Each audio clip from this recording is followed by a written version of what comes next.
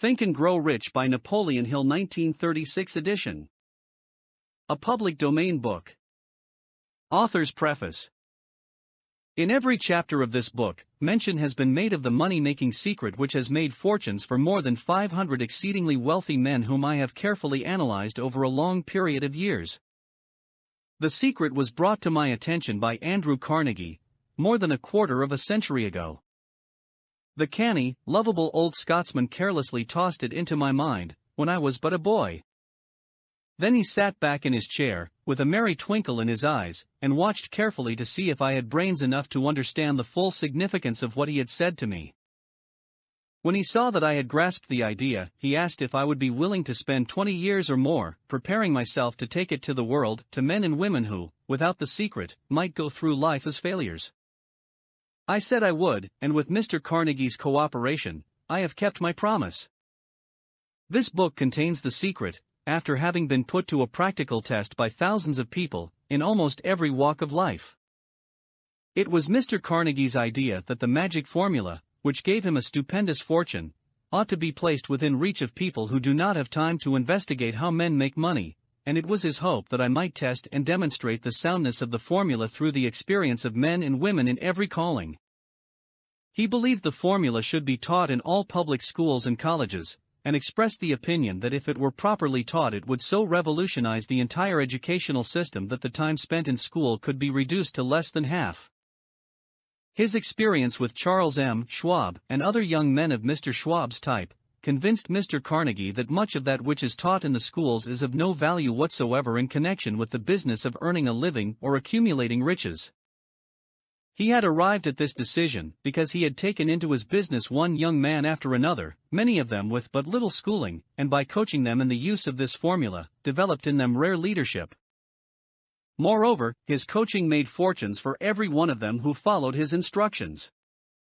In the chapter on faith, you will read the astounding story of the organization of the giant United States Steel Corporation, as it was conceived and carried out by one of the young men through whom Mr. Carnegie proved that his formula will work for all who are ready for it. This single application of the secret, by that young man Charles M. Schwab, made him a huge fortune in both money and opportunity. Roughly speaking, this particular application of the formula was worth $600 million.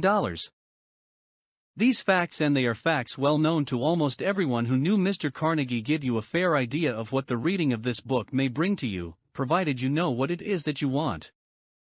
Even before it had undergone 20 years of practical testing, the secret was passed on to more than 100,000 men and women who have used it for their personal benefit, as Mr. Carnegie planned that they should. Some have made fortunes with it. Others have used it successfully in creating harmony in their homes. A clergyman used it so effectively that it brought him an income of upwards of $75,000 a year. Arthur Nash, a Cincinnati tailor, used his near-bankrupt business as a guinea pig on which to test the formula. The business came to life and made a fortune for its owners. It is still thriving, although Mr. Nash has gone. The experiment was so unique that newspapers and magazines gave it more than $1 million worth of laudatory publicity. The secret was passed on to Stuart Austin Weir of Dallas, Texas. He was ready for it, so ready that he gave up his profession and studied law. Did he succeed? That story is told too. I gave the secret to Jennings Randolph the day he graduated from college, and he has used it so successfully that he is now serving his third term as a member of Congress, with an excellent opportunity to keep on using it until it carries him to the White House. While serving as advertising manager of the La Salle Extension University, when it was little more than a name, I had the privilege of seeing J.G. Chapline, president of the university, use the formula so effectively that he has since made the La Salle one of the great extension schools of the country. The secret to which I refer has been mentioned no fewer than 100 times throughout this book. It has not been directly named, for it seems to work more successfully when it is merely uncovered and left in sight, where those who are ready and searching for it may pick it up. That is why Mr. Carnegie tossed it to me so quietly, without giving me its specific name. If you are ready to put it to use, you will recognize this secret at least once in every chapter. I wish I might feel privileged to tell you how you will know if you are ready, but that would deprive you of much of the benefit you will receive when you make the discovery in your own way. While this book was being written, my own son, who was then finishing the last year of his college work, picked up the manuscript of Chapter 2, read it, and discovered the secret for himself. He used the information so effectively that he went directly into a responsible position at a beginning salary greater than the average man ever earns. His story has been briefly described in Chapter 2. When you read it, perhaps you will dismiss any feeling you may have had at the beginning of the book, that it promised too much. And 2, if you have ever been discouraged, if you have had difficulties to surmount which took the very soul out of you, if you have tried and failed, if you were ever handicapped by illness or physical affliction, this story of my son's discovery and use of the Carnegie formula may prove to be the oasis in the desert of lost hope, for which you have been searching. This secret was extensively used by President Woodrow Wilson during the World War. It was passed on to every soldier who fought in the war, carefully wrapped in the training received before going to the front. President Wilson told me it was a strong factor in raising the funds needed for the war. More than 20 years ago, Honorable Manuel L. Quezon, then resident commissioner of the Philippine Islands, was inspired by the secret to gain freedom for his people. He has gained freedom for the Philippines and is the first president of the Free State. A peculiar thing about this secret is that those who once acquire it and use it find themselves literally swept on to success with but little effort, and they never again submit to failure. If you doubt this, study the names of those who have used it, wherever they have been mentioned, check their records for yourself, and be convinced. There is no such thing as something for nothing. The secret to which I refer cannot be had without a price, although the price is far less than its value. It cannot be had at any price by those who are not intentionally searching for it. It cannot be given away, it cannot be purchased for money, for the reason that it comes in 2 parts. One part is already in possession of those who are ready for it. The secret serves equally well all who are ready for it. Education has nothing to do with it. Long before I was born, the secret had found its way into the possession of Thomas A. Edison, and he used it so intelligently that he became the world's leading inventor, although he had but 3 months of schooling. The secret was passed on to a business associate of Mr. Edison. He used it so effectively that, although he was then making only $12,000 a year, he accumulated a great fortune and retired from active business while still a young man. You will find his story at the beginning of the first chapter. It should convince you that riches are not beyond your reach, that you can still be what you wish to be, that money, fame, recognition, and happiness can be had by all who are ready and determined to have these blessings. How do I know these things? You should have the answer before you finish this book. You may find it in the very first chapter or on the last page. While I was performing the 20-year task of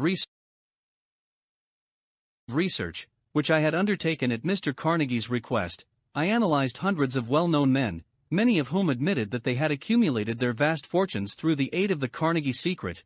Among these men were Henry Ford, William Wrigley Jr., John Wanamaker, James J. Hill, George S. Parker, E.M., Statler, Henry L. Doherty, Cyrus H. K. Curtis, George Eastman, Theodore Roosevelt, John W. Davis, Elbert Hubbard, Wilbur Wright, William Jennings Bryan, Dr. Midstar, Jordan J. Ogden Armour, Charles M. Schwab, Harris F. Williams, Dr. Frank Gonzalez, Daniel Willard King, Gillette, Ralph A. Weeks, Judge Daniel T.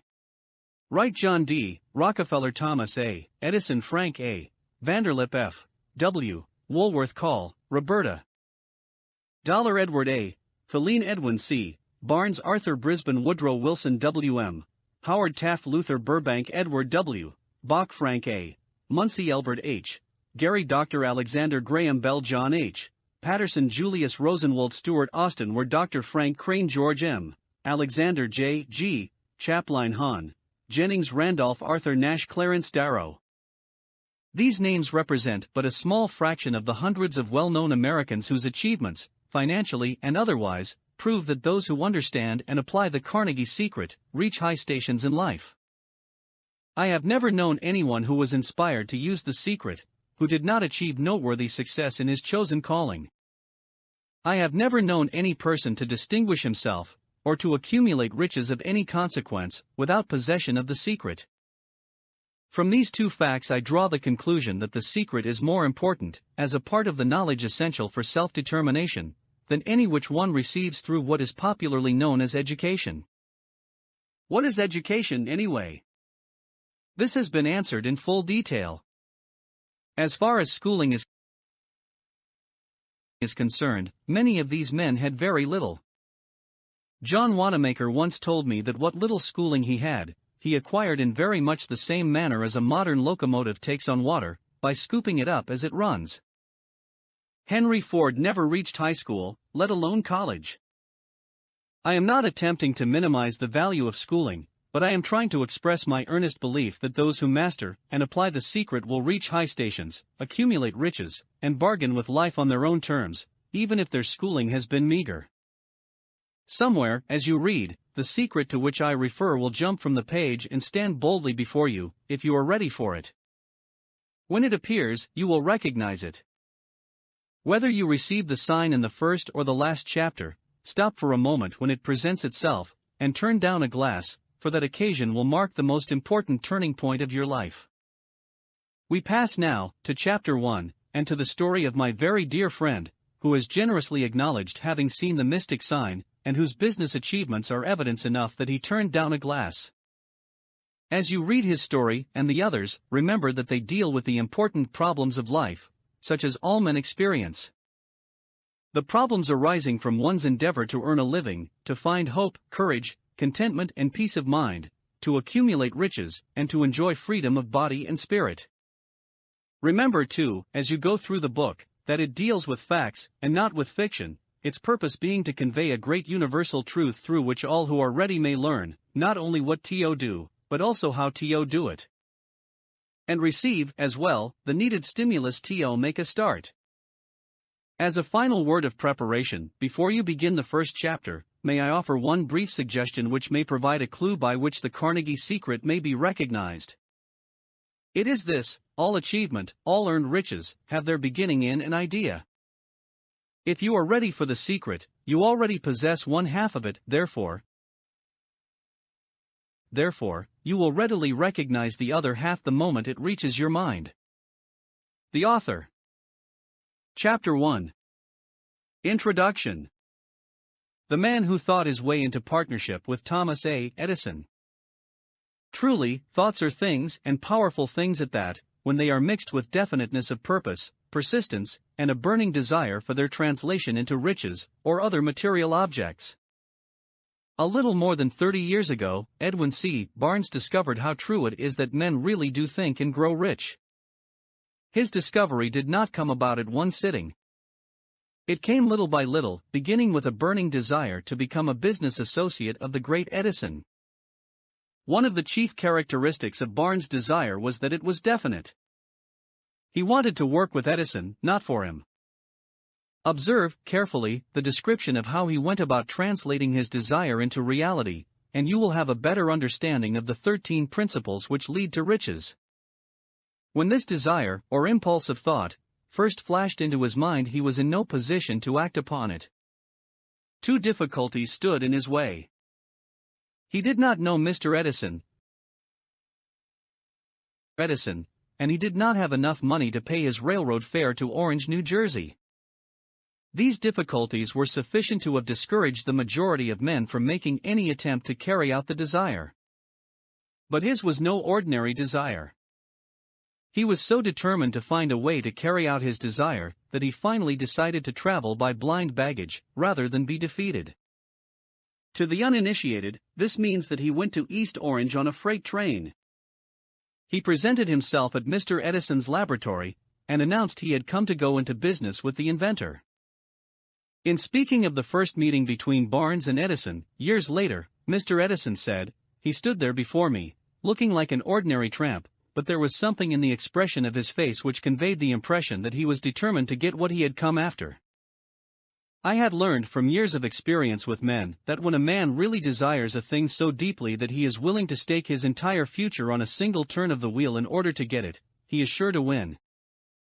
I gave him the opportunity he asked for, because I saw he had made up his mind to stand by until he succeeded. Subsequent events proved that no mistake was made. Just what young Barnes said to Mr. Edison on that occasion was far less important than that which he thought. Edison, himself, said so. It could not have been the young man's appearance which got him his start in the Edison office, for that was definitely against him. It was what he thought that counted. If the significance of this statement could be conveyed to every person who reads it, there would be no need for the remainder of this book. Barnes did not get his partnership with Edison on his first interview.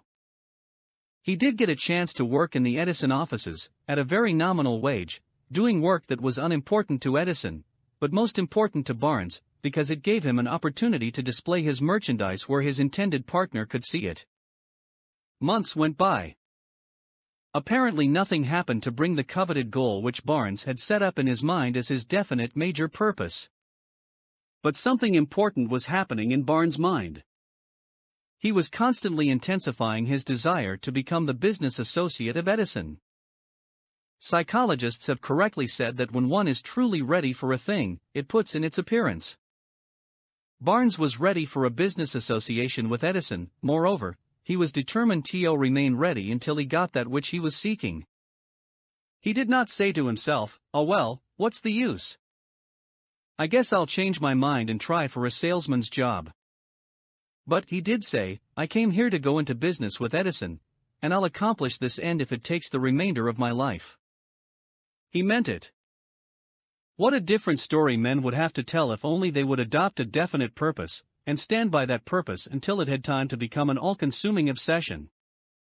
Maybe young Barnes did not know it at the time, but his bulldog determination, his persistence in standing back of a single desire, was destined to mow down all opposition and bring him the opportunity he was seeking.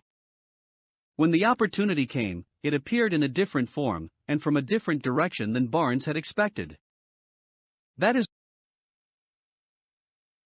one of the tricks of opportunity. It has a sly habit of slipping in by the back door, and often it comes disguised in the form of misfortune or temporary defeat. Perhaps this is why so many fail to recognize opportunity. Mr. Edison had just perfected a new office device, known at that time as the Edison dictating machine, now the Ediphone. His salesmen were not enthusiastic over the machine. They did not believe it could be sold without great effort. Barnes saw his opportunity. It had crawled in quietly, hidden in a queer-looking machine which interested no one but Barnes and the inventor. Barnes knew he could sell the Edison dictating machine.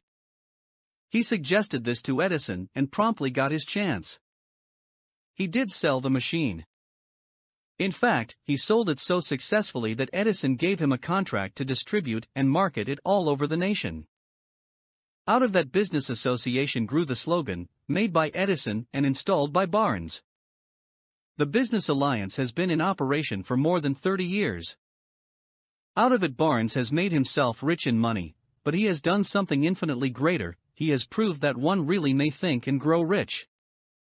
How much actual cash that original desire of Barnes has been worth to him, I have no way of knowing. Perhaps it has brought him $2 or $3 million, but the amount, whatever it is, becomes insignificant when compared with the greater asset he acquired in the form of definite knowledge that an intangible impulse of thought can be transmuted into its physical counterpart by the application of known principles. Barnes literally thought himself into a partnership with the great Edison. He thought himself into a fortune. He had nothing to start with, except the capacity to know what he wanted, and the determination to stand by that desire until he realized it. He had no money to begin with. He had but little education. He had no influence. But he did have initiative, faith, and the will to win. With these intangible forces he made himself #1 man with the greatest inventor who ever lived. Now, let us look at a different situation and study a man who had plenty of tangible evidence of riches, but lost it, because he stopped 3 feet short of the goal he was seeking. 3 feet from gold. One of the most common causes of failure is the habit of quitting when one is overtaken by temporary defeat. Every person is guilty of this mistake at one time or another. An uncle of R.U. Darby was caught by the gold fever in the gold rush days and went west to dig and grow rich.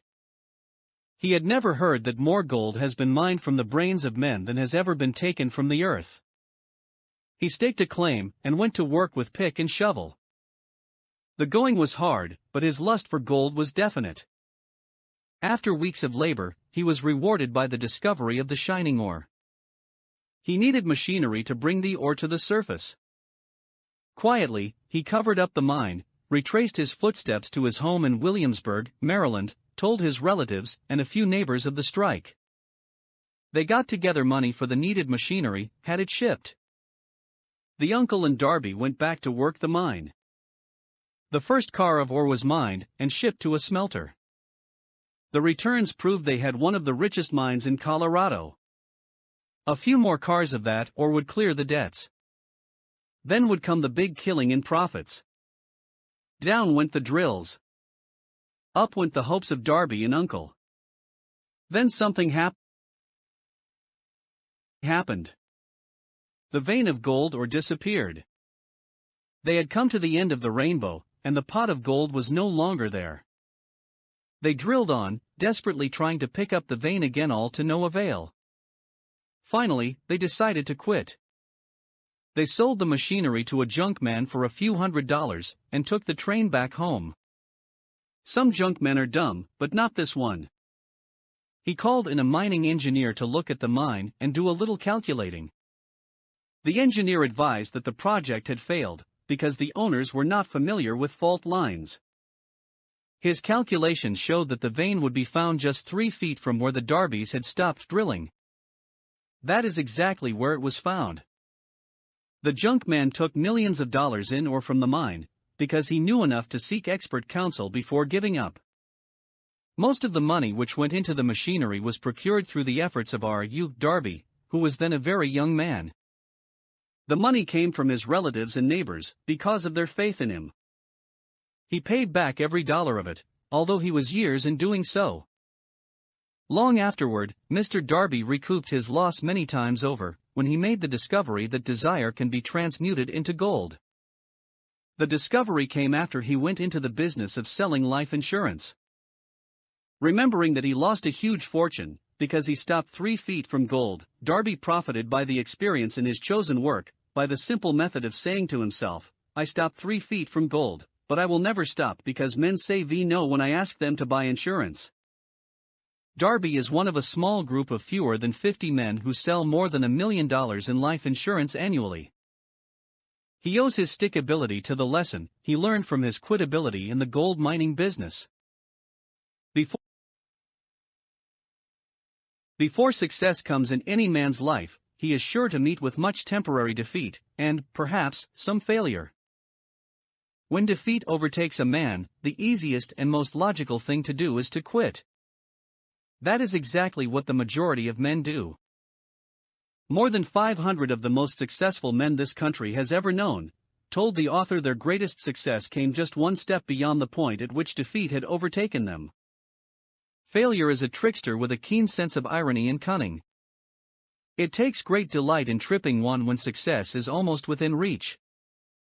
A 50-cent lesson in persistence. Shortly after Mr. Darby received his degree from the University of Hard Knocks, and had decided to profit by his experience in the gold mining business, he had the good fortune to be present on an occasion that proved to him that no does not necessarily mean no. One afternoon he was helping his uncle grind wheat in an old-fashioned mill. The uncle operated a large farm on which a number of colored sharecrop farmers lived. Quietly, the door was opened and a small colored child, the daughter of a tenant, walked in and took her place near the door. The uncle looked up, saw the child, and barked at her roughly, "What do you want?" Meekly, the child replied, "My mammy say send her 50 cents.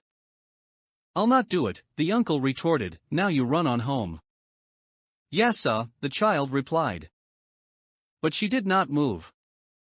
The uncle went ahead with his work, so busily engaged that he did not pay enough attention to the child to observe that she did not leave. When he looked up and saw her still standing there, he yelled at her, "I told you to go on home." Now go, or I'll take a switch to you." The little girl said yes, but she did not budge an inch. The uncle dropped a sack of grain he was about to pour into the mill hopper, picked up a barrel stave, and started toward the child with an expression on his face that indicated trouble. Darby held his breath. He was certain he was about to witness a murder. He knew his uncle had a fierce temper.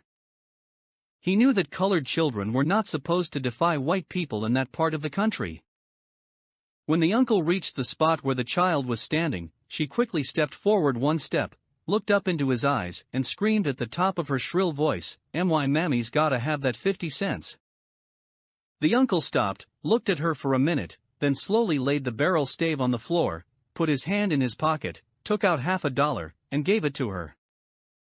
The child took the money and slowly backed toward the door, never taking her eyes off the man whom she had just conquered.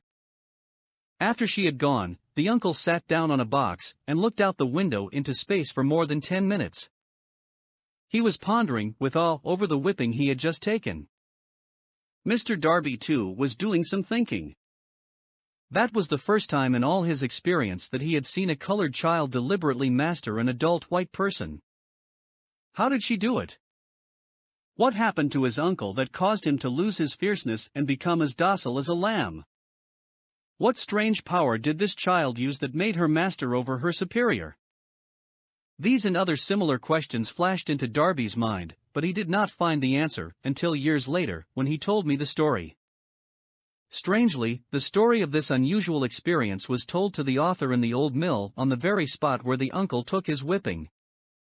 Strangely, too, I had devoted nearly a quarter of a century to the study of the power which enabled an ignorant, illiterate colored child to conquer an intelligent man. As we stood there in that musty old mill, Mr. Darby repeated the story of the unusual conquest, and finished by asking, "What can you make of it? What strange power did that child use, that so completely whipped my uncle?" The answer to his question will be found in the principles described in this book. The answer is full and complete. It contains details and instructions sufficient to enable anyone to understand and apply the same force which the little child accidentally stumbled upon. Keep your mind alert, and you will observe exactly what strange power came to the rescue of the child. You will catch a glimpse of this power in the next chapter. Somewhere in the book you will find an idea that will quicken your receptive powers and place at your command, for your own benefit, this same irresistible power. The awareness of this power may come to you in the first chapter, or it may flash into your mind in some subsequent chapter. It may come in the form of a single idea. Or it may come in the nature of a plan or a purpose.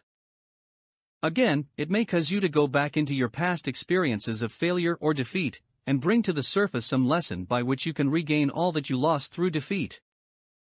After I had described to Mr. Darby the power unwittingly used by the little colored child, he quickly retraced his 30 years of experience as a life insurance salesman, and frankly acknowledged that his success in that field was due, in no small degree, to the lesson he had learned from the child.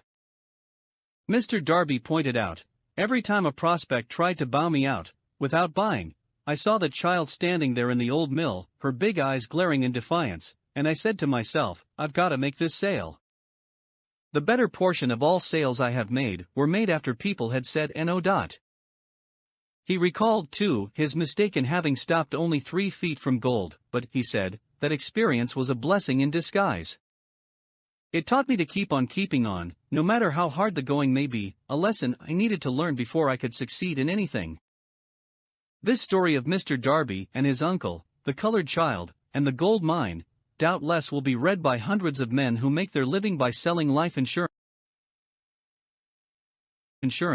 and to all of these, the author wishes to offer the suggestion that Darby owes to these 2 experiences his ability to sell more than $1 million of life insurance every year. Life is strange and often imponderable. Both the successes and the failures have their roots in simple experiences.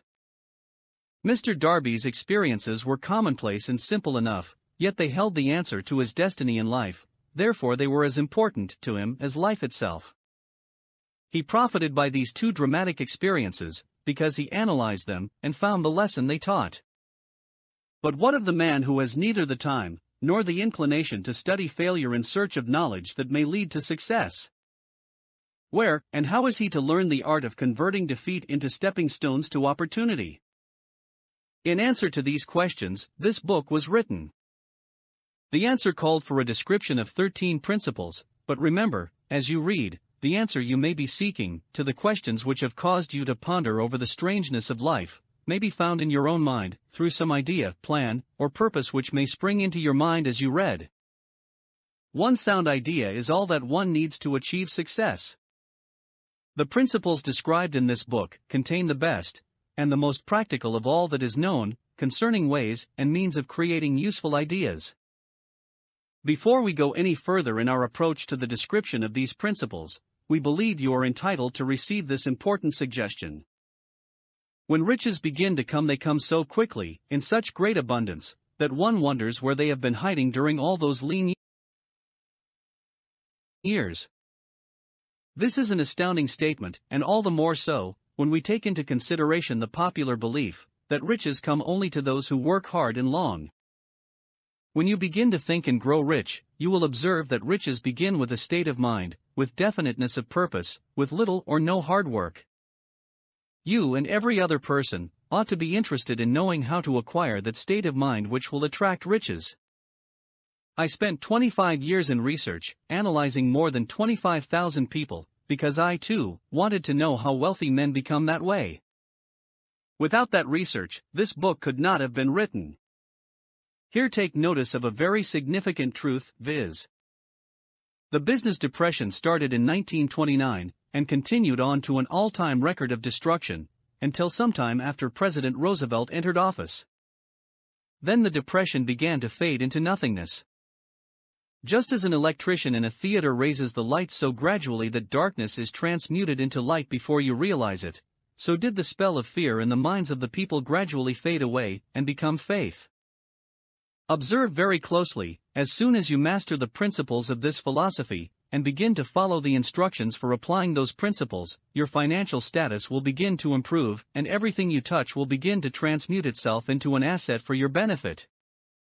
Impossible? Not at all.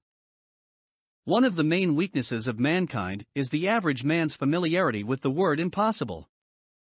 He knows all the rules which will not work. He knows all the things which cannot be done.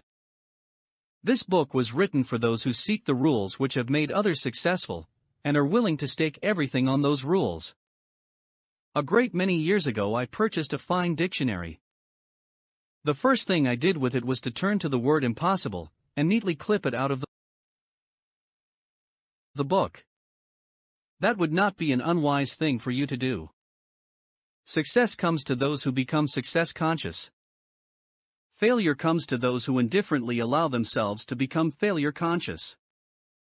The object of this book is to help all who seek it, to learn the art of changing their minds from failure consciousness to success consciousness. Another weakness found in altogether too many people is the habit of measuring everything and everyone by their own impressions and beliefs. Some who will read this will believe that no one can think and grow rich. They cannot think in terms of riches because their thought habits have been steeped in poverty, want, misery, failure, and defeat. These unfortunate people remind me of a prominent Chinese who came to America to be educated in American ways. He attended the University of Chicago. One day President Harper met this young Oriental on the campus, stopped to chat with him for a few minutes, and asked what had impressed him as being the most noticeable characteristic of the American people. "Why," the Chinaman exclaimed, "the queer slant of your eyes. Your eyes are off slant. What do we say about the Chinese? We refuse to believe that which we do not understand. We foolishly believe that our own limitations are the proper measure of limitations. Sure, the other fellow's eyes are off slant, because they are not the same as our own." Millions of people look at the achievements of Henry Ford, after he has arrived, and envy him, because of his good fortune, or luck, or genius, or whatever it is that they credit for Ford's fortune. Perhaps one person person in every 100,000 knows the secret of Ford's success, and those who do know are too modest, or too reluctant, to speak of it, because of its simplicity. A single transaction will illustrate the secret perfectly. A few years back, Ford decided to produce his now famous V8 motor. He chose to build an engine with the entire 8 cylinders cast in one block, and instructed his engineers to produce a design for the engine. The design was placed on paper, but the engineers agreed, to a man, that it was simply impossible to cast an 8-cylinder gas engine block in one piece. Ford said, "Produce it anyway." But, they replied, "It's impossible." "Go ahead," Ford commanded, "and stay on the job until you succeed, no matter how much time is required." The engineers went ahead. There was nothing else for them to do, if they were to remain on the Ford staff. 6 months went by, nothing happened. Another 6 months passed, and still nothing happened. The engineers tried every conceivable plan to carry out the orders, but the thing seemed out of the question, impossible.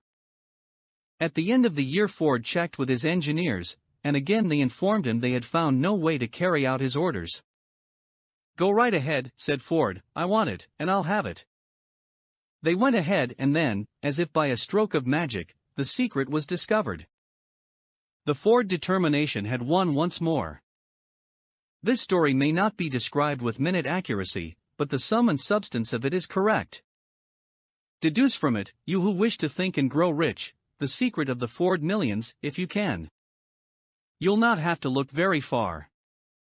Henry Ford is a success because he understands and applies the principles of success. One of these is desire, knowing what one wants. Remember this Ford story as you read, and pick out the lines in which the secret of his stupendous achievement have been described. If you can do this, if you can lay your finger on the particular group of principles which made Henry Ford rich, you can equal his achievements in almost any calling for which you are suited. You are the master of your fate, the captain of your soul, because when Henley wrote the prophetic lines, "I am the master of my fate, I am the captain of my soul," he should have informed us that we are the masters of our fate, the captains of our souls, because we have the power to control our thoughts. He should have told us that the ether in which this little earth floats, in which we move, and have our being, is a form of energy moving at an inconceivably high rate of vibration, and that the ether is filled with a form of universal power which adapts itself to the nature of the thoughts we hold in our minds, and influences us, in natural ways, to transmute our thoughts into their physical equivalent. If the poet had told us of this great truth, we would know why it is that we are the masters of our fate, the captains of our souls.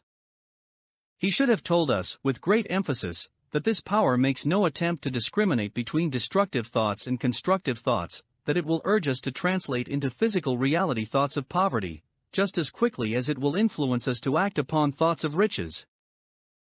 He should have told us, too, that our brains become magnetized with the dominating thoughts which we hold in our minds, and, by means with which no man is familiar, these magnets attract to us the forces, the people, the circumstances of life which harmonize with the nature of our dominating thoughts. He should have told us that before we can accumulate riches in great abundance, we must magnetize our minds with intense desire for riches, that we must become money conscious until the desire for money drives us to create definite plans for acquiring it. But being a poet, and not a philosopher, Henley contented himself by stating a great truth in poetic form, leaving those who followed him to interpret the philosophical meaning of his lines. Little by little, the truth has unfolded itself, until it now appears certain that the principles described in this book hold the secret of mastery over our economic fate. We are now ready to examine the first of these principles. Maintain a spirit of open-mindedness, and remember as you read, they are the invention of no one man. The principles were gathered from the life experiences of more than 500 men who actually accumulated riches in huge amounts, men who began in poverty, with but little education, without influence. The principles worked for these men. You can put them to work for your own enduring benefit. You will find it easy, not hard, to do. Before you read the next chapter, I want you to know that it conveys factual information which might easily change your entire financial destiny, as it has so definitely brought changes of stupendous proportions to two people described. I want you to know also that the relationship between these two men and myself is such that I could have taken no liberties with the facts, even if I had wished to do so. One of them has been my closest personal friend for almost 25 years, the other is my own son.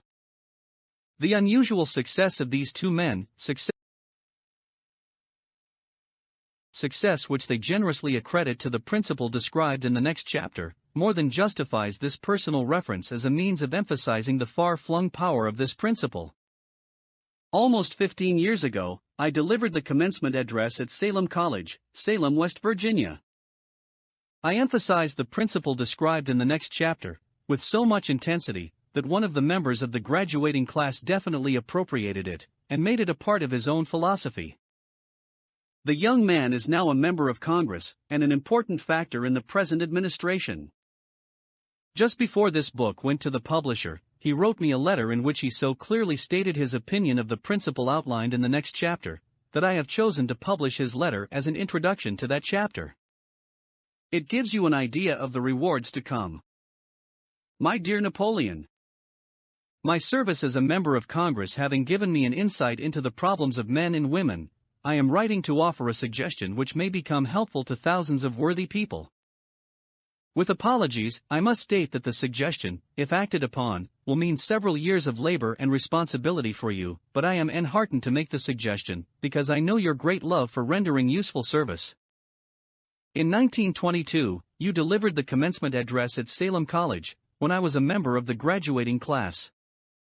In that address, you planted in my mind an idea which has been responsible for the opportunity one now have to serve the people of my state, and will be responsible, in a very large measure, for whatever success I may have in the future.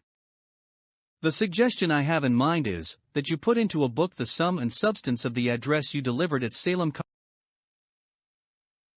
College, and in that way give the people of America an opportunity to profit by your many years of experience in association with the men who, by their greatness, have made America the richest nation on earth. I recall, as though it were yesterday, the marvelous description you gave of the method by which Henry Ford, with but little schooling, without a dollar, with no influential friends, rose to great heights. I made up my mind then, even before you had finished your speech, that I would make a place for myself, no matter how many difficulties I had to surmount. Thousands of young people will finish their schooling this year, and within the next few years. Every one of them will be seeking just such a message of practical encouragement as the one I received from you. They will want to know where to turn, what to do, to get started in life. You can tell them, because you have helped to solve the problems of so many people. If there is any possible way that you can afford to render so great a service, may I offer the suggestion that you include with every book one of your personal analysis charts, in order that the purchaser of the book may have the benefit of a complete self-inventory, indicating, as you indicated to me years ago, exactly what is standing in the way of success. Such a service as this, providing the readers of your book with a complete, unbiased picture of their faults and their virtues, would mean to them the difference between success and failure. The service would be priceless. Millions of people are now facing the problem of staging a comeback, because of the Depression, and I speak from personal experience when I say, I know these earnest people would welcome the opportunity to tell you their problems, and to receive your suggestions for the solution. You know the problems of those who face the necessity of beginning all over again. There are thousands of people in America today who would like to know how they can convert ideas into money, people who must start at scratch, without finances, and recoup their losses. If anyone can help them, you can. If you publish the book, I would like to own the first copy that comes from the press, personally autographed by you. With best wishes, believe me. Cordially yours, Jennings Randolph. Chapter 2. Desire, the starting point of all achievement. The first step toward riches. When Edwin C. Barnes climbed down from the freight train in Orange, N.J., more than 30 years ago, he may have resembled a tramp, but his thoughts were those of a king. As he made his way from the railroad tracks to Thomas A. Edison's office, his mind was at work. He saw himself standing in Edison's presence. He heard himself asking Mr. Edison for an opportunity to carry out the one consuming obsession of his life, a burning desire to become the business associate of the great inventor. Barnes' desire was not a hope. It was not a wish. It was a keen, pulsating desire which transcended everything else. It was definite. The desire was not new when he approached Edison. It had been Barnes' dominating desire for a long time. In the beginning, when the desire first appeared in his mind, it may have been, probably was, only a wish, but it was no mere wish when he appeared before Edison with it. A few years later, Edwin C. Barnes again stood before Edison, in the same office where he first met the inventor. This time his desire had been translated into reality. He was in business with Edison. The dominating dream of his life had become a reality. Today, people who know Barnes envy him because of the break life yielded him. They see him in the days of his triumph, without taking the trouble to investigate the cause of his success. Barnes succeeded because he chose a definite goal, placed all his energy, all his willpower, all his effort, everything back of that goal. He did not become the partner of Edison the day he arrived. He was content to start in the most menial work, as long as it provided an opportunity to take even one step toward his cherished goal. 5 years passed before the chance he had been seeking made its appearance.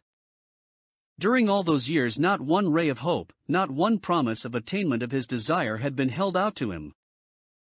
To everyone, except himself, he appeared only another cog in the Edison business wheel, but in his own mind, he was the partner of Edison every minute of the time, from the very day that he first went to work there.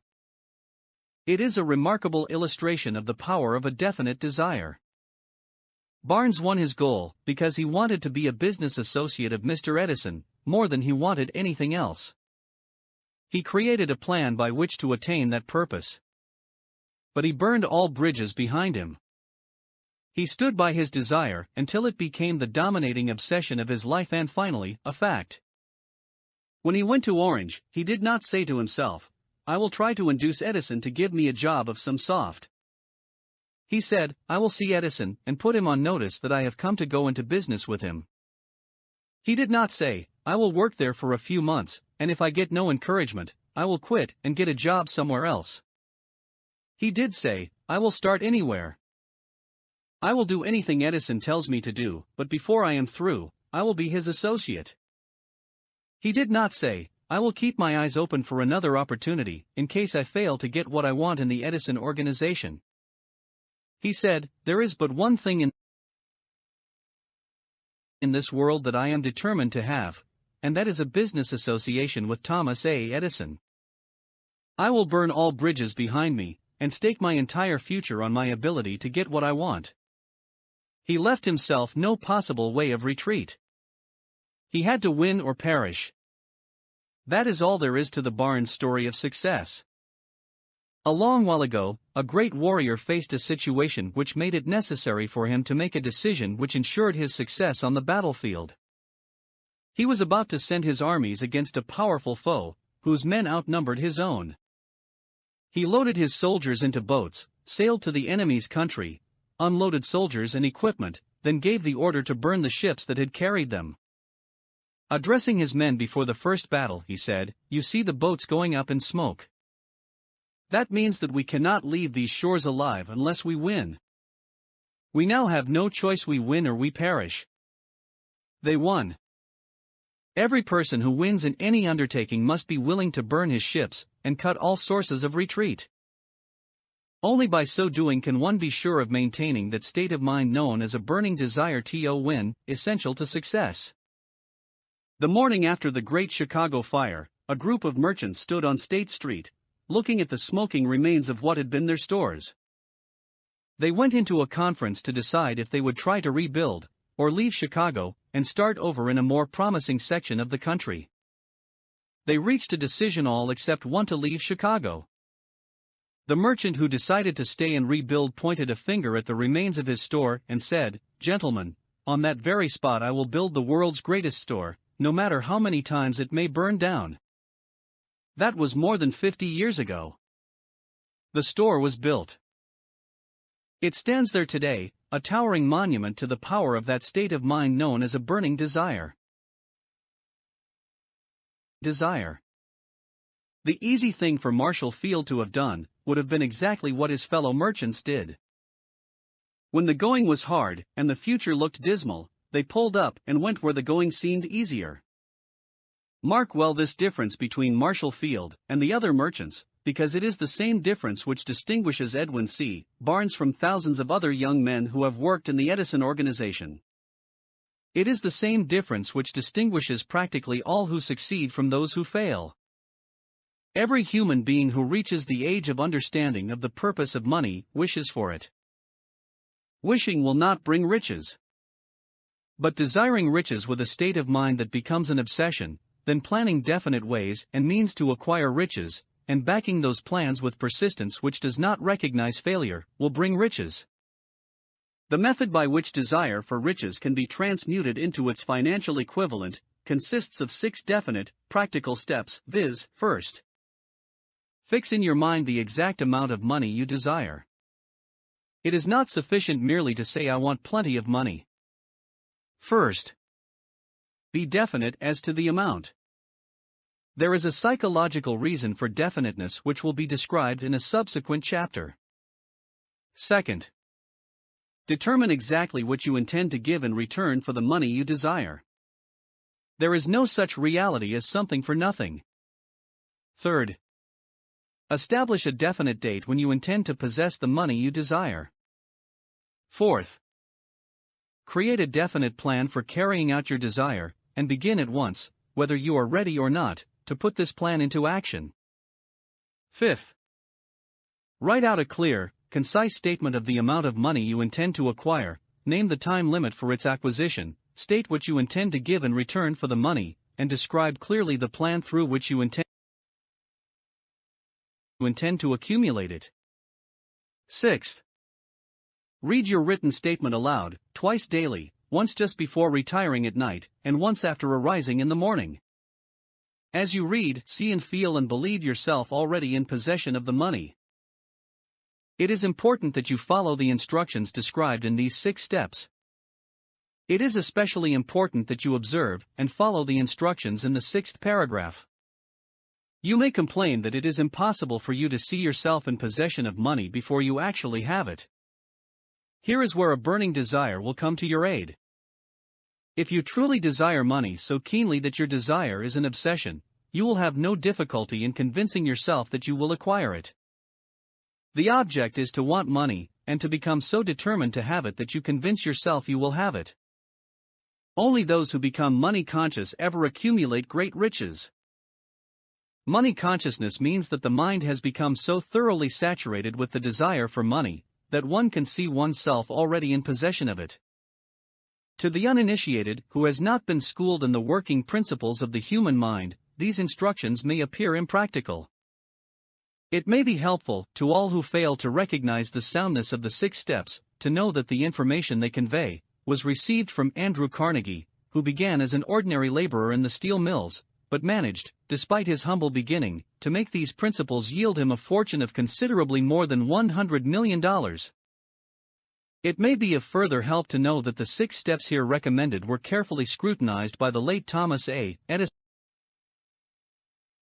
Edison, who placed his stamp of approval upon them as being, not only the steps essential for the accumulation of money, but necessary for the attainment of any definite goal. The steps call for no hard labor. They call for no sacrifice.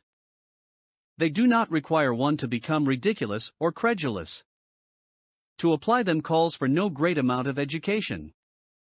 But the successful application of these 6 steps does call for sufficient imagination to enable one to see, and to understand, that accumulation of money cannot be left to chance, good fortune, and luck. One must realize that all who have accumulated great fortunes first did a certain amount of dreaming, hoping, wishing, desiring, and planning before they acquired money. You may as well know right here that you can never have riches in great quantities unless you can work yourself into a white heat of desire for money and actually believe you will possess it. You may as well know, also, that every great leader, from the dawn of civilization down to the present, was a dreamer. Christianity is the greatest potential power in the world today, because its founder was an intense dreamer who had the vision and the imagination to see realities in their mental and spiritual form before they had been transmuted into physical form. If you do not see great riches in your imagination, you will never see them in your bank balance. Never in the history of America has there been so great an opportunity for practical dreamers as now exists. The 6-year economic collapse has reduced all men, substantially, to the same level. A new race is about to be run. The stakes represent huge fortunes which will be accumulated within the next 10 years. The rules of the race have changed because we now live in a changed world that definitely favors the masses, those who had but little or no opportunity to win under the conditions existing during the Depression, when fear paralyzed growth and development.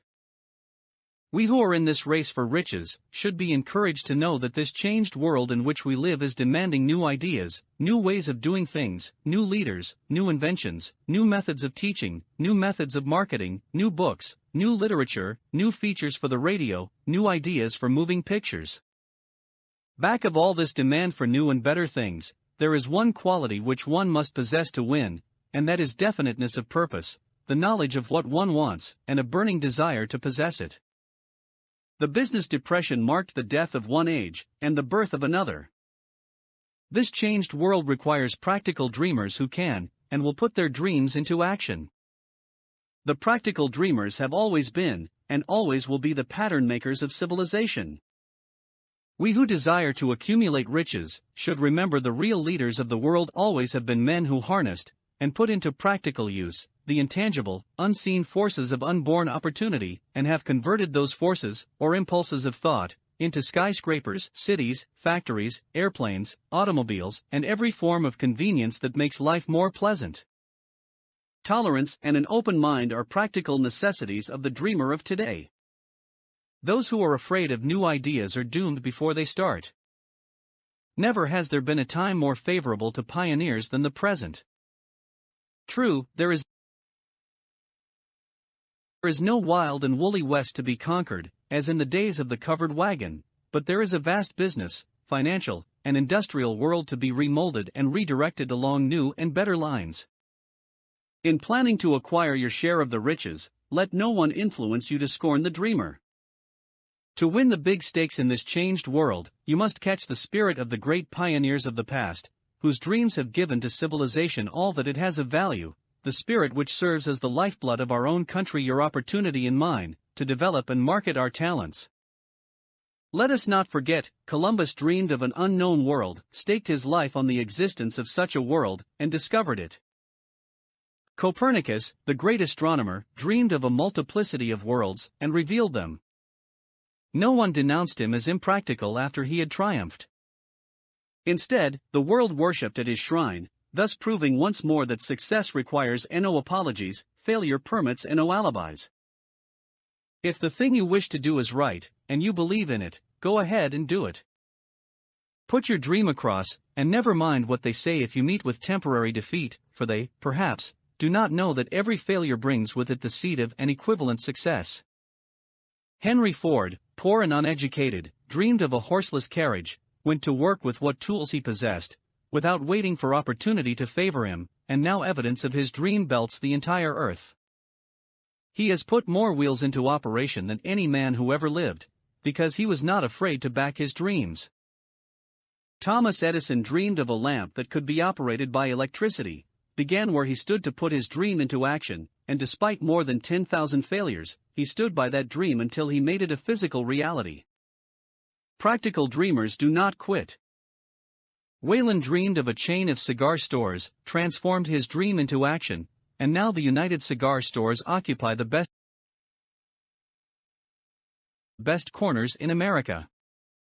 Lincoln dreamed of freedom for the black slaves, put his dream into action, and barely missed living to see a united North and South translate his dream into reality. The Wright brothers dreamed of a machine that would fly through the air. Now one may see evidence all over the world that they dreamed soundly. Marconi dreamed of a system for harnessing the intangible forces of the ether. Evidence that he did not dream in vain, may be found in every wireless and radio in the world. Moreover, Marconi's dream brought the humblest cabin and the most stately manor house side by side. It made the people of every nation on earth backdoor neighbors.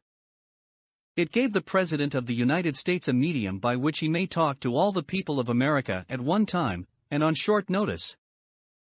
It may interest you to know that Marconi's friends had him taken into custody and examined in a psychopathic hospital when he announced he had discovered a principle through which he could send messages through the air, without the aid of wires or other direct physical means of communication. The dreamers of today fare better. The world has become accustomed to new discoveries. Nay, it has shown a willingness to reward the dreamer who gives the world a new idea. The greatest achievement was, at first, and for a time, but a dream. The oak sleeps in the acorn. The bird waits in the egg, and in the highest vision of the soul, a waking angel stirs. Dreams are the seedlings of reality. Awake, arise, and assert yourself, you dreamers of the world. Your star is now in the ascendancy. The World Depression brought the opportunity you have been waiting for. It taught people humility, tolerance, and open-mindedness. The world is filled with an abundance of opportunity which the dreamers of the past never knew. A burning desire and to is the starting point from which the dreamer must take off. Dreams are not born of indifference, laziness, or lack of ambition. The world no longer scoffs at the dreamer, nor calls him impractical. If you think it does, take a trip to Tennessee and witness what a dreamer president has done in the way of harnessing and using the great water power of America. A score of years ago, such a dream would have seemed like madness. You have been disappointed, you have undergone defeat during the Depression, you have felt the great heart within you crushed until it bled. Take courage, for these experiences have tempered the spiritual metal of which you are made. They are assets of incomparable value. Remember, too, that all who succeed in life get off to a bad start and pass through many heartbreaking struggles before they arrive. The turning point in the lives of those who succeed usually comes at the moment of some crisis, through which they are introduced to their other selves.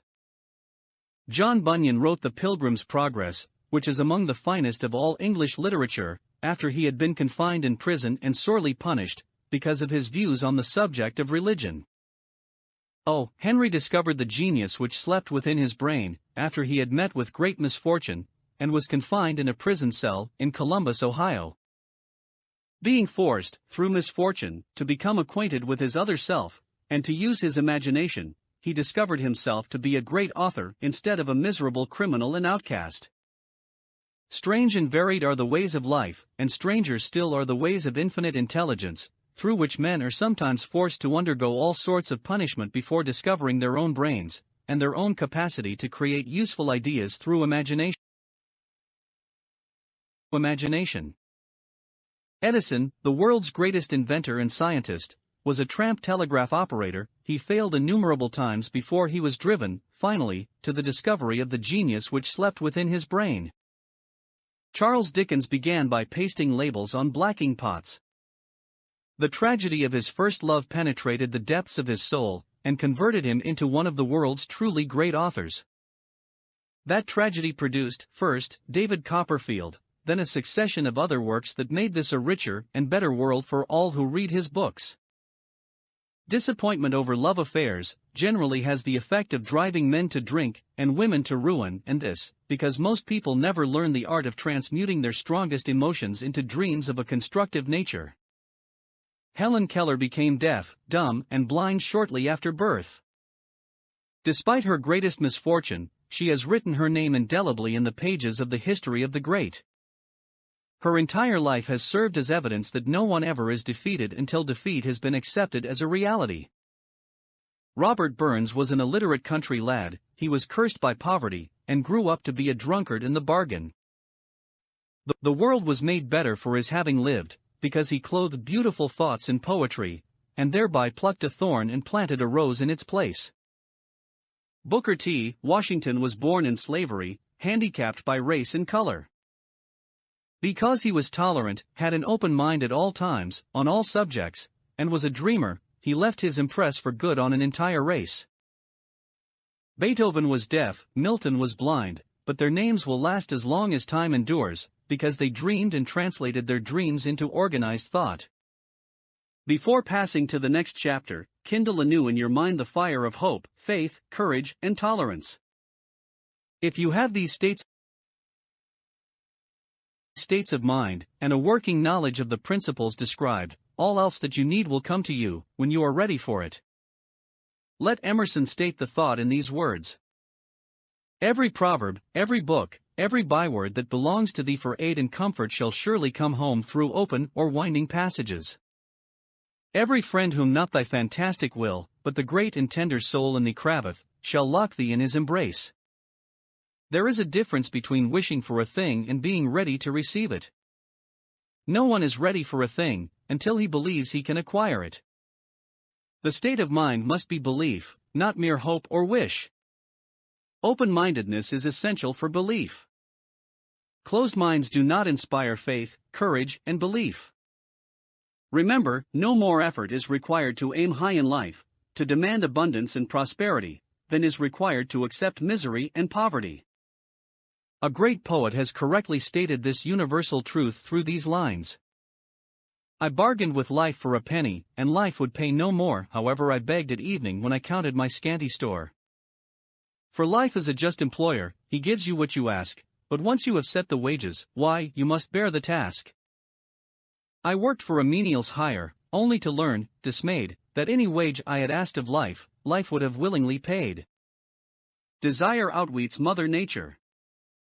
As a fitting climax to this chapter, I wish to introduce one of the most unusual persons I have ever known. I first saw him 24 years ago, a few minutes after he was born. He came into the world without any physical sign of ears, and the doctor admitted, when pressed for an opinion, that the child might be deaf and mute for life. I challenged the doctor's opinion. I had the right to do so, I was the child's father. I, too, reached a decision and rendered an opinion, but I expressed the opinion silently, in the secrecy of my own heart. I decided that my son would hear and speak. Nature could send me a child without ears, but nature could not induce me to accept the reality of the affliction. In my own mind I knew that my son would hear and speak. How? I was sure there must be a way, and I knew I would find it.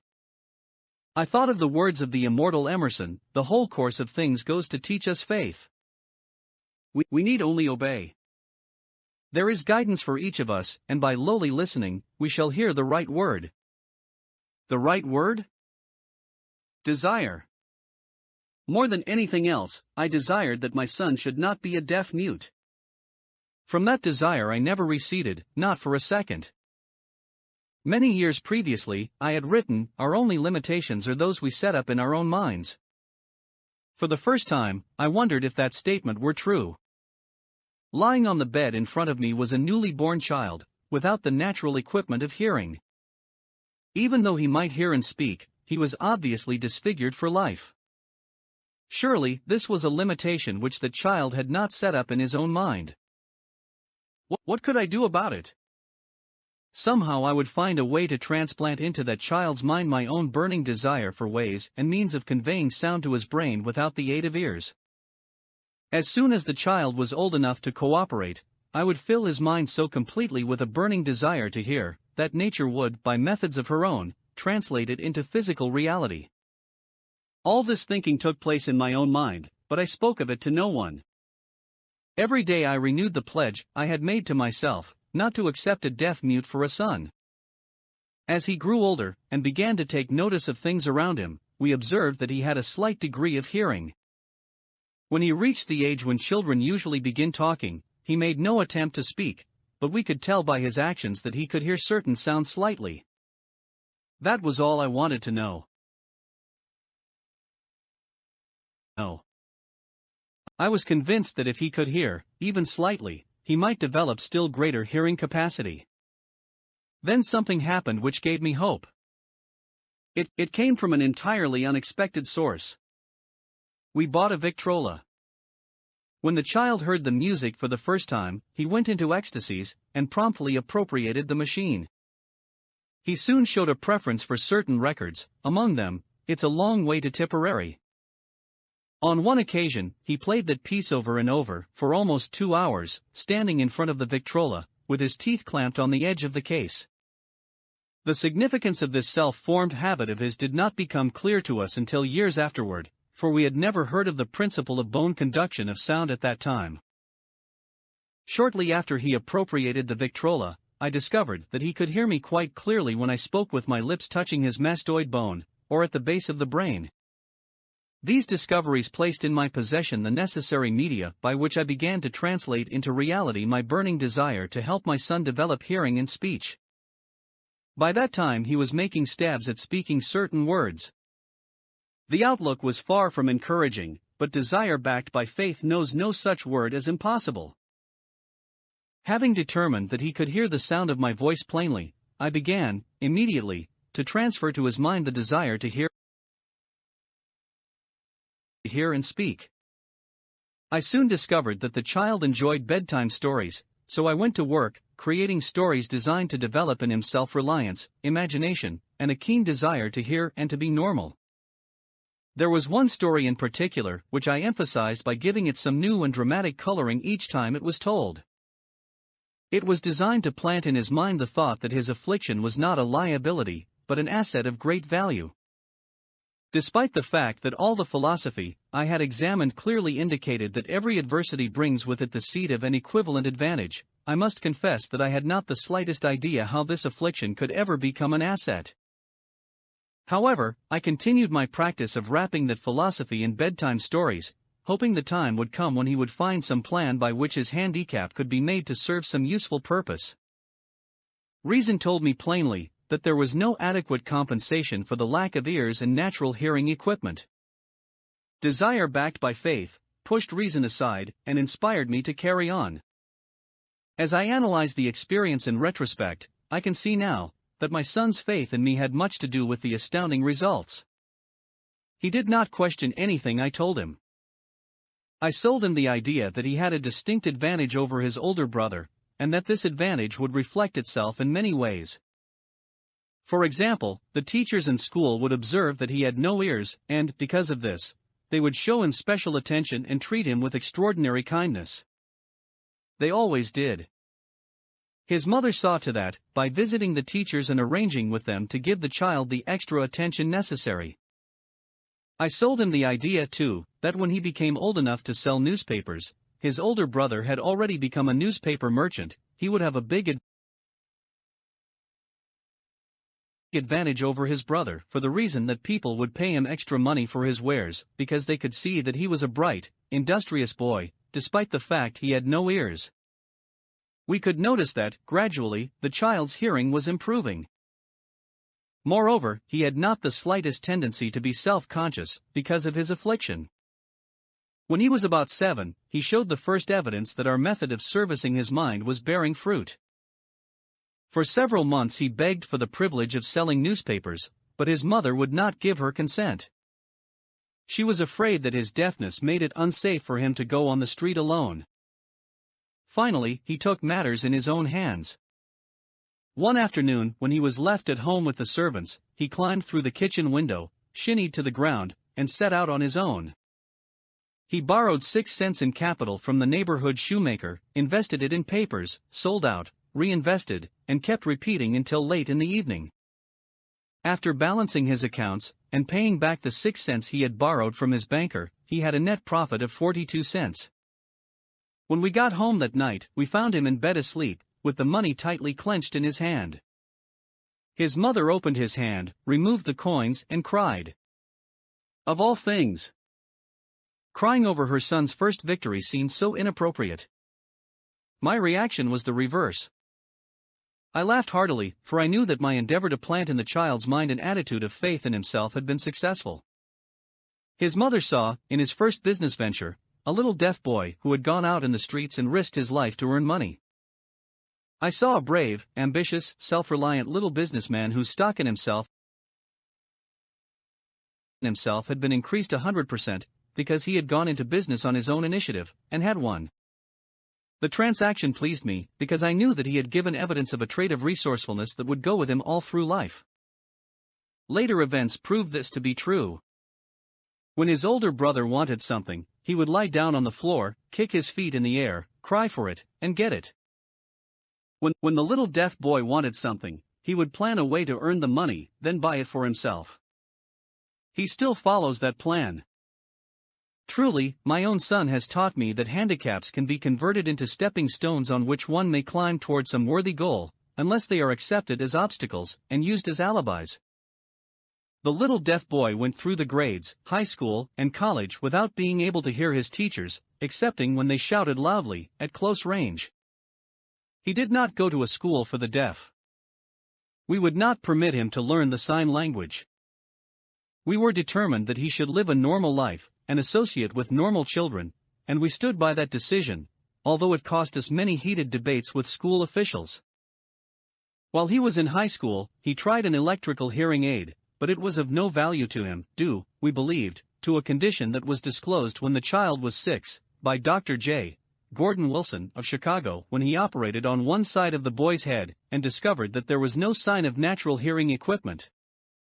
During his last week in college, 18 years after the operation, something happened which marked the most important turning point of his life. Through what seemed to be mere chance, he came into possession of another electrical hearing device, which was sent to him on trial. He was slow about testing it, due to his disappointment with a similar device. Finally he picked the instrument up and more or less carelessly, placed it on his head, hooked up the battery, and lo! As if by a stroke of magic, his lifelong desire for normal hearing became a reality. For the first time in his life he heard practically, as well as any person with normal hearing. God moves in mysterious ways, his wonders to perform. Overjoyed because of the changed world which had been brought to him through his hearing device, he rushed to the telephone, called his mother, and heard her voice perfectly. The next day he plainly heard the voices of his professors in class, for the first time in his life. Previously he could hear them only when they shouted at short range. He heard the radio. He heard the talking pictures. For the first time in his life, he could converse freely with other people, without the necessity of their having to speak loudly. Truly, he had come into possession of a changed world. We had refused to accept nature's error, and, by persistent desire, we had induced nature to correct that error, through the only practical means available. Desire had commenced to pay dividends, but the victory was not yet complete. The boy still had to find a definite and practical way to convert his handicap into an equivalent asset. Hardly realizing the significance of what had already been accomplished, but intoxicated with the joy of his newly discovered world of sound, he wrote a letter to the manufacturer of the hearing aid, enthusiastically describing his experience. Something in his letter, something, perhaps which was not written on the lines, but back of them, caused the company to invite him to New York. When B arrived, he was escorted through the factory, and while talking with the chief engineer, telling him about his changed world, a hunch, an idea, or an inspiration, call it what you wish, flashed into his mind. It was this impulse of thought which converted his affliction into an asset, destined to pay dividends in both money and happiness to thousands for all time to come. The sum and substance of that impulse of thought was this: it occurred to him that he might be of help to the millions of deafened people who go through life without the benefit of hearing devices, if he could find a way to tell them the story of his changed world.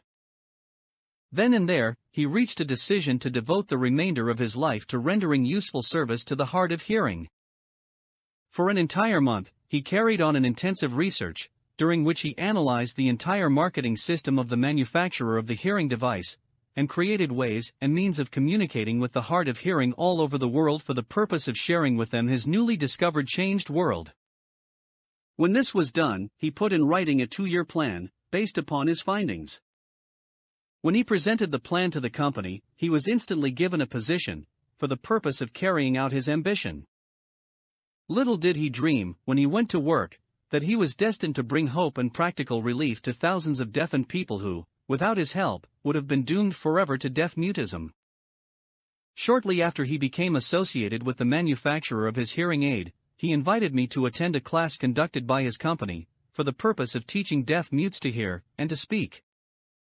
I had never heard of such a form of education, therefore I visited the class, skeptical, but hopeful that my time would not be entirely wasted. Here I saw a demonstration which gave me a greatly enlarged vision of what I had done to arouse and keep alive in my son's mind the desire for normal hearing. I saw deaf mutes actually being taught to hear and to speak, through application of the self-same principle I had used, more than 20 years previously, in saving my son from deaf mutism. Thus, through some strange turn of the wheel of fate, my son, Blair, and I have been destined to aid in correcting deaf mutism for those as yet unborn, because we are the only living human beings, as far as I know, who have established definitely the fact that deaf mutism can be corrected to the extent of restoring to normal life those who suffer with this affliction. It has been done for one, it will be done for others. There is no doubt in my mind that Blair would have been a deaf mute all his life, if his mother and I had not managed to shape his mind as we did. The doctor who attended at his birth told us, confidentially, the child might never hear or speak. A few weeks ago, Dr. Irving Voorhees, a noted specialist on such cases, examined Blair very thoroughly. He was astounded when he learned how well my son now hears and speaks, and said his examination indicated that theoretically, the boy should not be able to hear at all. But the lad does hear, despite the fact that X-ray pictures show there is no opening in the skull whatsoever from where his ears should be to the brain. When I planted in his mind the desire to hear and talk, and live as a normal person, there went with that impulse some strange influence which caused nature to become bridge builder and span the gulf of silence between his brain and the outer world by some means which the keenest medical specialists have not been able to interpret. It would be sacrilege for me to even conjecture as to how nature performed this miracle. It would be unforgivable if I neglected to tell the world as much as I know of the humble part one assumed in the strange experience. It is my duty and a privilege to say I believe, and not without reason, that nothing is impossible to the person who backs desire with enduring faith. Verily, a burning desire has devious ways of transmuting itself into its physical equivalent. Blair desired normal hearing, now he has it. He was born with a handicap which might easily have sent one with a less defined desire to the street with a bundle of pencils and a tin cup. That handicap now promises to serve as the medium by which he will render useful service to many millions of hard of hearing, also, to give him useful employment at adequate financial compensation the remainder of his life. The little white lies I planted in his mind when he was a child, by leading him to believe his affliction would become a great asset, which he could capitalize, has justified itself. Verily, there is nothing, right or wrong, which belief, plus burning desire, cannot make real. These qualities are free to everyone. In all my experience in dealing with men and women who had personal problems, I never handled a single case which more definitely demonstrates the power of desire. Authors sometimes make the mistake of writing of subjects of which they have but superficial, or very elementary knowledge. It has been my good fortune to have had the privilege of testing the soundness of the power of desire, through the affliction of my own son. Perhaps it was providential that the experience came as it did, for surely no one is better prepared than he, to serve as an example of what happens when desire is put to the test. If Mother Nature bends to the will of desire, is it logical that mere men can defeat a burning desire? Strange and imponderable is the power of the human mind. We do not understand the method by which it uses every circumstance, every individual, every physical thing within its reach, as a means of transmuting desire into its physical counterpart. Perhaps science will uncover this secret. I planted in my son's mind the desire to hear and to speak as any normal person hears and speaks. That desire has now become a reality. I planted in his mind the desire to convert his greatest handicap into his greatest asset. That desire has been realized. The modus operandi by which this astounding result was achieved is not hard to describe. It consisted of three very definite facts. First, I mixed faith with the desire for normal hearing, which I passed on to my son. Second, I communicated my desire to him in every conceivable way available, through persistent, continuous effort, over a period of years. Third, he believed me. As this chapter was being completed, news came of the death of Madame Schumann-Heink. One short paragraph in the news dispatch gives the clue to this unusual woman's stupendous success as a singer. I quote the paragraph because the clue it contains is none other than desire. Early in her career, Madame Schumann-Heink visited the director of the Vienna Court Opera to have him test her voice. But he did not test it. After taking one look at the awkward and poorly dressed girl, he exclaimed, none too gently, with such a face, and with no personality at all, how can you ever expect to succeed in opera? My good child, give up the idea. Buy a sewing machine and go to work. You can never be a singer. Never is a long time. The director of the Vienna Court Opera knew much about the technique of singing. He knew little about the power of desire, when it assumes the proportion of an obsession. If he had known more of that power, he would not have made the mistake of condemning genius without giving it an opportunity. Several years ago, one of my business associates became ill. He became worse as time went on, and finally was taken to the hospital for an operation. Just before he was wheeled into the operating room, I took a look at him, and wondered how anyone as thin and emaciated as he could possibly go through a major operation successfully. The doctor warned me that there was little if any chance of my ever seeing him alive again. But that was the doctor's opinion. It was not the opinion of the patient. Just before he was wheeled away, he whispered feebly, "Do not be disturbed, Chief, I will be out of here in a few days." The attending nurse looked at me with pity. But the patient did come through safely. After it was all over, his physician said, nothing but his own desire to live saved him. He never would have pulled through if he had not refused to accept the possibility of death. I believe in the power of desire backed by faith, because I have seen this power lift men from lowly beginnings to places of power and wealth. I have seen it rob the grave of its victims. I have seen it serve as the medium by which men staged a comeback after having been defeated in 100 different ways. I have seen it provide my own son with a normal, happy, successful life, despite nature's having sent him into the world without ears. How can one harness and use the power of desire? This has been answered through this, and the subsequent chapters of this book. This message is going out to the world at the end of the longest, and perhaps, the most devastating depression America has ever known.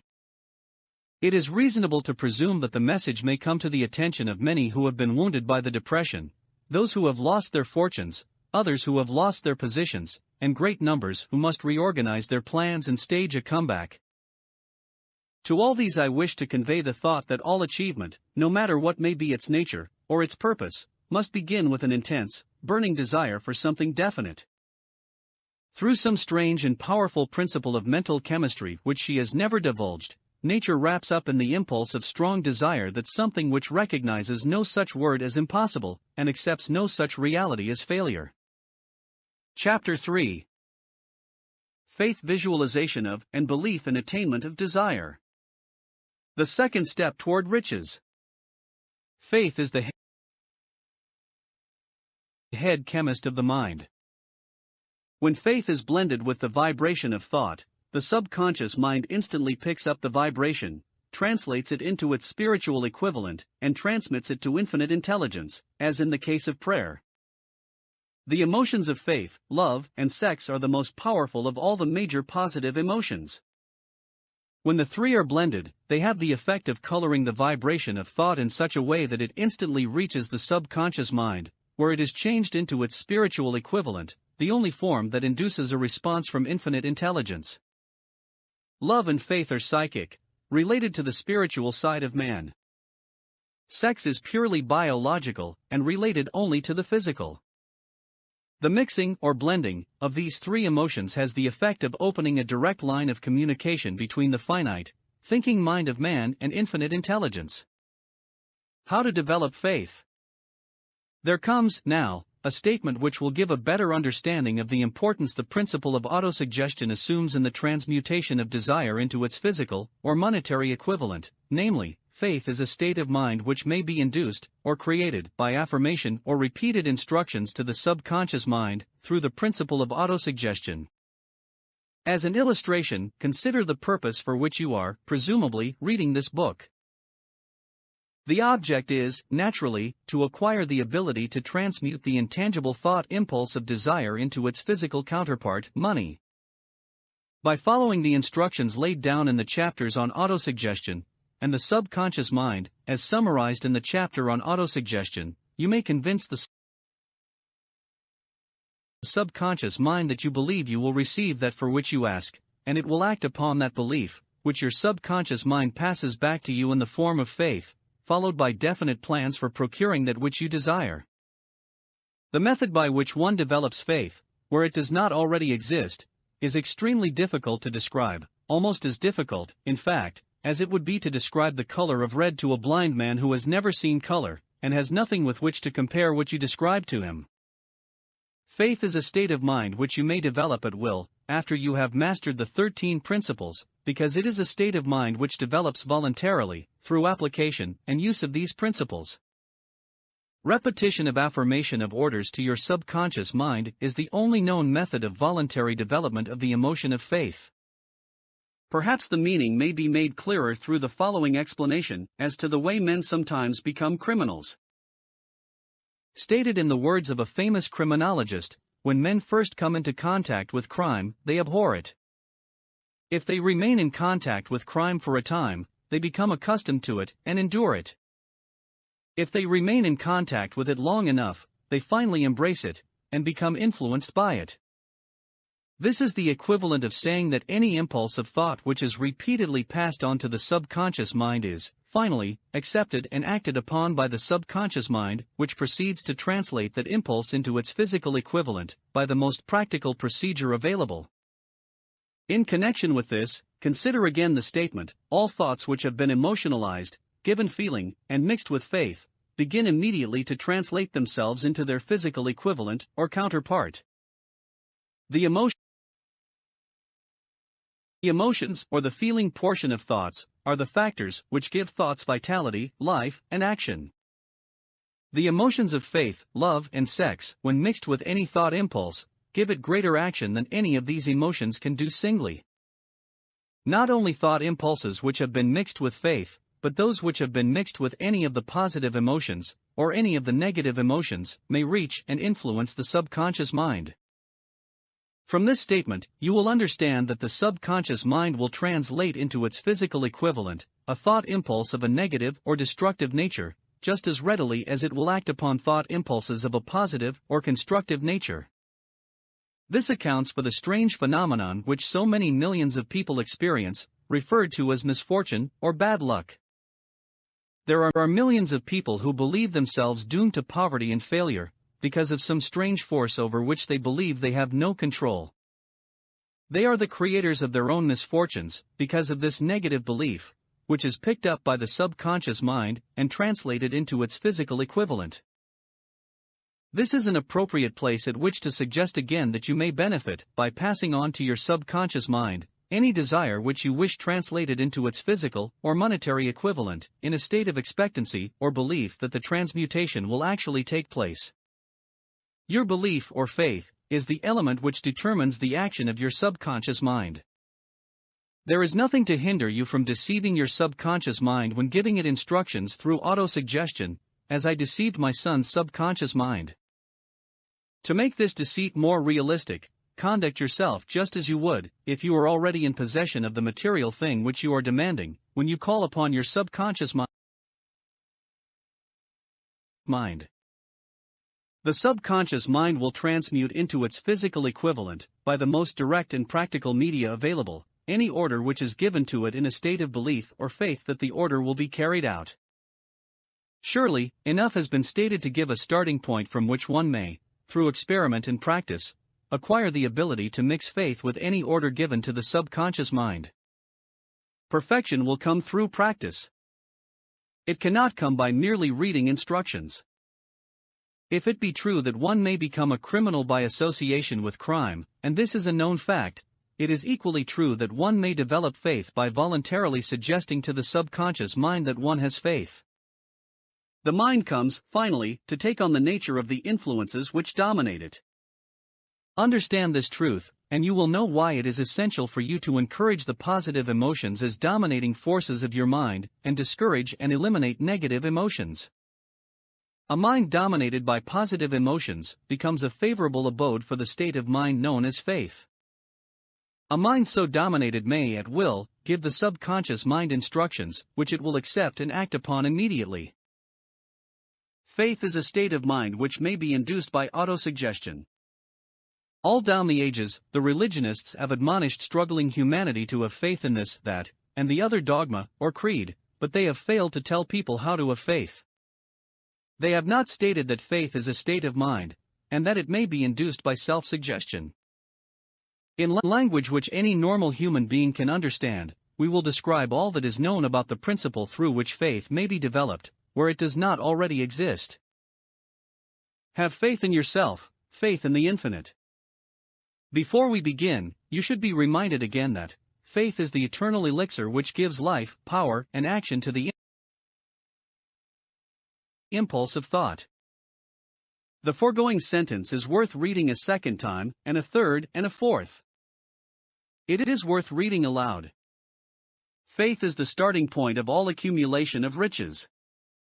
Faith is the basis of all miracles and all mysteries which cannot be analyzed by the rules of science. Faith is the only known antidote for failure. Faith is the element, the chemical which, when mixed with prayer, gives one direct communication with infinite intelligence. Faith is the element which transforms the ordinary vibration of thought, created by the finite mind of man, into the spiritual equivalent. Faith is the only agency through which the cosmic force of infinite intelligence can be harnessed and used by man. Every one of the foregoing statements is capable of proof.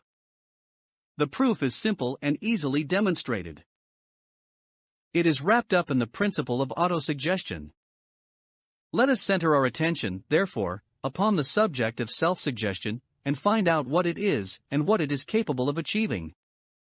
It is a well-known fact that one comes, finally, to believe whatever one repeats to oneself, whether the statement be true or false.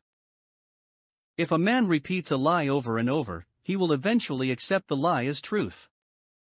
Moreover, he will believe it to be the truth. Every man is what he is, because of the dominating thoughts which he permits to occupy his mind.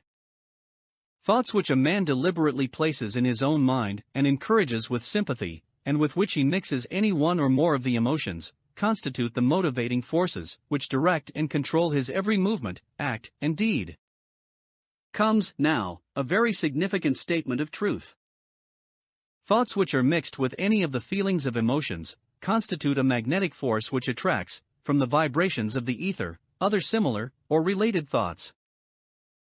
A thought thus magnetized with emotion may be compared to a seed which, when planted in fertile soil, germinates, grows, and multiplies itself over and over again, until that which was originally one small seed, becomes countless millions of seeds of the same brand. The ether is a great cosmic mass of eternal forces of vibration. It is made up of both destructive vibrations and constructive vibrations. It carries, at all times, vibrations of fear, poverty, disease, failure, misery, and vibrations of prosperity, health, success, and happiness, just as surely as it carries the sound of hundreds of orchestrations of music, and hundreds of human voices, all of which maintain their own individuality, and means of identification, through the medium of radio.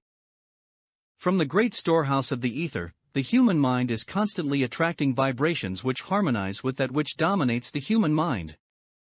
Any thought, idea, plan, or purpose which one holds in one's mind attracts, from the vibrations of the ether, a host of its relatives, adds these relatives to its own force, and grows until it becomes the dominating, motivating master of the individual in whose mind it has been housed. Now, let us go back to the starting point, and become informed as to how the original seed of an idea, plan, or purpose may be planted in the mind. The information is easily conveyed. Any idea, plan, or purpose may be placed in the mind through repetition of thought. This is why you are asked to write out a statement of your major purpose, or definite chief aim, commit it to memory, and repeat it, in audible words, day after day, until these vibrations of sound have reached your subconscious mind.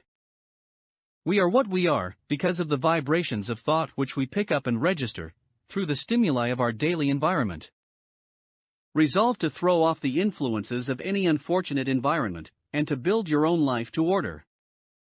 Taking inventory of mental assets and liabilities, you will discover that your greatest weakness is lack of self-confidence. This handicap can be surmounted, and timidity translated into courage, through the aid of the principle of autosuggestion. The application of this principle may be made through a simple arrangement of positive thought impulses stated in writing, memorized, and repeated, until they become a part of the working equipment of the subconscious faculty of your mind. Self-confidence formula. First, I know that I have the ability to achieve the object of my definite purpose in life, therefore, I demand of myself persistent, continuous action toward its attainment, and I here and now promise to render such action. Second, I realize the dominating thoughts of my mind will eventually reproduce themselves in outward, physical action, and gradually transform themselves into physical reality. Therefore, I will concentrate my thoughts for 30 minutes daily, upon the task of thinking of the person I intend to become, thereby creating in my mind a clear mental picture of that person. Third, I know through the principle of autosuggestion, any desire that I persistently hold in my mind will eventually seek expression through some practical means of attaining the object back of it. Therefore, I will devote 10 minutes daily to demanding of myself the development of self-confidence. Fourth, I have clearly written down a description of my definite chief aim in life, and I will never stop trying, until I shall have developed sufficient self-confidence for its attainment. Fifth, I fully realize that no wealth or position can long endure, unless built upon truth and justice. Therefore, I will engage in no transaction which does not benefit all whom it affects. I will succeed by attracting to myself the forces I wish to use, and the cooperation of other people. I will induce others to serve me because of my willingness to serve others. I will eliminate hatred, envy, jealousy, selfishness, and cynicism, by developing love for all humanity, because I know that a negative attitude toward others can never bring me success. I will cause others to believe in me, because I will believe in them, and in myself. I will sign my name to this formula, commit it to memory, and repeat it aloud once a day, with full faith that it will gradually influence my thoughts and actions so that I will become a self-reliant and successful person. Back of this formula is a law of nature which no man has yet been able to explain. It has baffled the scientists of all ages. The psychologists have named this law autosuggestion, and let it go at that. The name by which one calls this law is of little importance. The important fact about it is, it works for the glory and success of mankind, if it is used constructively.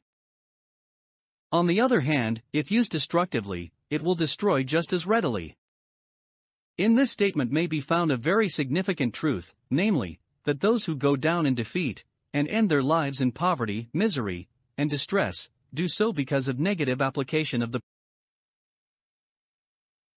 principle of autosuggestion.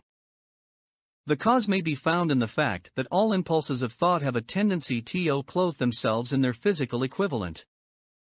The subconscious mind, the chemical laboratory in which all thought impulses are combined, and made ready for translation into physical reality, makes no distinction between constructive and destructive thought impulses. It works with the material we feed it, through our thought impulses. The subconscious mind will translate into reality a thought driven by fear just as readily as it will translate into reality a thought driven by courage or faith. The pages of medical history are rich with illustrations of cases of suggestive suicide. A man may commit suicide through negative suggestion, just as effectively as by any other means. In a Midwestern city, a man by the name of Joseph Grant, a bank official, borrowed a large sum of the bank's money, without the consent of the directors. He lost the money through gambling. One afternoon, the bank examiner came and began to check the accounts. Grant left the bank, took a room in a local hotel, and when they found him, 3 days later, he was lying in bed, wailing and moaning, repeating over and over these words, "My God, this will kill me. I cannot stand the disgrace." In a short time he was dead. The doctors pronounced the case one of mental suicide. Just as electricity will turn the wheels of industry and render useful service if used constructively, or snuff out life if wrongly used, so will the law of autosuggestion lead you to peace and prosperity, or down into the valley of misery, failure, and death, according to your degree of understanding and application of it. If you fill your mind with fear, doubt, and unbelief in your ability to connect with and use the forces of infinite intelligence, the law of autosuggestion will take this spirit of unbelief and use it as a pattern by which your subconscious mind will translate it into its physical equivalent. This statement is as true as the statement that 2 and 2 are 4. Like the wind which carries one ship east and another west, the law of autosuggestion will lift you up or pull you down, according to the way you set your sails of thought. The law of autosuggestion, through which any person may rise to altitudes of achievement which stagger the imagination, is well described in the following verse. If you think you are beaten, you are. If you think you dare not, you don't. If you like to win, but you think you can't, it is almost certain you won't. If you think you'll lose, you're lost. For out of the world we find success begins with a fellow's will. It's all in the state of mind. If you think you are outclassed, you are. You've got to think high to rise. You've got to be sure of yourself before you can ever win a prize.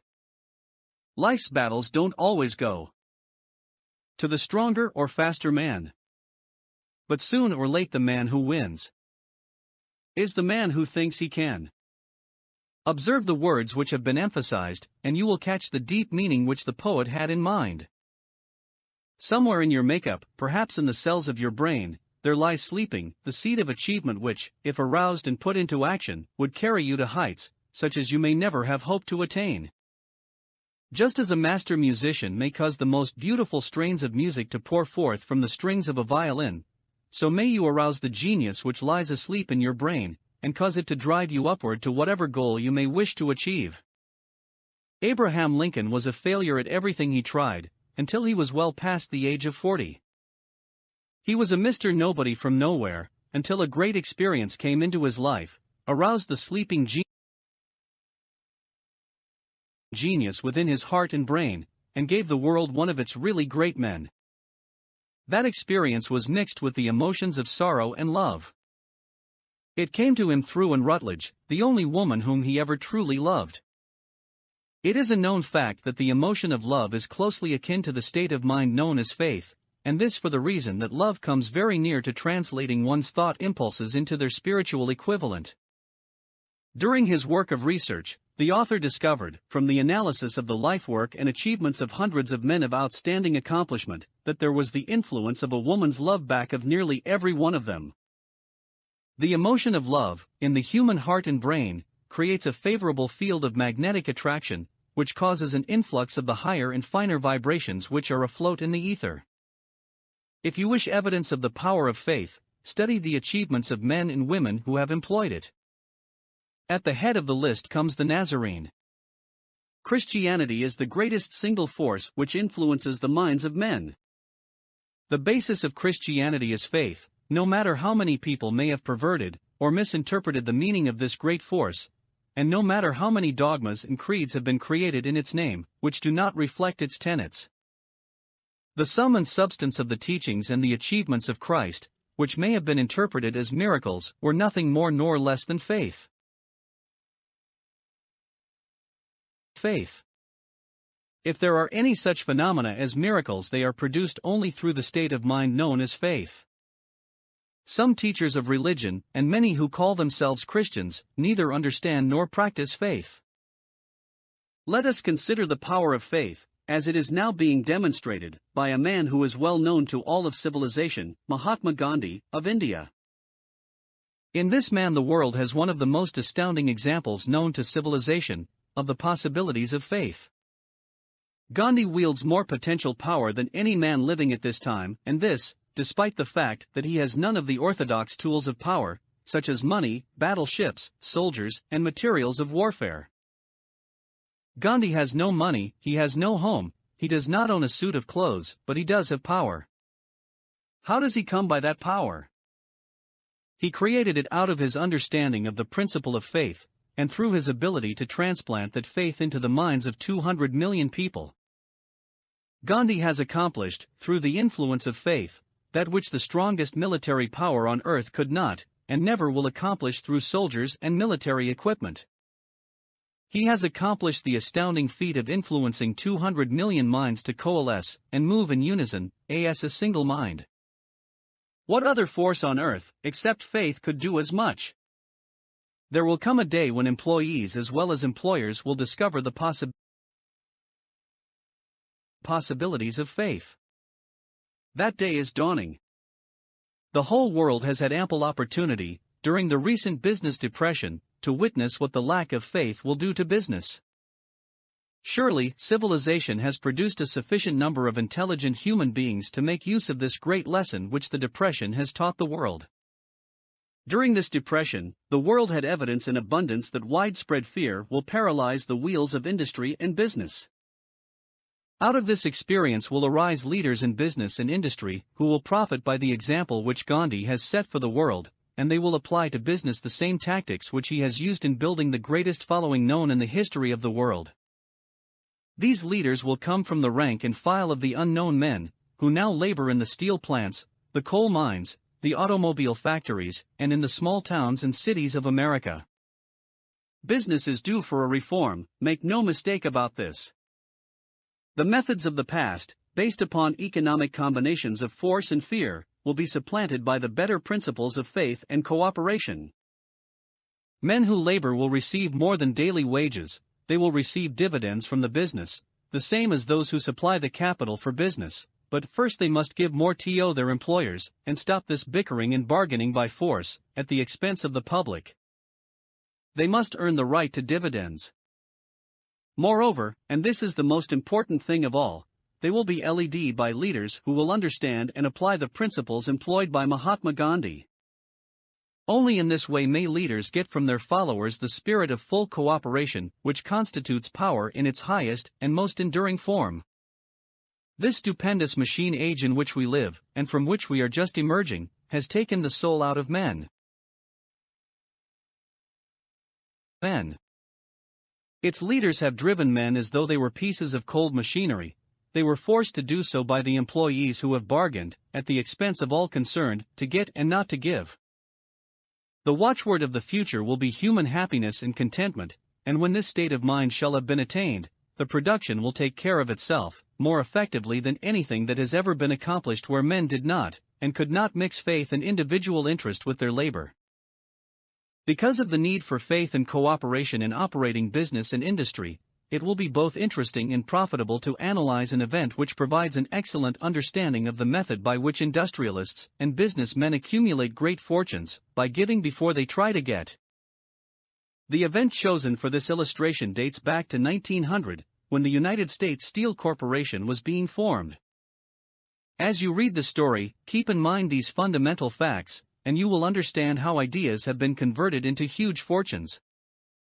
First, the huge United States Steel Corporation was born in the mind of Charles M. Schwab, in the form of an idea he created through his imagination. Second, he mixed faith with his idea. Third, he formulated a plan for the transformation of his idea into physical and financial reality. Fourth, he put his plan into action with his famous speech at the University Club.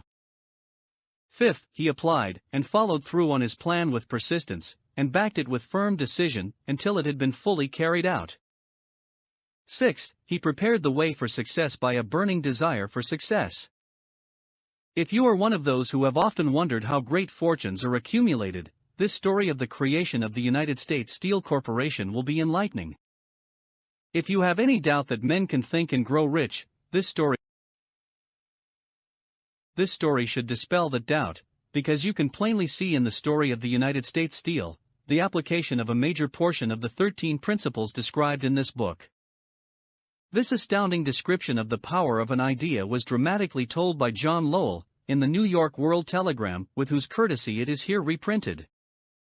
A pretty after-dinner speech for $1 billion. When, on the evening of December 12, 1900, some 80 of the nation's financial nobility gathered in the banquet hall of the University Club on Fifth Avenue to do honor to a young man from out of the West, not half a dozen of the guests realized they were to witness the most significant episode in American industrial history. J. Edward Simmons and Charles Stewart Smith, their hearts full of gratitude for the lavish hospitality bestowed on them by Charles M. Schwab during a recent visit to Pittsburgh, had arranged the dinner to introduce the 38-year-old steel man to Eastern banking society. But they didn't expect him to stampede the convention. They warned him, in fact, that the bosoms within New York stuffed shirts would not be responsive to oratory, and that, if he didn't want to bore the Stillmans and Harrimans and Vanderbilts, he had better limit himself to 15 or 20 minutes of polite vaporings, and let it go at that. Even John Pierpont Morgan, sitting on the right hand of Schwab as became his imperial dignity, intended to grace the banquet table with his presence only briefly. And so far as the press and public were concerned, the whole affair was of so little moment that no mention of it found its way into print the next day. So the two hosts and their distinguished guests ate their way through the usual 7 or 8 courses. There was little conversation, and what there was of it was restrained. Few of the bankers and brokers had met Schwab, whose career had flowered along the banks of the Monongahela, and none knew him well. But before the evening was over, they and with them Money Master Morgan were to be swept off their feet, and $1 billion baby, the United States Steel Corporation, was to be conceived. It is perhaps unfortunate, for the sake of history, that no record of Charlie Schwab's speech at the dinner ever was made. He repeated some parts of it at a later date during a similar meeting of Chicago bankers. And still later, when the government brought suit to dissolve the Steel Trust, he gave his own version, from the witness stand, of the remarks that stimulated Morgan into a frenzy of financial activity. It is probable, however, that it was a homely speech, somewhat ungrammatical, for the niceties of language never bothered Schwab, full of epigram and threaded with wit. But aside from that, it had a galvanic force and effect upon the 5 billions of estimated capital that was represented by the diners. After it was over and the gathering was still under its spell, although Schwab had talked for 90 minutes, Morgan led the orator to a recessed window where, dangling their legs from the high, uncomfortable seat, they talked for an hour more. The magic of the Schwab personality had been turned on, full force, but what was more important and lasting was the full-fledged, clear-cut program he laid down for the aggrandizement of steel. Many other men had tried to interest Morgan in slapping together a steel trust after the pattern of the biscuit, wire and hoop, sugar, rubber, whiskey, oil or chewing gum combinations. John W. Gates, the gambler, had urged it, but Morgan distrusted him. The Moore boys, Bill and Jim, Chicago stock jobbers who had glued together a match trust and a cracker corporation, had urged it and failed. Albert H. Gary, the sanctimonious country lawyer, wanted to foster it, but he wasn't big enough to be impressive. Until Schwab's eloquence took J.P. Morgan to the heights from which he could visualize the solid results of the most daring financial undertaking ever conceived, the project was regarded as a delirious dream of easy money crackpots. The financial magnetism that began, a generation ago, to attract thousands of small and sometimes inefficiently managed companies into large and competition-crushing combinations, had become operative in the steel world through the devices of that jovial business pirate, John W. Gates. Gates already had formed the American Steel and Wire Company out of a chain of small concerns, and together with Morgan had created the Federal Steel Company. The National Tube and American Bridge Companies were two more Morgan concerns, and the Moore brothers had forsaken the match and cookie business to form the American Group Tin Plate, Steel Hoop, Sheet Steel and the National Steel Company. But by the side of Andrew Carnegie's gigantic vertical trust, a trust owned and operated by 53 partners, those other combinations were picayune. They might combine to their heart's content, but the whole lot of them couldn't make a dent in the Carnegie organization, and Morgan knew it. The eccentric old Scot knew it too. From the magnificent heights of Skibo Castle he had viewed, first with amusement and then with resentment, the attempts of Morgan's smaller companies to cut into his business. When the attempts became too bold, Carnegie's temper was translated into anger and retaliation. He decided to duplicate every mill owned by his rivals. Hitherto, he hadn't been interested in wire, pipe, hoops, or sheet. Instead, he was content to sell such companies the raw steel, and let them work it into whatever shape they wanted. Now, with Schwab as his chief and able lieutenant, he planned to drive his enemies to the wall. So what was that in the speech of Charles M. Schwab? Morgan saw the answer to his problem of combination. A trust without Carnegie, giant of them all, would be no trust at all, a plum pudding, as one writer said, without the plums.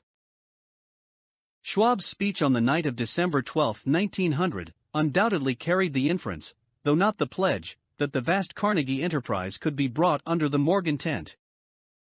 He talked of the world future for steel, of reorganization for efficiency, of specialization, of the scrapping of unsuccessful mills and concentration of effort on the flourishing properties, of economies in the ore traffic, of economies in overhead and administrative departments, of capturing foreign markets. More than that, he told the buccaneers among them wherein lay the errors of their customary piracy. Their purposes, he inferred, had been to create monopolies, raise prices, and pay themselves fat dividends out of privilege. Schwab condemned the system in his heartiest manner. The short-sightedness of such a policy, he told his hearers, lay in the fact that it restricted the market in an era when everything cried for expansion. By cheapening the cost of steel, he argued, an ever-expanding market would be created, more uses for steel would be devised, and a goodly portion of the world trade could be captured. Actually, though he did not know it, Schwab was an apostle of modern mass production. So the dinner at the University Club came to an end. Morgan went home to think about Schwab's rosy predictions. Schwab went back to Pittsburgh to run the steel business for Andrew Carnegie, while Gary and the rest went back to their stock tickers to fiddle around in anticipation of the next move. It was not long coming. It took Morgan about 1 week to digest the feast of reason Schwab had placed before him.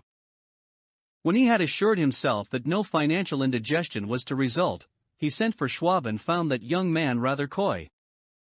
Mr. Carnegie, Schwab indicated, might not like it if he found his trusted company president had been flirting with the Emperor of Wall Street, the street upon which Carnegie was resolved never to tread. Then it was suggested by John W. Gates, the go-between, that if Schwab happened to be in the Bellevue Hotel in Philadelphia, J.P. Morgan might also happen to be there. When Schwab arrived, however, Morgan was inconveniently ill at his New York home, and so, on the elder man's pressing invitation, Schwab went to New York and presented himself at the door of the financier's library. Now certain economic historians have professed the belief that from the beginning to the end of the drama, the stage was set by Andrew Carnegie, that the dinner to Schwab, the famous speech, the Sunday night conference between Schwab and the Money King, were events arranged by the canny Scot. The truth is exactly the opposite. When Schwab was called in to consummate the deal, he didn't even know whether the little boss, as Andrew was called, would so much as listen to an offer to sell, particularly to a group of men whom Andrew regarded as being endowed with something less than holiness. But Schwab did take into the conference with him, in his own handwriting, 6 sheets of copperplate figures representing to his mind the physical worth and the potential earning capacity of every steel company he regarded as an essential star in the new metal firmament. For men pondered over these figures all night.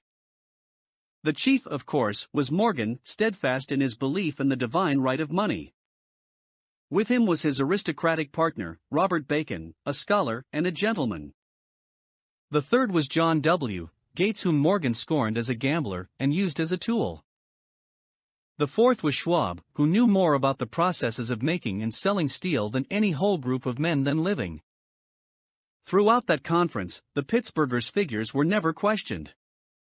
If he said a company was worth so much, then it was worth that much and no more. He was insistent, too, upon including in the combination only those concerns he nominated. He had conceived a corporation in which there would be no duplication, not even to satisfy the greed of friends who wanted to unload their companies upon the broad Morgan shoulders. Thus he left out, by design, a number of the larger concerns upon which the walruses and carpenters of Wall Street had cast hungry eyes. When dawn came, Morgan rose and straightened his back. Only one question remained. "Do you think you can persuade Andrew Carnegie to sell?" he asked. "I can try," said Schwab. "If you can get him to sell, I will undertake the matter," said Morgan. So far so good. But would Carnegie sell? How much would he demand? Schwab thought about $320 million. What would he take payment in? Common or preferred stocks? Bonds? Cash? Nobody could raise $350 million in cash. There was a golf game in January on the frost-cracking heath of the St. Andrews Links in Westchester, with Andrew bundled up in sweaters against the cold, and Charlie talking volubly, as usual, to keep his spirits up. But no word of business was mentioned until the pair sat down in the cozy warmth of the Carnegie cottage hard by. Then, with the same persuasiveness that had hypnotized 80 millionaires at the University Club, Schwab poured out the glittering promises of retirement and comfort, of untold millions to satisfy the old man's social caprices. Carnegie capitulated, wrote a figure on a slip of paper, handed it to Schwab and said, "V all right, that's what we'll sell for."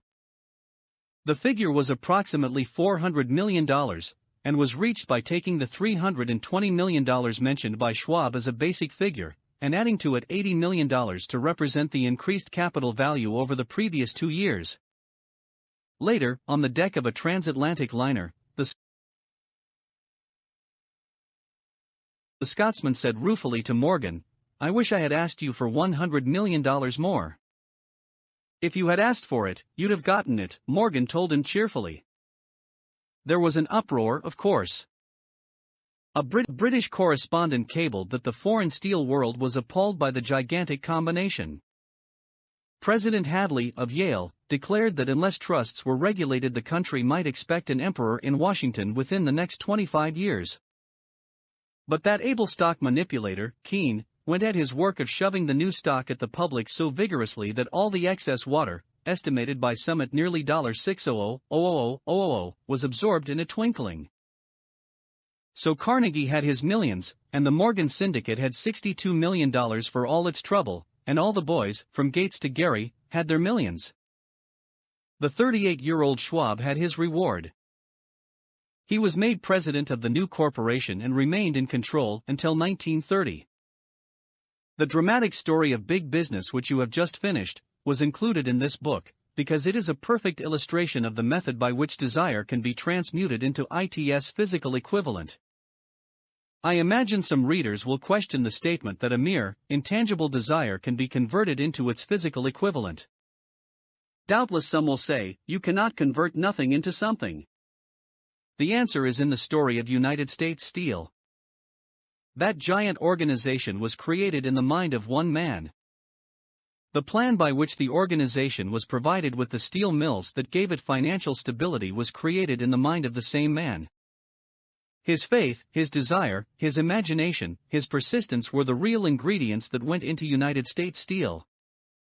The steel mills and mechanical equipment acquired by the corporation, after it had been brought into legal existence, were incidental, but careful analysis will disclose the fact that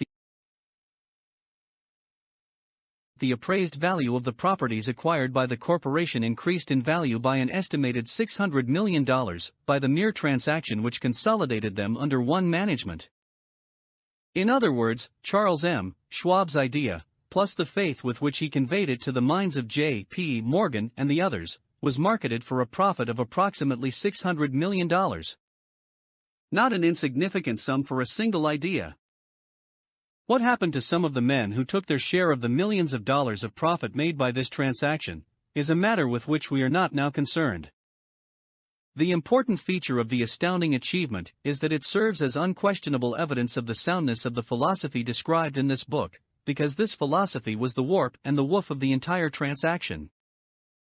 Moreover, the practicability of the philosophy has been established by the fact that the United States Steel Corporation prospered and became one of the richest and most powerful corporations in America, employing thousands of people, developing new uses for steel, and opening new markets, thus proving that the $600 million in profit which the Schwab idea produced was earned.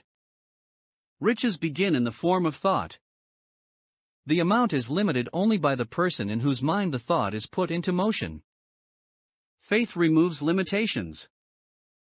Remember this when you are ready to bargain with life for whatever it is that you ask as your price for having passed this way. Remember, also, that the man who created the United States Steel Corporation was practically unknown at the time. He was merely Andrew Carnegie's man Friday until he gave birth to his famous idea. After that he quickly rose to a position of power, fame, and riches. There are no limitations to the mind except those we acknowledge. Both poverty and riches are the offspring of thought. Chapter 4. Autosuggestion, the medium for influencing the subconscious mind. The third step toward riches. Autosuggestion is a term which applies to all suggestions and all self-administered stimuli which reach one's mind through the five senses. Stated in another way, autosuggestion is self-suggestion. It is the agency of communication between that part of the mind where conscious thought takes place, and that which serves as the seat of action for the subconscious mind. Through the dominating thoughts which one permits to remain in the conscious mind, whether these thoughts be negative or positive, is immaterial, the principle of autosuggestion voluntarily reaches the subconscious mind and influences it with these thoughts. No thought, whether it be negative or positive, can enter the subconscious mind without the aid of the principle of autosuggestion, with the exception of thoughts picked up from the ether. Stated differently, all sense impressions which are perceived through the five senses are stopped by the conscious thinking mind and may be either passed on to the subconscious mind or rejected at will. The conscious faculty serves, therefore, as an outer guard to the approach of the subconscious. Nature has so built man that he has absolute control over the material which reaches his subconscious mind through his five senses, although this is not meant to be construed as a statement that man always exercises this control. In the great majority of instances, he does not exercise it, which explains why so many people go through life in poverty. Recall what has been said about the subconscious mind resembling a fertile garden spot, in which weeds will grow in abundance, if the seeds of more desirable crops are not sown therein. Autosuggestion is the agency of control through which an individual may voluntarily feed his subconscious mind on thoughts of a creative nature, or, by neglect, permit thoughts of a destructive nature to find their way into this rich garden of the mind. You are instructed, in the last of the 6 steps described in the chapter on desire, to read aloud twice daily the written statement of your desire for money, and to see and feel yourself already in possession of the money. By following these instructions, you communicate the object of your desire directly to your subconscious mind in a spirit of absolute faith. Through repetition of this procedure, you voluntarily create thought habits which are favorable to your efforts to transmute desire into its monetary equivalent. Go back to these 6 steps described in Chapter 2, and read them again, very carefully, before you proceed further. Then, when you come to it, read very carefully the 4 instructions for the organization of your mastermind group, described in the chapter on organized planning.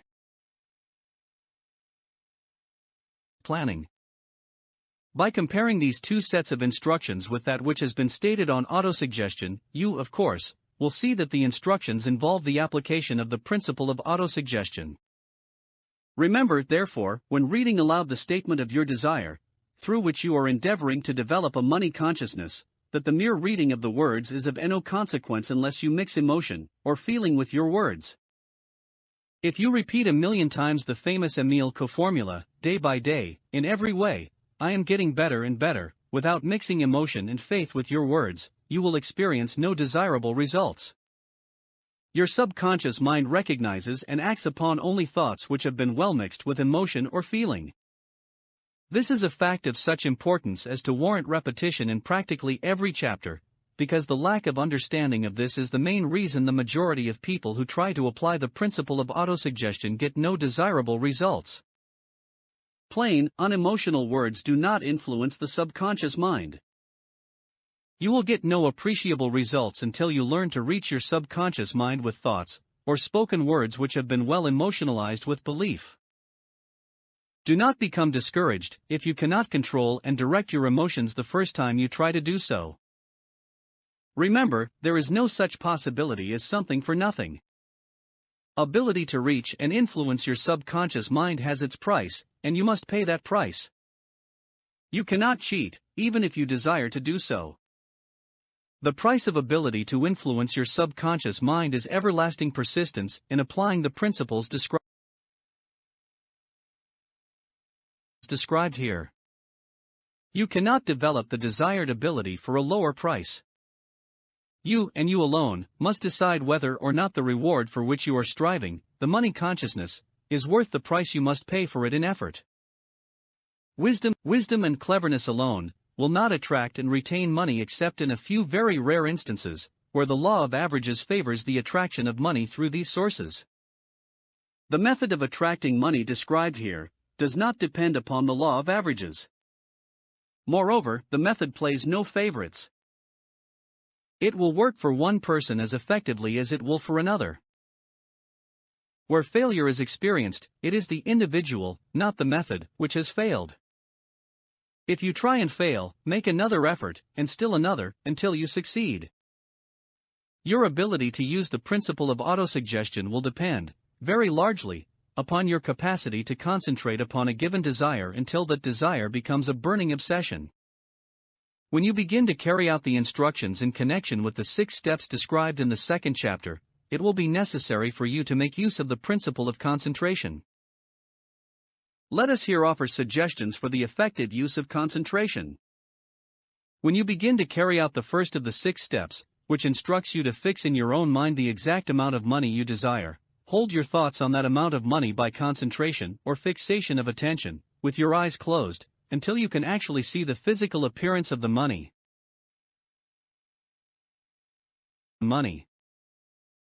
Do this at least once each day.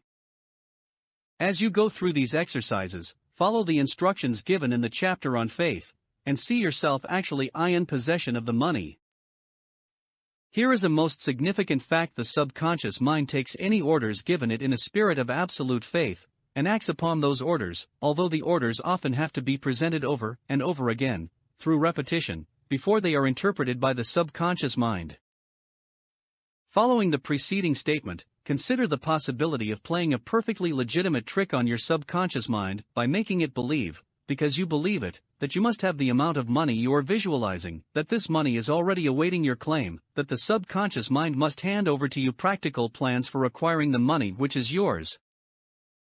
Hand over the thought suggested in the preceding paragraph to your imagination, and see what your imagination can, or will do, to create practical plans for the accumulation of money through transmutation of your desire. Do not wait for a definite plan, through which you intend to exchange services or merchandise in return for the money you are visualizing, but begin at once to see yourself in possession of the money, demanding and expecting meanwhile, that your subconscious mind will hand over the plan, or plans you need. Be on the alert for these plans, and when they appear, put them into action immediately.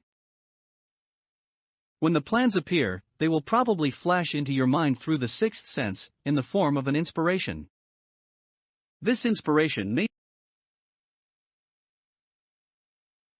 be considered a direct telegram or message from infinite intelligence. Treat it with respect, and act upon it as soon as you receive it. Failure to do this will be fatal to your success. In the 4th of the 6 steps, you were instructed to create a definite plan for carrying out your desire, and begin at once to put this plan into action. You should follow this instruction in the manner described in the preceding paragraph. Do not trust to your reason when creating your plan for accumulating money through the transmutation of desire. Your reason is faulty. Moreover, your reasoning faculty may be lazy and, if you depend entirely upon it to serve you, it may disappoint you. When visualizing the money you intend to accumulate, with closed eyes, see yourself rendering the service, or delivering the merchandise you intend to give in return for this money. This is important.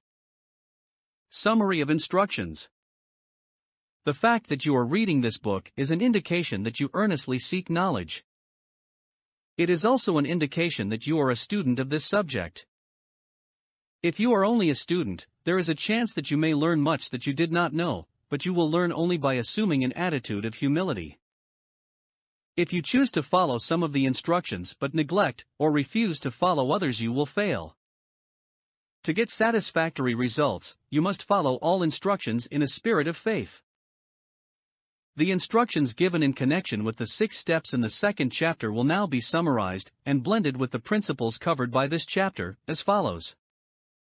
First, go into some quiet spot, preferably in bed at night, where you will not be disturbed or interrupted. Close your eyes and repeat aloud, so you may hear your own words, the written statement of the amount of money you intend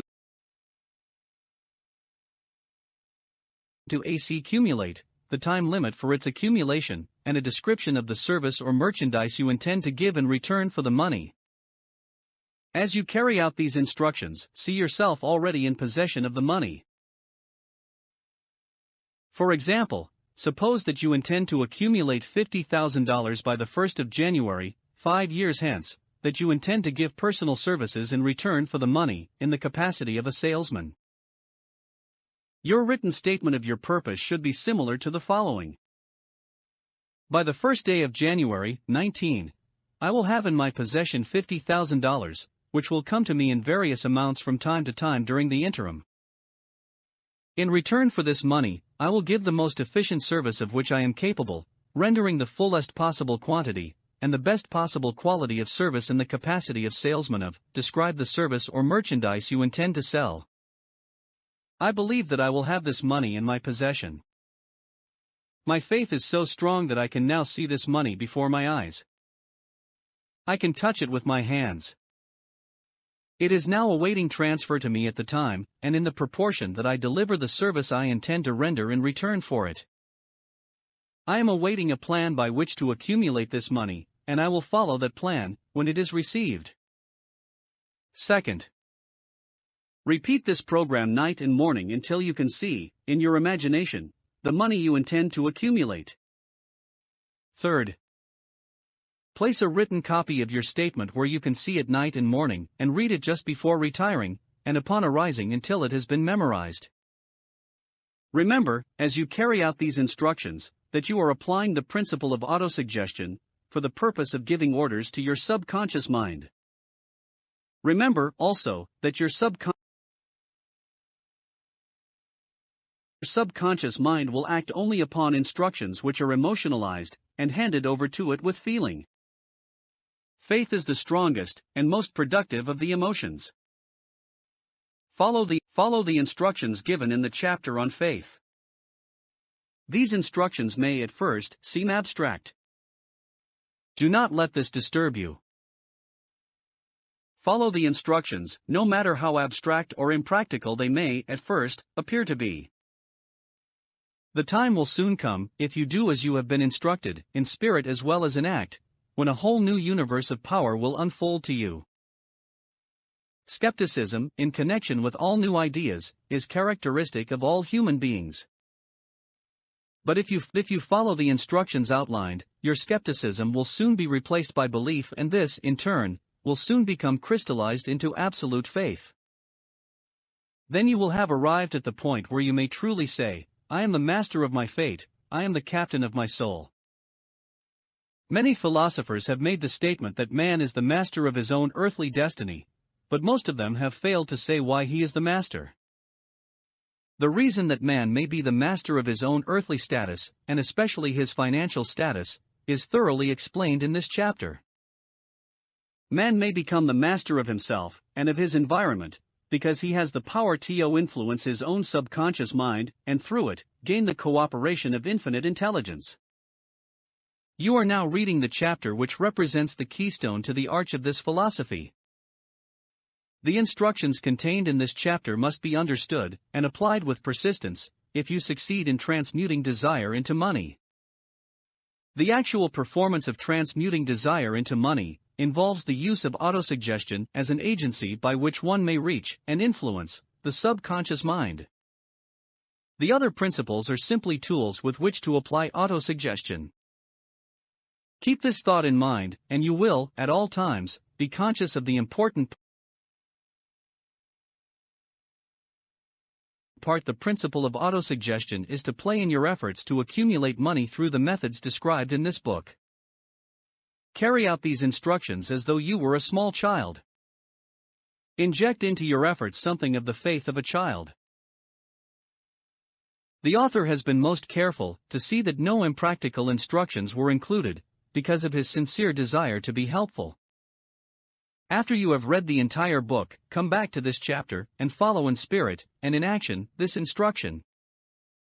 Read the entire chapter aloud once every night, until you become thoroughly convinced that the principle of autosuggestion is sound, that it will accomplish for you all that has been claimed for it. As you read, underscore with a pencil every sentence which impresses you favorably. Follow the foregoing instruction to the letter, and it will open the way for a complete understanding and mastery of the principles of success. Chapter 5. Specialized knowledge, personal experience, or observations. The fourth step toward riches. There are two kinds of knowledge. One is general, the other is specialized. General knowledge, no matter how great in quantity or variety it may be, is of but little use in the accumulation of money. The faculties of the great universities possess, in the aggregate, practically every form of general knowledge known to civilization.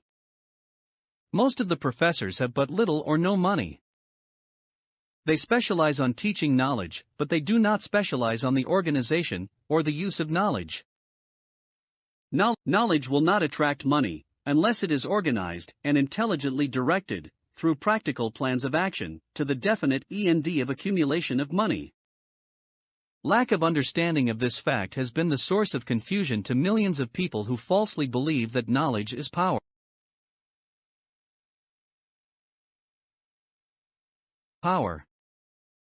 It is nothing of the sort. Knowledge is only potential power. It becomes power only when, and if, it is organized into definite plans of action and directed to a definite end. This missing link in all systems of education known to civilization today may be found in the failure of educational institutions to teach their students how to organize and use knowledge after they acquire it.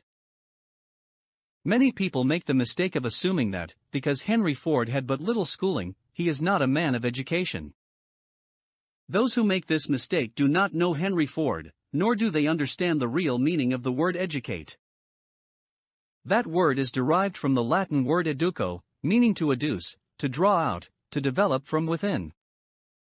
An educated man is not, necessarily, one who has an abundance of general or specialized knowledge.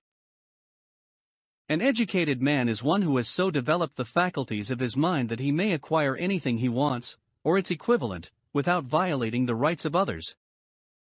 Henry Ford comes well within the meaning of this definition. During the World War, a Chicago newspaper published certain editorials in which, among other statements, Henry Ford was called an ignorant pacifist. Mr. Ford objected to the statements and brought suit against the paper for libeling him. When the suit was tried in the courts, the attorneys for the paper pleaded justification and placed Mr. Ford, himself, on the witness stand for the purpose of proving to the jury that he was ignorant. The attorneys asked Mr. Ford a great variety of questions, all of them intended to prove, by his own evidence, that, while he might possess considerable specialized knowledge pertaining to the manufacture of automobiles, he was, in the main, ignorant. Mr. Ford was plied with such questions as the following. Who was Benedict Arnold? And how many soldiers did the British send over to America to put down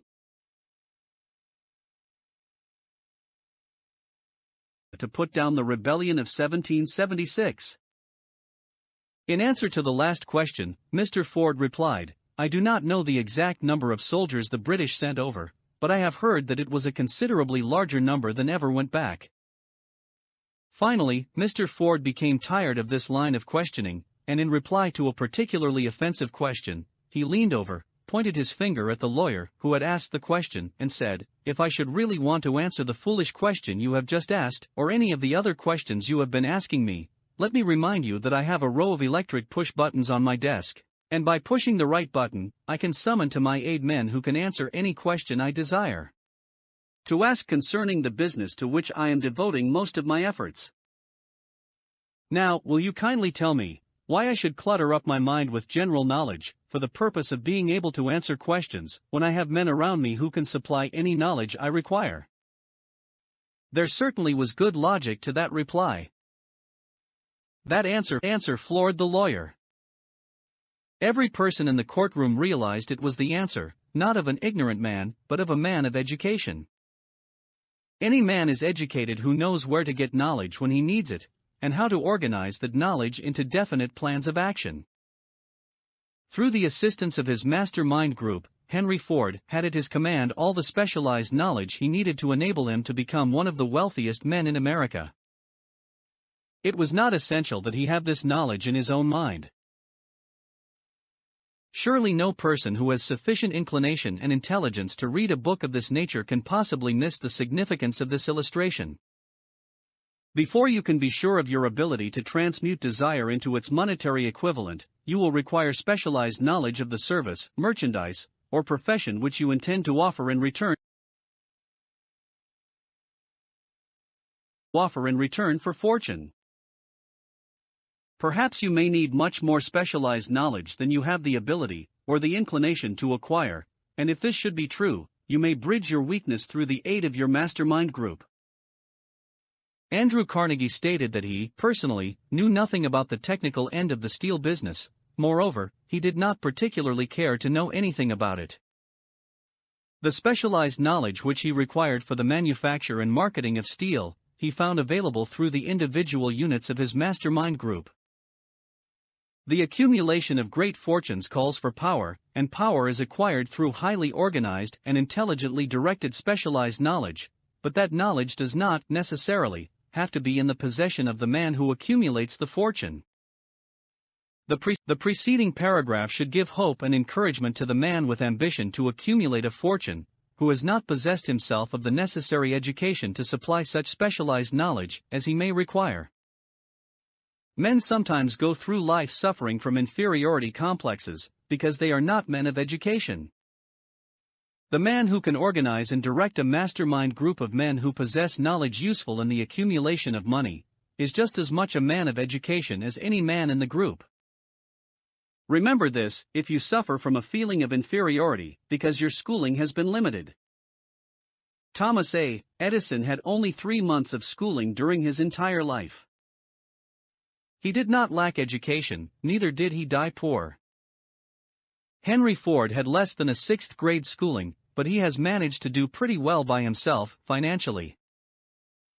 Specialized knowledge is among the most plentiful, and the cheapest forms of service which may be had. If you doubt this, consult the payroll of any university. It pays to know how to purchase knowledge. First of all, decide the sort of specialized knowledge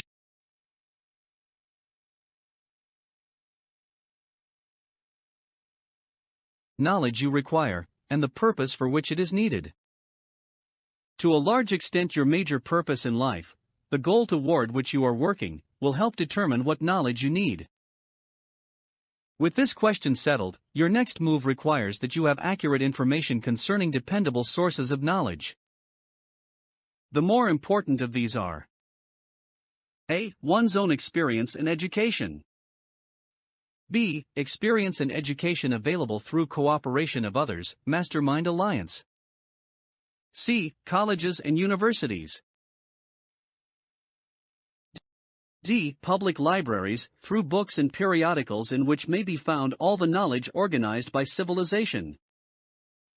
E. Special training courses, through night schools and home study schools in particular. As knowledge is acquired, it must be organized and put into use, for a definite purpose, through practical plans. Knowledge has no value except that which can be gained from its application toward some worthy end. This is one reason why college degrees are not valued more highly. They represent nothing but miscellaneous knowledge. If you contemplate taking additional schooling, first determine the purpose for which you want the knowledge you are seeking, then learn where this particular sort of knowledge can be obtained, from reliable sources.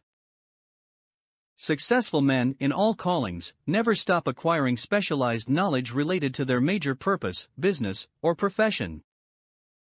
Those who are not successful usually make the mistake of believing that the knowledge acquiring period ends when one finishes school.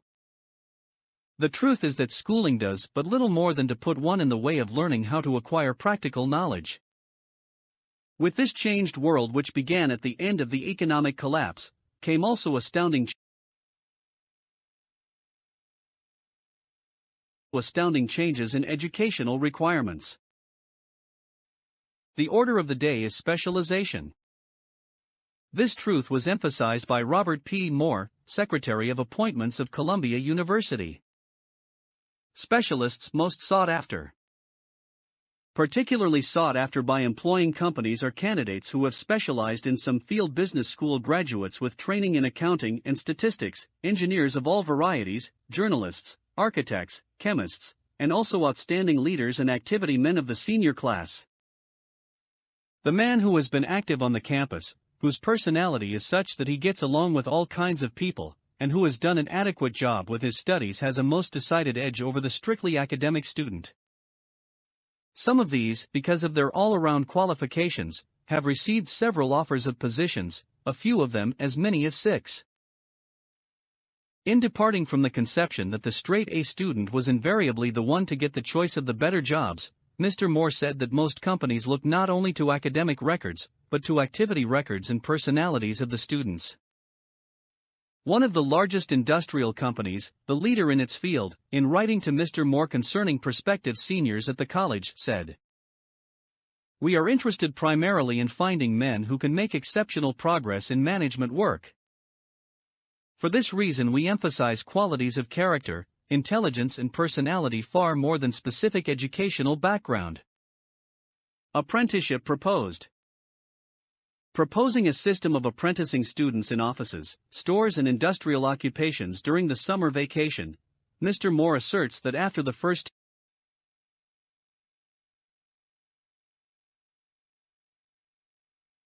2 or 3 years of college, every student should be asked to choose a definite future course and to call a halt if he has been merely pleasantly drifting without purpose through an unspecialized academic curriculum. Colleges and universities must face the practical consideration that all professions and occupations now demand specialists, he said, urging that educational institutions accept more direct responsibility for vocational guidance. One of the most reliable and practical sources of knowledge available to those who need specialized schooling is the night schools operated in most large cities. The correspondence schools give specialized training anywhere the U.S. males go, on all subjects that can be taught by the extension method. One advantage of home study training is the flexibility of the study program, which permits one to study during spare time. Another stupendous advantage of home study training, if the school is carefully chosen, is the fact that most courses offered by home study schools carry with them generous privileges of consultation which can be of priceless value to those needing specialized knowledge.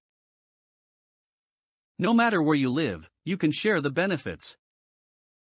Anything acquired without effort and without cost is generally unappreciated, often discredited. Perhaps this is why we get so little from our marvelous opportunity in public schools. The self-discipline one receives from a definite program of specialized study makes up to some extent for the wasted opportunity when knowledge was available without cost. Correspondence schools are highly organized business institutions. Their tuition fees are so low that they are forced to insist upon prompt payments. Being asked to pay, whether the student makes good grades or poor, has the effect of causing one to follow through with the course when he would otherwise drop it. The correspondence schools have not stressed this point sufficiently.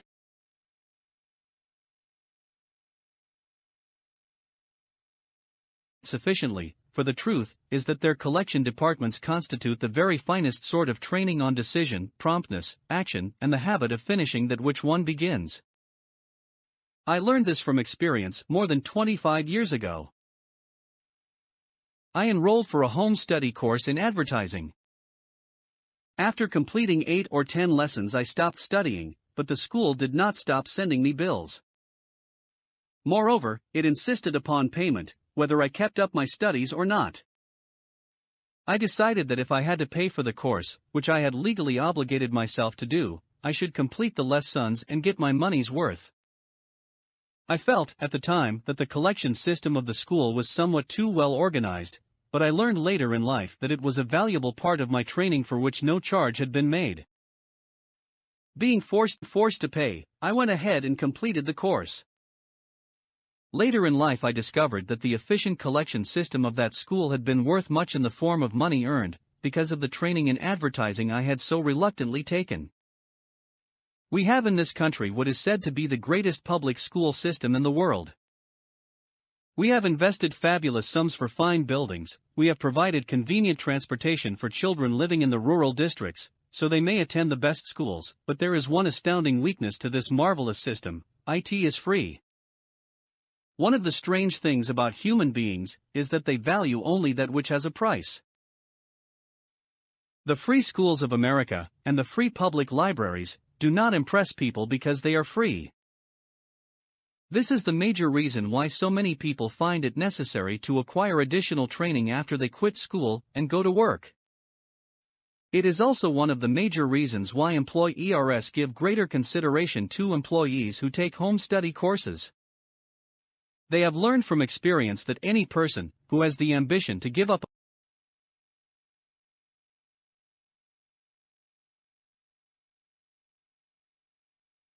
a part of his spare time to studying at home has in him those qualities which make for leadership.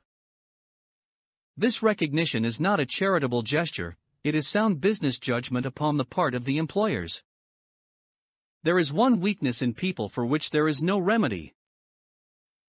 It is the universal weakness of lack of ambition.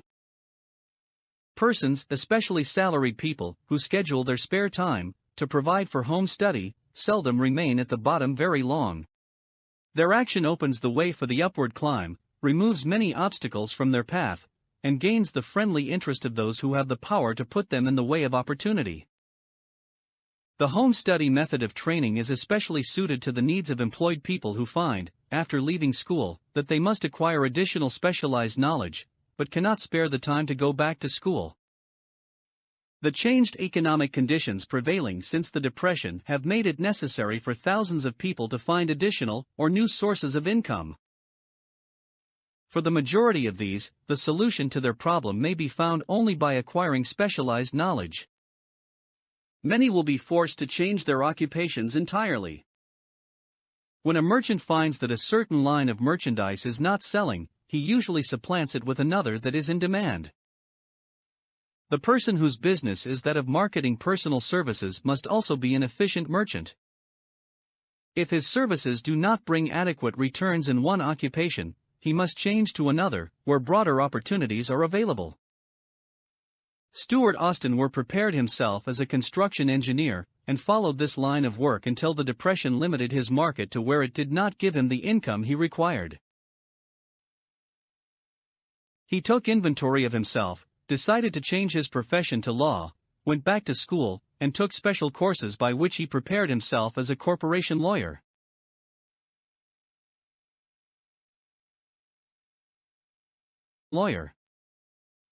Despite the fact the Depression had not ended, he completed his training, passed the bar examination, and quickly built a lucrative law practice in Dallas, Texas. In fact, he is turning away clients. Just to keep the record straight, and to anticipate the alibis of those who will say, "I couldn't go to school because I have a family to support," or "I'm too old," I will add the information that Mr. was past 40, and married when he went back to school. Moreover, by carefully selecting highly specialized courses, in colleges best prepared to teach the subjects chosen, Mr. completed in 2 years the work for which the majority of law students require 4 years. It pays to know how to purchase knowledge. The person who stops studying merely because he has finished school is forever hopelessly doomed to mediocrity, no matter what may be his calling. The way of success is the way of continuous pursuit of knowledge. Let us consider a specific instance. During the Depression, a salesman in a grocery store found himself without a position. Having had some bookkeeping experience, he took a special course in accounting, familiarized himself with all the latest bookkeeping and office equipment, and went into business for himself. Starting with the grocer for whom he had formerly worked, he made contracts with more than 100 small merchants to keep their books, at a very nominal monthly fee. His idea was so practical that he soon found it necessary to set up a portable office in a light delivery truck, which he equipped with modern bookkeeping machinery. He now has a fleet of these bookkeeping offices on wheels and employs a large staff of assistants, thus providing small merchants with accounting service equal to the best that money can buy, at very nominal cost. Specialized knowledge, plus imagination, were the ingredients that went into this unique and successful business.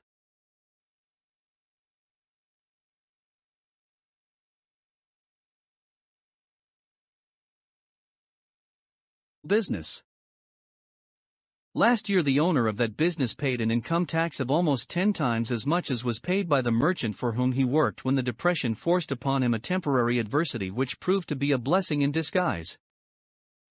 The beginning of this successful business was an idea.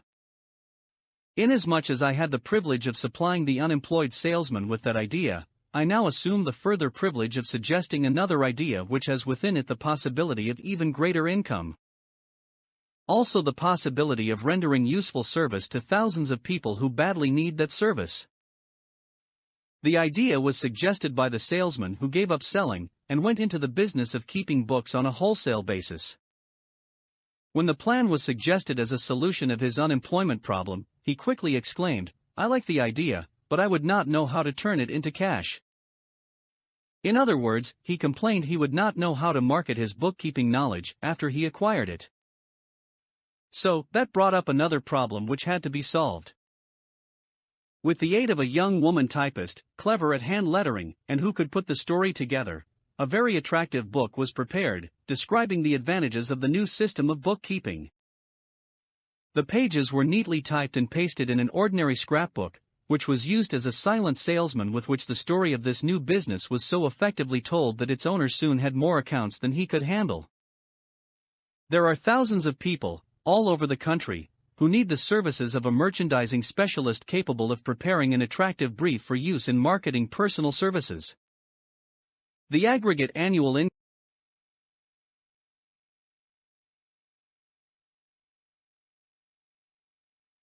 income from such a service might easily exceed that received by the largest employment agency, and the benefits of the service might be made far greater to the purchaser than any to be obtained from an employment agency.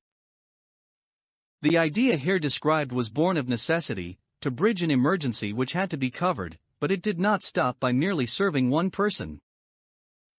The woman who created the idea has a keen imagination. She saw in her newly born brainchild the making of a new profession, one that is destined to render valuable service to thousands of people who need practical guidance in marketing personal services.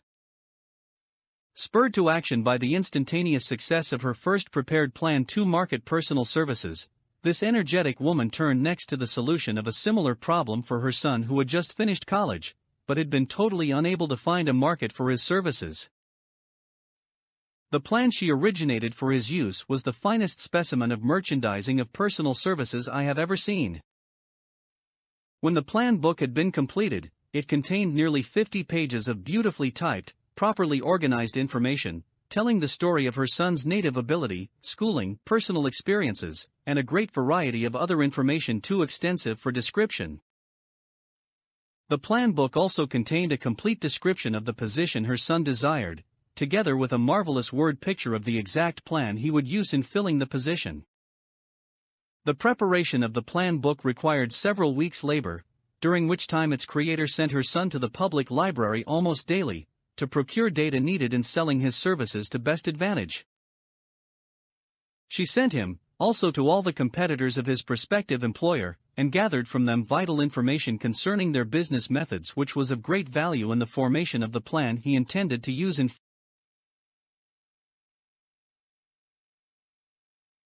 filling the position he sought.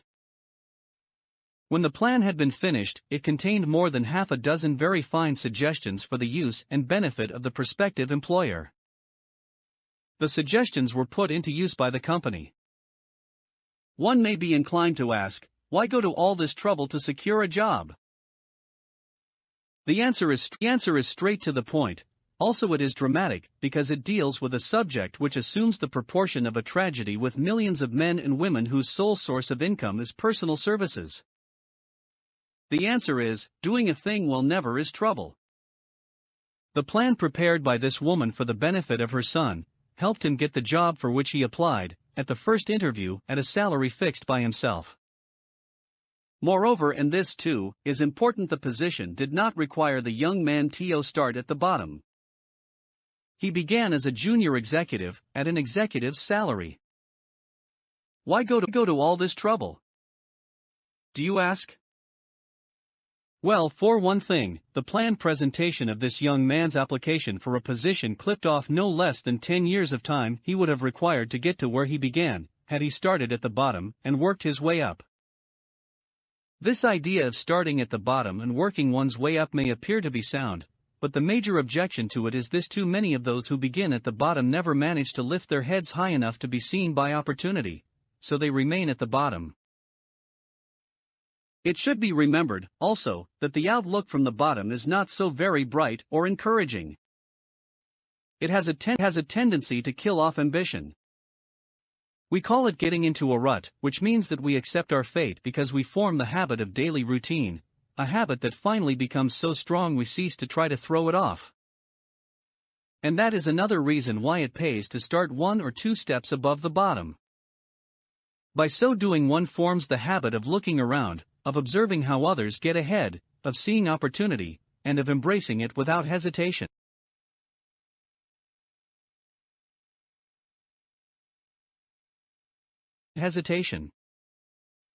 Dan Halpin is a splendid example of what I mean.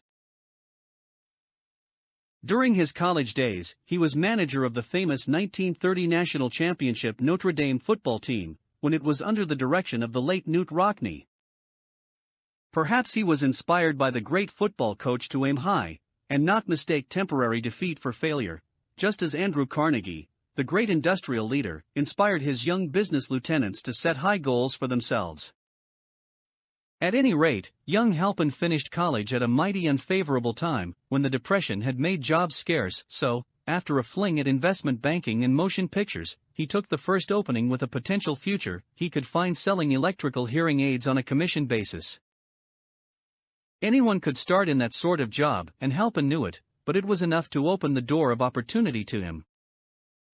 For almost 2 years, he continued in a job not to his liking, and he would never have risen above that job if he had not done something about his dissatisfaction. He aimed, first, at the job of assistant sales manager of his company, and got the job. That one step upward placed him high enough above the crowd to enable him to see still greater opportunity. Also, it placed him where opportunity could see him. He made such a fine record selling hearing aids, that A.M. Andrews, chairman of the board of the Dictograph Products Company, a business competitor of the company for which Halpin worked, wanted to know something about that man Dan Halpin, who was taking big sales away from the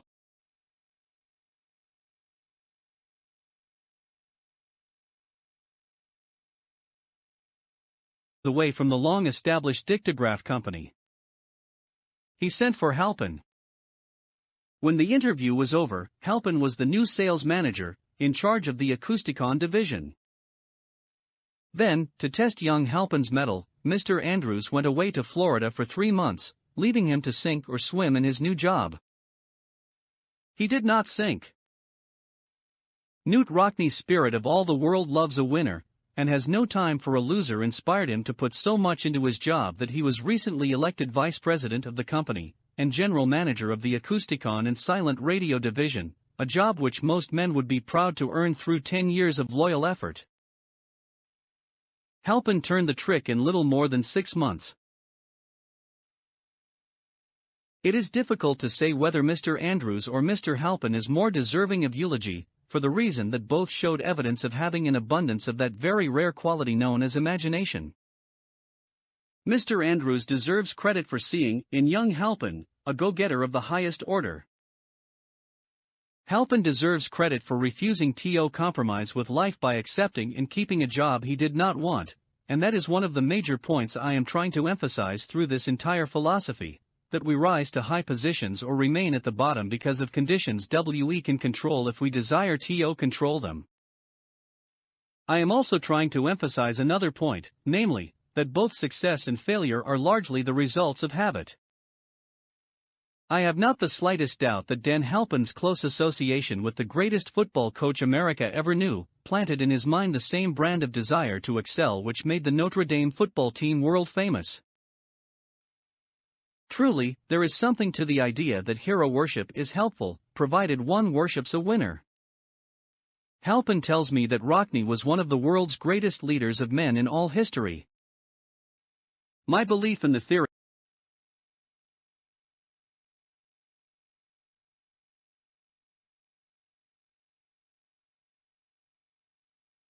theory that business associations are vital factors, both in failure and in success, was recently demonstrated, when my son Blair was negotiating with Dan Halpin for a position. Mr. Halpin offered him a beginning salary of about one-half what he could have gotten from a rival company. I brought parental pressure to bear, and induced him to accept the place with Mr. Halpin, because I believe that close association with one who refuses to compromise with circumstances he does not like, is an asset that can never be measured in terms of money. The bottom is a monotonous, dreary, and profitable place for any person. That is why I have taken the time to describe how lowly beginnings may be circumvented by proper planning. Also, that is why so much space has been devoted to a description of this new profession, created by a woman who was inspired to do a fine job of planning because she wanted her son to have a favorable break. With the changed conditions ushered in by the world economic collapse, came also the need for newer and better ways of marketing personal services. It is hard to determine why someone had not previously discovered this stupendous need, in view of the fact that more money changes hands in return for personal services than for any other purpose. The sum paid out monthly, to people who work for wages and salaries, is so huge that it runs into hundreds of millions, and the annual distribution amounts to billions. Perhaps some will find, in the idea here briefly described, the nucleus of the riches they desire. Ideas with much less merit have been the seedlings from which great fortunes have grown. Woolworth's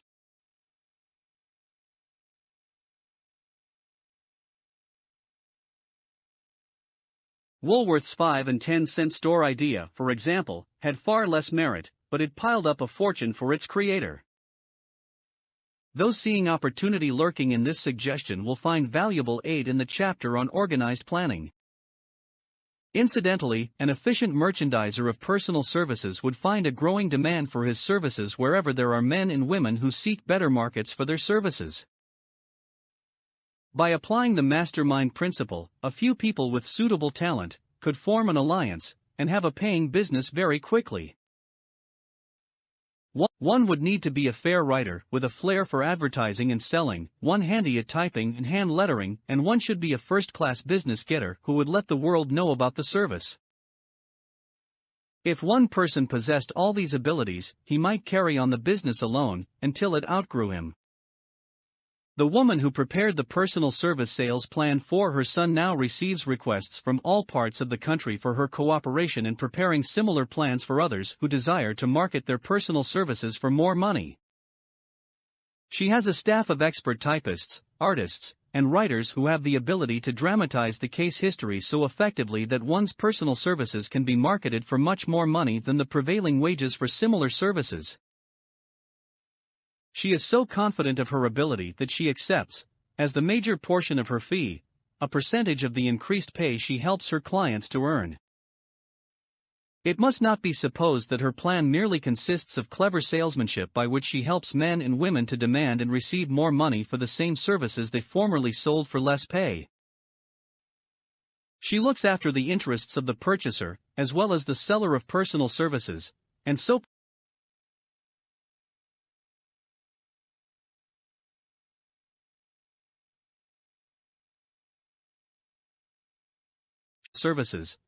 prepares her plans that the employer receives full value for the additional money he pays. The method by which she accomplishes this astonishing result is a professional secret which she discloses to no one excepting her own clients. If you have the imagination and seek a more profitable outlet for your personal services, this suggestion may be the stimulus for which you have been searching. The idea is capable of yielding an income far greater than that of the average doctor, lawyer, or engineer whose education required several years in college. The idea is saleable to those seeking new positions, in practically all positions calling for managerial or executive ability, and those desiring rearrangement of incomes in their present positions. There is no fixed price for sound ideas. Back of all ideas is specialized knowledge. Unfortunately, for those who do not find riches in abundance, specialized knowledge is more abundant and more easily acquired than ideas. Because of this very truth, there is a universal demand and an ever-increasing opportunity for the person capable of helping men and women to sell their personal services advantageously. Capability means imagination, the one quality needed to combine specialized knowledge with ideas, in the form of organized plans designed to yield riches. If you have imagination, this chapter may present you with an idea sufficient to serve as the beginning of the riches you desire. Remember, the idea is the main thing. Specialized knowledge may be found just around the corner, any corner. Chapter 6. Imagination, the workshop of the mind. The fifth step toward riches. The imagination is literally the workshop wherein are fashioned all plans created by man. The impulse, the desire, is given shape, form, and action through the aid of the imaginative faculty of the mind. It has been said that man can create anything which he can imagine. Of all the ages of civilization, this is the most favorable for the development of the imagination, because it is an age of rapid change. On every hand one may contact stimuli which develop the imagination. Through the aid of his imaginative faculty, man has discovered and harnessed more of nature's forces during the past 50 years than during the entire history of the human race, previous to that time. He has conquered the air so completely that the birds are a poor match for him in flying. He has harnessed the ether and made it serve as a means of instantaneous communication with any part of the world. He has analyzed and weighed the sun at a distance of millions of miles, and has determined, through the aid of imagination, the elements of which it consists. He has discovered that his own brain is both a broadcasting and a receiving station for the vibration of thought, and he is beginning now to learn how to make practical use of this discovery. He has increased the speed of locomotion, until he may now travel at a speed of more than 300 miles an hour. The time will soon come when a man may breakfast in New York and lunch in San Francisco. Man's only limitation, within reason, lies in his development and use of his imagination. He has not yet reached the apex of development in the use of his imaginative faculty. He has merely discovered that he has an imagination, and has commenced to use it in a very elementary way. Two forms of imagination. The imaginative faculty functions in two forms. One is known as synthetic imagination, and the other is creative imagination. Synthetic imagination. Through this faculty, one may arrange old concepts, ideas, or plans into new combinations. This faculty creates nothing. It merely works with the material of experience, education, and observation with which it is fed. It is the faculty used most by the inventor, with the exception of the one who draws upon the creative imagination, when he cannot solve his problem through synthetic imagination. Creative imagination. Through the faculty of creative imagination, the finite mind of man has direct communication with infinite intelligence. It is the faculty through which hunches and inspirations are received. It is by this faculty that all basic, or new ideas are handed over to man. It is through this faculty that thought vibrations from the minds of others are received. It is through this faculty that one individual may tune in, or communicate with the subconscious minds of other men. The creative imagination works automatically, in the manner described in subsequent pages. This faculty functions only when the conscious mind is vibrating at an exceedingly rapid rate, as for example, when the conscious mind is stimulated through the emotion of a strong desire. The creative faculty becomes more alert, more receptive to vibrations from the sources mentioned, in proportion to its development through use. This statement is significant. Ponder over it before passing on. Keep in mind as you follow these principles that the entire story of how one may convert desire into money cannot be told in one statement. The story will be complete only when one has mastered, assimilated, and begun to make use of all the principles. The great leaders of business, industry, finance, and the great artists, musicians, poets, and writers became great because they developed the faculty of creative imagination. Both the synthetic and creative faculties of imagination become more alert with use, just as any muscle or organ of the body develops through use. Desire is only a thought, an impulse. It is nebulous and ephemeral. It is abstract and of no value until it has been transformed into its physical counterpart. While the synthetic imagination is the one which will be used most frequently, in the process of transforming the impulse of desire into money, you must keep in mind the fact that you may face circumstances and situations which demand use of the creative imagination as well. Your imaginative faculty may have become weak through inaction. It can be revived and made alert through use. This faculty does not die, though it may become quiescent through lack of use. Center your attention, for the time being, on the development of the synthetic imagination, because this is the faculty which you will use more often in the process of converting desire into money. Transformation of the intangible impulse of desire into the tangible reality of money calls for the use of a plan or plans. These plans must be formed with the aid of the imagination and mainly with the synthetic faculty. Read the entire book through, then come back to this chapter and begin at once to put your imagination to work on the building of a plan, or plans, for the transformation of your desire into money. Detailed instructions for the building of plans have been given in almost every chapter. Carry out the instructions best suited to your needs, reduce your plan to writing, if you have not already done so. The moment you complete this, you will have definitely given concrete form to the intangible desire. Read the preceding sentence once more. Read it aloud, very slowly, and as you do so, remember that the moment you reduce the statement of your desire, and a plan for its realization, to writing, you have actually taken the first of a series of steps, which will enable you to convert the thought into its physical counterpart. The earth on which you live, you, yourself, and every other material thing, are the result of evolutionary change, through which microscopic bits of matter have been organized and arranged in an orderly fashion. Moreover, and this statement is of stupendous importance, this earth, every one of the billions of individual cells of your body, and every atom of matter, began as an intangible form of energy. Desire is thought impulse. Thought impulses are forms of energy. When you begin with the thought impulse, desire, to accumulate money, you are drafting into your service the same stuff that nature used in creating this earth and every material form in the universe, including the body and brain in which the thought impulses function. As far as science has been able to determine, the entire universe consists of but two elements, matter and energy. Through the combination of energy and matter, has been created everything perceptible to man, from the largest star which floats in the heavens, down to, and including man himself. You are now engaged in the task of trying to profit by nature's method. You are, sincerely and earnestly, we hope, trying to adapt yourself to nature's laws, by endeavoring to convert desire into its physical or monetary equivalent. You can do it. It has been done before. You can build a fortune through the aid of laws which are immutable. But first, you must become familiar with these laws and learn to use them. Through repetition, and by approaching the description of these principles from every conceivable angle, the author hopes to reveal to you the secret through which every great fortune has been accumulated.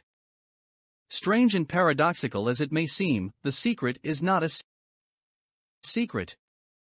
Nature, herself, advertises it in the earth on which we live, the stars, the planets suspended within our view, in the elements above and around us, in every blade of grass, and every form of life within our vision. Nature advertises this secret in the terms of biology, in the conversion of a tiny cell, so small that it may be lost on the point of a pin, into the human being now reading this line.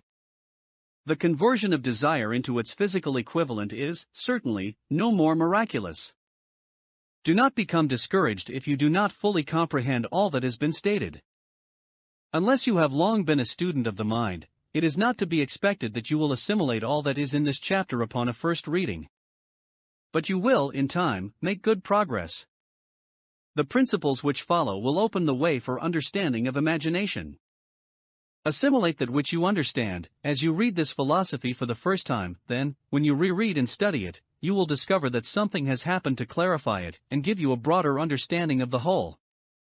Above all, do not stop nor hesitate in your study of these principles until you have read the book at least 3 times, for then, you will not want to stop.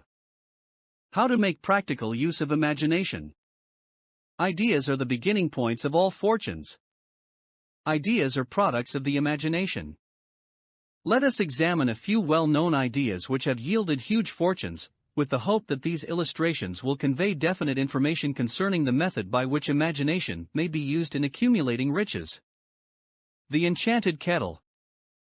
50 years ago, an old country doctor drove to town, hitched his horse, quietly slipped into a drugstore by the back door, and began dickering with the young drug clerk. His mission was destined to yield great wealth to many people. It was destined to bring to the South the most far-flung benefits since the Civil War.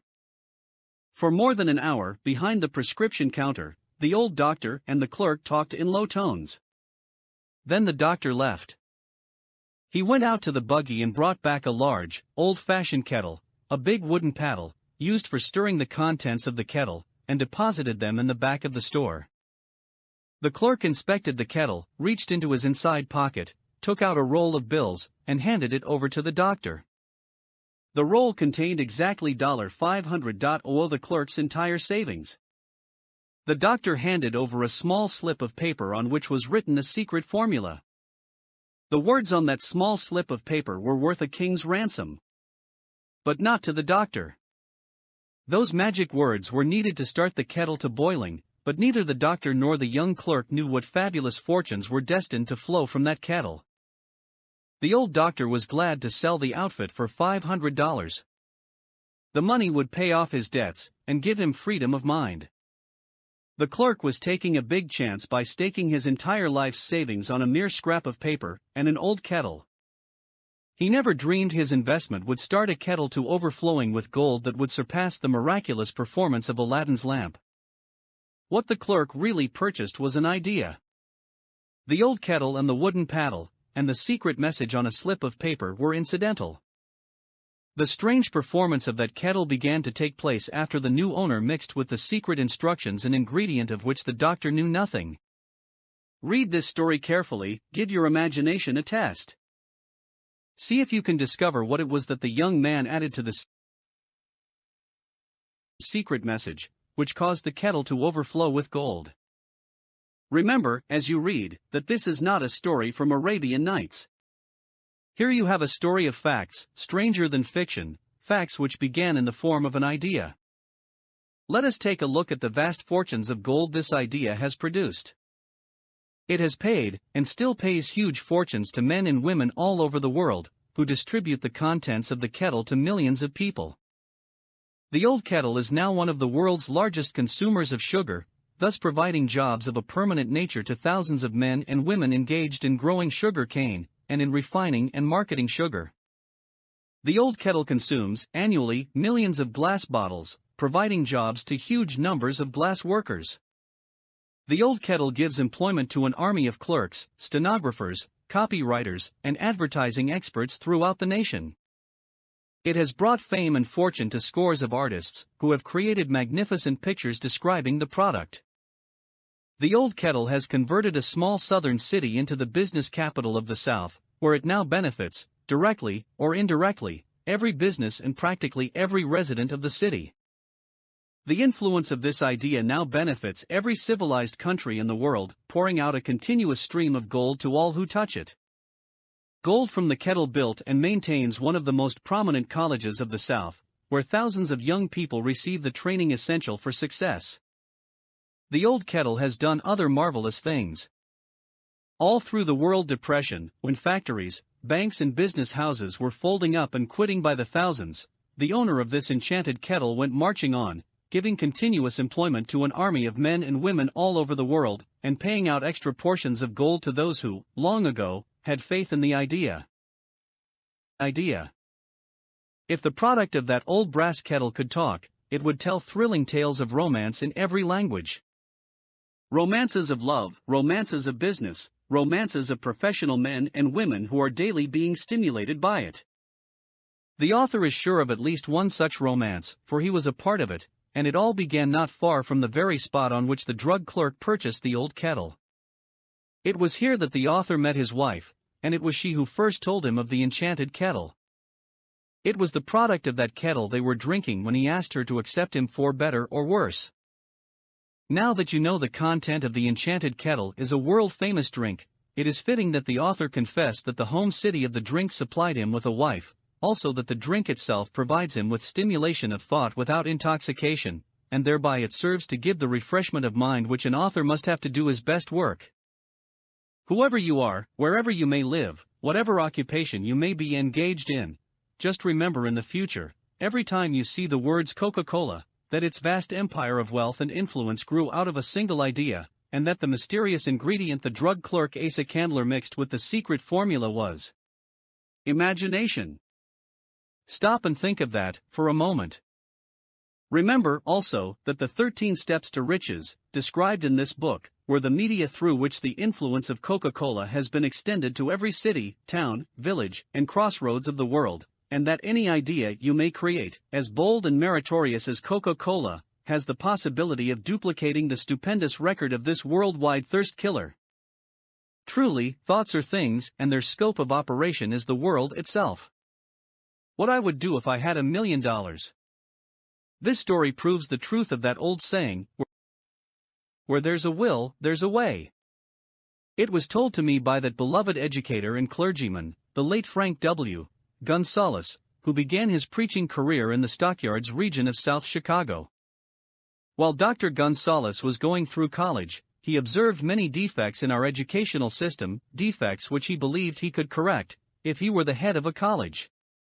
His deepest desire was to become the directing head of an educational institution, in which young men and women would be taught to learn by doing.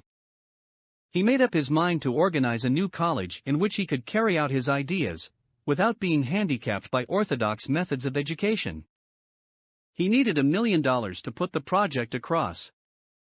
Where was he to lay his hands on so large a sum of money? That was the question that absorbed most of this ambitious young preacher's thought. But he couldn't seem to make any progress. Every night he took that thought to bed with him. He got up with it in the morning. He took it with him everywhere he went. He turned it over and over in his mind until it became a consuming obsession with him. $1 million is a lot of money. He recognized that fact, but he also recognized the truth that the only limitation is that which one sets up in one's own mind. Being a philosopher as well as a preacher, Dr. Gonzalez recognized, as do all who succeed in life, that definiteness of purpose is the starting point from which one must begin. He recognized, too, that definiteness of purpose takes on animation, life, and power when backed by a burning desire to translate that purpose into its material equivalent.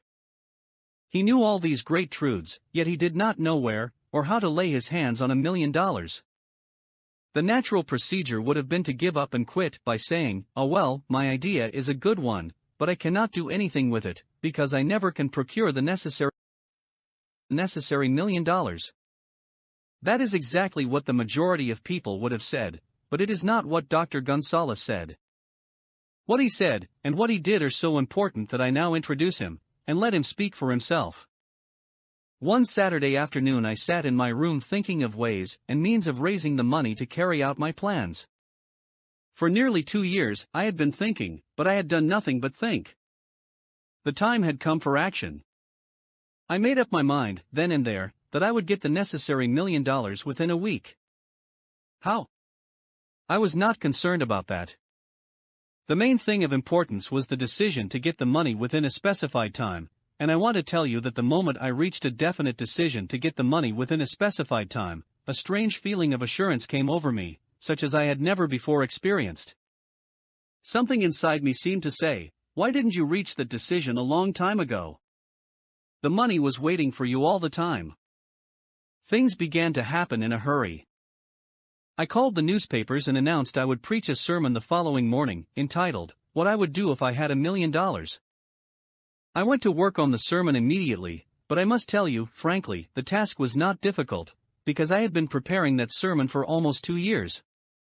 The spirit back of it was a part of me. Long before midnight I had finished writing the sermon. I went to bed and slept with a feeling of confidence, for I could see myself already in possession of the $1 million. Next morning I arose early, went into the bathroom, read the sermon, then knelt on my knees and asked that my sermon might come to the attention of someone who would supply the needed money. While I was praying I again had that feeling of assurance that the money would be forthcoming. In my excitement, I walked out without my sermon, and did not discover the oversight until I was in my pulpit and about ready to begin delivering it. It was too late to go back for my notes, and what a blessing that I couldn't go back.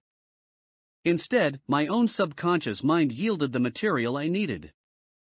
When I arose to begin my sermon, I closed my eyes and spoke with all my heart and soul of my dreams. I not only talked to my audience, but I fancy I talked also to God. I told what I would do with $1 million if that amount were placed in my hands. I described the plan I had in mind for organizing a great educational institution, where young people would learn to do practical things, and at the same time develop their minds. When I had finished and sat down, a man slowly arose from his seat, about 3 rows from the rear, and made his way toward the pulpit. I wondered what he was going to do. He came into the pulpit, extended his hand and said, "Reverend, I liked your sermon. I believe you can do everything you said you would, if you had $1 million. To prove that I believe in you and your sermon, if you will come to my office tomorrow morning, I will give you the $1 million. My name is Philip D. Armour." Young Gonzalez went to Mr. Armour's office, and the $1 million was presented to him. With the money, he founded the Armour Institute of Technology. That is more money than the majority of preachers ever see in an entire lifetime, yet the thought impulse back of the money was created in the young preacher's mind in a fraction of a minute. The necessary $1 million came as a result of an idea. Back of the idea was a desire which young Gonzalez had been nursing in his mind for almost 2 years. Observe this important fact. He got the money within 36 hours after he reached a definite decision in his own mind to get it, and decided upon a definite plan for getting it. There was nothing new or unique about young Gonzalez' vague thinking about $1 million, and weakly hoping for it. Others before him, and many since his time, have had similar thoughts. But there was something very unique and different about the decision he reached on that memorable Saturday, when he put vagueness into the background and definitely said, "I will get that money within a week." God seems to throw himself on the side of the man who knows exactly what he wants, if he is determined to get just that. Moreover, the principle through which Dr. Gonzalez got his $1 million is still alive. It is available to you. This universal law is as workable today as it was when the young preacher made use of it so successfully. This book describes, step by step, the 13 elements of this great law, and suggests how they may be put to use. Observe that Asa Candler and Dr. Frank Gonzalez had one characteristic in common. Both knew the astounding truth that ideas can be transmuted into cash through the power of definite purpose, plus definite plans. If you are one of those who believe that hard work and honesty, alone, will bring riches, perish the thought. It is not true. Riches, when they come in huge quantities, are never the result of hard work.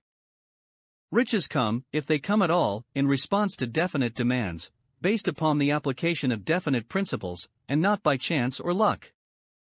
Generally speaking, an idea is an impulse of thought that impels action, by an appeal to the imagination. All master salesmen know that ideas can be sold where merchandise cannot. Ordinary salesmen do not know this, that is why they are ordinary.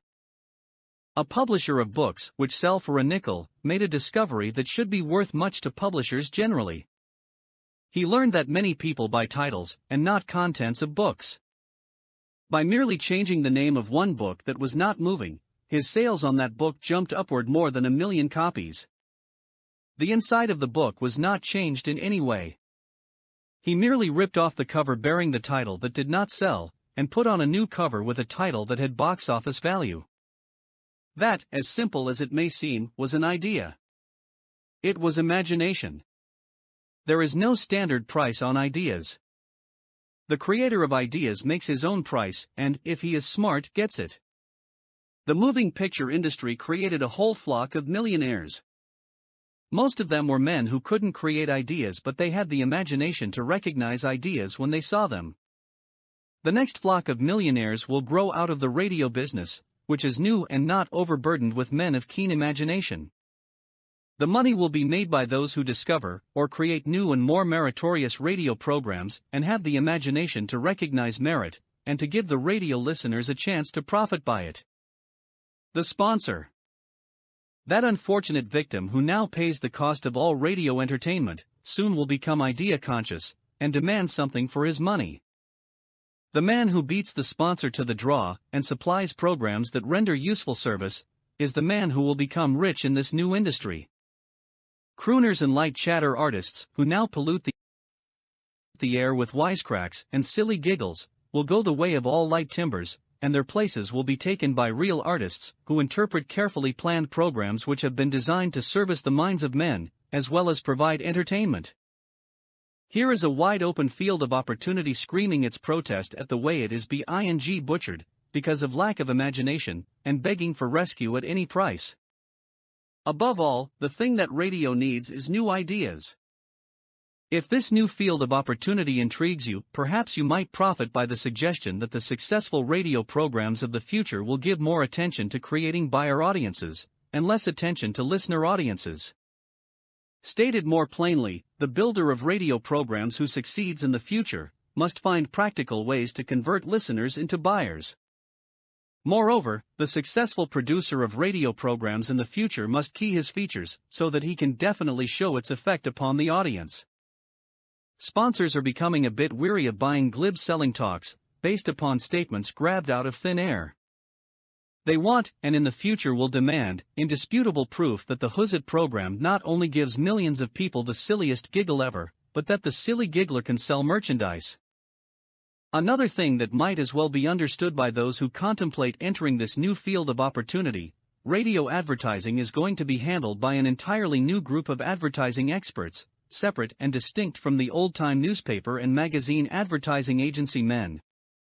The old-timers in the advertising game cannot read the modern radio scripts, because they have been schooled to see ideas. The new radio technique demands men who can interpret ideas from a written manuscript in terms of sound. It costs the author a year of hard labor, and many thousands of dollars to learn this. Radio, right now, is about where the moving pictures were when Mary Pickford and her curls first appeared on the screen. There is plenty of room in radio for those who can produce or recognize ideas. If the foregoing comment on the opportunities of radio has not started your idea factory to work, you had better forget it. Your opportunity is in some other field. If the comment intrigued you in the slightest degree, then go further into it, and you may find the one idea you need to round out your career. Never let it discourage you if you have no experience in radio. Andrew Carnegie knew very little about making steel. I have Carnegie's own word for this, but he made practical use of two of the principles described in this book, and made the steel business yield him a fortune. The story of practically every great fortune starts with the day when a creator of ideas and a seller of ideas got together and worked in harmony. Carnegie surrounded himself with men who could do all that he could not do. Men who created ideas, and men who put ideas into operation, and made himself, and the others fabulously rich. Millions of people go through life hoping for favorable breaks. Perhaps a favorable break can get one an opportunity, but the safest plan is not to depend upon luck. It was a favorable break that gave me the biggest opportunity of my life, but 25 years of determined effort had to be devoted to that opportunity before it became an asset. The break consisted of my good fortune in meeting and gaining the cooperation of Andrew Carnegie. On that occasion, Carnegie planted in my mind the idea of organizing the principles of achievement into a philosophy of success. Thousands of people have profited by the discoveries made in the 25 years of research, and several fortunes have been accumulated through the application of the philosophy. The beginning was simple. It was an idea which anyone might have developed. The favorable break came through Carnegie, but what about the determination, definiteness of purpose, and the desire to attain the goal, and the persistent effort of 25 years? It was no ordinary desire that survived disappointment, discouragement, temporary defeat, criticism, and the constant reminding of waste of time. It was a burning desire. An obsession. When the idea was first planted in my mind by Mr. Carnegie, it was coaxed, nursed, and enticed to remain alive. Gradually, the idea became a giant under its own power, and it coaxed, nursed, and drove me. Ideas are like that. First you give life and action and guidance to ideas, then they take on power of their own and sweep aside all opposition. Ideas are intangible forces, but they have more power than the physical brains that give birth to them. They have the power to live on, after the brain that creates them has returned to dust. For example, take the power of Christianity. That began with a simple idea, born in the brain of Christ. Its chief tenet was, do unto others as you would have others do unto you. Christ has gone back to the source from whence he came, but his idea goes marching on. Someday, it may grow up and come into its own, then it will have fulfilled Christ's deepest desire. The idea has been developing only 2,000 years. Give it time. Success requires no explanations, failure permits no alibis. Chapter 7. Organized planning, the crystallization of desire into action. The sixth step toward riches.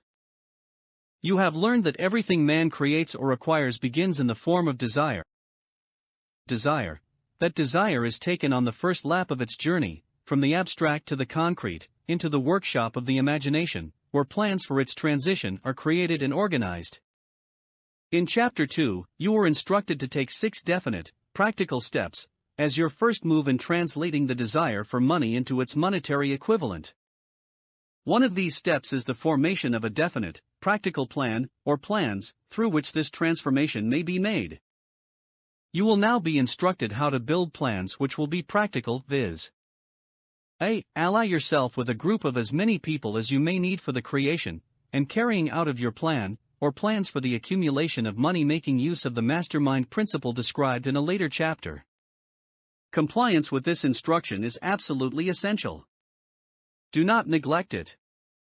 B. Before forming your mastermind alliance, decide what advantages and benefits you may offer the individual members of your group in return for their cooperation. No one will work indefinitely without some form of compensation.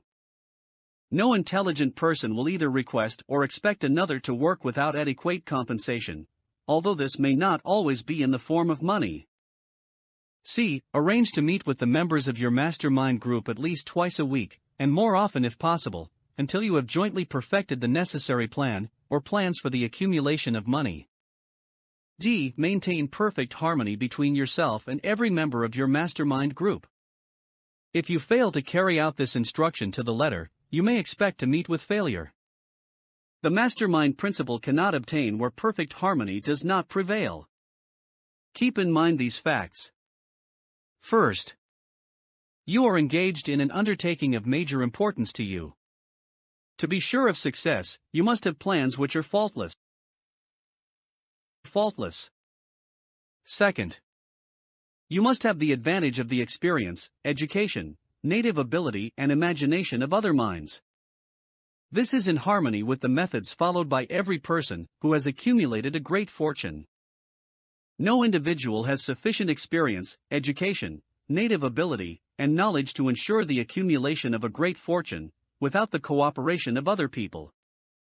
Every plan you adopt, in your endeavor to accumulate wealth, should be the joint creation of yourself and every other member of your mastermind group.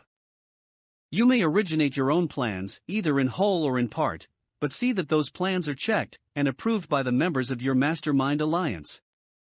If the first plan which you adopt does not work successfully, replace it with a new plan. If this new plan fails to work, replace it, in turn with still another, and so on, until you find a plan which does work. Right here is the point at which the majority of men meet with failure, because of their lack of persistence in creating new plans to take the place of those which fail.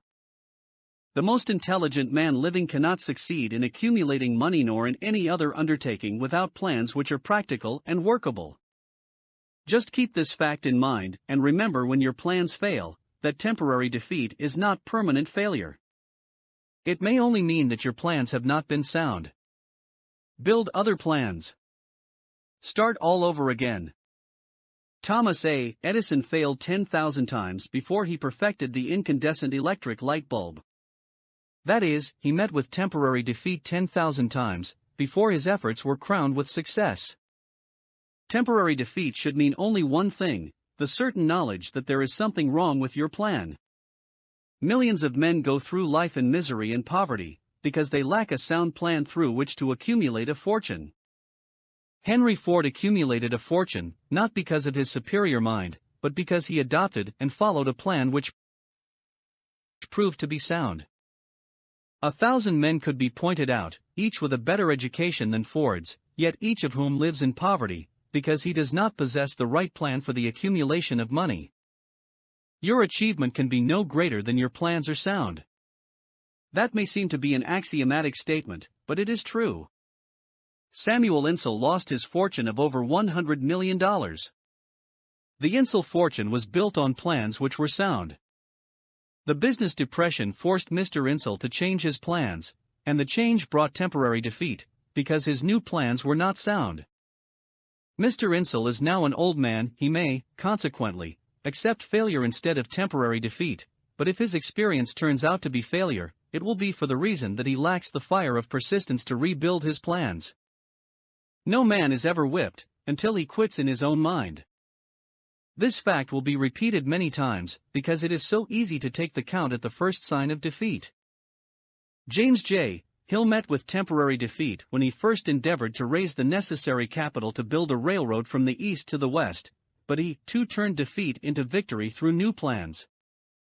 Henry Ford met with temporary defeat, not only at the beginning of his automobile career, but after he had gone far toward the top. He created new plans and went marching on to financial victory. We see men who have accumulated great fortunes, but we often recognize only their triumph, overlooking the temporary defeats which they had to surmount before arriving. No follower of this philosophy can reasonably expect to accumulate a fortune without experiencing temporary defeat. When defeat comes, accept it as a signal that your plans are not sound, rebuild those plans, and set sail once more toward your coveted goal. If you give up before your goal has been reached, you are a quitter. A quitter never wins, and a winner never quits. Lift this sentence out, write it on a piece of paper in letters an inch high, and place it where you will see it every night before you go to sleep, and every morning before you go to work.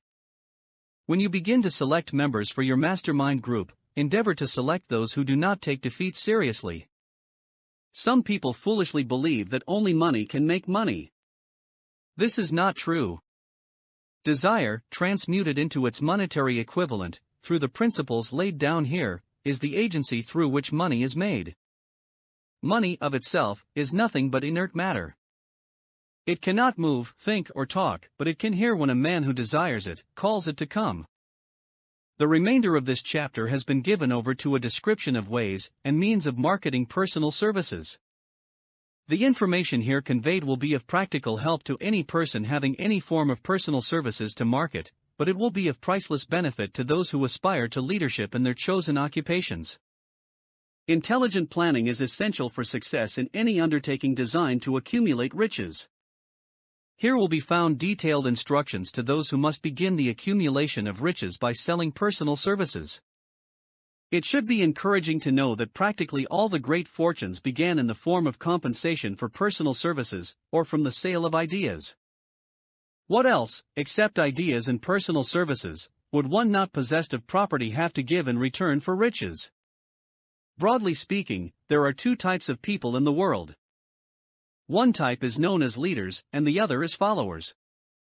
Decide at the outset whether you intend to become a leader in your chosen calling, or remain a follower.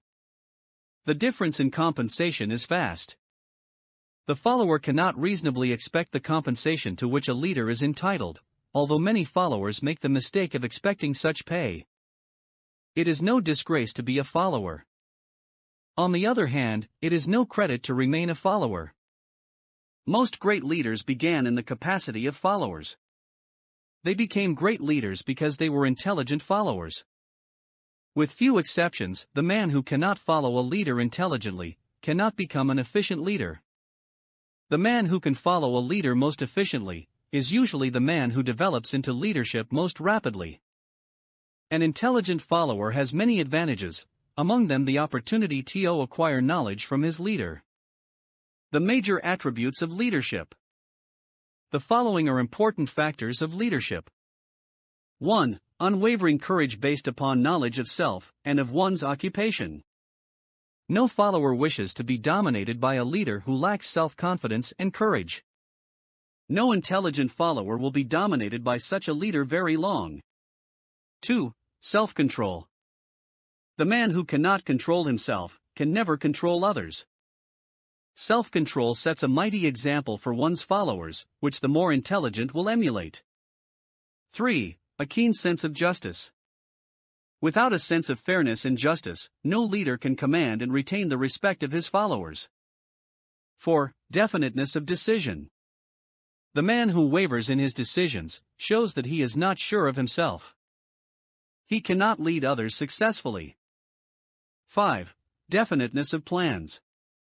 The successful leader must plan his work and work his plan. A leader who moves by guesswork without practical, definite plans is comparable to a ship without a rudder. Sooner or later he will land on the rocks. 6. The habit of doing more than paid for. One of the penalties of leadership is the necessity of willingness, upon the part of the leader, to do more than he requires of his followers. 7. A pleasing personality. No slovenly, careless person can become a successful leader. Leadership calls for respect. Followers will not respect a leader who does not grade high on all of the factors of a pleasing personality. 8. Sympathy and understanding. The successful leader must be in sympathy with his followers. Moreover, he must understand them and their problems. 9. Mastery of detail. Successful leadership calls for mastery of details of the leader's position. 10. Willingness to assume full responsibility. The successful leader must be willing to assume responsibility for the mistakes and the shortcomings of his followers.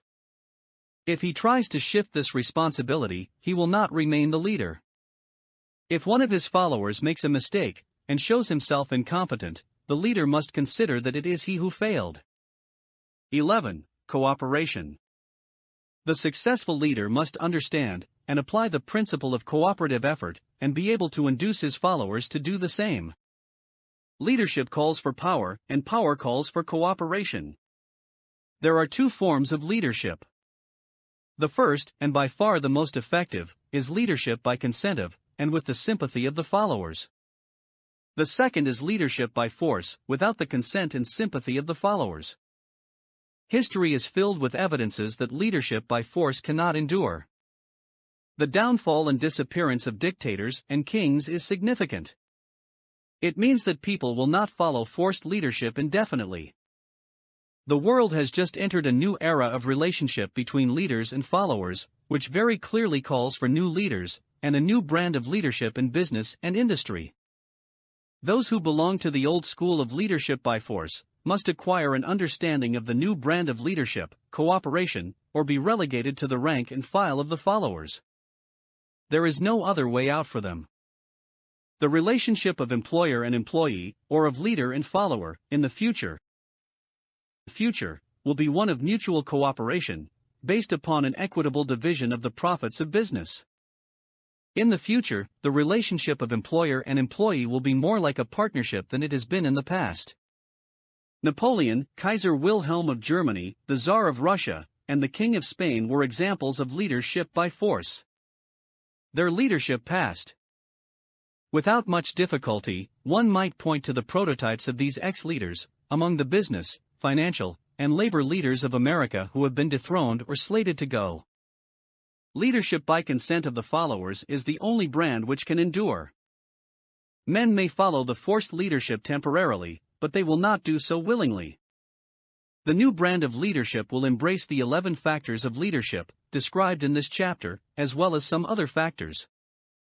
The man who makes these the basis of his leadership will find abundant opportunity to lead in any walk of life.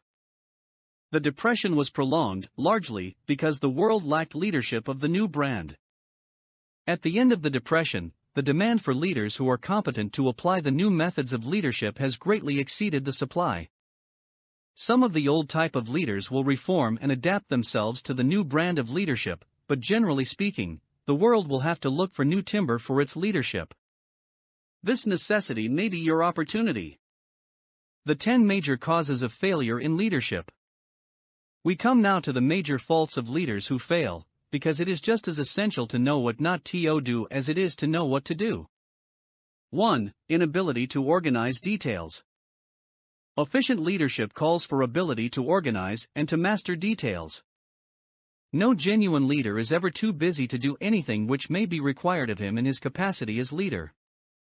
When a man, whether he is a leader or follower, admits that he is too busy to change his plans, or to give attention to any emergency,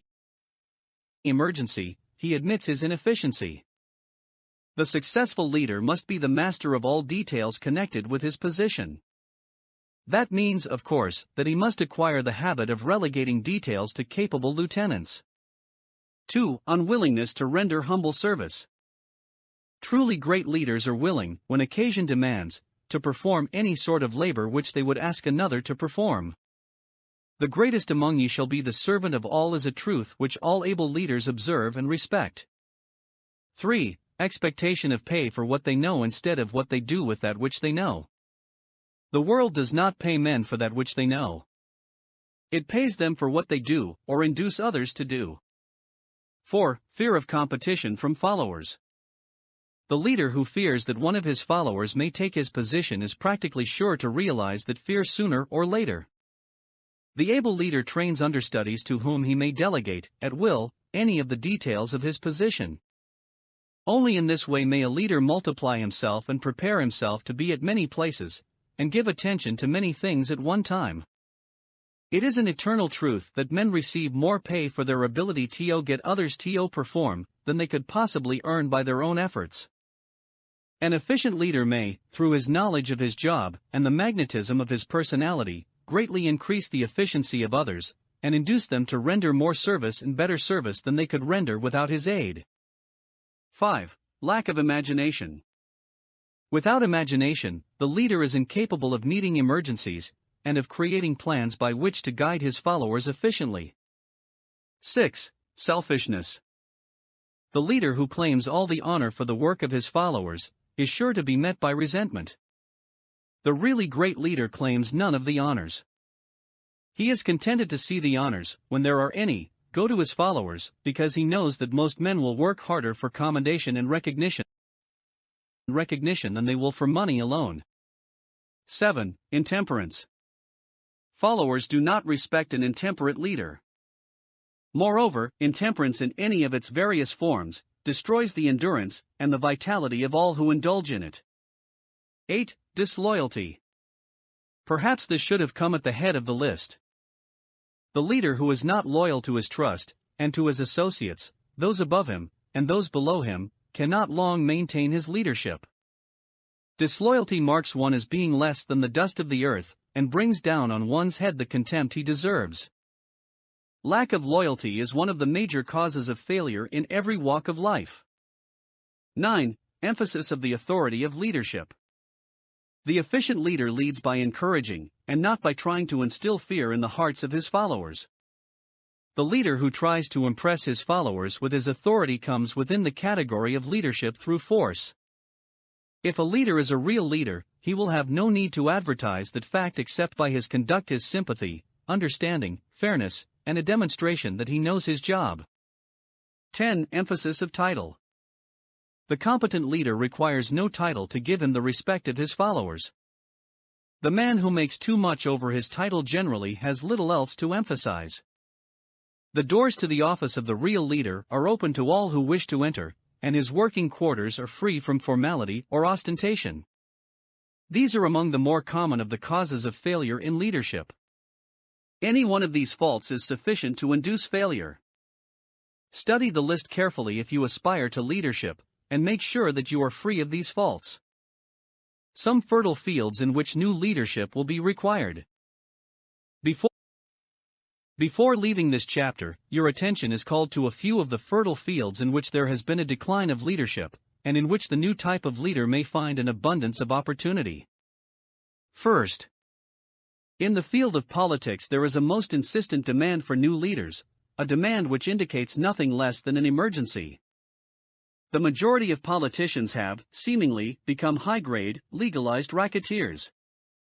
They have increased taxes and debauched the machinery of industry and business until the people can no longer stand the burden. Second, the banking business is undergoing a reform. The leaders in this field have almost entirely lost the confidence of the public. Already the bankers have sensed the need of reform, and they have begun it. Third, industry calls for new leaders. The old type of leaders thought and moved in terms of dividends, instead of thinking and moving in terms of human equations. The future leader in industry, to endure, must regard himself as a quasi-public official whose duty it is to manage his trust in such a way that it will work hardship on no individual, or group of individuals. Exploitation of working men is a thing of the past. Let the man who aspires to leadership in the field of business, industry, and labor remember this. Fourth, the religious leader of the future will be forced to give more attention to the temporal needs of his followers, in the solution of their economic and personal problems of the present, and less attention to the dead past, and the yet unborn future. Fifth, in the professions of law, medicine, and education, a new brand of leadership, and to some extent, new leaders will become a necessity. This is especially true in the field of education.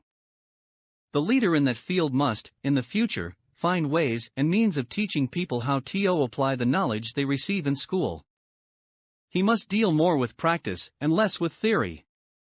Sixth, new leaders will be required in the field of journalism.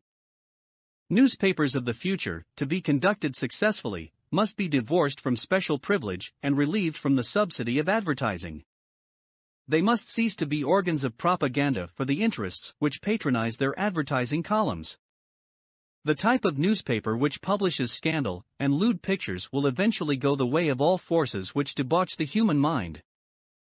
These are but a few of the fields in which opportunities for new leaders and a new brand of leadership are now available. The world is undergoing a rapid change.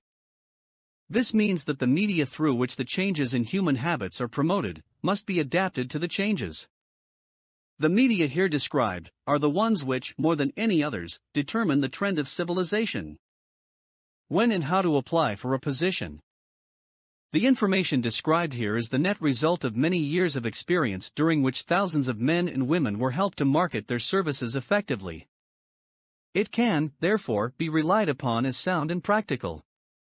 Media through which services may be marketed. Experience has proved that the following media offer the most direct and effective methods of bringing the buyer and seller of personal services together.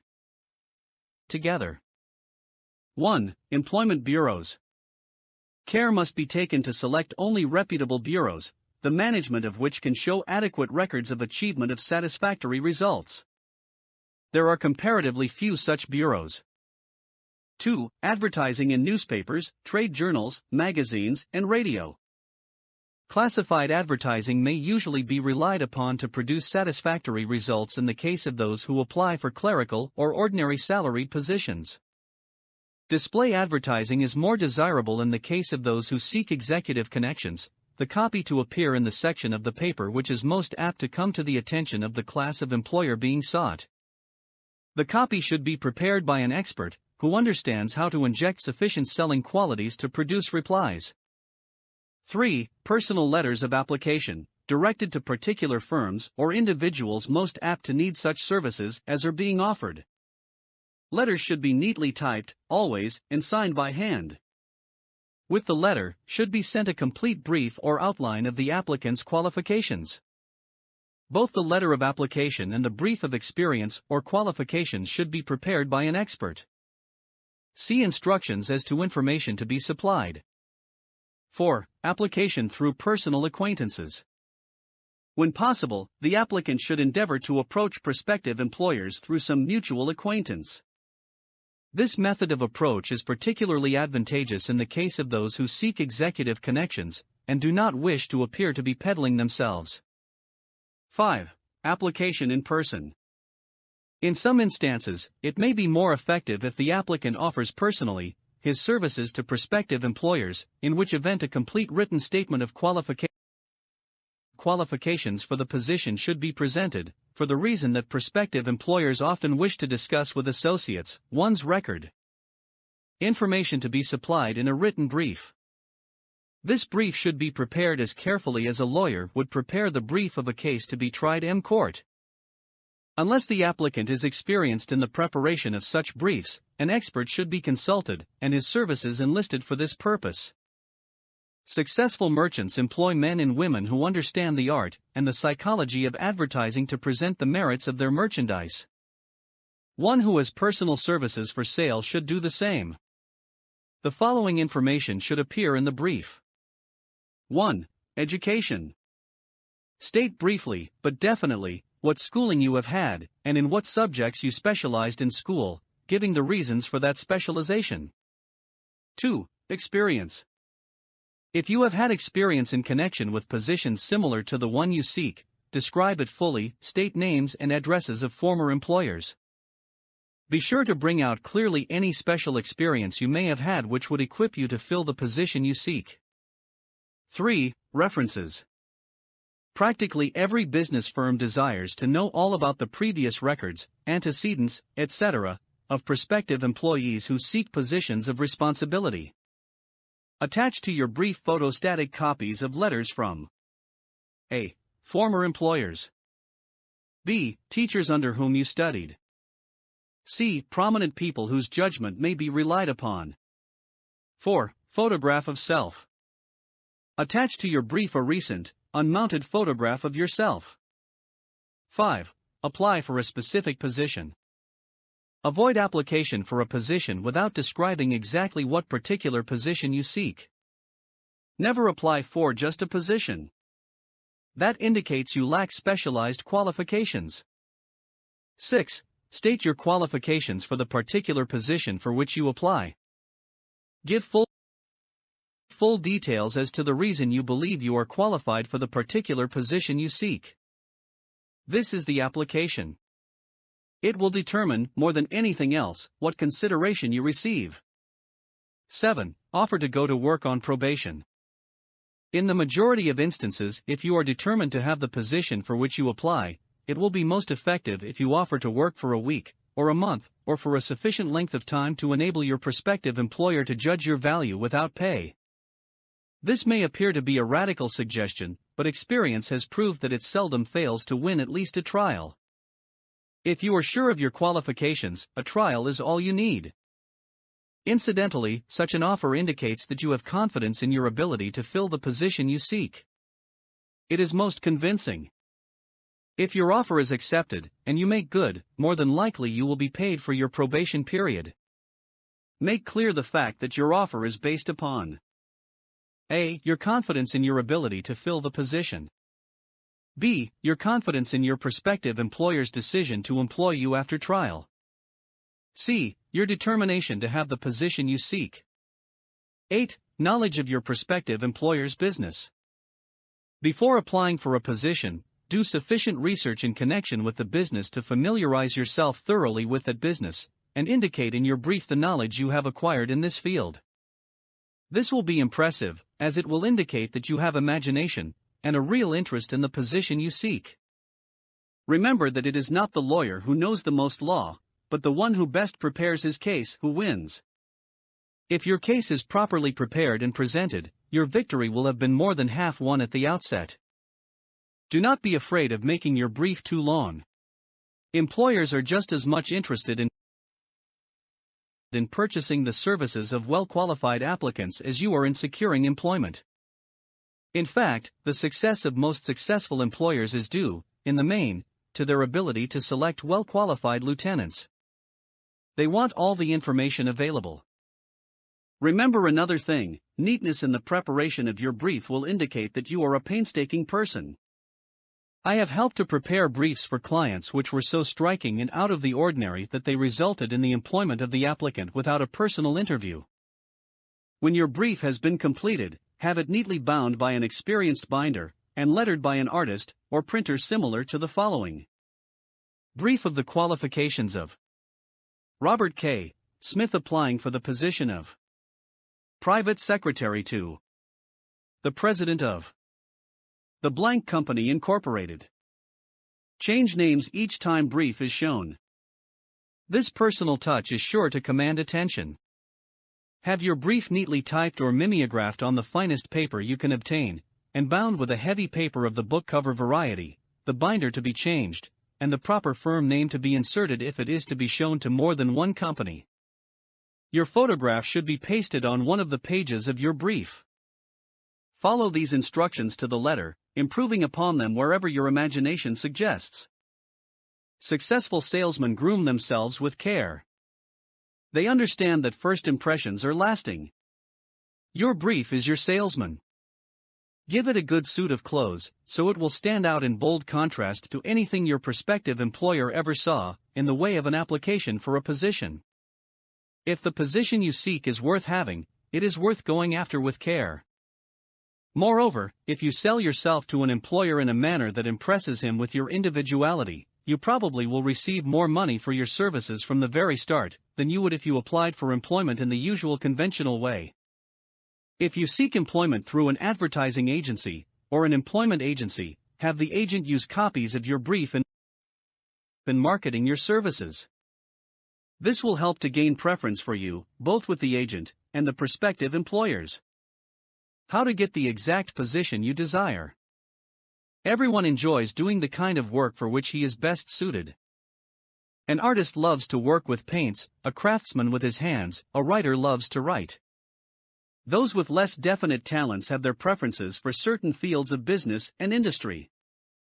If America does anything well, it offers a full range of occupations, tilling the soil, manufacturing, marketing, and the professions. First, decide exactly what kind of a job you want. If the job doesn't already exist, perhaps you can create it. Second, choose the company or individual for whom you wish to work. Third, study your prospective employer as to policies, personnel, and chances of advancement.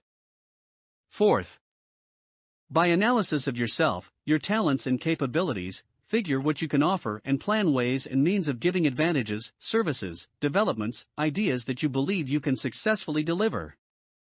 Fifth, forget about a job. Forget whether or not there is an opening.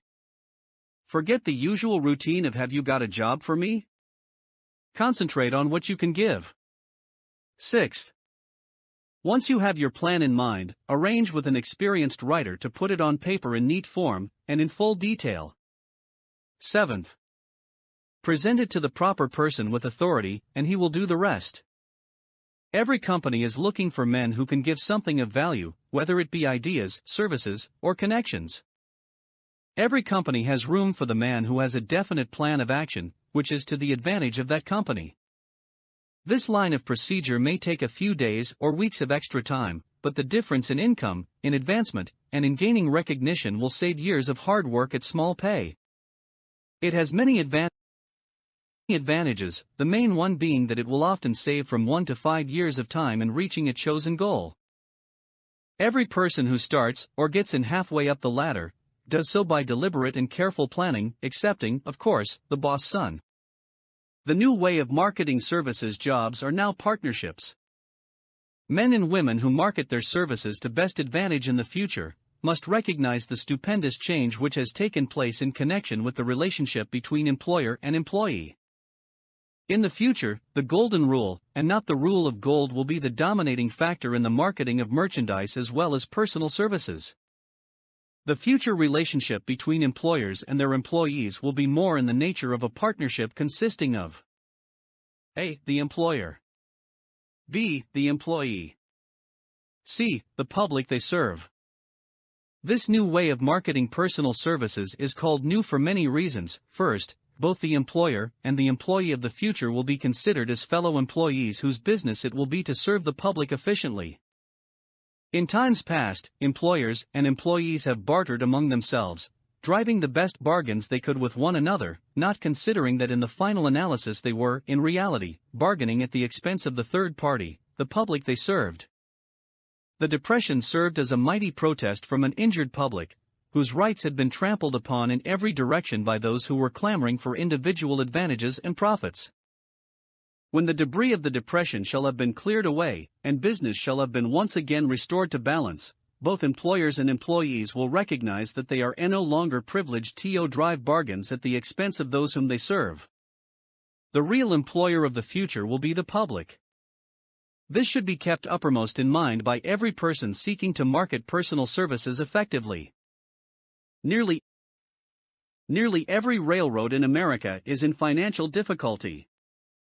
Who does not remember the day when, if a citizen inquired at the ticket office the time of departure of a train, he was abruptly referred to the bulletin board instead of being politely given the information? The streetcar companies have experienced a change of times also. There was a time not so very long ago when streetcar conductors took pride in giving argument to passengers.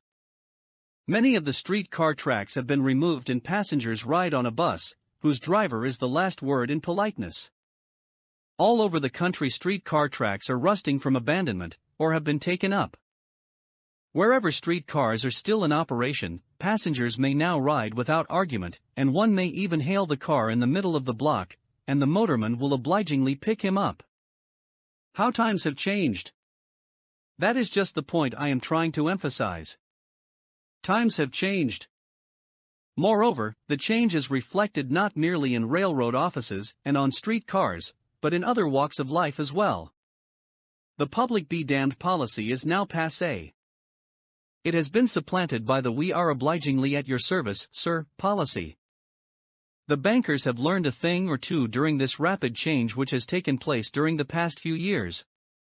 Impoliteness on the part of a bank official or bank employee today is as rare as it was conspicuous a dozen years ago.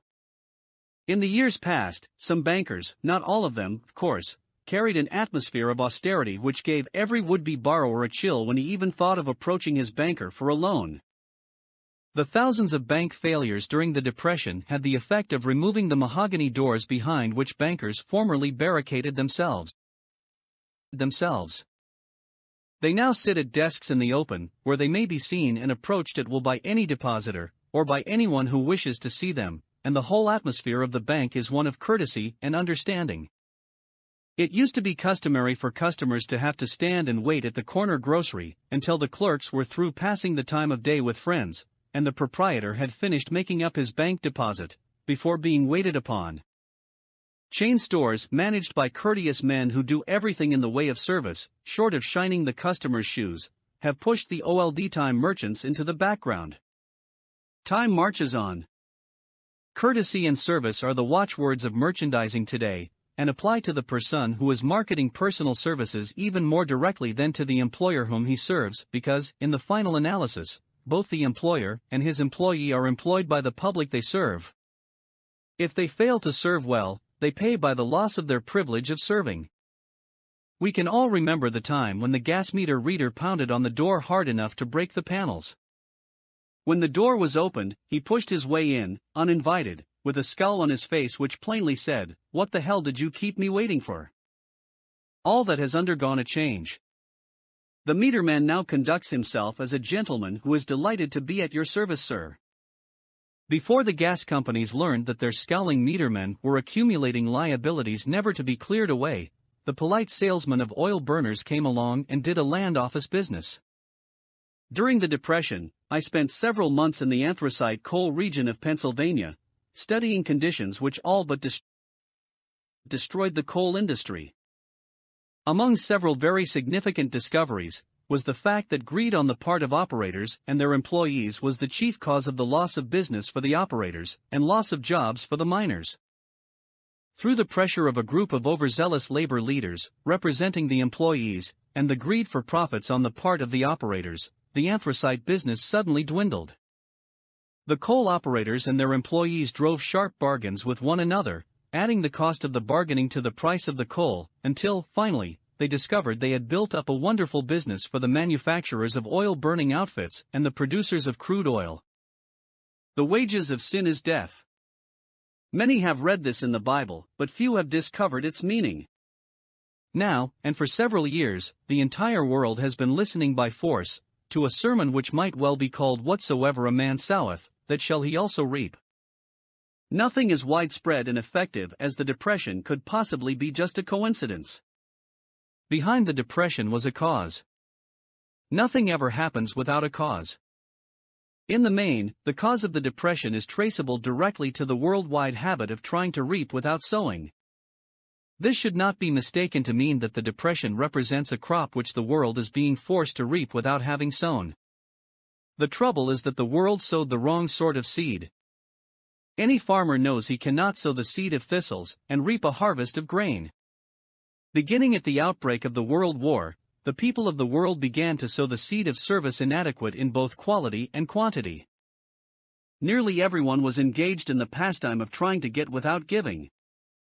These illustrations are brought to the attention of those who have personal services to market, to show that we are where we are, and what we are, because of our own conduct. If there is a principle of cause and effect, which controls business, finance, and transportation, this same principle controls individuals and determines their economic status. What is your QQS rating? The causes of success in marketing services effectively and permanently have been clearly described. Unless those causes are studied, analyzed, understood, and applied, no man can market his services effectively and permanently. Every person must be his own salesman of personal services.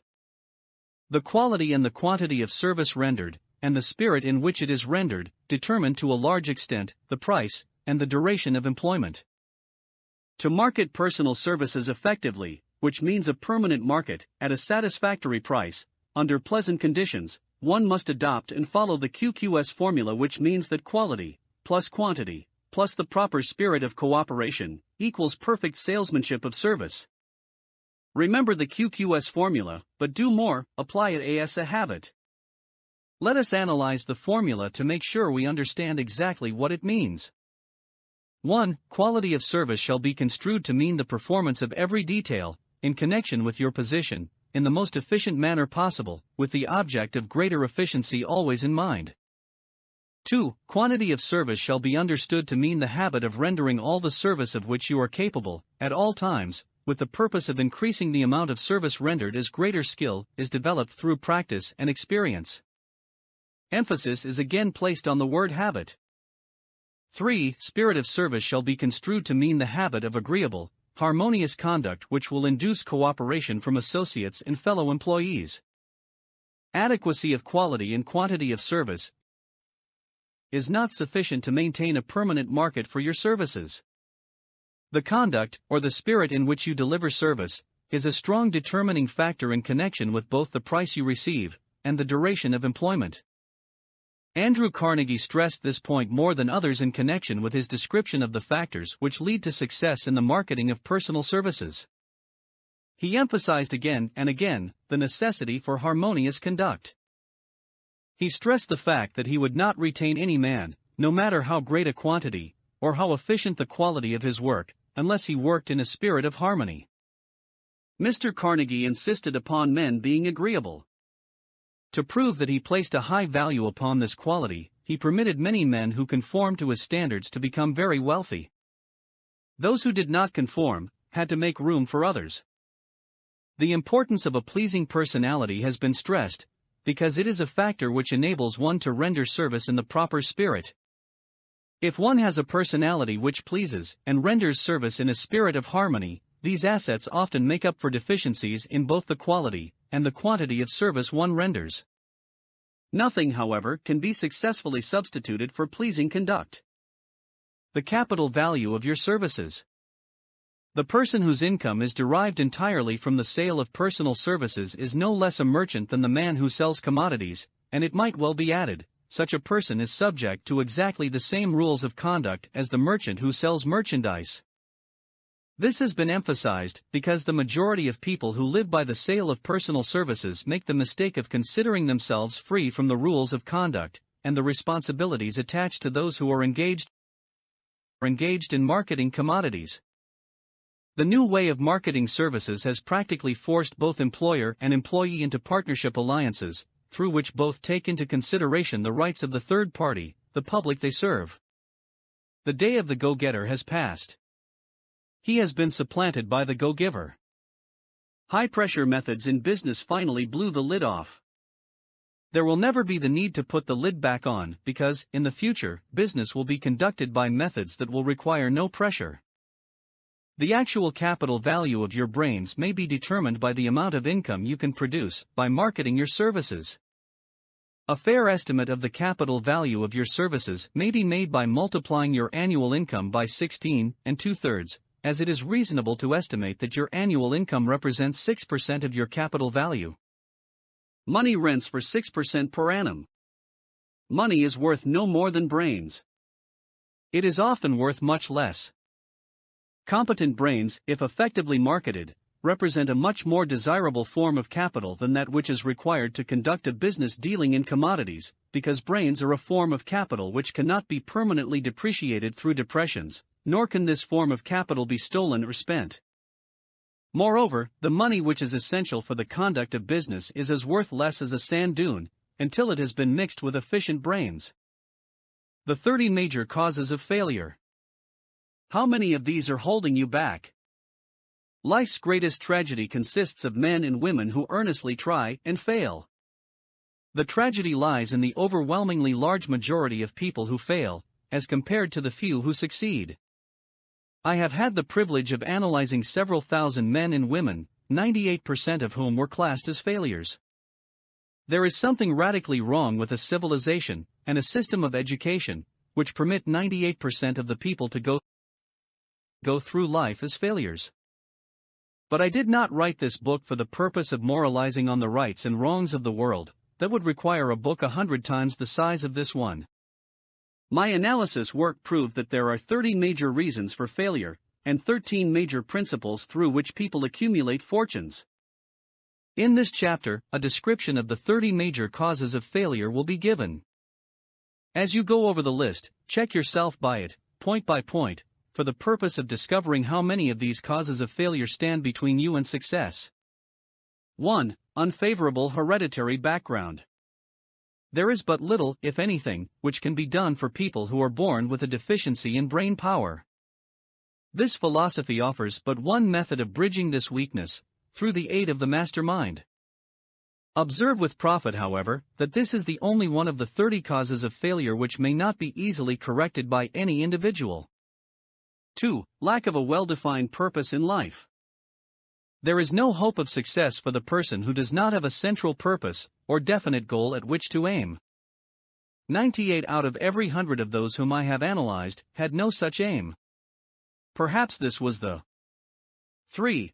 Lack of ambition to aim above mediocrity. We offer no hope for the person who is so indifferent as not to want to get ahead in life, and who is not willing to pay the price.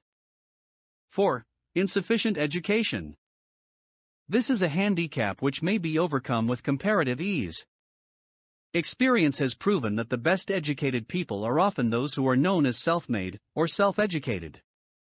It takes more than a college degree to make one a person of education. Any person who is educated is one who has learned to get whatever he wants in life without violating the rights of others. Education consists not so much of knowledge, but of knowledge effectively and persistently applied. Men are paid not merely for what they know, but more particularly for what they do with that which they know. 5. Lack of self-discipline. Discipline comes through self-control. This means that one must control all negative qualities. Before you can control conditions, you must first control yourself. Self-mastery is the hardest job you will ever tackle. If you do not conquer self, you will be conquered by self. You may see at one and the same time both your best friend and your greatest enemy, by stepping in front of a mirror. 6. Ill health. No person may enjoy outstanding success without good health. Many of the causes of ill health are subject to mastery and control. These in the main are: A. Overeating of foods not conducive to health. B. Wrong habits of thought, giving expression to negatives. C. Wrong use of and overindulgence in sex. D. Lack of proper physical exercise. E. An inadequate supply of fresh air, due to improper breathing. 7. Unfavorable environmental influences during childhood. As the twig is bent, so shall the tree grow. Most people who have criminal tendencies acquire them as the result of bad environment and improper associates during childhood. 8. Procrastination. This is one of the most common causes of failure. Old man procrastination stands within the shadow of every human being, waiting his opportunity to spoil one's chances of success. Most of us go through life as failures because we are waiting for the time to be right to start doing something worthwhile. Do not wait. The time will never be just right. Start where you stand and work with whatever tools you may have at your command, and better tools will be found as you go along. 9. Lack of persistence. Most of us are good starters but poor finishers of everything we begin. Moreover, people are prone to give up at the first signs of defeat. There is no substitute for persistence. The person who makes persistence his watchword discovers that old man failure finally becomes tired and makes his departure. Failure cannot cope with persistence. 10. Negative personality. There is no hope of success for the person who repels people through a negative personality. Success comes through the application of power, and power is attained through the cooperative efforts of other people. A negative personality will not induce cooperation. 11. Lack of controlled sexual urge. Sex energy is the most powerful of all the stimuli which move people into action. Because it is the most powerful of the emotions, it must be controlled, through transmutation, and converted into other channels. 12. Uncontrolled desire for something for nothing. The gambling instinct drives millions of people to failure. Evidence of this may be found in a study of the Wall Street crash of '29, during which millions of people tried to make money by gambling on stock margins. 13. Lack of a well-defined power of decision. Men who succeed reach decisions promptly and change them, if at all, very slowly. Men who fail reach decisions, if at all, very slowly, and change them frequently and quickly. Indecision and procrastination are twin brothers. Where one is found, the other may usually be found also. Kill off this pair before they completely hogtie you to the treadmill of failure. 14. One or more of the 6 basic fears. These fears have been analyzed for you in a later chapter. They must be mastered before you can market your services effectively. 15. Wrong selection of a mate in marriage. This is a most common cause of failure. The relationship of marriage brings people intimately into contact. Unless this relationship is harmonious, failure is likely to follow. Moreover, it will be a form of failure that is marked by misery and unhappiness, destroying all signs of ambition. 16. Overcaution. The person who takes no chances generally has to take whatever is left when others are through choosing. Overcaution is as bad as undercaution. Both are extremes to be guarded against. Life itself is filled with the element of chance. 17. Wrong selection of associates in business. This is one of the most common causes of failure in business. In marketing personal services, one should use great care to select an employer who will be an inspiration and who is, himself, intelligent and successful. We emulate those with whom we associate most closely. Pick an employer who is worth emulating. 18. Superstition and prejudice. Superstition is a form of fear. It is also a sign of ignorance. Men who succeed keep open minds and are afraid of nothing. 19. Wrong selection of a vocation. No man can succeed in a line of endeavor which he does not like. The most essential step in the marketing of personal services is that of selecting an occupation into which you can throw yourself wholeheartedly. 20. Lack of concentration of effort. The jack of all trades seldom is good at any. Concentrate all of your efforts on one definite chief aim. 21. The habit of indiscriminate spending. The spendthrift cannot succeed, mainly because he stands eternally in fear of poverty. Form the habit of systematic saving by putting aside a definite percentage of your income. Money in the bank gives one a very safe foundation of courage when bargaining for the sale of personal services. Without money, one must take what one is offered and be glad to get it. 22. Lack of enthusiasm. Without enthusiasm, one cannot be convincing. Moreover, enthusiasm is contagious, and the person who has it, under control, is generally welcome in any group of people. 23. Intolerance. The person with a closed mind on any subject seldom gets ahead. Intolerance means that one has stopped acquiring knowledge. The most damaging forms of intolerance are those connected with religious, racial, and political differences of opinion. 24. Intemperance. The most damaging forms of intemperance are connected with eating, strong drink, and sexual activities. Overindulgence in any of these is fatal to success. 25. Inability to cooperate with others. More people lose their positions and their big opportunities in life because of this fault than for all other reasons combined. It is a fault which no well-informed businessman or leader will tolerate. 26. Possession of power that was not acquired through self-effort. Sons and daughters of wealthy men and others who inherit money which they did not earn. Power in the hands of one who did not acquire it gradually is often fatal to success. Quick riches are more dangerous than poverty.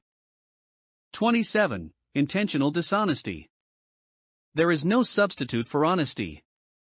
One may be temporarily dishonest by force of circumstances over which one has no control, without permanent damage. But there is no hope for the person who is dishonest by choice. Sooner or later, his deeds will catch up with him, and he will pay by loss of reputation, and perhaps even loss of liberty. 28. Egotism and vanity. These qualities serve as red lights which warn others to keep away. They are fatal to success. 29. Guessing instead of thinking. Most people are too indifferent or lazy to acquire facts with which to think accurately. They prefer to act on opinions created by guesswork or snap judgments. 30. Lack of capital.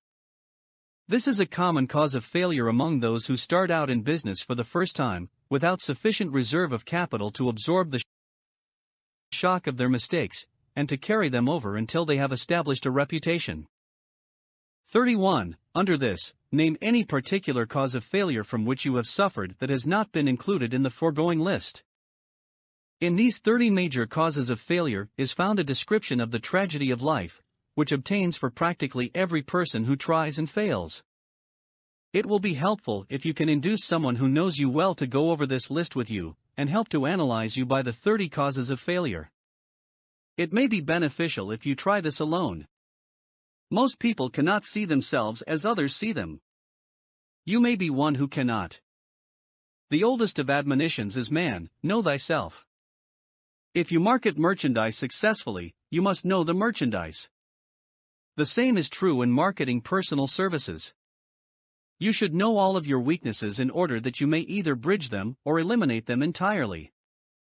You should know your strength in order that you may call attention to it when selling your services. You can know yourself only through accurate analysis. The folly of ignorance in connection with self was displayed by a young man who applied to the manager of a well-known business for a position. He made a very good impression until the manager asked him what salary he expected. He replied that he had no fixed sum in mind, lack of a definite aim. The manager then said, "We will pay you all you are worth, alter we try you out for a week." "I will not accept it," the applicant replied, "because I am getting more than that where I am now employed."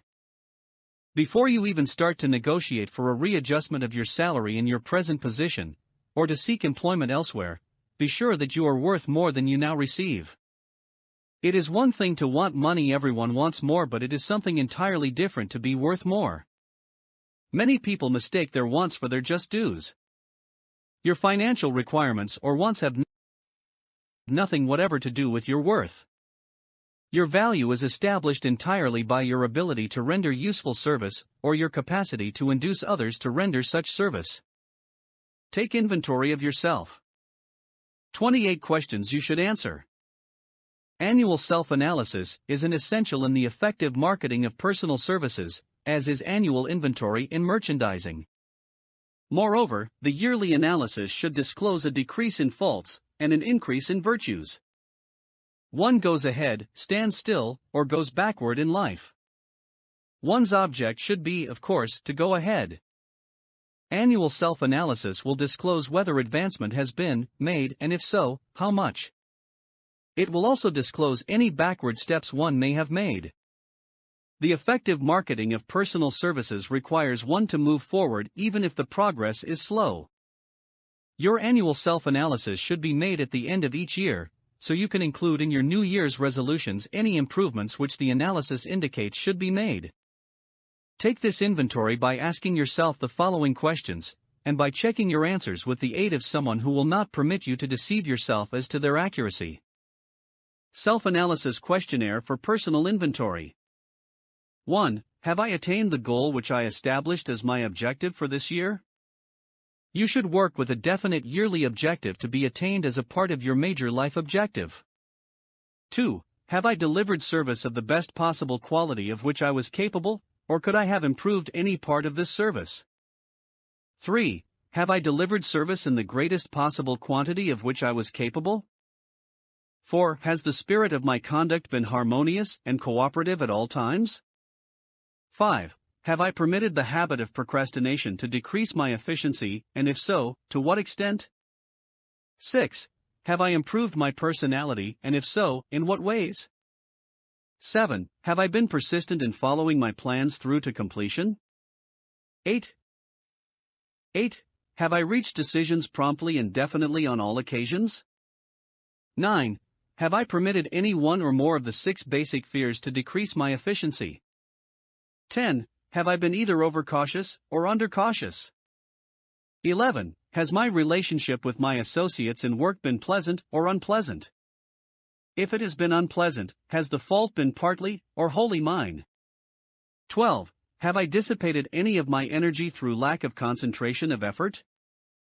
13. Have I been open-minded and tolerant in connection with all subjects?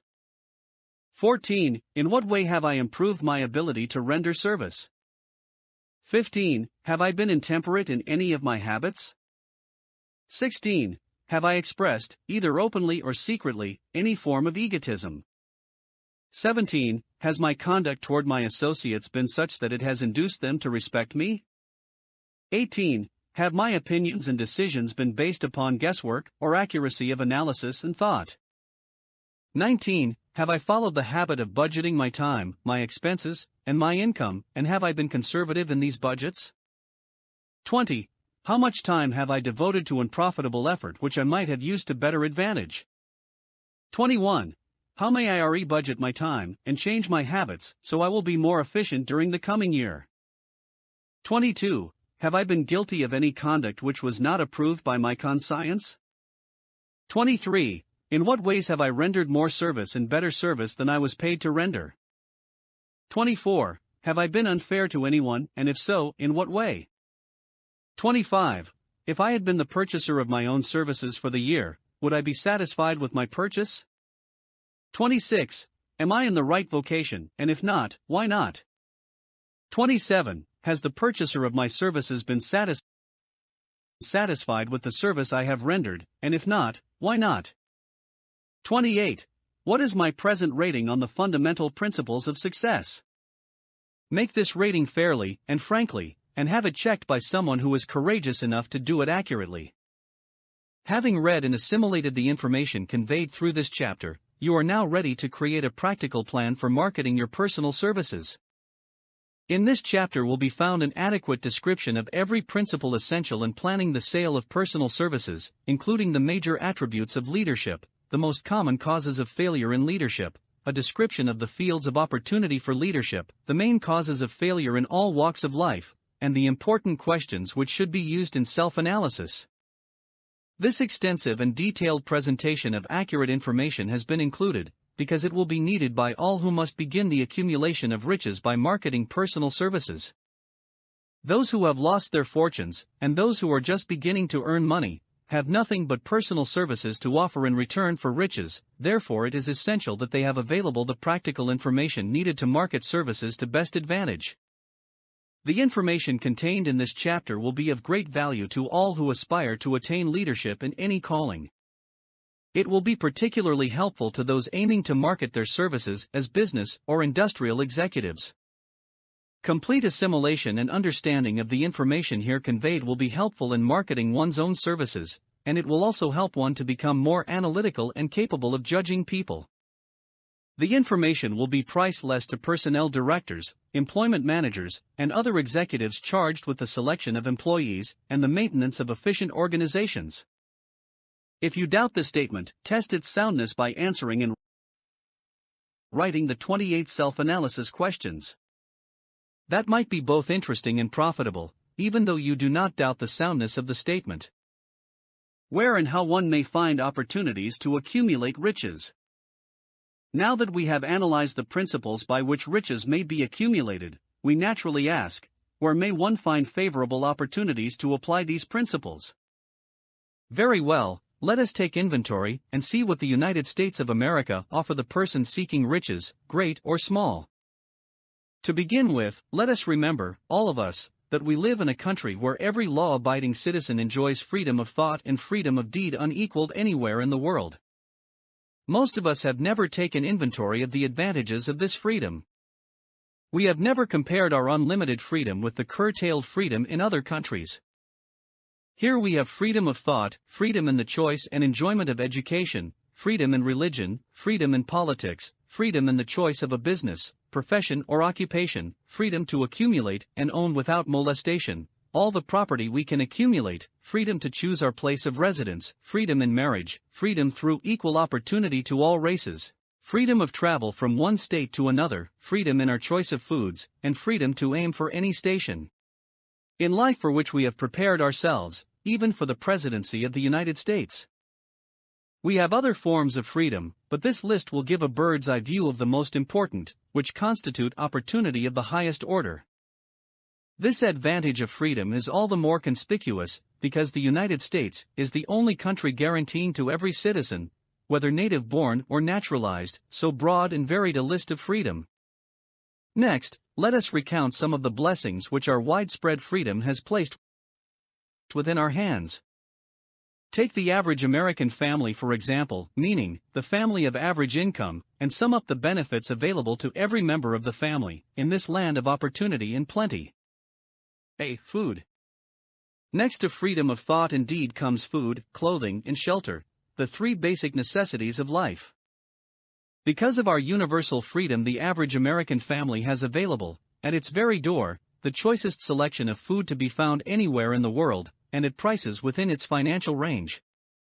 A family of two, living in the heart of Times Square district of New York City, far removed from the source of production of foods, took careful inventory of the cost of a simple breakfast, with this astonishing result. Articles of food. Cost at the breakfast table. Grapefruit juice, from Florida, 02. Rippled wheat breakfast food, Kansas Farm. 02. Tea from China, 02. Bananas from South America, 02. Toasted bread from Kansas Farm, 01. Fresh country eggs from Utah, 07. Sugar from Cuba or Utah, 02. Butter and cream from New England, 03. Grand total, 20. It is not very difficult to obtain food in a country where two people can have breakfast consisting of all they want or need for a dime apiece. Observe that this simple breakfast was gathered by some strange form of magic from China, South America, Utah, Kansas and the New England states and delivered on the breakfast table, ready for consumption in the very heart of the most crowded city in America, at a cost well within the means of the most humble laborer. The cost included all federal, state and city taxes. Here is a fact the politicians did not mention when they were crying out to the voters to throw their opponents out of office because the people were being taxed to death. B. Shelter. This family lives in a comfortable apartment, heated by steam, lighted with electricity, with gas for cooking, all for $65 a month. In a smaller city, or a more sparsely settled part of New York City, the same apartment could be had for as low as $20 a month. The toast they had for breakfast in the food estimate was toasted on an electric toaster, which cost but a few dollars. The apartment is cleaned with a vacuum sweeper that is run by electricity. Hot and cold water is available at all times in the kitchen and the bathroom. The food is kept cool in a refrigerator that is run by electricity. The wife curls her hair, washes her clothes and irons them with easily operated electrical equipment, on power obtained by sticking a plug in the wall. The husband shaves with an electric shaver, and they receive entertainment from all over the world, 24 hours a day, if they want it, without cost, by merely turning the dial of their radio. There are other conveniences in this apartment, but the foregoing list will give a fair idea of some of the concrete evidences of the freedom we, of America, enjoy. And this is neither political nor economic propaganda. C. Clothing. Anywhere in the United States, the woman of average clothing requirements can dress very comfortably and neatly for less than $200 a year, and the average man can dress for the same or less. Only the three basic necessities of food, clothing, and shelter have been mentioned. The average American citizen has other privileges and advantages available in return for modest effort, not exceeding 8 hours per day of labor. Among these is the privilege of automobile transportation, with which one can go and come at will, at very small cost. The average American has security of property rights not found in any other country in the world. He can place his surplus money in a bank with the assurance that his government will protect it, and make good to him if the bank fails. If an American citizen wants to travel from one state to another, he needs no passport, no one's permission. He may go when he pleases and return at will. Moreover, he may travel by train, private automobile, bus, airplane, or ship, as his pocketbook permits. In Germany, Russia, Italy, and most of the other European and Oriental countries, the people cannot travel with so much freedom, and at so little cost. The miracle that has provided these blessings. We often hear politicians proclaiming the freedom of America, when they solicit votes, but seldom do they take the time or devote sufficient effort to the analysis of the source or nature of this freedom. Having no axe to grind, no grudge to express, no ulterior motives to be carried out, I have the privilege of going into a frank analysis of that mysterious, abstract, greatly misunderstood something which gives to every citizen of America more blessings, more opportunities to accumulate wealth, more freedom of every nature, than may be found in any other country. I have the right to analyze the source and nature of this unseen power, because I know, and have known for more than a quarter of a century, many of the men who organized that power, and many who are now responsible for its maintenance. The name of this mysterious benefactor of mankind is capital. Capital consists not alone of money, but more particularly of highly organized, intelligent groups of men who plan ways and means of using money efficiently for the good of the public and profitably to themselves. These groups consist of scientists, educators, chemists, inventors, business analysts, publicity men, transportation experts, accountants, lawyers, doctors, and both men and women who have highly specialized knowledge in all fields of industry and business. They pioneer, experiment, and blaze trails in new fields of endeavor.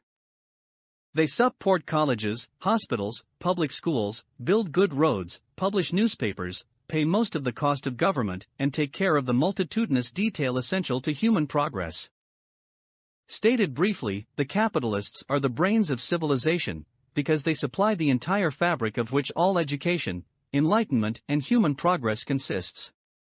Money, without brains, always is dangerous. Properly used, it is the most important essential of civilization. The simple breakfast here described could not have been delivered to the New York family at a dime each, or at any other price, if organized capital had not provided the machinery, the ships, the railroads, and the huge armies of trained men to operate them. Some slight idea of the importance of organized capital may be had by trying to imagine yourself burdened with the responsibility of collecting, without the aid of capital, and delivering to the New York City family, the simple breakfast described. To supply the tea, you would have to make a trip to China or India, both a very long way from America. Unless you are an excellent swimmer, you would become rather tired before making the round trip. Then too, another problem would confront you. What would you use for money, even if you had the physical endurance to swim the ocean? To supply the sugar, you would have to take another long swim to Cuba, or a long walk to the sugar beet section of Utah. But even then, you might come back without the sugar, because organized effort and money are necessary to produce sugar, to say nothing of what is required to refine, transport, and deliver it to the breakfast table anywhere in the United States. The eggs, you could deliver easily enough from the barn yards near New York City, but you would have a very long walk to Florida and return, before you could serve the 2 glasses of grapefruit juice.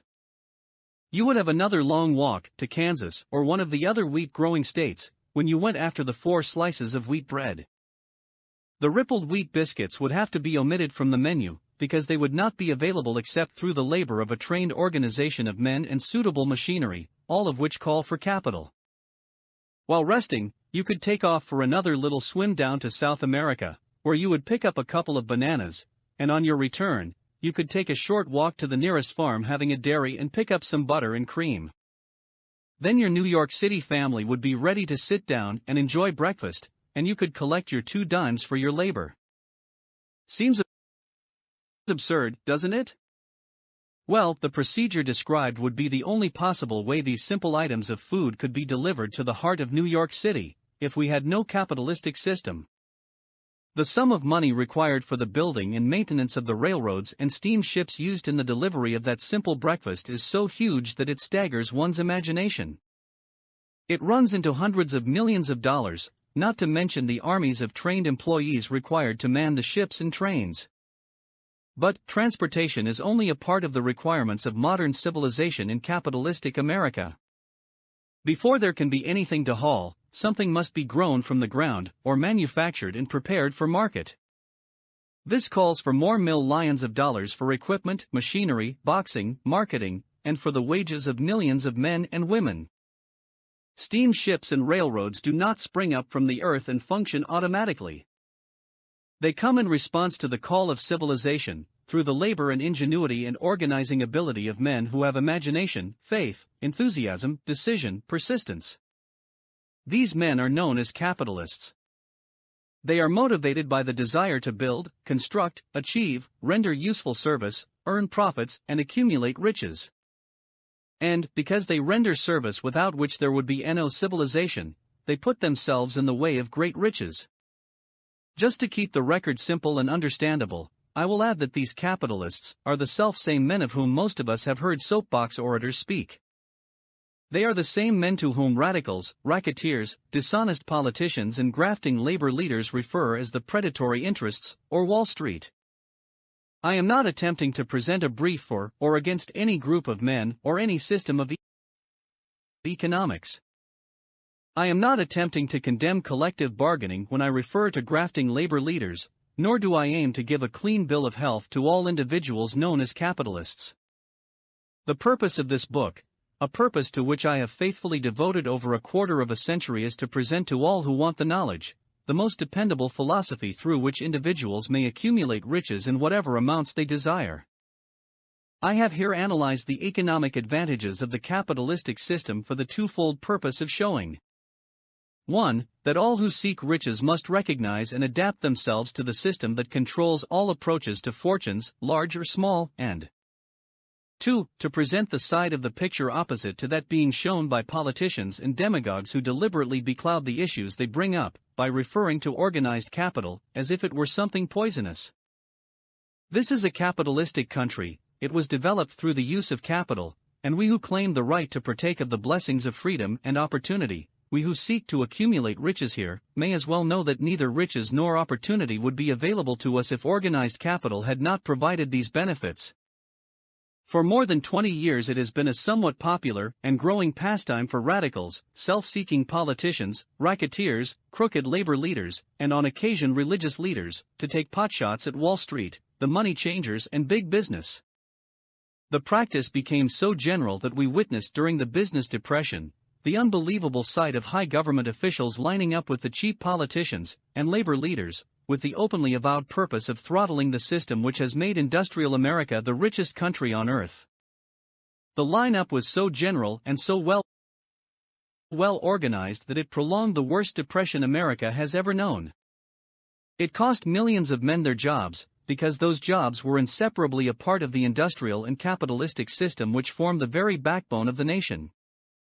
During this unusual alliance of government officials and self-seeking individuals who were endeavoring to profit by declaring open season on the American system of industry, a certain type of labor leader joined forces with the politicians and offered to deliver voters in return for legislation designed to permit men to take riches away from industry by organized force of numbers, instead of the better method of giving a fair day's work for a fair day's pay. Millions of men and women throughout the nation are still engaged in this popular pastime of trying to get without giving. Some of them are lined up with labor unions, where they demand shorter hours and more pay. Others do not take the trouble to work at all. They demand government relief and are getting it. Their idea of their rights of freedom was demonstrated in New York City, where violent complaint was registered with the postmaster by a group of relief beneficiaries because the postman awakened them at 7:30 a.m. to deliver government relief checks. They demanded that the time of delivery be set up to 10 o'clock. If you are one of those who believe that riches can be accumulated by the mere act of men who organize themselves into groups and demand more pay for less service, if you are one of those who demand government relief without early morning disturbance when the money is delivered to you, if you are one of those who believe in trading their votes to politicians in return for the passing of laws which permit the raiding of the public treasury, you may rest securely on your belief, with certain knowledge that no one will disturb you, because this is a free country where every man may think as he pleases, where nearly everybody can live with but little effort, where many may live well without doing any work whatsoever. However, you should know the full truth concerning this freedom of which so many people boast, and so few understand. As great as it is, as far as it reaches, as many privileges as it provides, it does not, and cannot bring riches without effort. There is but one dependable method of accumulating and legally holding riches, and that is by rendering useful service. No system has ever been created by which men can legally acquire riches through mere force of numbers, or without giving in return an equivalent value of one form or another. There is a principle known as the law of economics. This is more than a theory. It is a law no man can beat. Mark well the name of the principle, and remember it, because it is far more powerful than all the politicians and political machines. It is above and beyond the control of all the labor unions. It cannot be swayed, nor influenced nor bribed by racketeers or self-appointed leaders in any calling. Moreover, it has an all-seeing eye, and a perfect system of bookkeeping, in which it keeps an accurate account of the transactions of every human being engaged in the business of trying to get without giving. Sooner or later its auditors come around, look over the records of individuals both great and small, and demand an accounting. Wall Street, big business, capital predatory interests, or whatever name you choose to give the system which has given us American freedom, represents a group of men who understand, respect, and adapt themselves to this powerful law of economics. Their financial continuation depends upon their respecting the law. Most people living in America like this country, its capitalistic system and all. I must confess I know of no better country, where one may find greater opportunities to accumulate riches. Judging by their acts and deeds, there are some in this country who do not like it. That, of course, is their privilege. If they do not like this country, its capitalistic system, its boundless opportunities, they have the privilege of clearing out. Always there are other countries, such as Germany, Russia, and Italy, where one may try one's hand at enjoying freedom and accumulating riches providing one is not too particular. America provides all the freedom and all the opportunity to accumulate riches that any honest person may require. When one goes hunting for game, one selects hunting grounds where game is plentiful. When seeking riches, the same rule would naturally obtain. If it is riches you are seeking, do not overlook the possibilities of a country whose citizens are so rich that women, alone, spend over $200 million annually for lipsticks, rouge and cosmetics. Think twice, you who are seeking riches, before trying to destroy the capitalistic system of a country whose citizens spend over $50 million a year for greeting cards, with which to express their appreciation of their freedom. If it is money you are seeking, consider carefully a country that spends hundreds of millions of dollars annually for cigarettes, the bulk of the income from which goes to only 4 major companies engaged in supplying this national builder of nonchalance and quiet nerves. By all means give plenty of consideration to a country whose people spend annually more than $15 million for the privilege of seeing moving pictures, and toss in a few additional millions for liquor, narcotics, and other less potent soft drinks and giggle waters. Do not be in too big a hurry to get away from a country whose people willingly, even eagerly, hand over millions of dollars annually for football, baseball, and prize fights. And, by all means, stick by a country whose inhabitants give up more than $1 million a year for chewing gum, and another $1 million for safety razor blades. Remember also that this is but the beginning of the available sources for the accumulation of wealth. Only a few of the luxuries and non-essentials have been mentioned. But remember that the business of producing, transporting, and marketing these few items of merchandise gives regular employment to many millions of men and women, who receive for their services many millions of dollars monthly, and spend it freely for both the luxuries and the necessities. Especially remember that back of all this exchange of merchandise and personal services may be found an abundance of opportunity to accumulate riches. Here our American freedom comes to one's aid. There is nothing to stop you or anyone from engaging in any portion of the effort necessary to carry on these businesses. If one has superior talent, training, experience, one may accumulate riches in large amounts. Those not so fortunate may accumulate smaller amounts. Anyone may earn a living in return for a very nominal amount of labor. So, there you are. Opportunity has spread its wares before you. Step up to the front, select what you want, create your plan, put the plan into action, and follow through with persistence. Capitalistic America will do the rest. You can depend upon this much: capitalistic America ensures every person the opportunity to render useful service, and to collect riches in proportion to the value of the service. The system denies no one this right, but it does not and cannot promise something for nothing, because the system itself is irrevocably controlled by the law of economics, which neither recognizes nor tolerates for long getting without giving. The law of economics was passed by nature. There is no Supreme Court to which violators of this law may appeal. The law hands out both penalties for its violation and appropriate rewards for its observance, without interference or the possibility of interference by any human being. The law cannot be repealed. It is as fixed as the stars in the heavens, and subject to, and a part of the same system that controls the stars. May one refuse to adapt oneself to the law of economics? Certainly.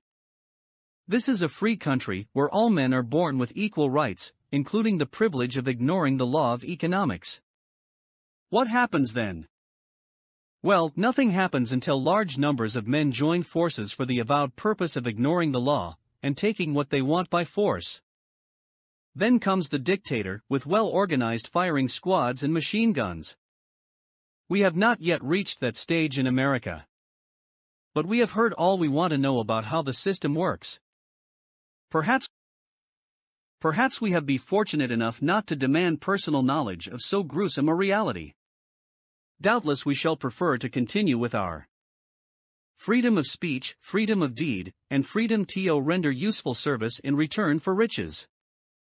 The practice by government officials of extending to men and women the privilege of raiding the public treasury in return for votes sometimes results in election, but as night follows day, the final payoff comes, when every penny wrongfully used must be repaid with compound interest on compound interest.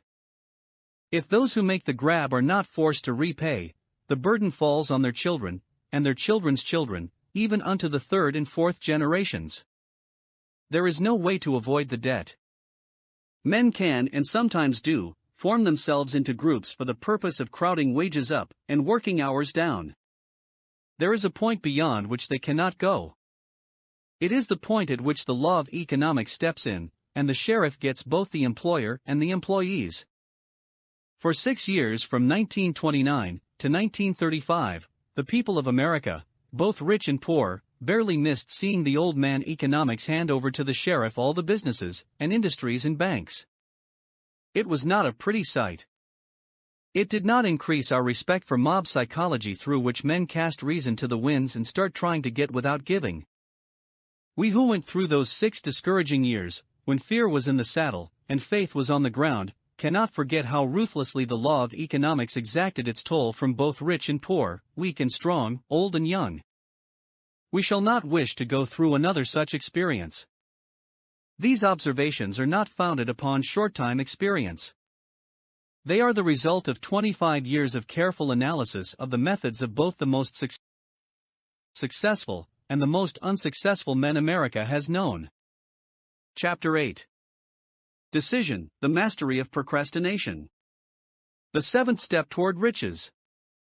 Accurate analysis of over 25,000 men and women who had experienced failure disclosed the fact that lack of decision was near the head of the list of the 30 major causes of failure. This is no mere statement of a theory, it is a fact. Procrastination, the opposite of decision, is a common enemy which practically every man must conquer. You will have an opportunity to test your capacity to reach quick and definite decisions when you finish reading this book, and are ready to begin putting into action the principles which it describes. Analysis of several hundred people who had accumulated fortunes well beyond the $1 million mark disclosed the fact that every one of them had the habit of reaching decisions promptly, and of changing these decisions slowly, if and when they were changed. People who fail to accumulate money, without exception, have the habit of reaching decisions, if at all, very slowly, and of changing these decisions quickly and often. One of Henry Ford's most outstanding qualities is his habit of reaching decisions quickly and definitely, and changing them slowly. This quality is so pronounced in Mr. Ford that it has given him the reputation of being obstinate. It was this quality which prompted Mr. Ford to continue to manufacture his famous Model T, the world's ugliest car, when all of his advisors, and many of the purchasers of the car, were urging him to change it. Perhaps, Mr. Ford delayed too long in making the change, but the other side of the story is that Mr. Ford's firmness of decision yielded a huge fortune before the change in model became necessary.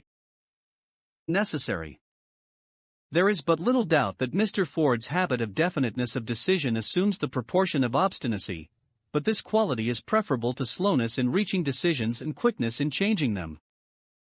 The majority of people who fail to accumulate money sufficient for their needs are, generally, easily influenced by the opinions of others. They permit the newspapers and the gossiping neighbors to do their thinking for them. Opinions are the cheapest commodities on earth. Everyone has a flock of opinions ready to be wished upon anyone who will accept them. If you are influenced by opinions when you reach decisions, you will not succeed in any undertaking, much less in that of transmuting your own desire into money. If you are influenced by the opinions of others, you will have no desire of your own. Keep your own counsel when you begin to put into practice the principles described here, by reaching your own decisions and following them. Take no one into your confidence, except the members of your mastermind group, and be very sure in your selection of this group that you choose only those who will be in complete sympathy and harmony with your purpose. Close friends and relatives, while not meaning to do so, often handicap one through opinions and sometimes through ridicule, which is meant to be humorous. Thousands of men and women carry inferiority complexes with them all through life, because some well-meaning, but ignorant person destroyed their confidence through opinions or ridicule. You have a brain and mind of your own. Use it and reach your own decisions. If you need facts or information from other people to enable you to reach decisions, as you probably will in many instances, acquire these facts or secure the information you need quietly, without disclosing your purpose. It is characteristic of people who have but a smattering or a veneer of knowledge to try to give the impression that they have much knowledge. Such people generally do too much talking and too little listening. Keep your eyes and ears wide open and your mouth closed, if you wish to acquire the habit of prompt decision. Those who talk too much do little else. If you talk more than you listen, you not only deprive yourself of many opportunities to accumulate useful knowledge, but you also disclose your plans and purposes to people who will take great delight in defeating you because they envy you. Remember, also, that every time you open your mouth in the presence of a person who has an abundance of knowledge, you display to that person your exact stock of knowledge, or your lack of it. Genuine wisdom is usually conspicuous through modesty and silence. Keep in mind the fact that every person with whom you associate is, like yourself, seeking the opportunity to accumulate money. If you talk about your plans too freely, you may be surprised when you learn that some other person has beaten you to your goal by putting into action ahead of you the plans of which you talked unwisely. Let one of your first decisions be to keep a closed mouth and open ears and eyes. As a reminder to yourself to follow this advice, it will be helpful if you copy the following epigram in large letters and place it where you will see it daily.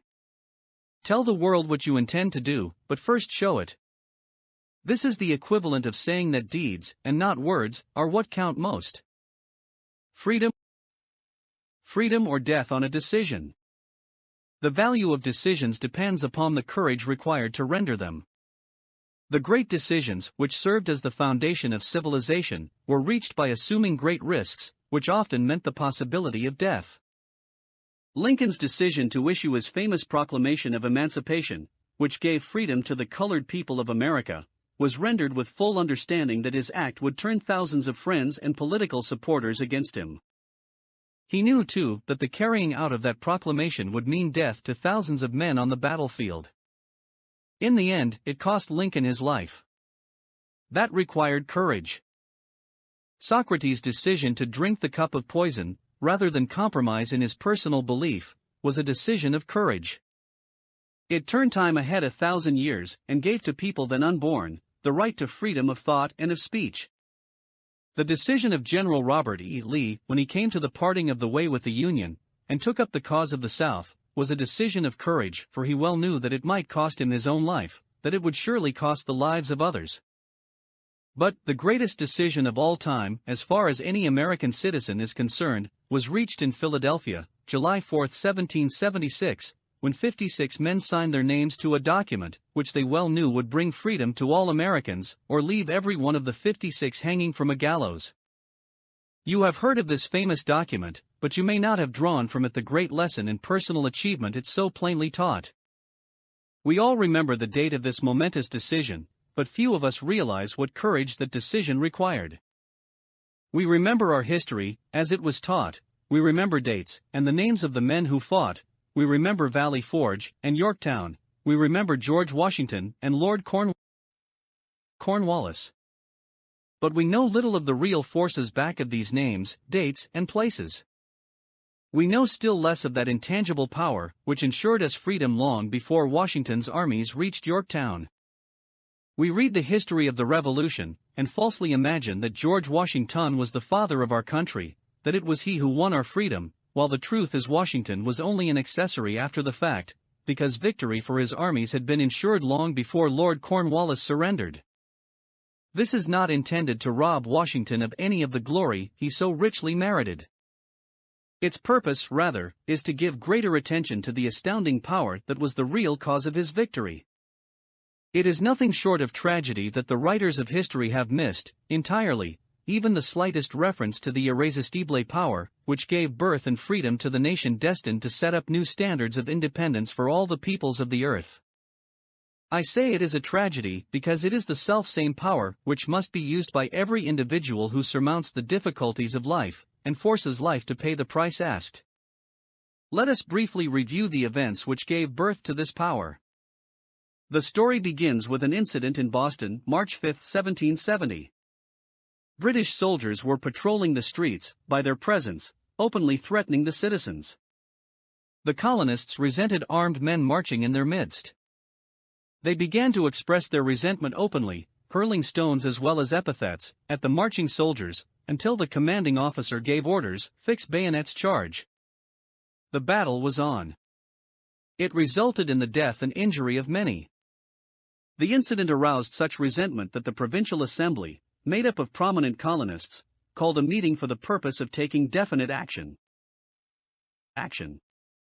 Two of the members of that assembly were John Hancock and Samuel Adams. Long live their names. They spoke up courageously and declared that a move must be made to eject all British soldiers from Boston. Remember this: a decision, in the minds of two men, might properly be called the beginning of the freedom which we, of the United States, now enjoy. Remember too that the decision of these two men called for faith and courage because it was dangerous. Before the assembly adjourned, Samuel Adams was appointed to call on the governor of the province, Hutchinson, and demand the withdrawal of the British troops. The request was granted, the troops were removed from Boston, but the incident was not closed. It had caused a situation destined to change the entire trend of civilization. Strange, is it not, how the great changes, such as the American Revolution and the World War, often have their beginnings in circumstances which seem unimportant? It is interesting, also, to observe that these important changes usually begin in the form of a definite decision in the minds of a relatively small number of people. Few of us know the history of our country well enough to realize that John Hancock, Samuel Adams, and Richard Henry Lee, of the province of Virginia, were the real fathers of our country. Richard Henry Lee became an important factor in this story by reason of the fact that he and Samuel Adams communicated frequently, by correspondence, sharing freely their fears and their hopes concerning the welfare of the people of their provinces. From this practice, Adams conceived the idea that a mutual exchange of letters between the 13 colonies might help to bring about the coordination of efforts so badly needed in connection with the solution of their problems. 2 years after the clash with the soldiers in Boston, March 72, Adams presented this idea to the Assembly, in the form of a motion that a correspondence committee be established among the colonies, with definitely appointed correspondents in each colony, for the purpose of friendly cooperation for the betterment of the colonies of British America. Mark well this incident. It was the beginning of the organization of the far-flung power destined to give freedom to you and to me. The mastermind had already been organized. It consisted of Adams, Lee, and Hancock. I tell you further, that if two of you agree upon the earth concerning anything for which you ask, it will come to you from my Father, who is in heaven. The committee of correspondence was organized. Observe that this move provided the way for increasing the power of the mastermind by adding to it men from all the colonies. Take notice that this procedure constituted the first organized planning of the disgruntled colonists. In union there is strength. The citizens of the colonies had been waging disorganized warfare against the British soldiers, through incidents similar to the Boston riot, but nothing of benefit had been accomplished. Their individual grievances had not been consolidated under one mastermind. No group of individuals had put their hearts, minds, souls, and bodies together in one definite decision to settle their difficulty with the British once and for all, until Adams, Hancock, and Lee got together. Meanwhile, the British were not idle. They too were doing some planning and masterminding on their own account, with the advantage of having back of them money and organized soldiery.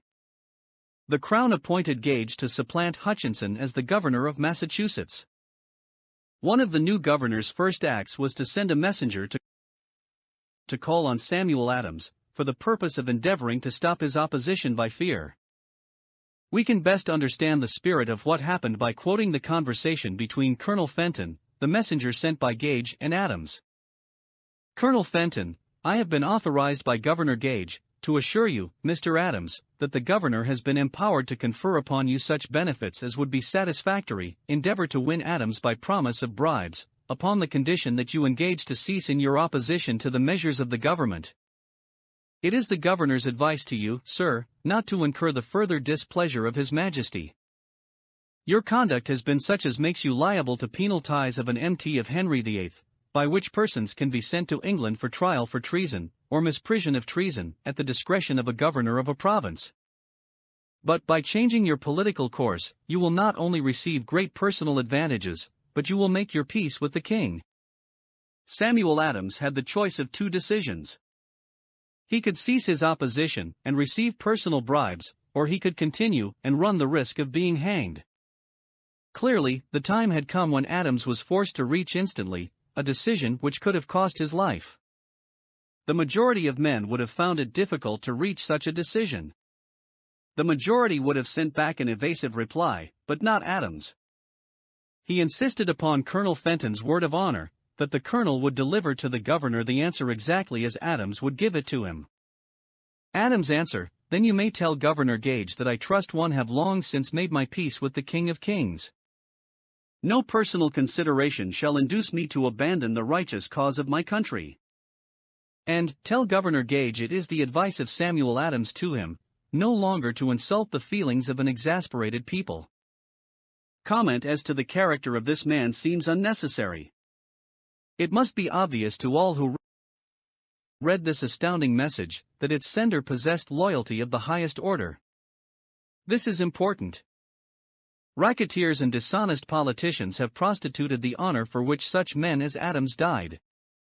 When Governor Gage received Adams' caustic reply, he flew into a rage and issued a proclamation which read, "I do, hereby, in His Majesty's name, offer and promise His most gracious pardon to all persons who shall forthwith lay down their arms and return to the duties of peaceable subjects, excepting only from the benefit of such pardon Samuel Adams and John Hancock, whose offenses are of too flagitious a nature to admit of any other consideration, but that of condign punishment." As one might say, in modern slang, Adams and Hancock were on the spot. The threat of the irate governor forced the two men to reach another decision, equally as dangerous. They hurriedly called a secret meeting of their staunchest followers. Here the mastermind began to take on momentum. After the meeting had been called to order, Adams locked the door, placed the key in his pocket, and informed all present that it was imperative that a Congress of the colonists be organized, and that no man should leave the room until the decision for such a Congress had been reached. Great excitement followed. Some weighed the possible consequences of such radicalism. Old man fear. Some expressed grave doubt as to the wisdom of so definite a decision in defiance of the Crown. Locked in that room were two men immune to fear, blind to the possibility of failure. Hancock and Adams. Through the influence of their minds, the others were induced to agree that, through the Correspondence Committee, arrangements should be made for a meeting of the First Continental Congress to be held in Philadelphia. Philadelphia, September 5, 1774. Remember this date. It is more important than July 4, 1776. If there had been no decision to hold a Continental Congress, there could have been no signing of the Declaration of Independence. Before the first meeting of the new Congress, another leader, in a different section of the country, was deep in the throes of publishing a summary view of the rights of British America.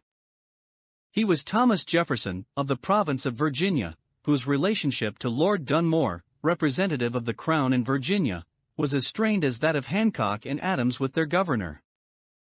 Shortly after his famous Summary of Rights was published, Jefferson was informed that he was subject to prosecution for high treason against His Majesty's government. Inspired by the threat, one of Jefferson's colleagues, Patrick Henry, boldly spoke his mind, concluding his remarks with a sentence which shall remain forever a classic: "If this be treason, then make the most of it."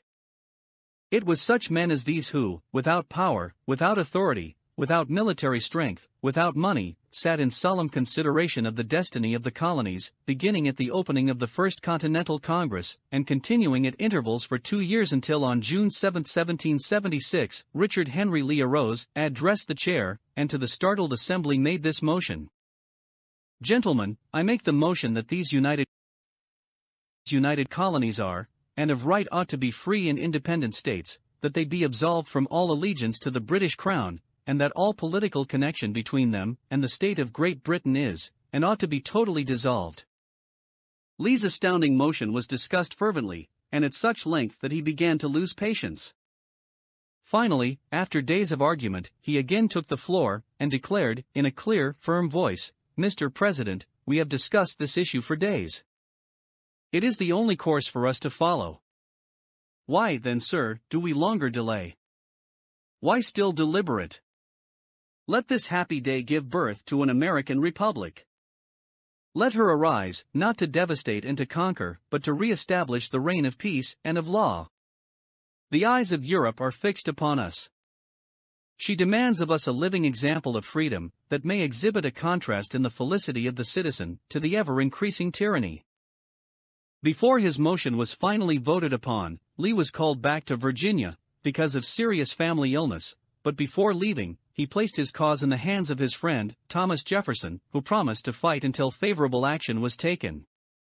Shortly thereafter, the President of the Congress, Hancock, appointed Jefferson as chairman of a committee to draw up a Declaration of Independence.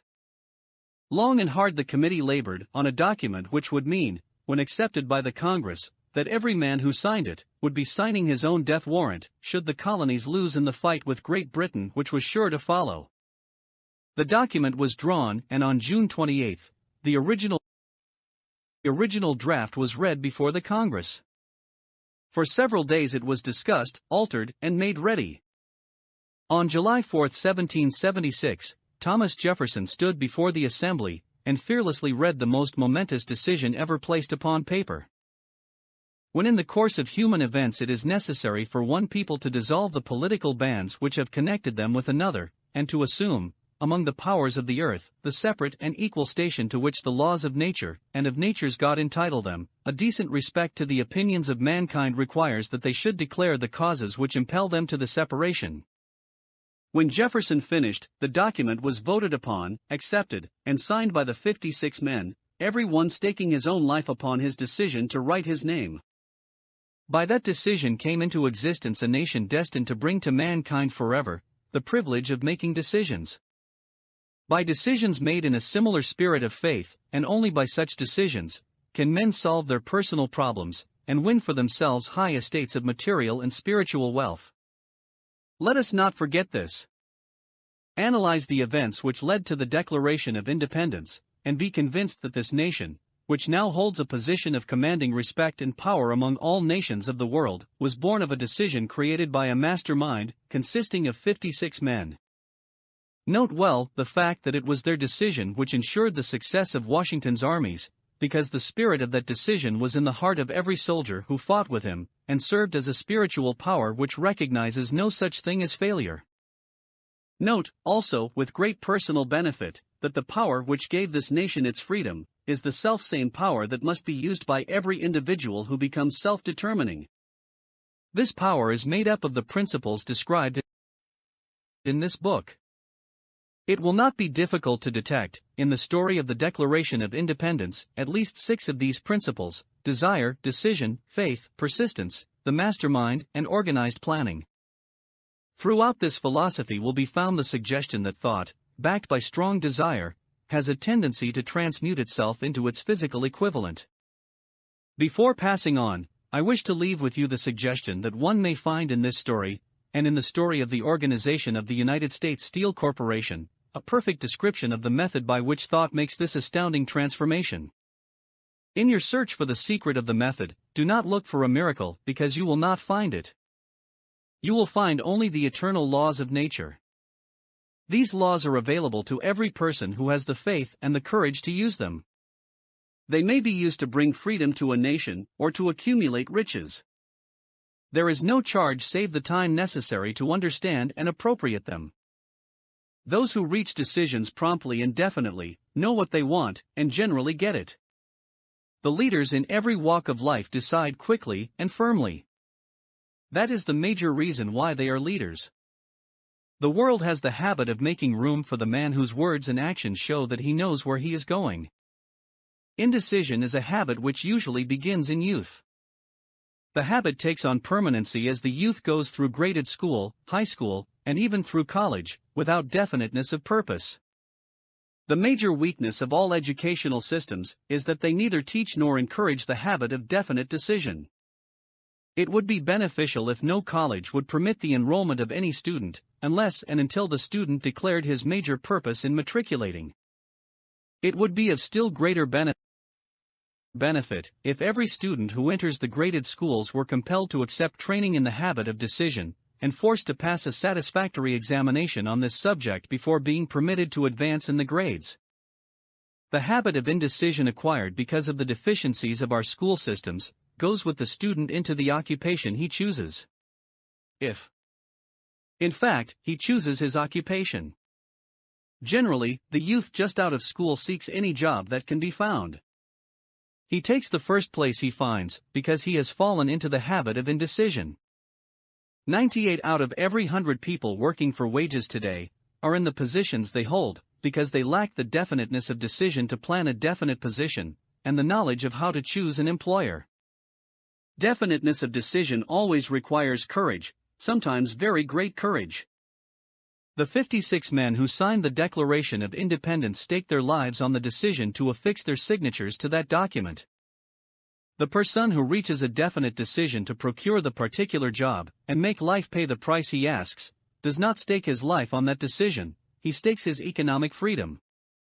Financial independence, riches, desirable business and professional positions are not within reach of the person who neglects or refuses to expect, plan, and demand these things. The person who desires riches in the same spirit that Samuel Adams desired freedom for the colonies, is sure to accumulate wealth. In the chapter on organized planning, you will find complete instructions for marketing every type of personal services. You will find also detailed information on how to choose the employer you prefer, and the particular job you desire. These instructions will be of no value to you, unless you definitely decide to organize them into a plan of action. Chapter 9.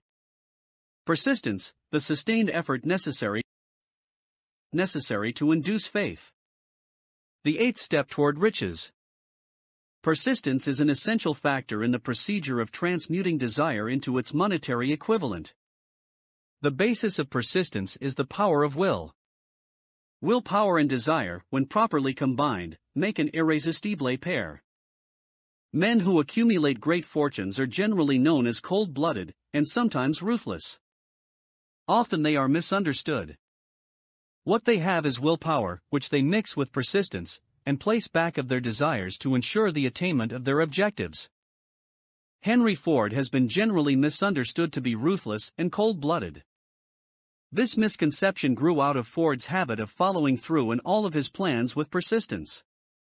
The majority of people are ready to throw their aims and purposes overboard, and give up at the first sign of opposition or misfortune. A few carry on despite all opposition, until they attain their goal. These few are the Fords, Carnegies, Rockefellers, and Edisons. There may be no heroic connotation to the word persistence, but the quality is to the character of man what carbon is to steel. The building of a fortune, generally, involves the application of the entire 13 factors of this philosophy. These principles must be understood, they must be applied with persistence by all who accumulate money. If you are following this book with the intention of applying the knowledge it conveys, your first test as to your persistence will come when you begin to follow the 6 steps described in the 2nd chapter. Unless you are one of the 2 out of every 100 who already have a definite goal at which you are aiming, and a definite plan for its attainment, you may read the instructions, and then pass on with your daily routine, and never comply with those instructions. The author is checking you up at this point, because lack of persistence is one of the major causes of failure. Moreover, experience with thousands of people has proved that lack of persistence is a weakness common to the majority of men. It is a weakness which may be overcome by effort.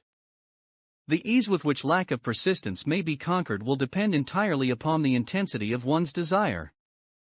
The starting point of all achievement is desire. Keep this constantly in mind.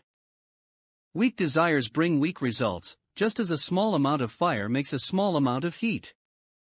If you find yourself lacking in persistence, this weakness may be remedied by building a stronger fire under your desires. Continue to read through to the end, then go back to Chapter 2, and start immediately to carry out the instructions given in connection with the 6 steps. The eagerness with which you follow these instructions will indicate clearly how much or how little you really desire to accumulate money. If you find that you are indifferent, you may be sure that you have not yet acquired the money consciousness which you must possess before you can be sure of accumulating a fortune. Fortunes gravitate to men whose minds have been prepared to attract them, just as surely as water gravitates to the ocean. In this book may be found all the stimuli necessary to attune any normal mind to the vibrations which will attract the object of one's desires. If you find you are weak in persistence, center your attention upon the instructions contained in the chapter on power, surround yourself with a MASTER mind group, and through the cooperative efforts of the members of this group, you can develop persistence. You will find additional instructions for the development of persistence in the chapters on autosuggestion and the subconscious mind. Follow the instructions outlined in these chapters until your habit nature hands over to your subconscious mind a clear picture of the object of your desire. From that point on, you will not be handicapped by lack of persistence. Your subconscious mind works continuously, while you are awake, and while you are asleep. Spasmodic or occasional effort to apply the rules will be of no value to you. To get results, you must apply all of the rules until their application becomes a fixed habit with you. In no other way can you develop the necessary money consciousness. Poverty is attracted to the one whose mind is favorable to it, as money is attracted to him whose mind has been deliberately prepared to attract it, and through the same laws. Poverty consciousness will voluntarily seize the mind which is not occupied with the money consciousness. A poverty consciousness develops without conscious application of habits favorable to it. The money consciousness must be created to order, unless one is born with such a consciousness. Catch the full significance of the statements in the preceding paragraph, and you will understand the importance of persistence in the accumulation of a fortune. Without persistence, you will be defeated, even before you start. With persistence you will win. If you have ever experienced a nightmare, you will realize the value of persistence. You are lying in bed, half awake, with a feeling that you are about to smother. You are unable to turn over, or to move a muscle. You realize that you must begin to regain control over your muscles. Through persistent effort of willpower, you finally manage to move the fingers of one hand. By continuing to move your fingers, you extend your control to the muscles of one arm, until you can lift it. Then you gain control of the other arm in the same manner. You finally gain control over the muscles of one leg, and then extend it to the other leg. Then, with one supreme effort of will, you regain complete control over your muscular system, and snap out of your nightmare. The trick has been turned step by step. You may find it necessary to snap out of your mental inertia, through a similar procedure, moving slowly at first, then increasing your speed, until you gain complete control over your will. Be persistent no matter how slowly you may at first have to move. With persistence will come success. If you select your mastermind group with care, you will have in it at least one person who will aid you in the development of persistence. Some men who have accumulated great fortunes did so because of necessity. They developed the habit of persistence because they were so closely driven by circumstances that they had to become persistent. There is no substitute for persistence. It cannot be supplanted by any other quality. Remember this, and it will hearten you in the beginning, when the going may seem difficult and slow. Those who have cultivated the habit of persistence seem to enjoy insurance against failure. No matter how many times they are defeated, they finally arrive up toward the top of the ladder. Sometimes it appears that there is a hidden guide whose duty is to test men through all sorts of discouraging experiences. Those who pick themselves up after defeat and keep on trying, arrive, and the world cries, "Bravo! I knew you could do it." The hidden guide lets no one enjoy great achievement without passing the persistence test. Those who can't take it, simply do not make the grade. Those who can take it are bountifully rewarded for their persistence. They receive, as their compensation, whatever goal they are pursuing. That is not all. They receive something infinitely more important than material compensation: the knowledge that every failure brings with it the seed of an equivalent advantage. There are exceptions to this rule. A few people know from experience the soundness of persistence. They are the ones who have not accepted defeat as being anything more than temporary. They are the ones whose desires are so persistently applied that defeat is finally changed into victory. We who stand on the sidelines of life see the overwhelmingly large number who go down in defeat, never to rise again. We see the few who take the punishment of defeat as an urge to greater effort. These, fortunately, never learn to accept life's reverse gear. But what we do not see, what most of us never suspect of existing, is the silent, but irresistible power which comes to the rescue of those who fight on in the face of discouragement. If we speak of this power at all, we call it persistence, and let it go at that. One thing we all know: if one does not possess persistence, one does not achieve noteworthy success in any calling. As these lines are being written, I look up from my work, and see before me, less than a block away, the great mysterious Broadway, the graveyard of dead hopes, and the front porch of opportunity. From all over the world people have come to Broadway, seeking fame, fortune, power, love, or whatever it is that human beings call success. Once in a great while someone steps out from the long procession of seekers, and the world hears that another person has mastered Broadway. But Broadway is not easily nor quickly conquered. She acknowledges talent, recognizes genius, pays off in money, only after one has refused to quit. Then we know he has discovered the secret of how to conquer Broadway. The secret is always inseparably attached to one word: persistence. The secret is told in the struggle of Fannie Hurst, whose persistence conquered the Great White Way. She came to New York in 1915, to convert writing into riches. The conversion did not come quickly, but it came. For 4 years Miss Hurst learned about the sidewalks of New York from first-hand experience. She spent her days laboring, and her nights hoping. When hope grew dim, she did not say, "All right, Broadway, you win." She said, "Very well, Broadway, you may whip some, but not me. I'm going to force you to give up." One publisher, the Saturday Evening Post, sent her 36 rejection slips before she broke the ice and got a story across. The average writer, like the of her age and other walks of life, would have given up the job when the first rejection slip came. She pounded the pavements for 4 years to the tune of the publisher's NO, because she was determined to win. Then came the payoff. The spell had been broken, the unseen guide had tested Fannie Hurst, and she could take it. From that time on, publishers made a beaten path to her door. Money came so fast she hardly had time to count it. Then the moving picture men discovered her, and money came not in small change, but in floods. The moving picture rights to her latest novel, Great Laughter, brought $100,000, said to be the highest price ever paid for a story before publication. Her royalties from the sale of the book probably will run much more. Briefly, you have a description of what persistence is capable of achieving. Fannie Hurst is no exception. Wherever men and women accumulate great riches, you may be sure they first acquired persistence. Broadway will give any beggar a cup of coffee and a sandwich, but it demands persistence of those who go after the big stakes. Kate Smith will say amen when she reads this. For years she sang, without money and without price, before any microphone she could reach. Broadway said to her, "Come and get it, if you can take it." She did take it until one happy day Broadway got tired and said, "What's the use? You don't know when you're whipped, so name your price, and go to work in earnest." Miss Smith named her price. It was plenty. Away up in figures so high that 1 week's salary is far more than most people make in a whole year. Verily it pays to be persistent.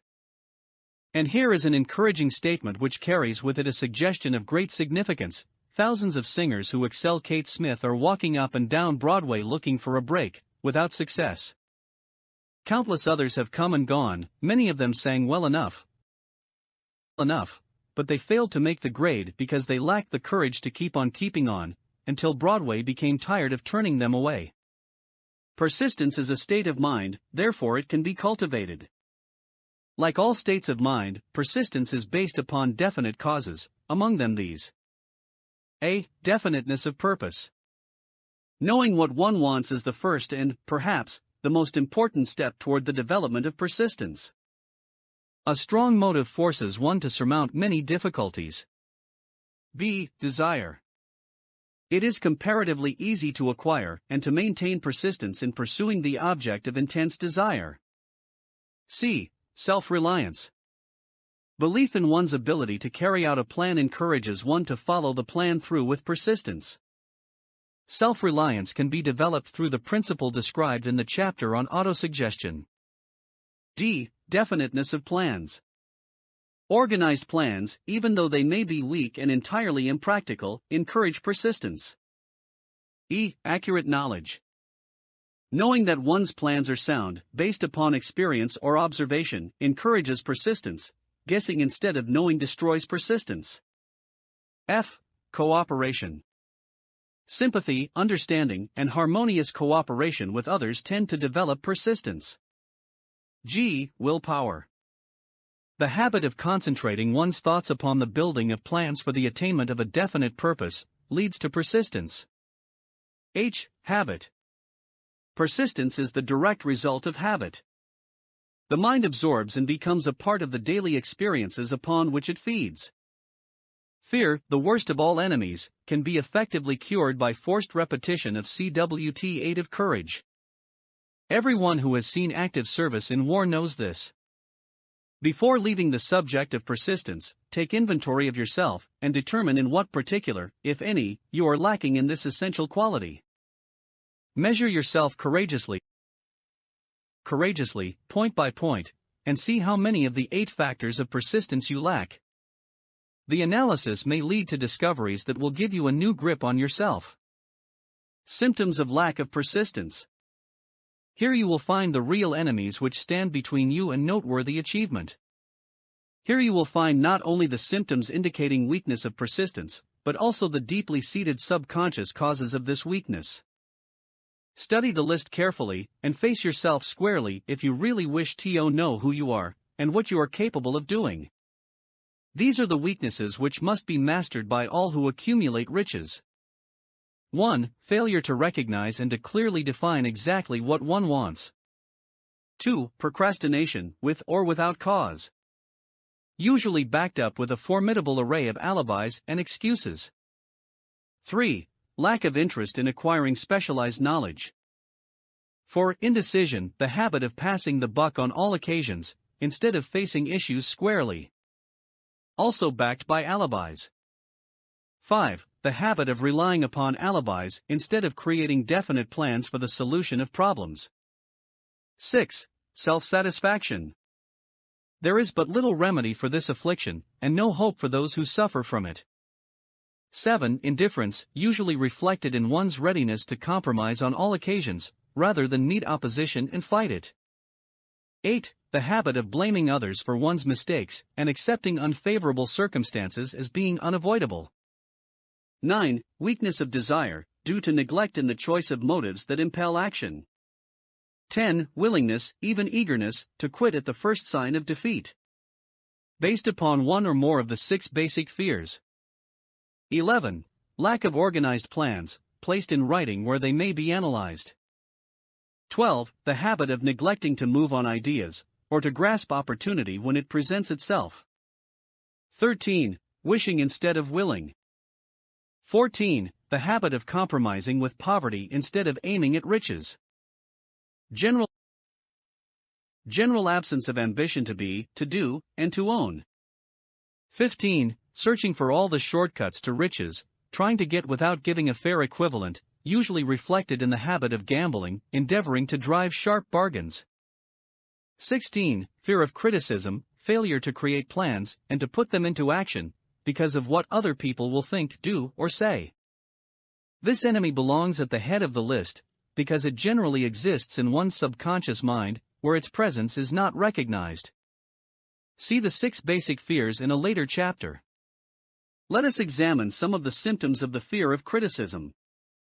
The majority of people permit relatives, friends, and the public at large to so influence them that they cannot live their own lives because they fear criticism.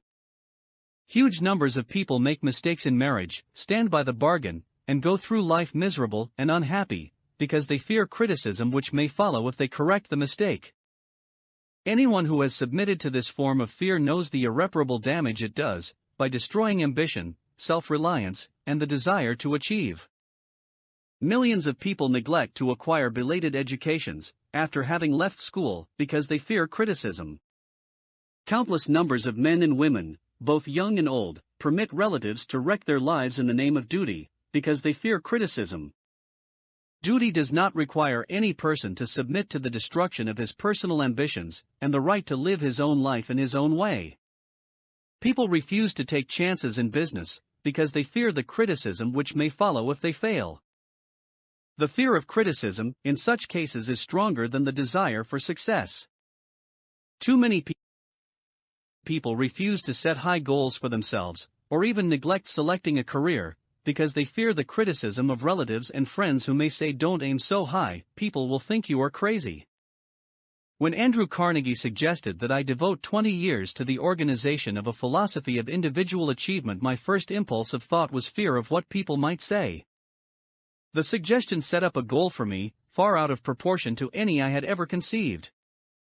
As quick as a flash, my mind began to create alibis and excuses, all of them traceable to the inherent fear of criticism. Something inside of me said, "You can't do it, the job is too big and requires too much time. What will your relatives think of you? How will you earn a living?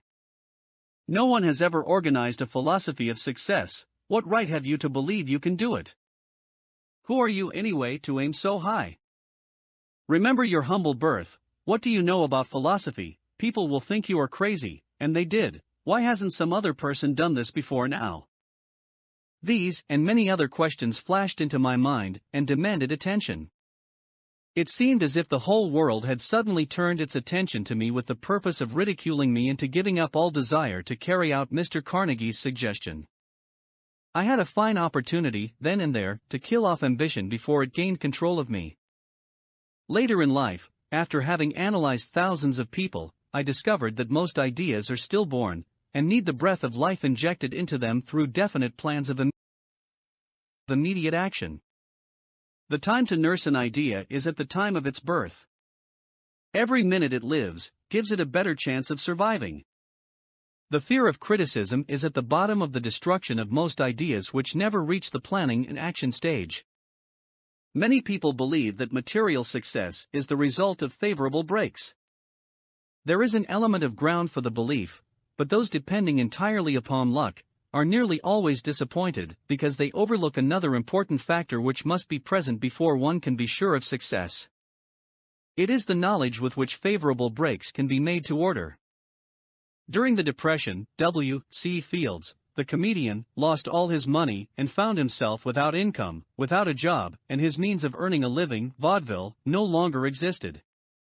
Moreover, he was past 60 when many men consider themselves old. He was so eager to stage a comeback that he offered to work without pay in a new field, movies.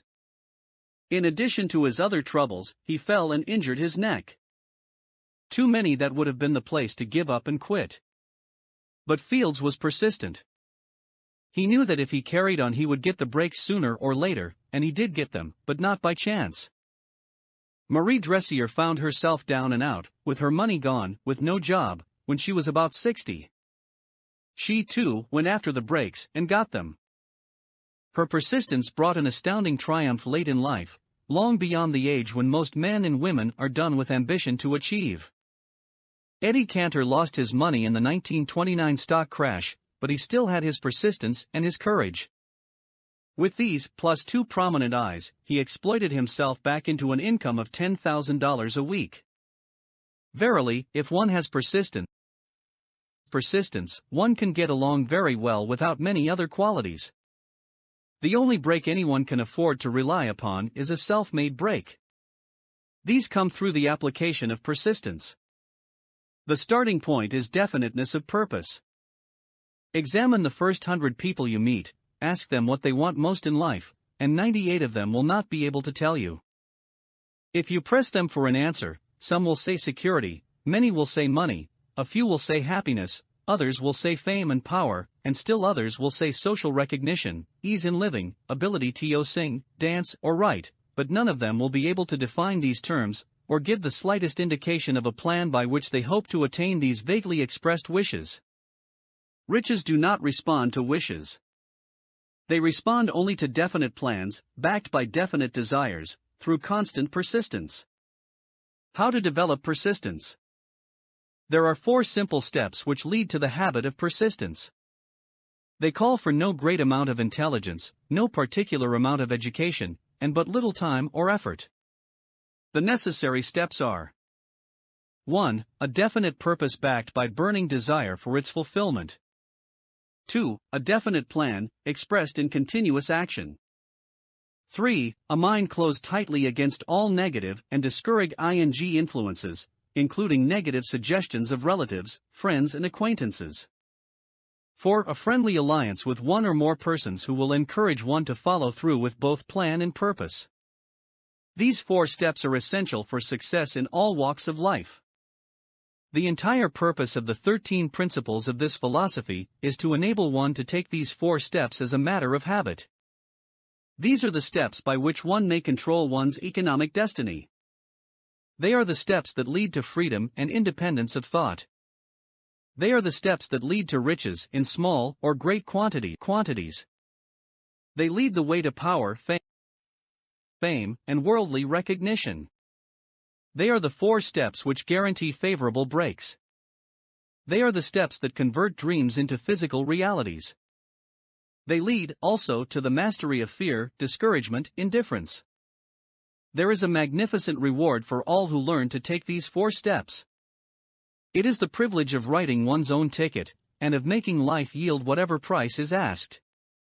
I have no way of knowing the facts, but I venture to conjecture that Mrs. Wallace Simpson's great love for a man was not accidental, nor the result of favorable breaks alone. There was a burning desire, and careful searching at every step of the way. Her first duty was to love. What is the greatest thing on earth? The master called it love, not man-made rules, criticism, bitterness, slander, or political marriages, but love. She knew what she wanted, not after she met the Prince of Wales, but long before that. Twice when she had failed to find it, she had the courage to continue her search. To thine own self be true, and it must follow, as the night the day, thou canst not then be false to any man. Her rise from obscurity was of the slow, progressive, persistent order, but it was sure. She triumphed over unbelievably long odds, and, no matter who you are, or what you may think of Wallace Simpson, or the king who gave up his crown for her love, she is an astounding example of applied persistence, an instructor on the rules of self-determination, from whom the entire world might profitably take lessons. When you think of Wallace Simpson, think of one who knew what she wanted, and shook the greatest empire on earth to get it. Women who complain that this is a man's world, that women do not have an equal chance to win, owe it to themselves to study carefully the life of this unusual woman who, at an age which most women consider old, captured the affections of the most desirable bachelor in the entire world. And what of King Edward? What lesson may we learn from his part in the world's greatest drama of recent times? Did he pay too high a price for the affections of the woman of his choice? Surely no one, but he can give the correct answer. The rest of us can only conjecture. This much we know: the king came into the world without his own consent. He was born to great riches without requesting them. He was persistently sought in marriage. Politicians and statesmen throughout Europe tossed dowagers and princesses at his feet. Because he was the firstborn of his parents, he inherited a crown, which he did not seek, and perhaps did not desire. For more than 40 years he was not a free agent, could not live his life in his own way, had but little privacy, and finally assumed duties inflicted upon him when he ascended the throne. Some will say, with all these blessings, King Edward should have found peace of mind, contentment, and joy of living. The truth is that back of all the privileges of a crown, all the money, the fame, and the power inherited by King Edward, there was an emptiness which could be filled only by love. His greatest desire was for love. Long before he met Wallace Simpson, he doubtless felt this great universal emotion tugging at the strings of his heart, beating upon the door of his soul, and crying out for expression. And when he met a kindred spirit, crying out for this same holy privilege of expression, he recognized it, and without fear or apology, opened his heart and bade it enter. All the scandalmongers in the world cannot destroy the beauty of this international drama, through which two people found love, and had the courage to face open criticism, renounce all else to give it holy expression. King Edward's decision to give up the crown of the world's most powerful empire, for the privilege of going the remainder of the way through life with the woman of his choice, was a decision that required courage. The decision also had a price, but who has the right to say the price was too great? Surely not he who said, "He among you who is without sin, let him cast the first stone." As a suggestion to any evil-minded person who chooses to find fault with the Duke of Windsor, because his desire was for love, and for openly declaring his love for Wallace Simpson, and giving up his throne for her, let it be remembered that the open declaration was not essential. He could have followed the custom of clandestine liaison which has prevailed in Europe for centuries, without giving up either his throne, or the woman of his choice, and there would have been no complaint from either church or laity.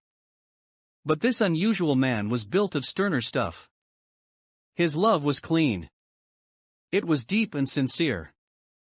It represented the one thing which, above all else, he truly desired, therefore, he took what he wanted, and paid the price demanded. If Europe had been blessed with more rulers with the human heart and the traits of honesty of ex-King Edward, for the past century, that unfortunate hemisphere now seething with greed, hate, lust, political connivance, and threats of war, would have a different and a better story to tell. A story in which love and not hate would rule. In the words of Stuart Austin, where we raise our cup and drink this toast to ex-King Edward and Wallace Simpson, blessed is the man who has come to know that our muted thoughts are our sweetest thoughts. Blessed is the man who, from the blackest depths, can see the luminous figure of love, and seeing, sing, and singing, say, "Sweeter far than uttered lays are the thoughts I have of you." In these words would we pay tribute to the two people who, more than all others of modern times, have been the victims of criticism and the recipients of abuse, because they found life's greatest treasure and claimed it. Mrs. Simpson read and approved this analysis. Most of the world will applaud the Duke of Windsor and Wallace Simpson, because of their persistence in searching until they found life's greatest reward. All of us can profit by following their example in our own search for that which we demand of life. What mystical power gives to men of persistence the capacity to master difficulties? Does the quality of persistence set up in one's mind some form of spiritual, mental, or chemical activity which gives one access to supernatural forces? Does infinite intelligence throw itself on the side of the person who still fights on, after the battle has been lost, with the whole world on the opposing side? These and many other similar questions have arisen in my mind as I have observed men like Henry Ford, who started at scratch and built an industrial empire of huge proportions, with little else in the way of a beginning but persistence. Or Thomas A. Edison, who, with less than 3 months of schooling, became the world's leading inventor and converted persistence into the talking machine, the moving picture machine, and the incandescent light, to say nothing of 100 other useful inventions.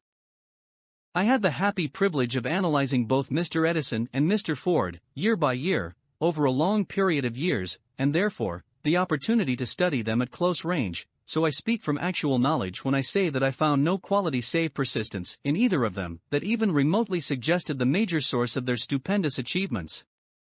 As one makes an impartial study of the prophets, philosophers, miracle men, and religious leaders of the past, one is drawn to the inevitable conclusion that persistence, concentration of effort, and definiteness of purpose were the major sources of their achievements. Consider, for example, the strange and fascinating story of Muhammad. Analyze his life, compare him with men of achievement in this modern age of industry and finance, and observe how they have one outstanding trait in common: persistence. If you are keenly interested in studying the strange power which gives potency to persistence, read a biography of Muhammad, especially the one by Esad Bey. This brief review of that book, by Thomas Segru, in the Herald Tribune, will provide a preview of the rare treat in store for those who take the time to read the entire story of one of the most astounding examples of the power of persistence known to civilization. The Last Great Prophet. Reviewed by Thomas Segru. Muhammad was a prophet, but he never performed a miracle. He was not a mystic, he had no formal schooling, he did not begin his mission until he was 40. When he announced that he was the messenger of God, bringing word of the true religion, he was ridiculed and labeled a lunatic. Children tripped him and women threw filth upon him. He was banished from his native city, Mecca, and his followers were stripped of their worldly goods and sent into the desert after him. When he had been preaching 10 years, he had nothing to show for it, but banishment, poverty, and ridicule. Yet before another 10 years had passed, he was dictator of all Arabia, ruler of Mecca, and the head of a new world religion which was to sweep to the Danube and the Pyrenees before exhausting the impetus he gave it. That impetus was threefold: the power of words, the efficacy of prayer, and man's kinship with God. His career never made sense. Muhammad was born to impoverished members of a leading family of Mecca. Because Mecca, the crossroads of the world, home of the magic stone called the Kaaba, great city of trade and the center of trade routes, was unsanitary, its children were sent to be raised in the desert by Bedouins. Muhammad was thus nurtured, drawing strength and health from the milk of nomad, vicarious mothers. He tended sheep and soon hired out to a rich widow as leader of her caravans. He traveled to all parts of the Eastern world, talked with many men of diverse beliefs, and observed the decline of Christianity into warring sections. When he was 28, Khadija, the widow, looked upon him with favor, and married him. Her father would have objected to such a marriage, so she got him drunk, and held him up while he gave the paternal blessing. For the next 12 years Muhammad lived as a rich and respected, and very shrewd trader. Then he took to wandering in the desert, and one day he returned with the first verse of the Quran and told Khadija that the archangel Gabriel had appeared to him and said that he was to be the messenger of God. The Quran, the revealed word of God, was the closest thing to a miracle in Muhammad's life. He had not been a poet, he had no gift of words. Yet the verses of the Quran, as he received them and recited them to the faithful, were better than any verses which the professional poets of the tribes could produce. This, to the Arabs, was a miracle. To them the gift of words was the greatest gift, the poet was all-powerful.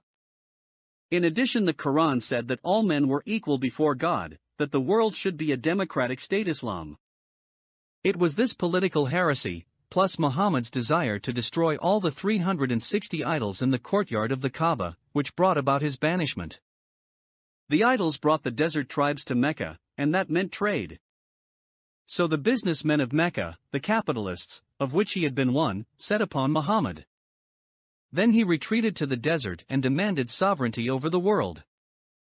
The rise of Islam began. Out of the desert came a flame which would not be extinguished, a democratic army fighting as a unit and prepared to die without wincing. Muhammad had invited the Jews and Christians to join him, for he was not building a new religion. He was calling all who believed in one God to join in a single faith. If the Jews and Christians had accepted his invitation, Islam would have conquered the world. They didn't. They would not even accept Muhammad's innovation of humane warfare. When the armies of the Prophet entered Jerusalem, not a single person was killed because of his faith. When the Crusaders entered the city centuries later, not a Muslim man, woman, or child was spared. But the Christians did accept one Muslim idea, the place of learning, the university. Chapter 10. Power of the mastermind, the driving force. The ninth step toward riches. Power is essential for success in the accumulation of money. Plans are inert and useless without sufficient power to translate them into action. This chapter will describe the method by which an individual may attain and apply power. Power may be defined as organized and intelligently directed knowledge. Power, as the term is here used, refers to organized effort, sufficient to enable an individual to transmute desire into its monetary equivalent. Organized effort is produced through the coordination of effort of two or more people, who work toward a definite end, in a spirit of harmony. Power is required for the accumulation of money. Power is necessary for the retention of money after it has been accumulated. Let us ascertain how power may be acquired. If power is organized knowledge, let us examine the sources of knowledge. A. Infinite intelligence. This source of knowledge may be contacted through the procedure described in another chapter, with the aid of creative imagination. B. Accumulated experience. The accumulated experience of man, or that portion of it which has been organized and recorded, may be found in any well-equipped public library. An important part of this accumulated experience is taught in public schools and colleges, where it has been classified and organized. C. Experiment and research. In the field of science and in practically every other walk of life, men are gathering, classifying, and organizing new facts daily. This is the source to which one must turn when knowledge is not available through accumulated experience. Here too, the creative imagination must often be used. Knowledge may be acquired from any of the foregoing sources. It may be converted into power by organizing it into definite plans, and by expressing those plans in terms of action. Examination of the three major sources of knowledge will readily disclose the difficulty an individual would have, if he depended upon his efforts alone, in assembling knowledge and expressing it through definite plans in terms of action. If his plans are comprehensive, and if they contemplate large proportions, he must, generally, induce others to cooperate with him, before he can inject into them the necessary element of power. Gaining power through the master mind. The master mind may be defined as coordination of knowledge and effort, in a spirit of harmony, between two or more people, for the attainment of a definite purpose. No individual may have great power without availing himself of the master mind.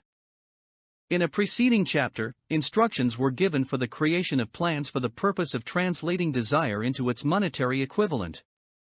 If you carry out these instructions with persistence and intelligence, and use discrimination in the selection of your mastermind group, your objective will have been halfway reached, even before you begin to recognize it. So you may better understand the intangible potentialities of power available to you, through a properly chosen mastermind group, we will here explain the two characteristics of the mastermind principle, one of which is economic in nature, and the other psychic. The economic feature is obvious. Economic advantages may be created by any person who surrounds himself with the advice, counsel, and personal cooperation of a group of men who are willing to lend him wholehearted aid, in a spirit of perfect harmony. This form of cooperative alliance has been the basis of nearly every great fortune. Your understanding of this great truth may definitely determine your financial status. The psychic phase of the mastermind principle is much more abstract, much more difficult to comprehend, because it has reference to the spiritual forces with which the human race, as a whole, is not well acquainted. You may catch a significant suggestion from this statement: no two minds ever come together without, thereby, creating a third, invisible, intangible force which may be likened to a third mind. Keep in mind the fact that there are only two known elements in the whole universe, energy and matter. It is a well-known fact that matter may be broken down into units of molecules, atoms, and electrons. There are units of matter which may be isolated, separated, and analyzed. Likewise, there are units of energy. The human mind is a form of energy, a part of it being spiritual in nature. When the minds of two people are coordinated in a spirit of harmony, the spiritual units of energy of each mind form an affinity, which constitutes the psychic phase of the master mind. The mastermind principle, or rather the economic feature of it, was first called to my attention by Andrew Carnegie, over 25 years ago. Discovery of this principle was responsible for the choice of my life's work. Mr. Carnegie's mastermind group consisted of a staff of approximately 50 men, with whom he surrounded himself, for the definite purpose of manufacturing and marketing steel. He attributed his entire fortune to the power he accumulated through this mastermind. Analyze the record of any man who has accumulated a great fortune, and many of those who have accumulated modest fortunes, and you will find that they have either consciously or unconsciously employed the mastermind principle. Great power can be accumulated through no other principle. Energy is nature's universal set of building blocks, out of which she constructs every material thing in the universe, including man and every form of animal and vegetable life. Through a process which only nature completely understands, she translates energy into matter. Nature's building blocks are available to man, in the energy involved in thinking. Man's brain may be compared to an electric battery. It absorbs energy from the ether, which permeates every atom of matter, and fills the entire universe. It is a well-known fact that a group of electric batteries will provide more energy than a single battery. It is also a well-known fact that an individual battery will provide energy in proportion to the number and capacity of the cells it contains. The brain functions in a similar fashion. This accounts for the fact that some brains are more efficient than others, and leads to this significant statement: a group of brains coordinated, or connected, in a spirit of harmony, will provide more thought energy than a single brain, just as a group of electric batteries will provide more energy than a single battery. Through this metaphor, it becomes immediately obvious that the mastermind principle holds the secret of the power wielded by men who surround themselves with other men of brains. There follows, now, another statement which will lead still nearer to an understanding of the psychic phase of the mastermind principle. When a group of individual brains are coordinated and function in harmony, the increased energy created through that alliance becomes available to every individual brain in the group. It is a well-known fact that Henry Ford began his business career under the handicap of poverty, illiteracy, and ignorance. It is an equally well-known fact that, within the inconceivably short period of 10 years, Mr. Ford mastered these three handicaps, and that within 25 years he made himself one of the richest men in America. Connect with this fact the additional knowledge that Mr. Ford's most rapid strides became noticeable from the time he became a personal friend of Thomas A. Edison, and you will begin to understand what the influence of one mind upon another can accomplish. Go a step farther, and consider the fact that Mr. Ford's most outstanding achievements began from the time that he formed the acquaintances of Harvey Firestone, John Burroughs, and Luther Burbank, each a man of great brain capacity, and you will have further evidence that power may be produced through friendly alliance of minds. There is little if any doubt that Henry Ford is one of the best informed men in the business and industrial world. The question of his wealth needs no discussion. Analyze Mr. Ford's intimate personal friends, some of whom have already been mentioned, and you will be prepared to understand the following statement: men take on the nature, and the habits, and the power of thought of those with whom they associate in a spirit of sympathy and harmony. Henry Ford whipped poverty, illiteracy, and ignorance by allying himself with great minds, whose vibrations of thought he absorbed into his own mind. Through his association with Edison, Burbank, Burroughs, and Firestone, Mr. Ford added to his own brain power the sum and substance of the intelligence, experience, knowledge, and spiritual forces of these four men. Moreover, he appropriated and made use of the mastermind principle through the methods of procedure described in this book. This principle is available to you. We have already mentioned Mahatma Gandhi. Perhaps the majority of those who have heard of Gandhi look upon him as merely an eccentric little man who goes around without formal wearing apparel and makes trouble for the British government.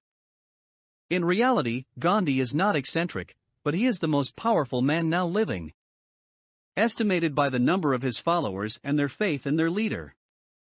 Moreover, he is probably the most powerful man who has ever lived.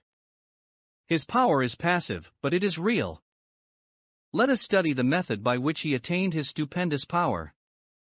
It may be explained in a few words. He came by power through inducing over 200 million people to coordinate, with mind and body, in a spirit of harmony for a definite purpose. In brief, Gandhi has accomplished a miracle, for it is a miracle when 200 million people can be induced, not forced, to cooperate in a spirit of harmony for a limitless time. If you doubt that this is a miracle, try to induce any two people to cooperate in a spirit of harmony for any length of time. Every man who manages a business knows what a difficult matter it is to get employees to work together in a spirit even remotely resembling harmony. The list of the chief sources from which power may be attained is, as you have seen, headed by infinite intelligence. When two or more people coordinate in a spirit of harmony and work toward a definite objective, they place themselves in position, through that alliance, to absorb power directly from the great universal storehouse of infinite intelligence. This is the greatest of all sources of power. It is the source to which the genius turns. It is the source to which every great leader turns, whether he may be conscious of the fact or not. The other two major sources from which the knowledge, necessary for the accumulation of power, may be obtained are no more reliable than the five senses of man. The senses are not always reliable. Infinite intelligence does not ERR.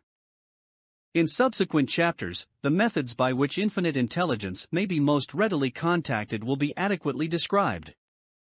This is not a course on religion. No fundamental principle described in this book should be interpreted as being intended to interfere either directly or indirectly with any man's religious habits. This book has been confined, exclusively, to instructing the reader how to transmute the definite purpose of desire for money into its monetary equivalent. Read, think, and meditate as you read. Soon, the entire subject will unfold, and you will see it in perspective. You are now seeing the detail of the individual chapters. Money is as shy and elusive as the old-time maiden. It must be wooed and won by methods not unlike those used by a determined lover in pursuit of the girl of his choice. And, coincidental as it is, the power used in the wooing of money is not greatly different from that used in wooing a maiden. That power, when successfully used in the pursuit of money, must be mixed with faith. It must be mixed with desire. It must be mixed with persistence. It must be applied through a plan, and that plan must be set into action. When money comes in quantities known as the big money, it flows to the one who accumulates it, as easily as water flows downhill. There exists a great unseen stream of power which may be compared to a river, except that one side flows in one direction, carrying all who get into that side of the stream, onward and upward to wealth, and the other side flows in the opposite direction, carrying all who are unfortunate enough to get into it, and not able to extricate themselves from it, downward to misery and poverty. Every man who has accumulated a great fortune has recognized the existence of this stream of life. It consists of one's thinking process. The positive emotions of thought form the side of the stream which carries one to fortune. The negative emotions form the side which carries one down to poverty. This carries a thought of stupendous importance to the person who is following this book with the object of accumulating a fortune. If you are in the side of the stream of power which leads to poverty, this may serve as an oar by which you may propel yourself over into the other side of the stream.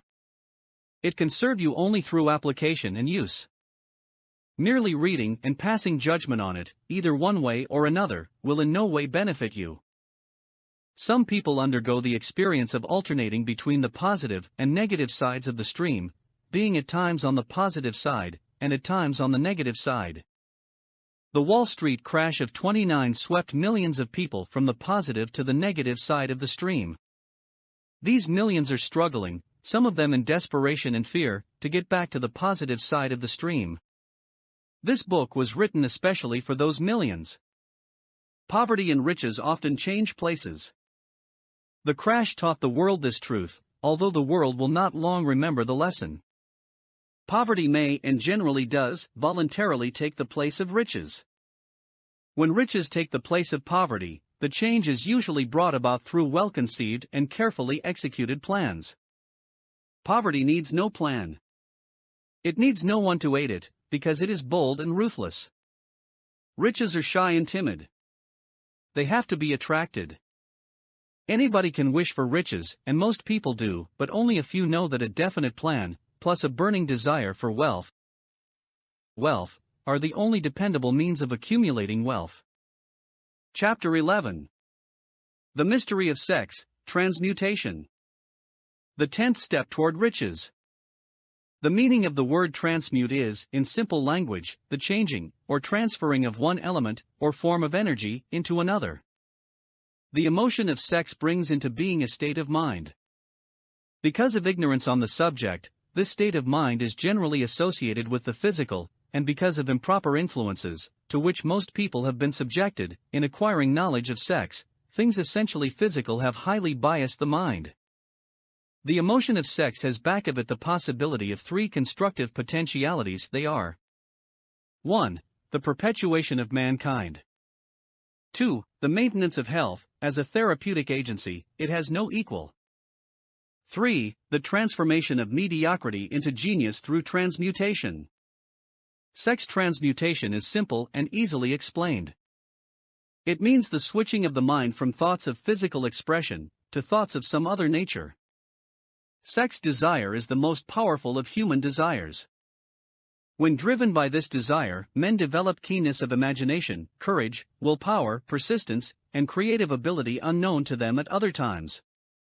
So strong and impelling is the desire for sexual contact, that men freely run the risk of life and reputation to indulge it. When harnessed and redirected along other lines, this motivating force maintains all of its attributes of keenness of imagination, courage, etc., which may be used as powerful creative forces in literature, art, or in any other profession or calling, including, of course, the accumulation of riches. The transmutation of sex energy calls for the exercise of willpower, to be sure, but the reward is worth the effort. The desire for sexual expression is inborn and natural. The desire cannot, and should not be submerged or eliminated. But it should be given an outlet through forms of expression which enrich the body, mind, and spirit of man. If not given this form of outlet, through transmutation, it will seek outlets through purely physical channels.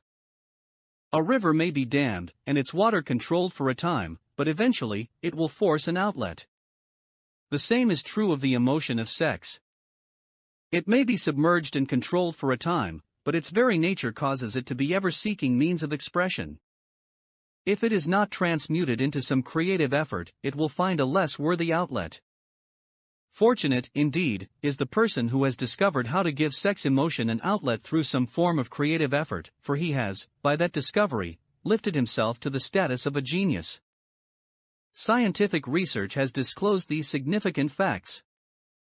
1. The men of greatest achievement are men with highly developed sex natures, men who have learned the art of sex transmutation. 2. The men who have accumulated great fortunes and achieved outstanding recognition in literature, art, industry, architecture, and the professions, were motivated by the influence of a woman. The research from which these astounding discoveries were made went back through the pages of biography and history for more than 2,000 years. Wherever there was evidence available in connection with the lives of men and women of great achievement, it indicated most convincingly that they possessed highly developed sex natures. The emotion of sex is an irresistible force, against which there can be no such opposition as an immovable body.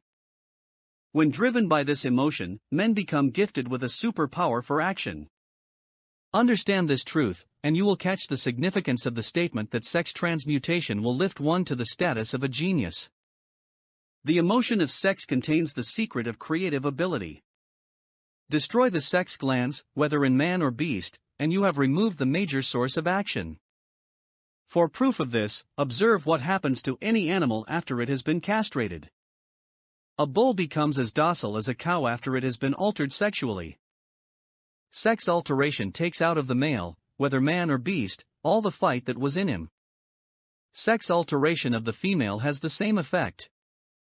The human mind responds to stimuli through which it may be keyed up to high rates of vibration, known as enthusiasm, creative imagination, intense desire, etc.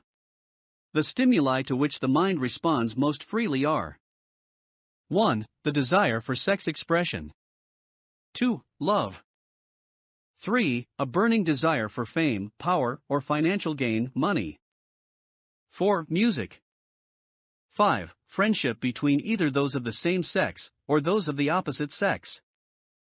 6. A mastermind alliance based upon the harmony of two or more people who ally themselves for spiritual or temporal advancement. 7. Mutual suffering, such as that experienced by people who are persecuted. 8.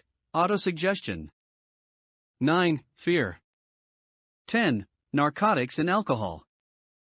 The desire for sex expression comes at the head of the list of stimuli, which most effectively step up the vibrations of the mind and start the wheels of physical action.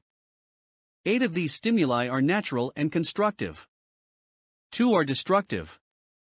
The list is here presented for the purpose of enabling you to make a comparative study of the major sources of mind stimulation. From this study, it will be readily seen that the emotion of sex is, by great odds, the most intense and powerful of all mind stimuli. This comparison is necessary as a foundation for proof of the statement that transmutation of sex energy may lift one to the status of a genius. Let us find out what constitutes a genius. Some wiseacre has said that a genius is a man who wears long hair, eats queer food, lives alone, and serves as a target for the joke makers.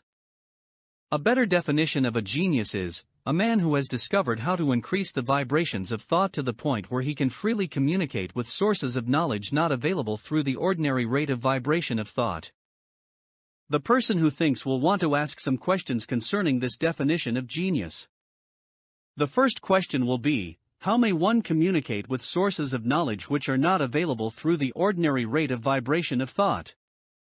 The next question will be, are there known sources of knowledge which are available only to genii, and if so, what are these sources, and exactly how may they be reached? We shall offer proof of the soundness of some of the more important statements made in this book, or at least we shall offer evidence through which you may secure your own proof through experimentation, and in doing so, we shall answer both of these questions. Genius is developed through the sixth sense. The reality of a sixth sense has been fairly well established. This sixth sense is creative imagination. The faculty of creative imagination is one which the majority of people never use during an entire lifetime, and if used at all, it usually happens by mere accident. A relatively small number of people use, with deliberation and purpose aforethought, the faculty of creative imagination. Those who use this faculty voluntarily, and with understanding of its functions, are genii. The faculty of creative imagination is the direct link between the finite mind of man and infinite intelligence. All so-called revelations, referred to in the realm of religion, and all discoveries of basic or new principles in the field of invention, take place through the faculty of creative imagination. When ideas or concepts flash into one's mind, through what is popularly called a hunch, they come from one or more of the following sources. 1. Infinite intelligence. 2. One's subconscious mind, wherein is stored every sense impression and thought impulse which ever reached the brain through any of the 5 senses. 3. From the mind of some other person who has just released the thought, or picture of the idea or concept, through conscious thought or 4. From the other person's subconscious storehouse. There are no other known sources from which inspired ideas or hunches may be received. The creative imagination functions best when the mind is vibrating, due to some form of mind stimulation, at an exceedingly high rate. That is, when the mind is functioning at a rate of vibration higher than that of ordinary, normal thought. When brain action has been stimulated, through one or more of the 10 mind stimulants, it has the effect of lifting the individual far above the horizon of ordinary thought, and permits him to envision distance, scope, and quality of thoughts not available on the lower plane, such as that occupied while one is engaged in the solution of the problems of business and professional routine. When lifted to this higher level of thought, through any form of mind stimulation, an individual occupies, relatively, the same position as one who has ascended in an airplane to a height from which he may see over and beyond the horizon line which limits his vision, while on the ground. Moreover, while on this higher level of thought, the individual is not hampered or bound by any of the stimuli which circumscribe and limit his vision while wrestling with the problems of gaining the 3 basic necessities of food, clothing, and shelter. He is in a world of thought in which the ordinary, workaday thoughts have been as effectively removed as are the hills and valleys and other limitations of physical vision when he rises in an airplane. While on this exalted plane of thought, the creative faculty of the mind is given freedom for action. The way has been cleared for the sixth sense to function, it becomes receptive to ideas which could not reach the individual under any other circumstances. The sixth sense is the faculty which marks the difference between a genius and an ordinary individual. The creative faculty becomes more alert and receptive to vibrations, originating outside the individual's subconscious mind, the more this faculty is used, and the more the individual relies upon it, and makes demands upon it for thought impulses. This faculty can be cultivated and developed only through use. That which is known as one's conscience operates entirely through the faculty of the sixth sense.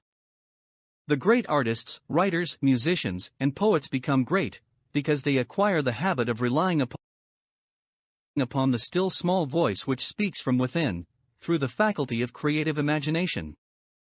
It is a fact well known to people who have keen imaginations that their best ideas come through so-called hunches.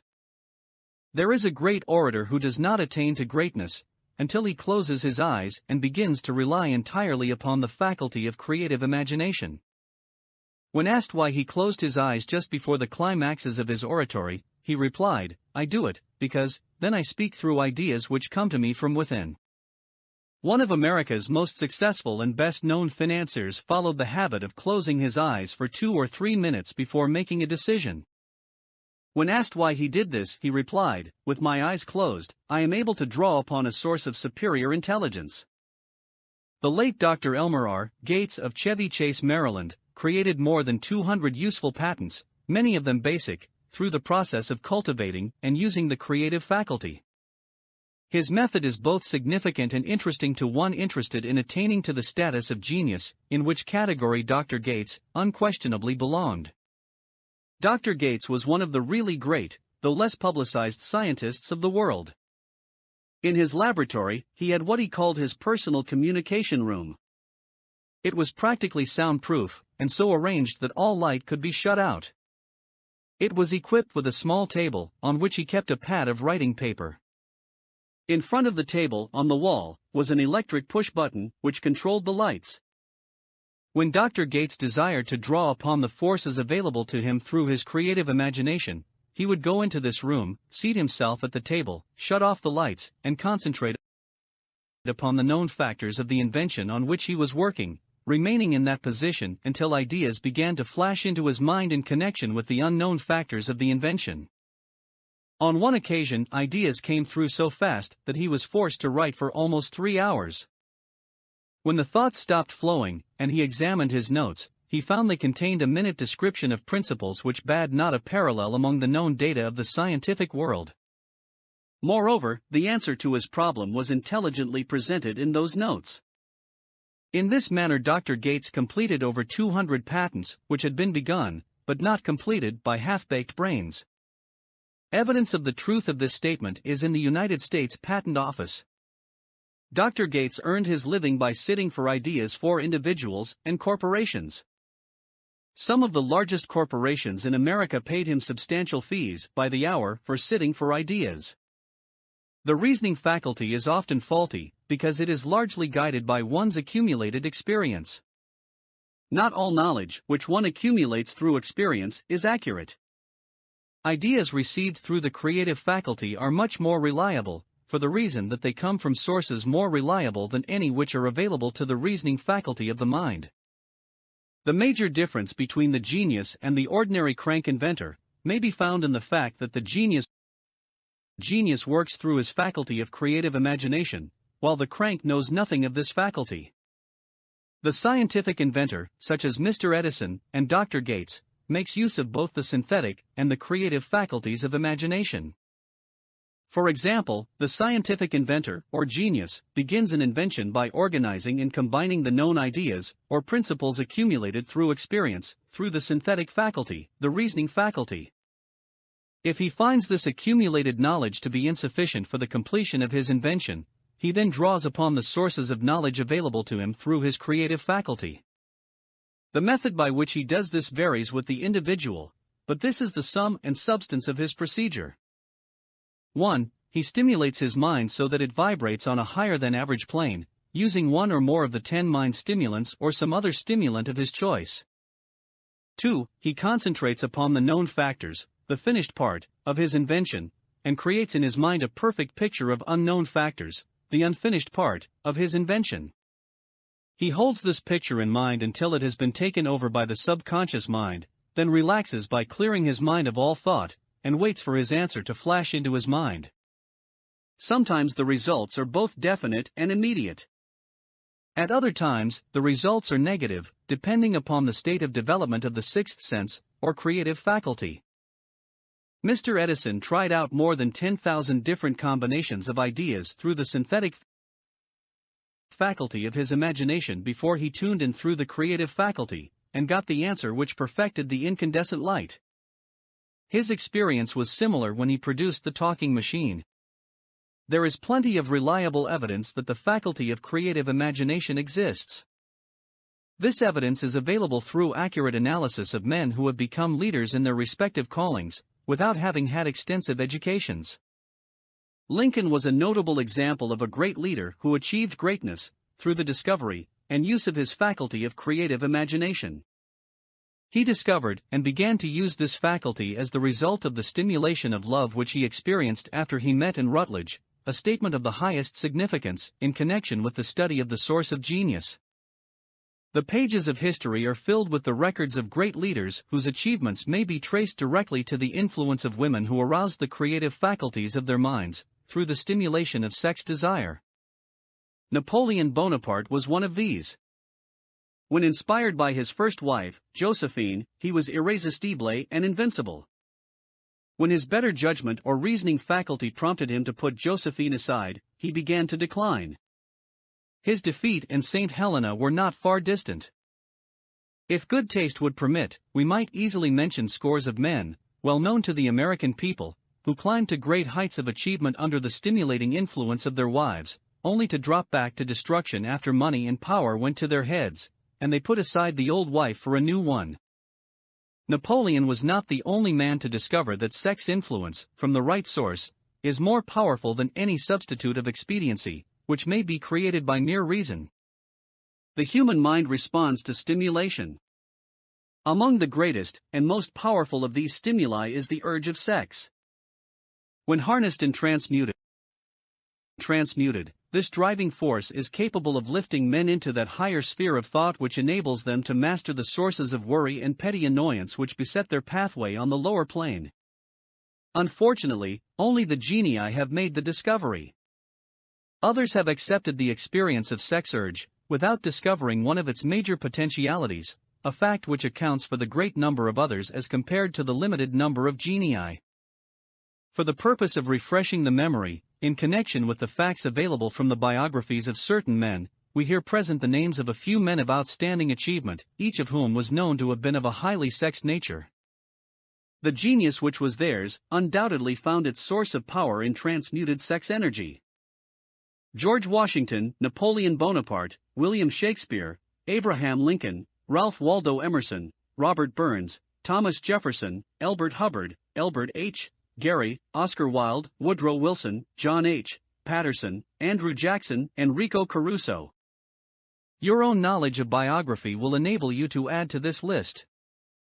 Find, if you can, a single man in all history of civilization who achieved outstanding success in any calling, who was not driven by a well-developed sex nature.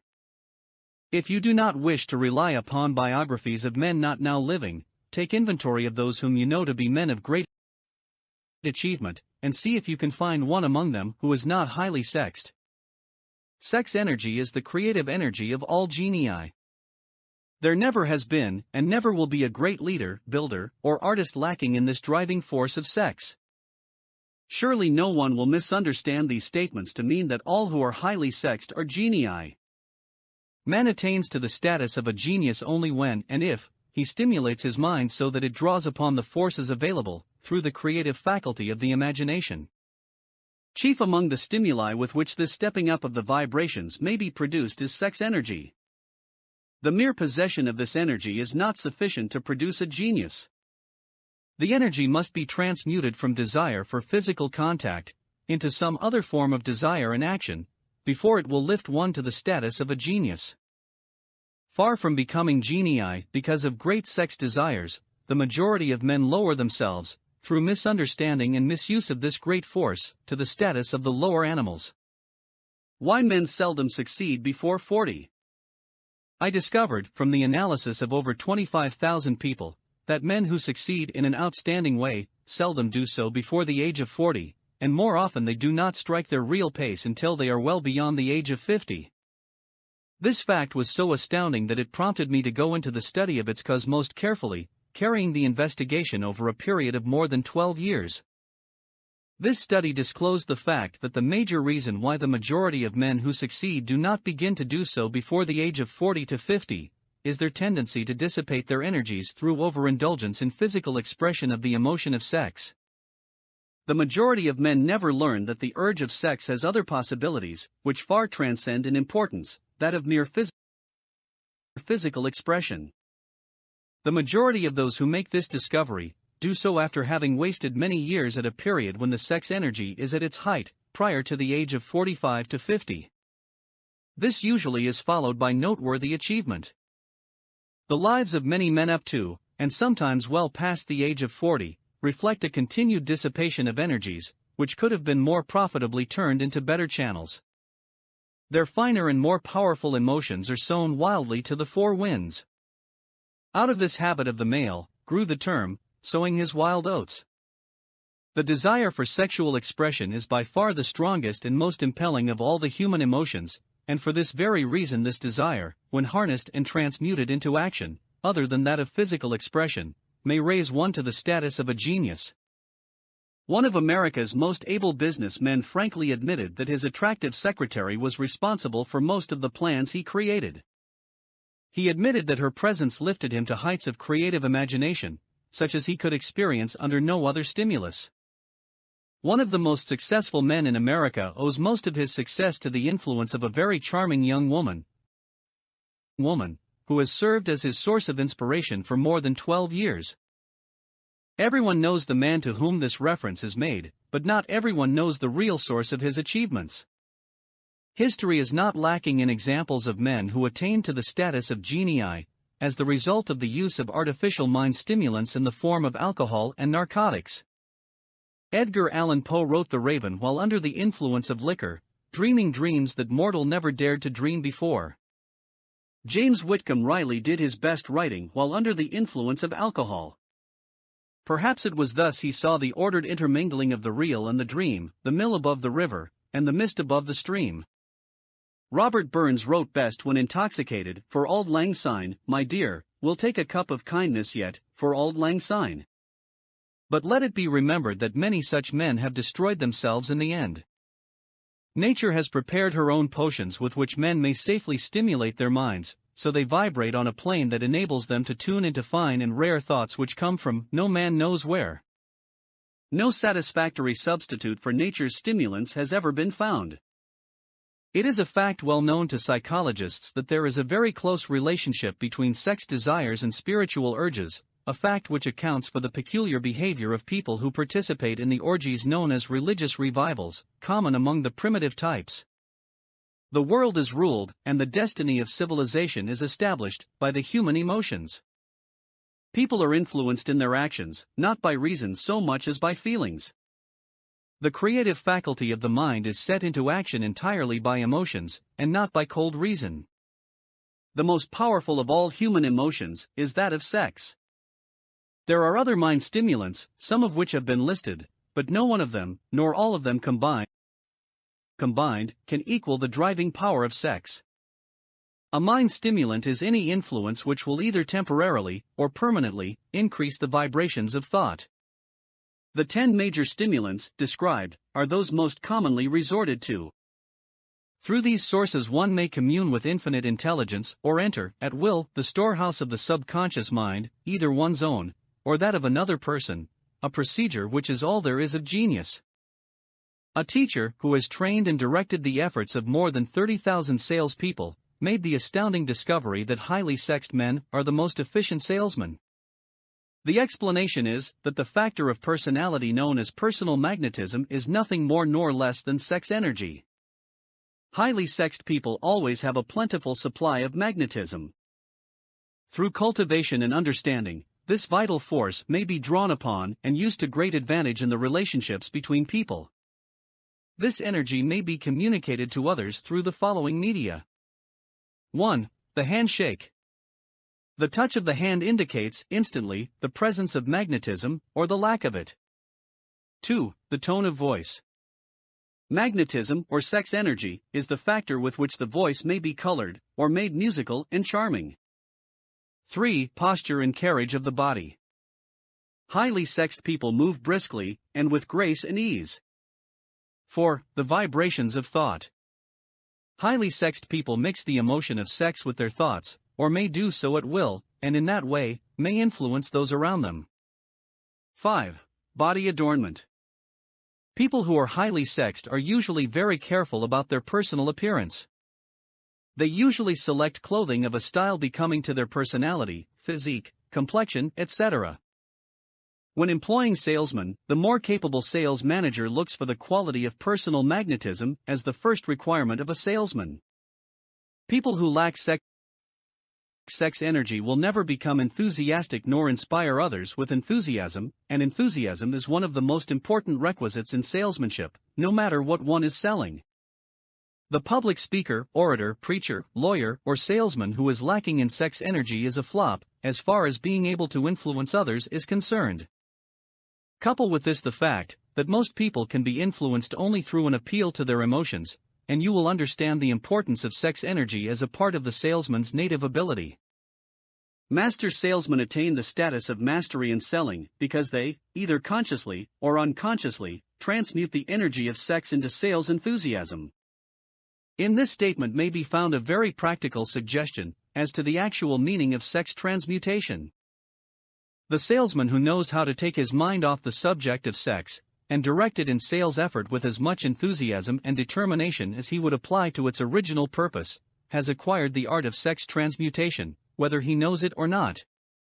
The majority of salesmen who transmute their sex energy do so without being in the least aware of what they are doing, or how they are doing it. Transmutation of sex energy calls for more willpower than the average person cares to use for this purpose. Those who find it difficult to summon willpower sufficient for transmutation may gradually acquire this ability. Though this requires willpower, the reward for the practice is more than worth the effort. The entire subject of sex is one with which the majority of people appear to be unpardonably ignorant. The urge of sex has been grossly misunderstood, slandered, and burlesqued by the ignorant and the evil-minded for so long that the very word sex is seldom used in polite society. Men and women who are known to be blessed, yes, blessed with highly sexed natures, are usually looked upon as being people who will bear watching. Instead of being called blessed, they are usually called cursed. Millions of people, even in this age of enlightenment, have inferiority complexes which they developed because of this false belief that a highly sexed nature is a curse. These statements of the virtue of sex energy should not be construed as justification for the libertine. The emotion of sex is a virtue only when used intelligently, and with discrimination. It may be misused, and often is, to such an extent that it debases, instead of enriches, both body and mind. The better use of this power is the burden of this chapter. It seemed quite significant to the author when he made the discovery that practically every great leader, whom he had the privilege of analyzing, was a man whose achievements were largely inspired by a woman.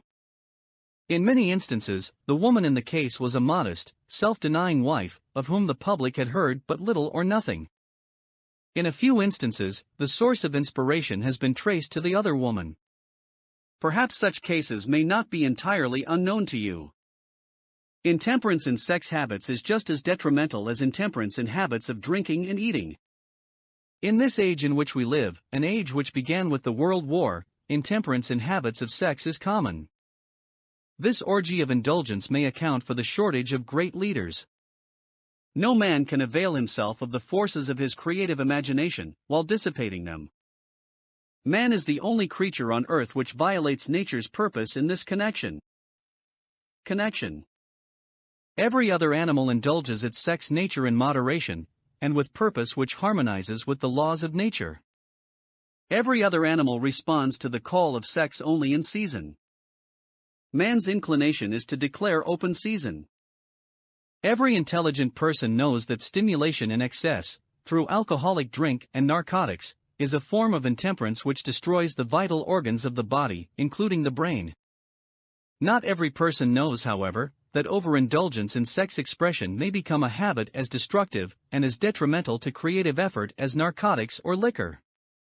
A sex-mad man is not essentially different than a dope-mad man. Both have lost control over their faculties of reason and willpower. Sexual overindulgence may not only destroy reason and willpower, but it may also lead to either temporary or permanent insanity. Many cases of hypochondria, imaginary illness, grow out of habits developed in ignorance of the true function of sex. From these brief references to the subject, it may be readily seen that ignorance on the subject of sex transmutation forces stupendous penalties upon the ignorant on the one hand, and withholds from them equally stupendous benefits on the other. Widespread ignorance on the subject of sex is due to the fact that the subject has been surrounded with mystery and beclouded by dark silence. The conspiracy of mystery and silence has had the same effect upon the minds of young people that the psychology of prohibition had. The result has been increased curiosity and desire to acquire more knowledge on this verboten subject, and to the shame of all lawmakers and most physicians, by training best qualified to educate youth on that subject, information has not been easily available. Seldom does an individual enter upon highly creative effort in any field of endeavor before the age of 40. The average man reaches the period of his greatest capacity to create between 40 and 60. These statements are based upon analysis of thousands of men and women who have been carefully observed.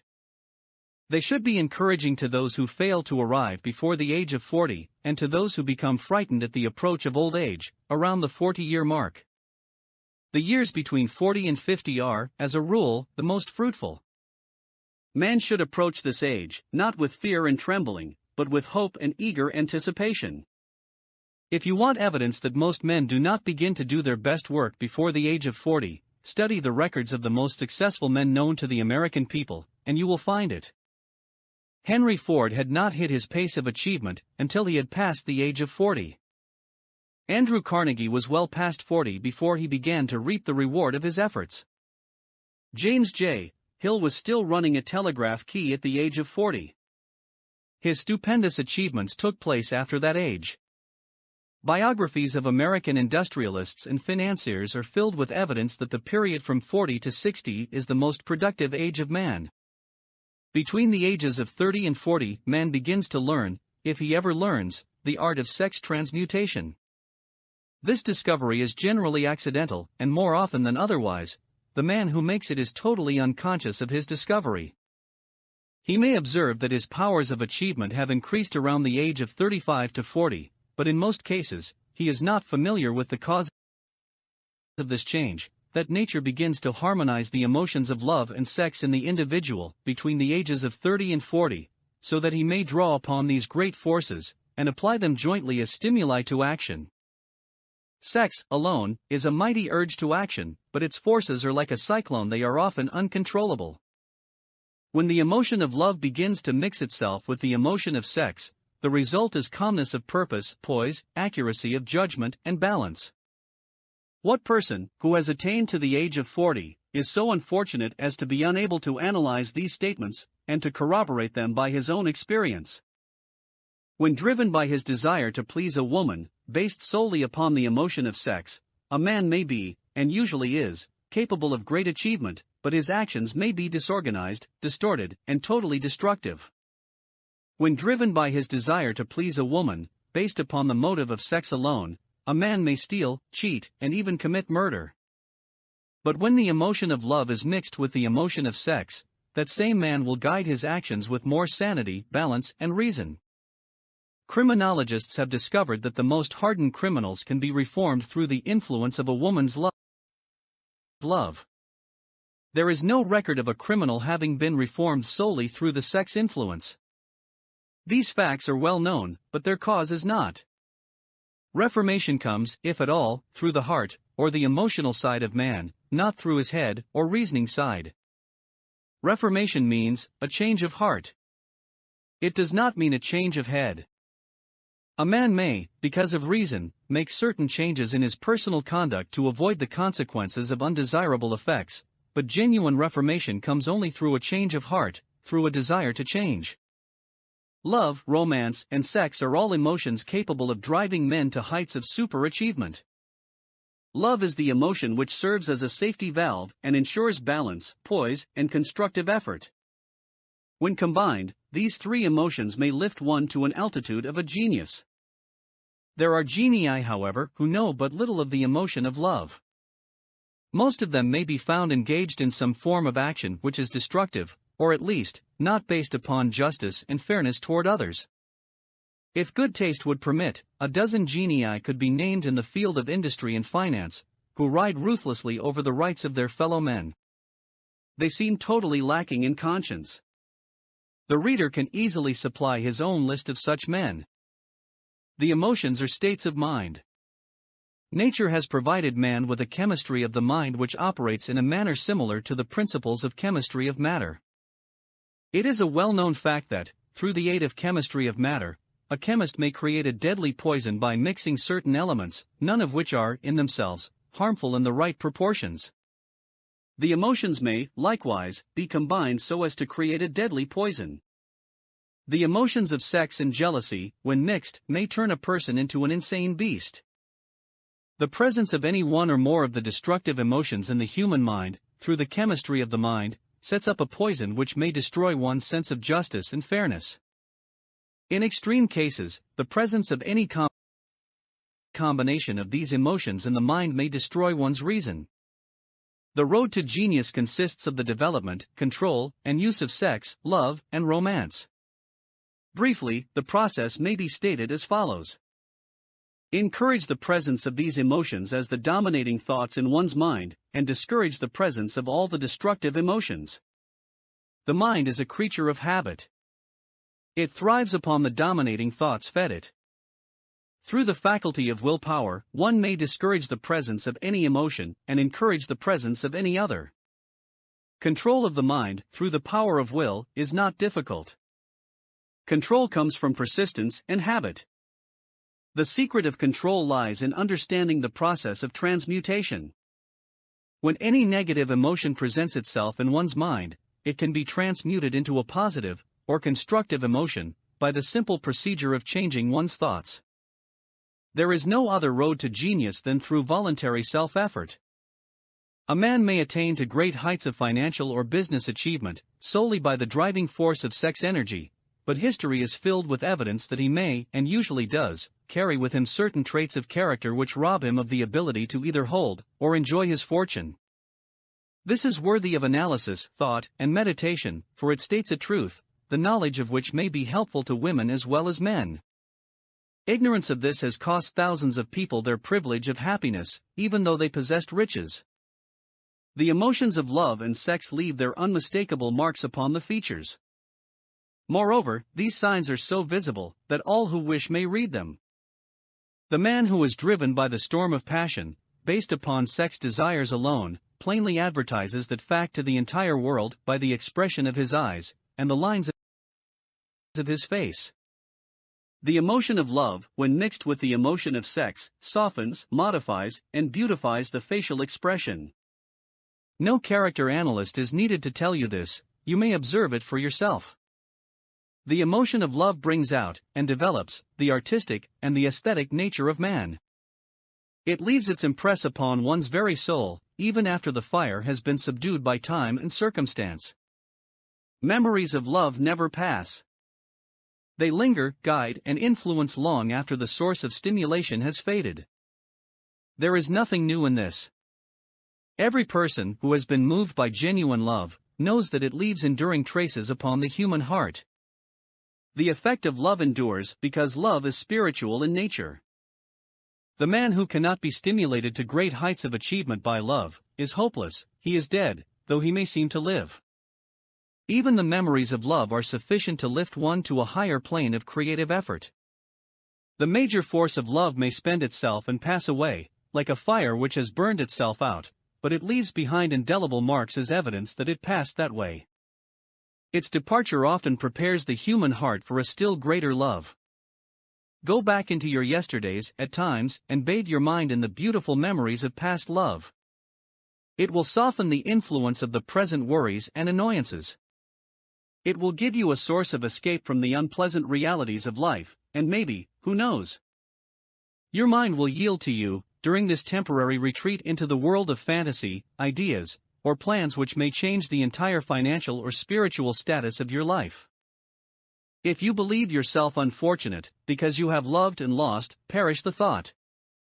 One who has loved truly can never lose entirely. Love is whimsical and temperamental. Its nature is ephemeral and transitory.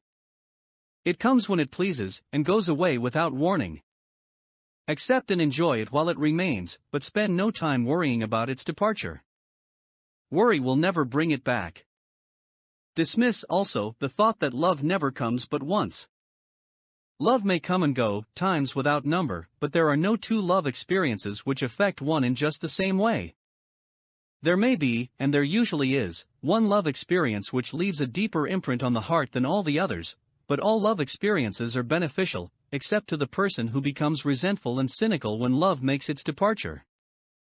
There should be no disappointment over love, and there would be none if people understood the difference between the emotions of love and sex. The major difference is that love is spiritual, while sex is biological. No experience which touches the human heart with a spiritual force can possibly be harmful, except through ignorance or jealousy. Love is, without question, life's greatest experience. It brings one into communion with infinite intelligence. When mixed with the emotions of romance and sex, it may lead one far up the ladder of creative effort. The emotions of love, sex, and romance are sides of the eternal triangle of achievement-building genius. Nature creates genii through no other force. Love is an emotion with many sides, shades, and colors. The love which one feels for parents or children is quite different from that which one feels for one's sweetheart. The one is mixed with the emotion of sex, while the other is not. The love which one feels in true friendship is not the same as that felt for one's sweetheart, parents, or children, but it, too, is a form of love. Then, there is the emotion of love for things inanimate, such as the love of nature's handiwork. But the most intense and burning of all these various kinds of love is that experienced in the blending of the emotions of love and sex. Marriages, not blessed with the eternal affinity of love, properly balanced and proportioned, with sex, cannot be happy ones and seldom endure. Love, alone, will not bring happiness in marriage, nor will sex alone. When these two beautiful emotions are blended, marriage may bring about a state of mind, closest to the spiritual that one may ever know on this earthly plane. When the emotion of romance is added to those of love and sex, the obstructions between the finite mind of man and infinite intelligence are removed. Then a genius has been born. What a different story is this, than those usually associated with the emotion of sex. Here is an interpretation of the emotion which lifts it out of the commonplace, and makes of it potter's clay in the hands of God, from which he fashions all that is beautiful and inspiring. It is an interpretation which would, when properly understood, bring harmony out of the chaos which exists in too many marriages. The disharmonies often expressed in the form of nagging may usually be traced to lack of knowledge on the subject of sex. Where love, romance, and the proper understanding of the emotion and function of sex abide, there is no disharmony between married people. Fortunate is the husband whose wife understands the true relationship between the emotions of love, sex, and romance. When motivated by this holy triumvirate, no form of labor is burdensome, because even the most lowly form of effort takes on the nature of a labor of love. It is a very old saying that a man's wife may either make him or break him, but the reason is not always understood. The making and breaking is the result of the wife's understanding, or lack of understanding of the emotions of love, sex, and romance. Despite the fact that men are polygamous, by the very nature of their biological inheritance, it is true that no woman has as great an influence on a man as his wife, unless he is married to a woman totally unsuited to his nature. If a woman permits her husband to lose interest in her, and become more interested in other women, it is usually because of her ignorance or indifference toward the subjects of sex, love, and romance. This statement presupposes, of course, that genuine love once existed between a man and his wife. The facts are equally applicable to a man who permits his wife's interest in him to die. Married people often bicker over a multitude of trivialities.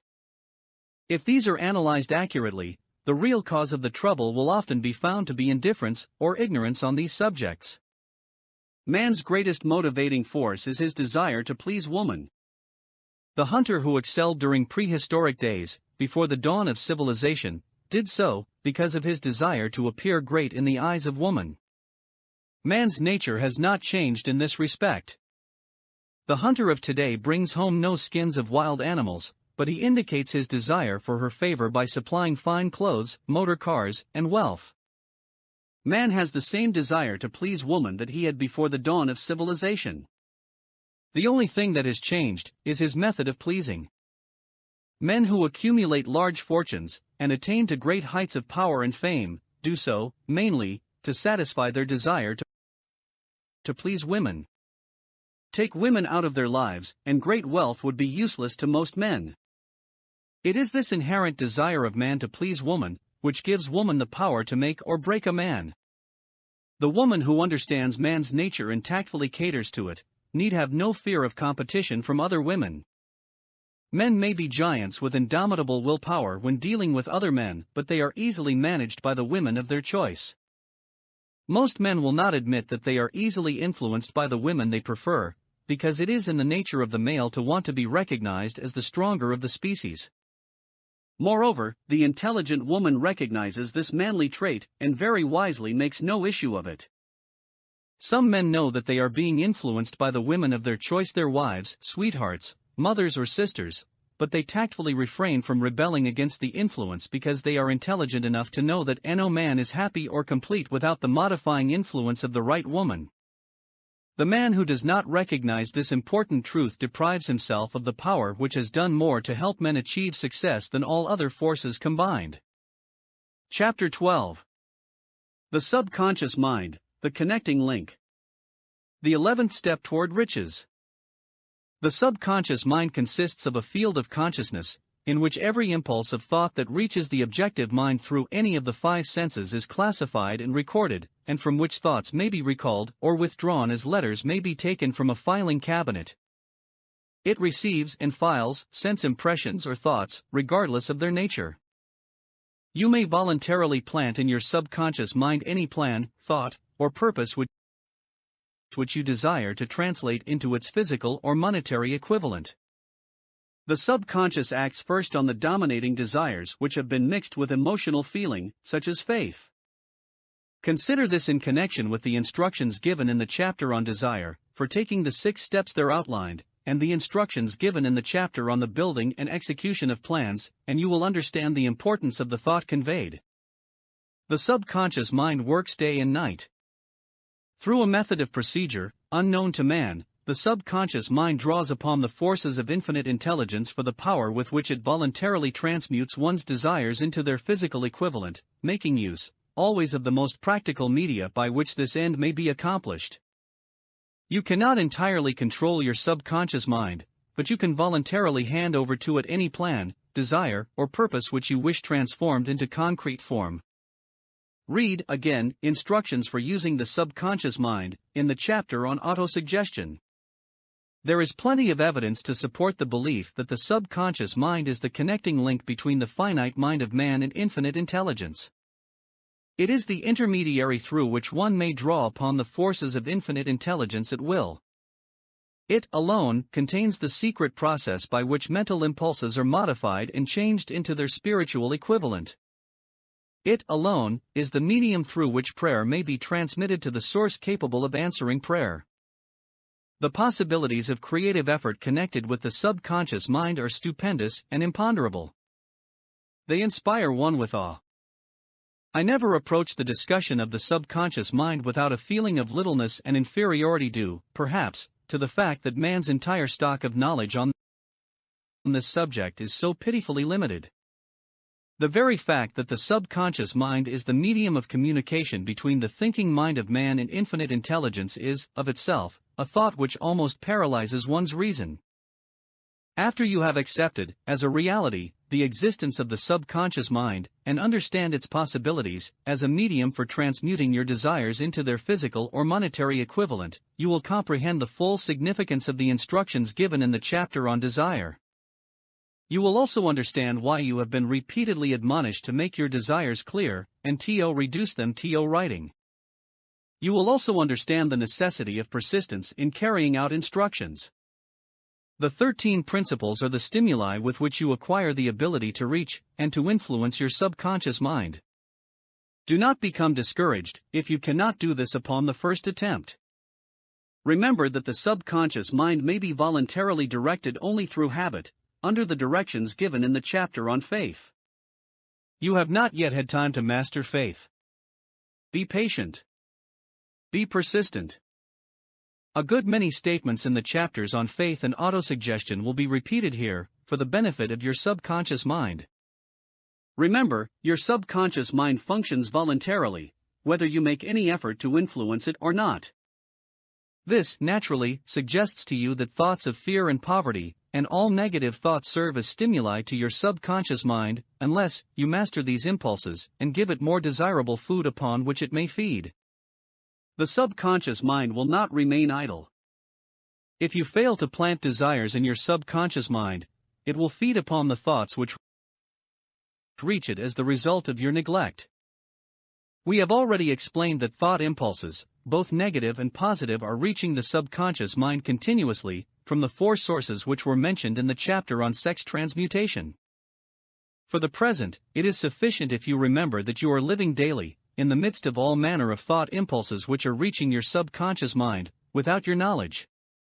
Some of these impulses are negative, some are positive. You are now engaged in trying to help shut oil the flow of negative impulses, and to aid in voluntarily influencing your subconscious mind, through positive impulses of desire. When you achieve this, you will possess the key which unlocks the door to your subconscious mind. Moreover, you will control that door so completely, that no undesirable thought may influence your subconscious mind. Everything which man creates begins in the form of a thought impulse. Man can create nothing which he does not first conceive in thought. Through the aid of the imagination, thought impulses may be assembled into plans.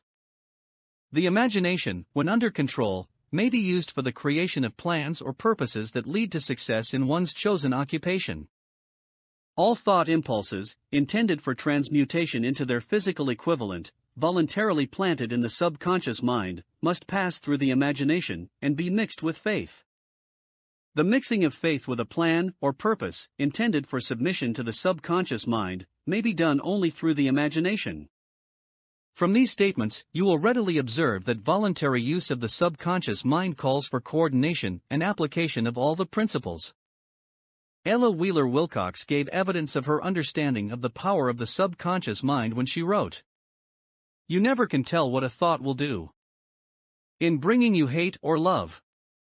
For thoughts are things, and their airy wings are swifter than carrier doves. They follow the law of the universe. Each thing creates its kind, and they speed o'er the track to bring you back whatever went out from your mind." Mrs. Wilcox understood the truth, that thoughts which go out from one's mind, also embed themselves deeply in one's subconscious mind, where they serve as a magnet, pattern, or blueprint by which the subconscious mind is influenced while translating them into their physical equivalent. Thoughts are truly things for the reason that every material thing begins in the form of thought energy. The subconscious mind is more susceptible to influence by impulses of thought mixed with feeling or emotion, than by those originating solely in the reasoning portion of the mind. In fact, there is much evidence to support the theory that only emotionalized thoughts have any action influence upon the subconscious mind. It is a well-known fact that emotion or feeling rules the majority of people. If it is true that the subconscious mind responds more quickly to, and is influenced more readily by thought impulses which are well mixed with emotion, it is essential to become familiar with the more important of the emotions. There are 7 major positive emotions, and 7 major negative emotions. The negatives voluntarily inject themselves into the thought impulses, which ensure passage into the subconscious mind. The positives must be injected, through the principle of autosuggestion, into the thought impulses which an individual wishes to pass on to his subconscious mind. Instructions have been given in the chapter on autosuggestion. These emotions or feeling impulses may be likened to yeast in a loaf of bread, because they constitute the action element, which transforms thought impulses from the passive to the active state. Thus may one understand why thought impulses, which have been well mixed with emotion, are acted upon more readily than thought impulses originating in cold reason.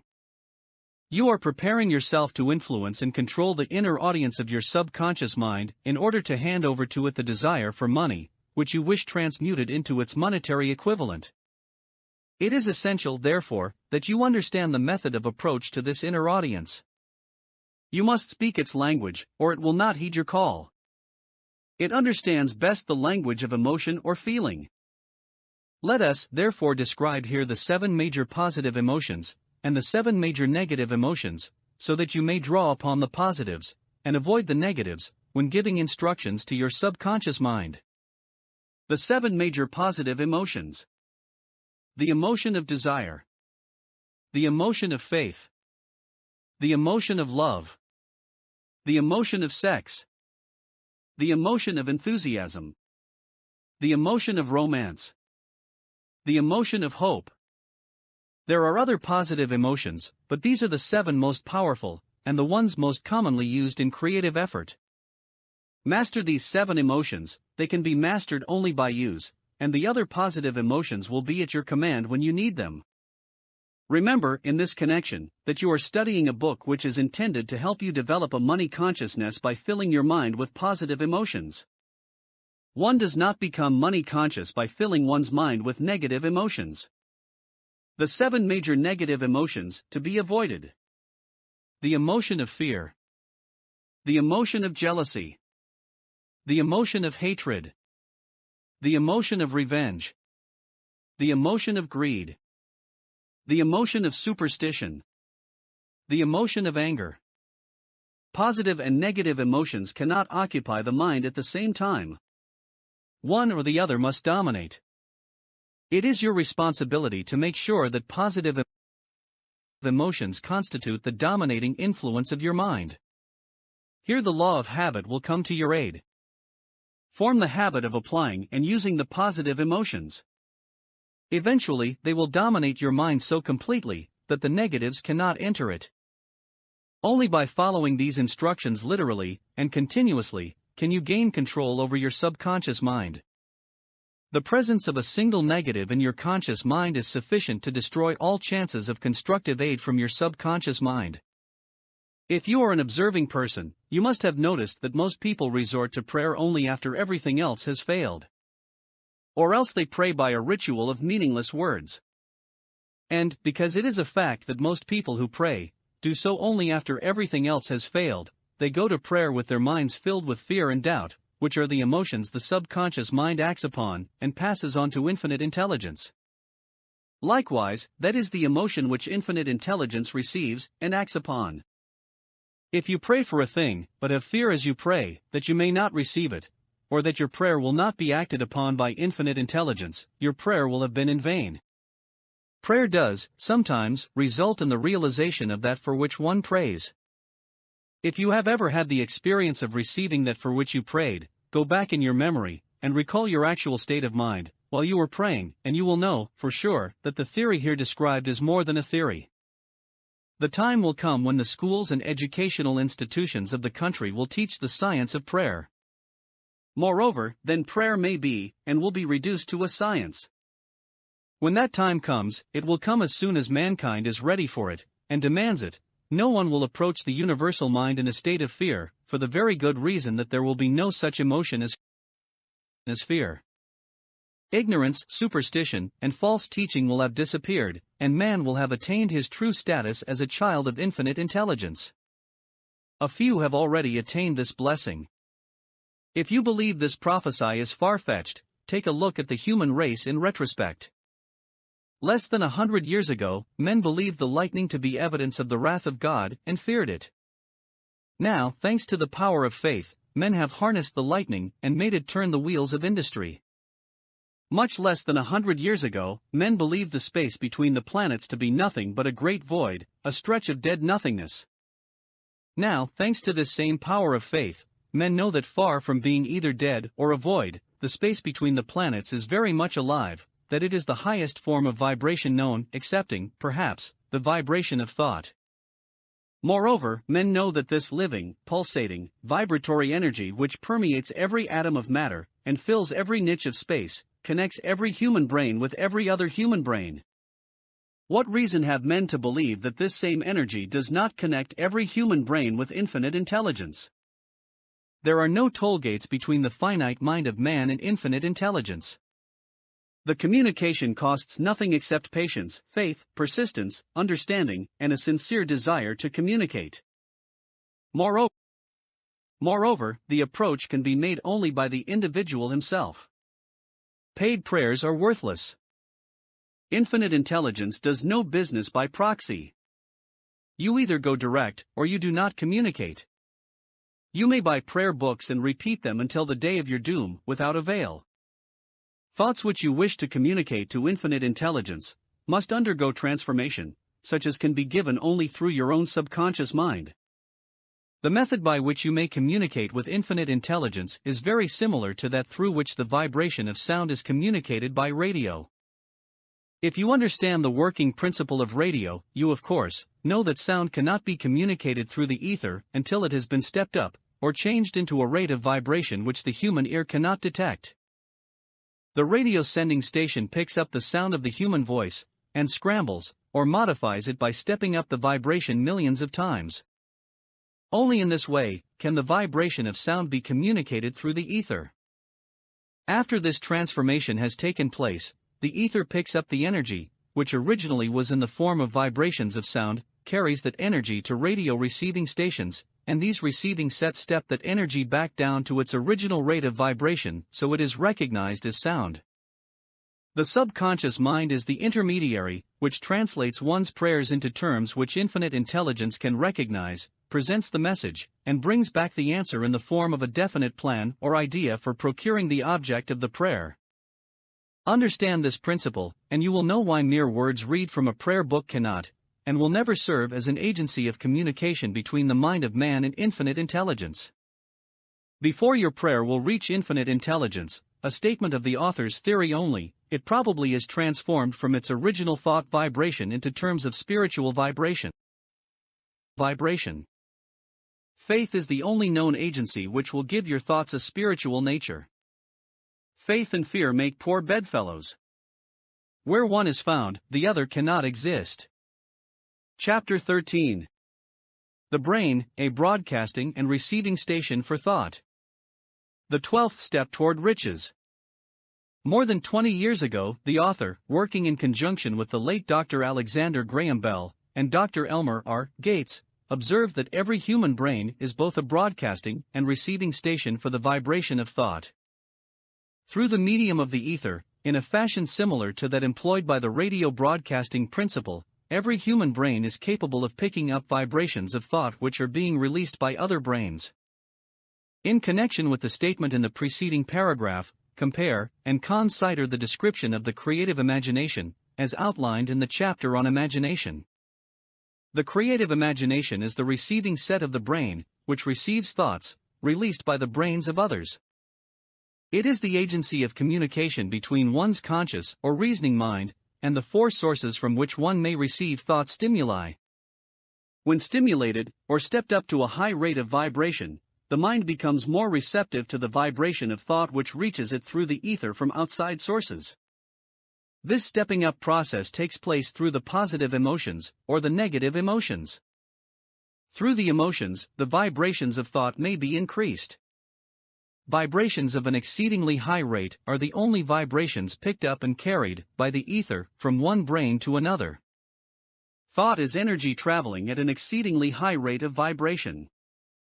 Thought, which has been modified or stepped up by any of the major emotions, vibrates at a much higher rate than ordinary thought, and it is this type of thought which passes from one brain to another, through the broadcasting machinery of the human brain.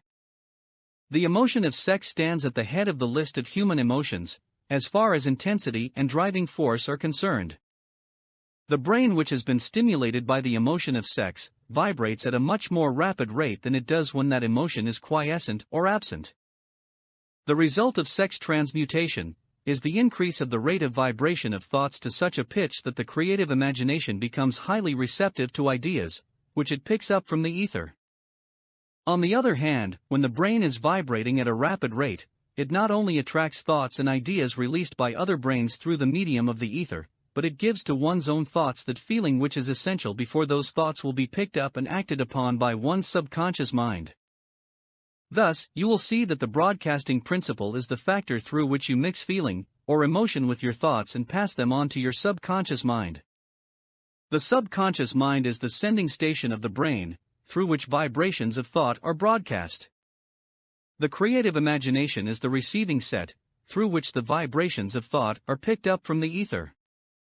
Along with the important factors of the subconscious mind, and the faculty of the creative imagination, which constitute the sending and receiving sets of your mental broadcasting machinery, consider now the principle of autosuggestion, which is the medium by which you may put into operation your broadcasting station. Through the instructions described in the chapter on autosuggestion, you are definitely informed of the method by which desire may be transmuted into its monetary equivalent. Operation of your mental broadcasting station is a comparatively simple procedure. You have but three principles to bear in mind and to apply when you wish to use your broadcasting station: the subconscious mind, creative imagination, and autosuggestion. The stimuli through which you put these three principles into action have been described. The procedure begins with desire. The greatest forces are intangible. The Depression brought the world to the very borderline of understanding of the forces which are intangible and unseen. Through the ages which have passed, man has depended too much upon his physical senses, and has limited his knowledge to physical things, which he could see, touch, weigh, and measure. We are now entering the most marvelous of all ages, an age which will teach us something of the intangible forces of the world about us. Perhaps we shall learn, as we pass through this age, that the other self is more powerful than the physical self we see when we look into a mirror. Sometimes men speak lightly of the intangibles, the things which they cannot perceive through any of their five senses, and when we hear them, it should remind us that all of us are controlled by forces which are unseen and intangible. The whole of mankind has not the power to cope with, nor to control the intangible force wrapped up in the rolling waves of the oceans. Man has not the capacity to understand the intangible force of gravity, which keeps this little earth suspended in midair, and keeps man from falling from it, much less the power to control that force. Man is entirely subservient to the intangible force which comes with a thunderstorm, and he is just as helpless in the presence of the intangible force of electricity. Nay, he does not even know what electricity is, where it comes from, or what is its purpose.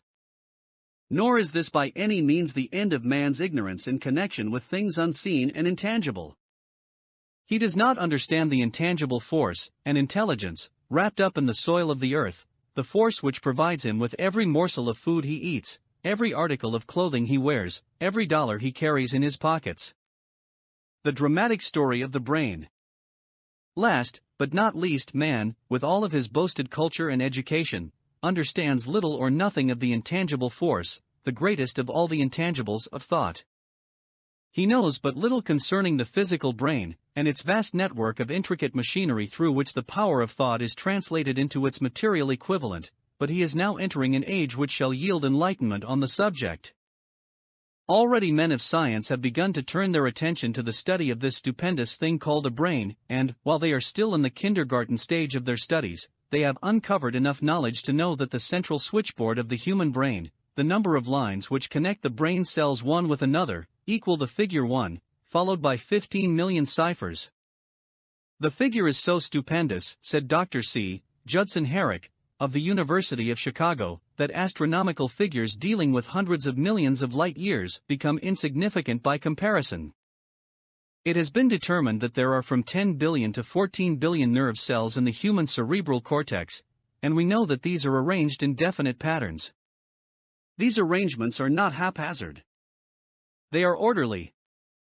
Recently developed methods of electrophysiology draw off action currents from very precisely located cells, or fibers with microelectrodes, amplify them with radio tubes, and record potential differences to a millionth of a volt.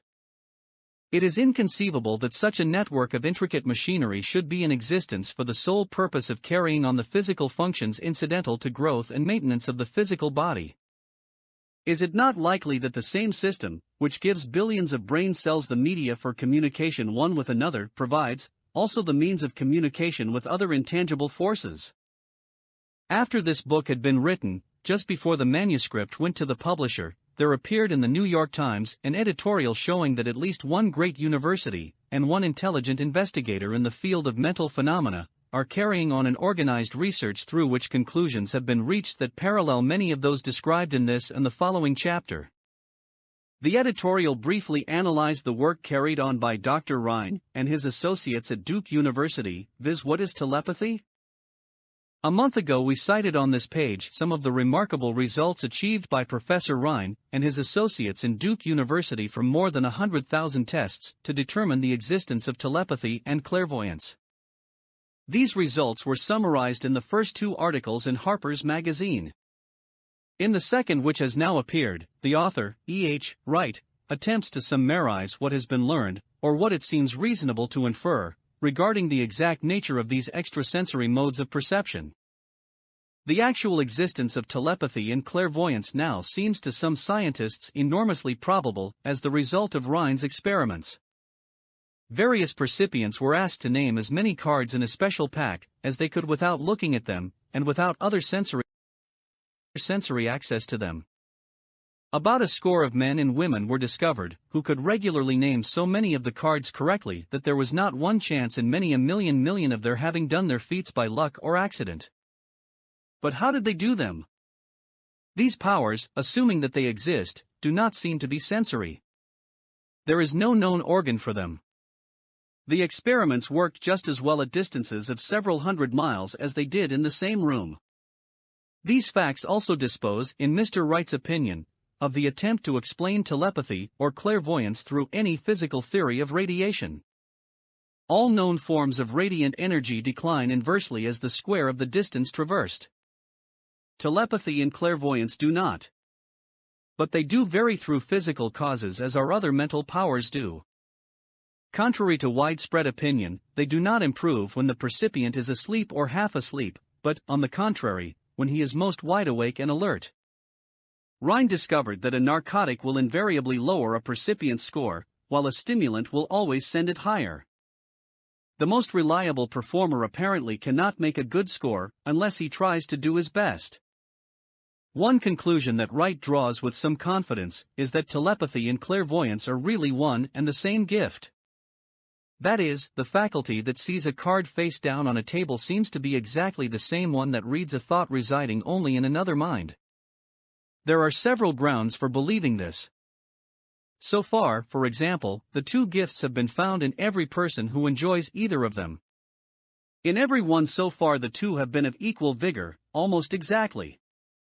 Screens, walls, distances, have no effect at all on either. Wright advances from this conclusion to express what he puts forward as no more than the mere hunch that other extrasensory experiences, prophetic dreams, premonitions of disaster, and the like, may also prove to be part of the same faculty. The reader is not asked to accept any of these conclusions unless he finds it necessary, but the evidence that Rhine has piled up must remain impressive.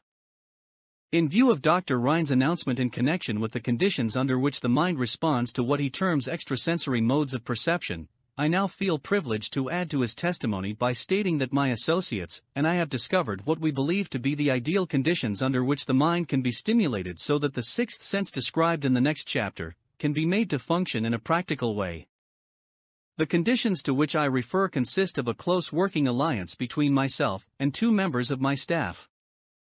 Through experimentation and practice, we have discovered how to stimulate our minds, by applying the principle used in connection with the invisible counselors described in the next chapter, so that we can, by a process of blending our three minds into one, find the solution to a great variety of personal problems which are submitted by my clients.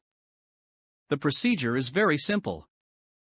We sit down at a conference table, clearly state the nature of the problem we have under consideration, then begin discussing it. Each contributes whatever thoughts that may occur. The strange thing about this method of mind stimulation is that it places each participant in communication with unknown sources of knowledge definitely outside his own experience. If you understand the principle described in the chapter on the mastermind, you of course recognize the round table procedure here described as being a practical application of the mastermind. This method of mind stimulation, through harmonious discussion of definite subjects, between three people, illustrates the simplest and most practical use of the mastermind. By adopting and following a similar plan, any student of this philosophy may come into possession of the famous Carnegie formula briefly described in the introduction. If it means nothing to you at this time, mark this page and read it again after you have finished the last chapter. The depression was a blessing in disguise. It reduced the whole world to a new starting point that gives everyone a new opportunity. Chapter 14. The Sixth Sense, the Door to the Temple of Wisdom. The 13th Step Toward Riches. The 13th principle is known as the Sixth Sense, through which infinite intelligence may and will communicate voluntarily, without any effort from, or demands by, the individual. This principle is the apex of the philosophy. It can be assimilated, understood, and applied only by first mastering the other 12 principles. The sixth sense is that portion of the subconscious mind which has been referred to as the creative imagination. It has also been referred to as the receiving set through which ideas, plans, and thoughts flash into the mind. The flashes are sometimes called hunches or inspirations. The sixth sense defies description. It cannot be described to a person who has not mastered the other principles of this philosophy, because such a person has no knowledge, and no experience with which the sixth sense may be compared. Understanding of the sixth sense comes only by meditation through mind development from within. The sixth sense probably is the medium of contact between the finite mind of man and infinite intelligence, and for this reason, it is a mixture of both the mental and the spiritual. It is believed to be the point at which the mind of man contacts the universal mind. After you have mastered the principles described in this book, you will be prepared to accept as truth a statement which may, otherwise, be incredible to you, namely, through the aid of the sixth sense, you will be warned of impending dangers in time to avoid them, and notified of opportunities in time to embrace them. There comes to your aid, and to do your bidding, with the development of the sixth sense, a guardian angel who will open to you at all times the door to the temple of wisdom. Whether or not this is a statement of truth, you will never know, except by following the instructions described in the pages of this book, or some similar method of procedure. The author is not a believer in, nor an advocate of miracles, for the reason that he has enough knowledge of nature to understand that nature never deviates from her established laws. Some of her laws are so incomprehensible that they produce what appear to be miracles. The sixth sense comes as near to being a miracle as anything I have ever experienced, and it appears so, only because I do not understand the method by which this principle is operated. This much the author does know, that there is a power, or a first cause, or an intelligence, which permeates every atom of matter, and embraces every unit of energy perceptible to man, that this infinite intelligence converts acorns into oak trees, causes water to flow downhill in response to the law of gravity, follows night with day, and winter with summer, each maintaining its proper place in relationship to the other. This intelligence may, through the principles of this philosophy, be induced to aid in transmuting desires into concrete, or material form. The author has this knowledge, because he has experimented with it, and has experienced it. Step by step, through the preceding chapters, you have been led to this, the last principle.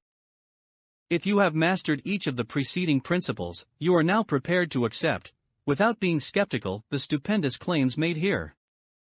If you have not mastered the other principles, you must do so before you may determine, definitely, whether or not the claims made in this chapter are fact or fiction. While I was passing through the age of hero worship, I found myself trying to imitate those whom I most admired. Moreover, I discovered that the element of faith, with which I endeavored to imitate my idols, gave me great capacity to do so quite successfully. I have never entirely divested myself of this habit of hero worship, although I have passed the age commonly given over to such. My experience has taught me that the next best thing to being truly great is to emulate the great by feeling in action as nearly as possible. Long before I had ever written a line for publication, or endeavored to deliver a speech in public, I followed the habit of reshaping my own character by trying to imitate the 9 men whose lives and life works had been most impressive to me. These 9 men were Emerson, Paine, Edison, Darwin, Lincoln, Burbank, Napoleon, Ford, and Carnegie. Every night, over a long period of years, I held an imaginary council meeting with this group whom I called my invisible counselors. The procedure was this. Just before going to sleep at night, I would shut my eyes and see, in my imagination, this group of men seated with me around my council table. Here I had not only an opportunity to sit among those whom I considered to be great, but I actually dominated the group by serving as the chairman. I had a very definite purpose in indulging my imagination through these nightly meetings. My purpose was to rebuild my own character, so it would represent a composite of the characters of my imaginary counselors.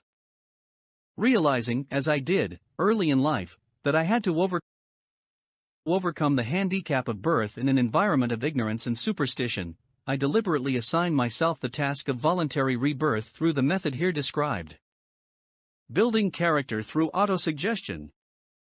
Being an earnest student of psychology, I knew, of course, that all men have become what they are, because of their dominating thoughts and desires. I knew that every deeply seated desire has the effect of causing one to seek outward expression through which that desire may be transmuted into reality.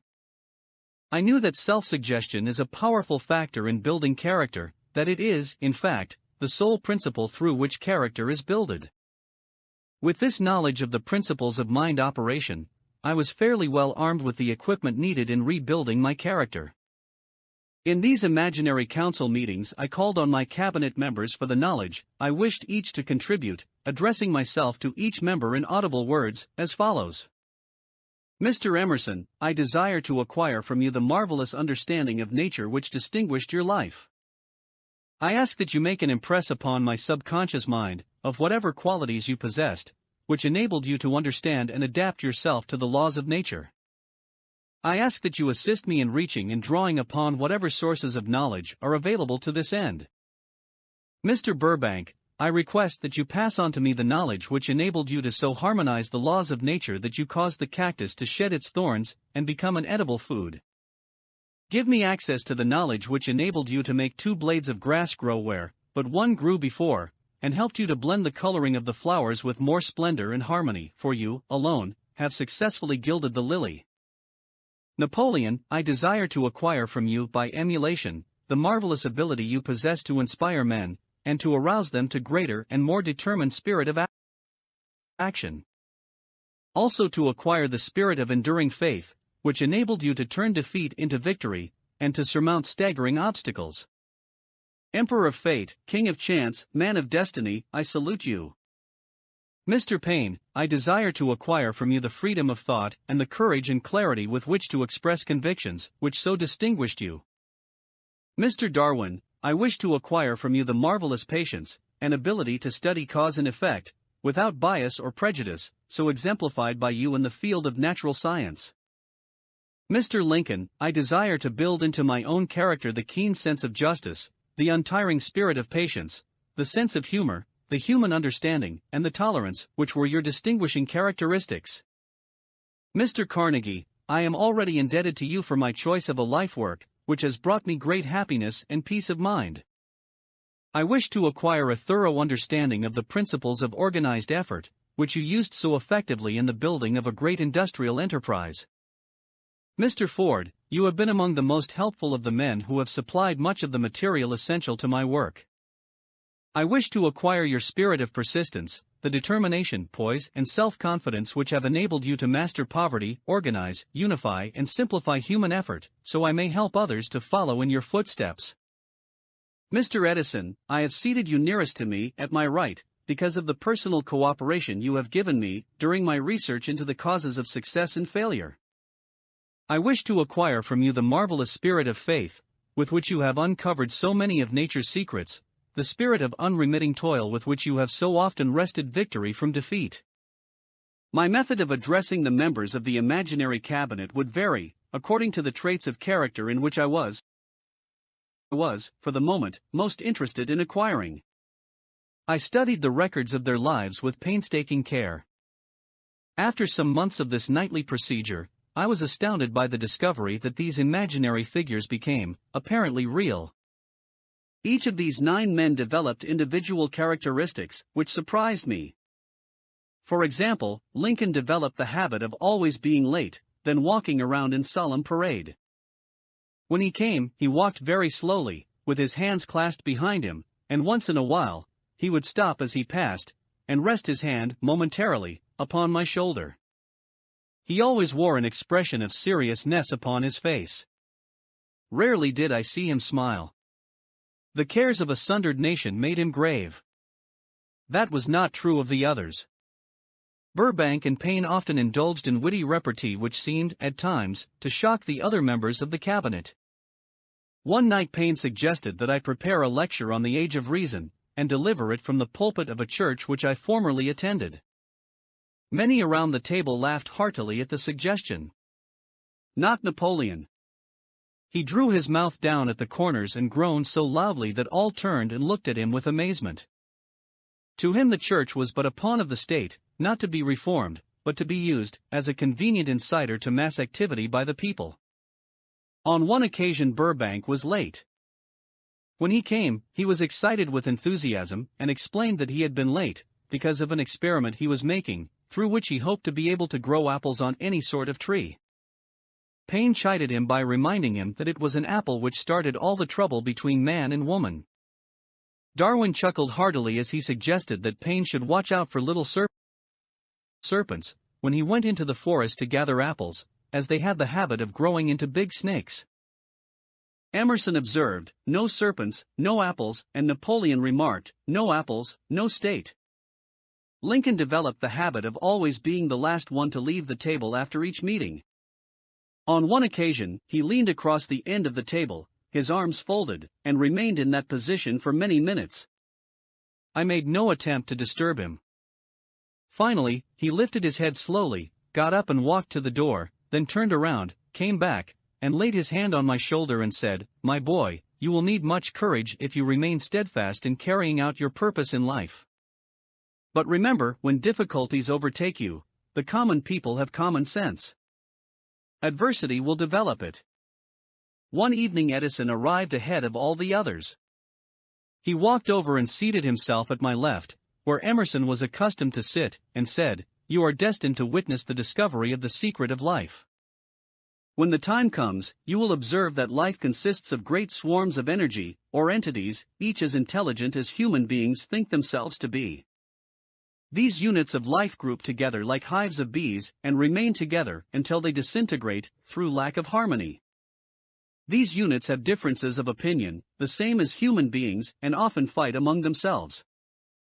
These meetings which you are conducting will be very helpful to you. They will bring to your rescue some of the same units of life which served the members of your cabinet during their lives. These units are eternal. They never die. Your own thoughts and desires serve as the magnet which attracts units of life from the great ocean of life out there. Only the friendly units are attracted, the ones which harmonize with the nature of your desires. The other members of the cabinet began to enter the room.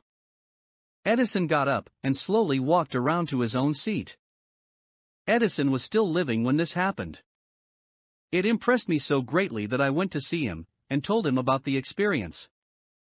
He smiled broadly and said, "Your dream was more a reality than you may imagine it to have been." He added no further explanation to his statement. These meetings became so realistic that I became fearful of their consequences, and discontinued them for several months.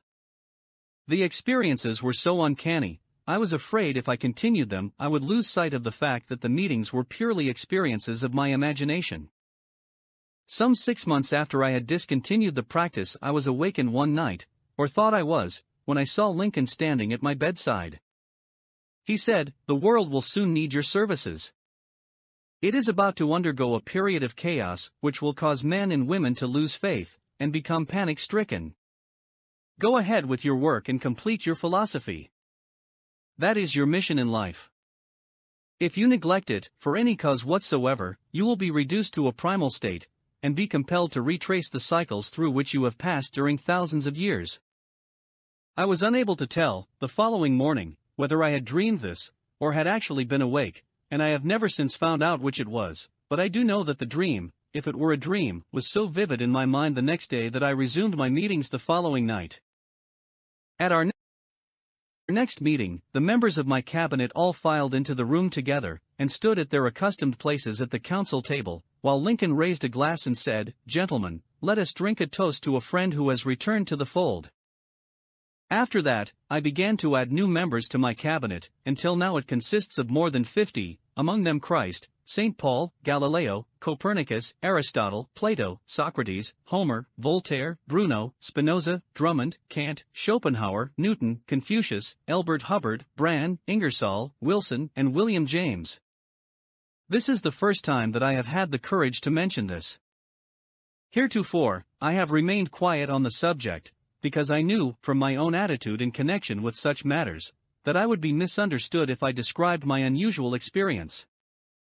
I have been emboldened now to reduce my experience to the printed page, because I am now less concerned about what they say than I was in the years that have passed. One of the blessings of maturity is that it sometimes brings one greater courage to be truthful, regardless of what those who do not understand may think or say.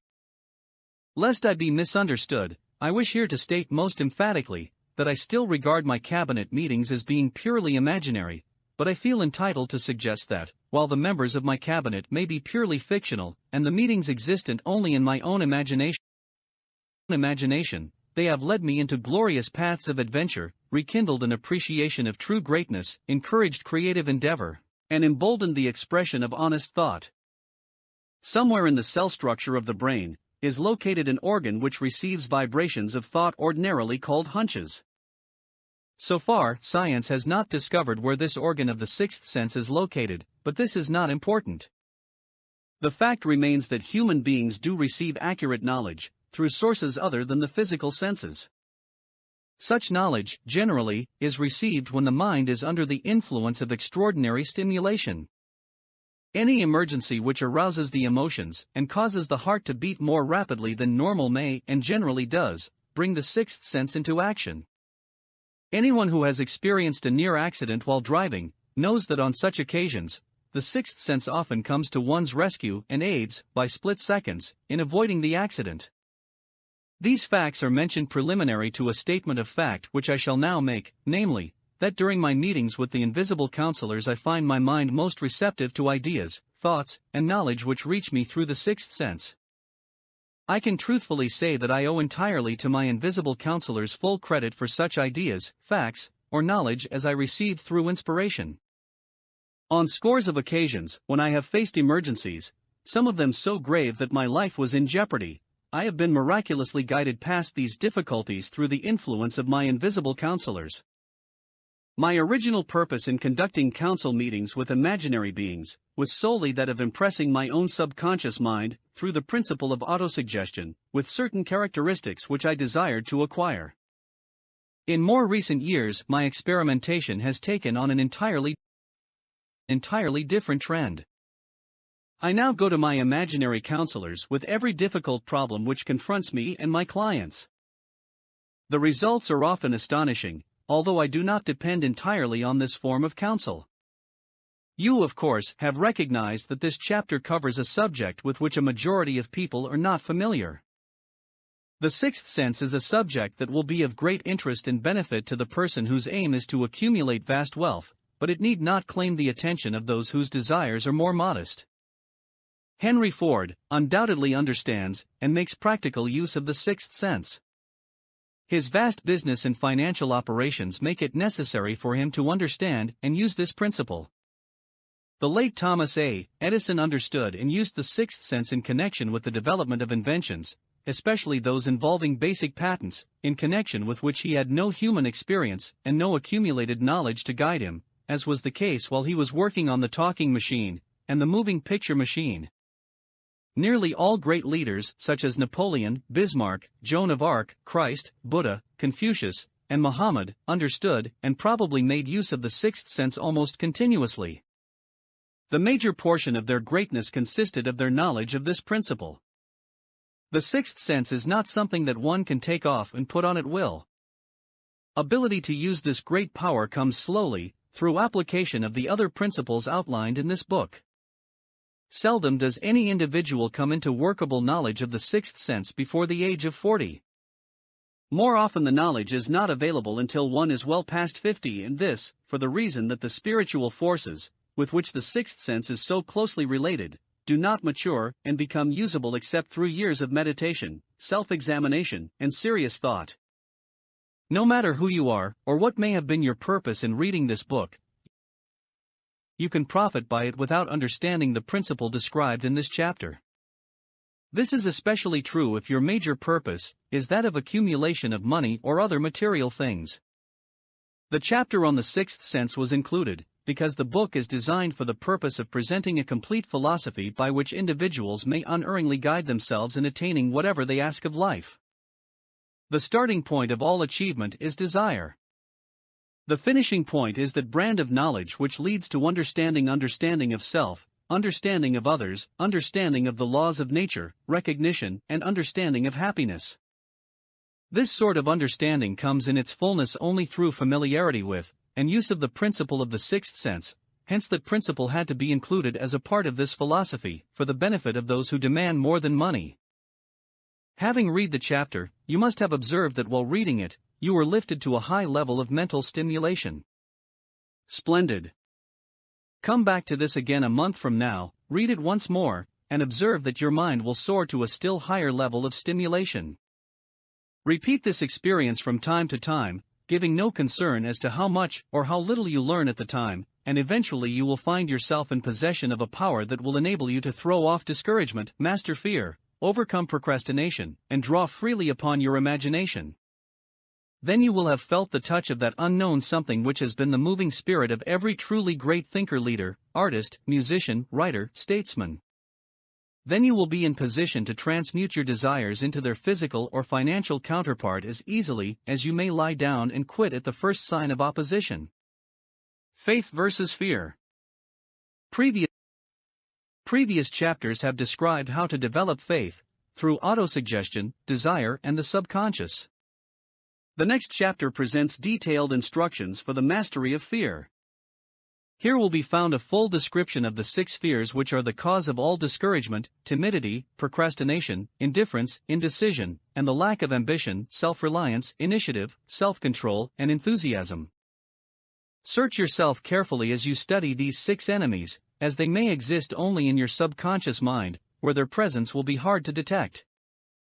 Remember too, as you analyze the 6 ghosts of fear, that they are nothing but ghosts because they exist only in one's mind. Remember also that ghosts, creations of uncontrolled imagination, have caused most of the damage people have done to their own minds. Therefore, ghosts can be as dangerous as if they lived and walked on the earth in physical bodies. The ghost of the fear of poverty, which seized the minds of millions of people in 1929, was so real that it caused the worst business depression this country has ever known. Moreover, this particular ghost still frightens some of us out of our wits. Chapter 15. How to outwit the 6 ghosts of fear. Take inventory of yourself as you read this closing chapter, and find out how many of the ghosts are standing in your way before you can put any portion of this philosophy into successful use. Your mind must be prepared to receive it. The preparation is not difficult. It begins with study, analysis, and understanding of 3 enemies which you shall have to clear out. These are indecision, doubt, and fear. The 6th sense will never function while these 3 negatives, or any of them, remain in your mind. The members of this unholy trio are closely related. Where one is found, the other 2 are close at hand. Indecision is the seedling of fear. Remember this as you read. Indecision crystallizes into doubt, the 2 blend and become fear. The blending process often is slow. This is one reason why these 3 enemies are so dangerous. They germinate and grow without their presence being observed. The remainder of this chapter describes an end which must be attained before the philosophy, as a whole, can be put into practical use. It also analyzes a condition which has, but lately, reduced huge numbers of people to poverty, and it states a truth which must be understood by all who accumulate riches, whether measured in terms of money or a state of mind of far greater value than money.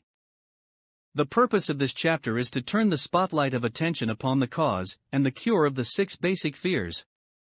Before we can master an enemy, we must know its name, its habits, and its place of abode. As you read, analyze yourself carefully and determine which, if any, of the 6 common fears have attached themselves to you. Do not be deceived by the habits of these subtle enemies. Sometimes they remain hidden in the subconscious mind, where they are difficult to locate, and still more difficult to eliminate. The 6 basic fears. There are 6 basic fears, with some combination of which every human suffers at one time or another. Most people are fortunate if they do not suffer from the entire 6. Named in the order of their most common appearance, they are: the fear of poverty, the fear of criticism, the fear of ill health, the fear of loss of love of someone, the fear of old age, the fear of death. All other fears are of minor importance, they can be grouped under these 6 headings. The prevalence of these fears, as a curse to the world, runs in cycles. For almost 6 years, while the Depression was on, we floundered in the cycle of fear of poverty. During the World War, we were in the cycle of fear of death. Just following the war, we were in the cycle of fear of ill health, as evidenced by the epidemic of disease which spread itself all over the world. Fears are nothing more than states of mind. One state of mind is subject to control and direction. Physicians, as everyone knows, are less subject to attack by disease than ordinary laymen, for the reason that physicians do not fear disease. Physicians, without fear or hesitation, have been known to physically contact hundreds of people, daily, who were suffering from such contagious diseases as smallpox, without becoming infected. Their immunity against the disease consisted, largely, if not solely, in their absolute lack of fear. Man can create nothing which he does not first conceive in the form of an impulse of thought. Following this statement, comes another of still greater importance, namely, man's thought impulses begin immediately to translate themselves into their physical equivalent, whether those thoughts are voluntary or involuntary. Thought impulses which are picked up through the ether, by mere chance, thoughts which have been released by other minds, may determine one's financial, business, professional, or social destiny just as surely as do the thought impulses which one creates by intent and design. We are here laying the foundation for the presentation of a fact of great importance to the person who does not understand why some people appear to be lucky while others of equal or greater ability, training, experience, and brain capacity, seem destined to ride with misfortune. This fact may be explained by the statement that every human being has the ability to completely control his own mind, and with this control, obviously, every person may open his mind to the tramp thought impulses which are being released by other brains, or close the doors tightly, and admit only thought impulses of his own choice. Nature has endowed man with absolute control over but one thing, and that is thought.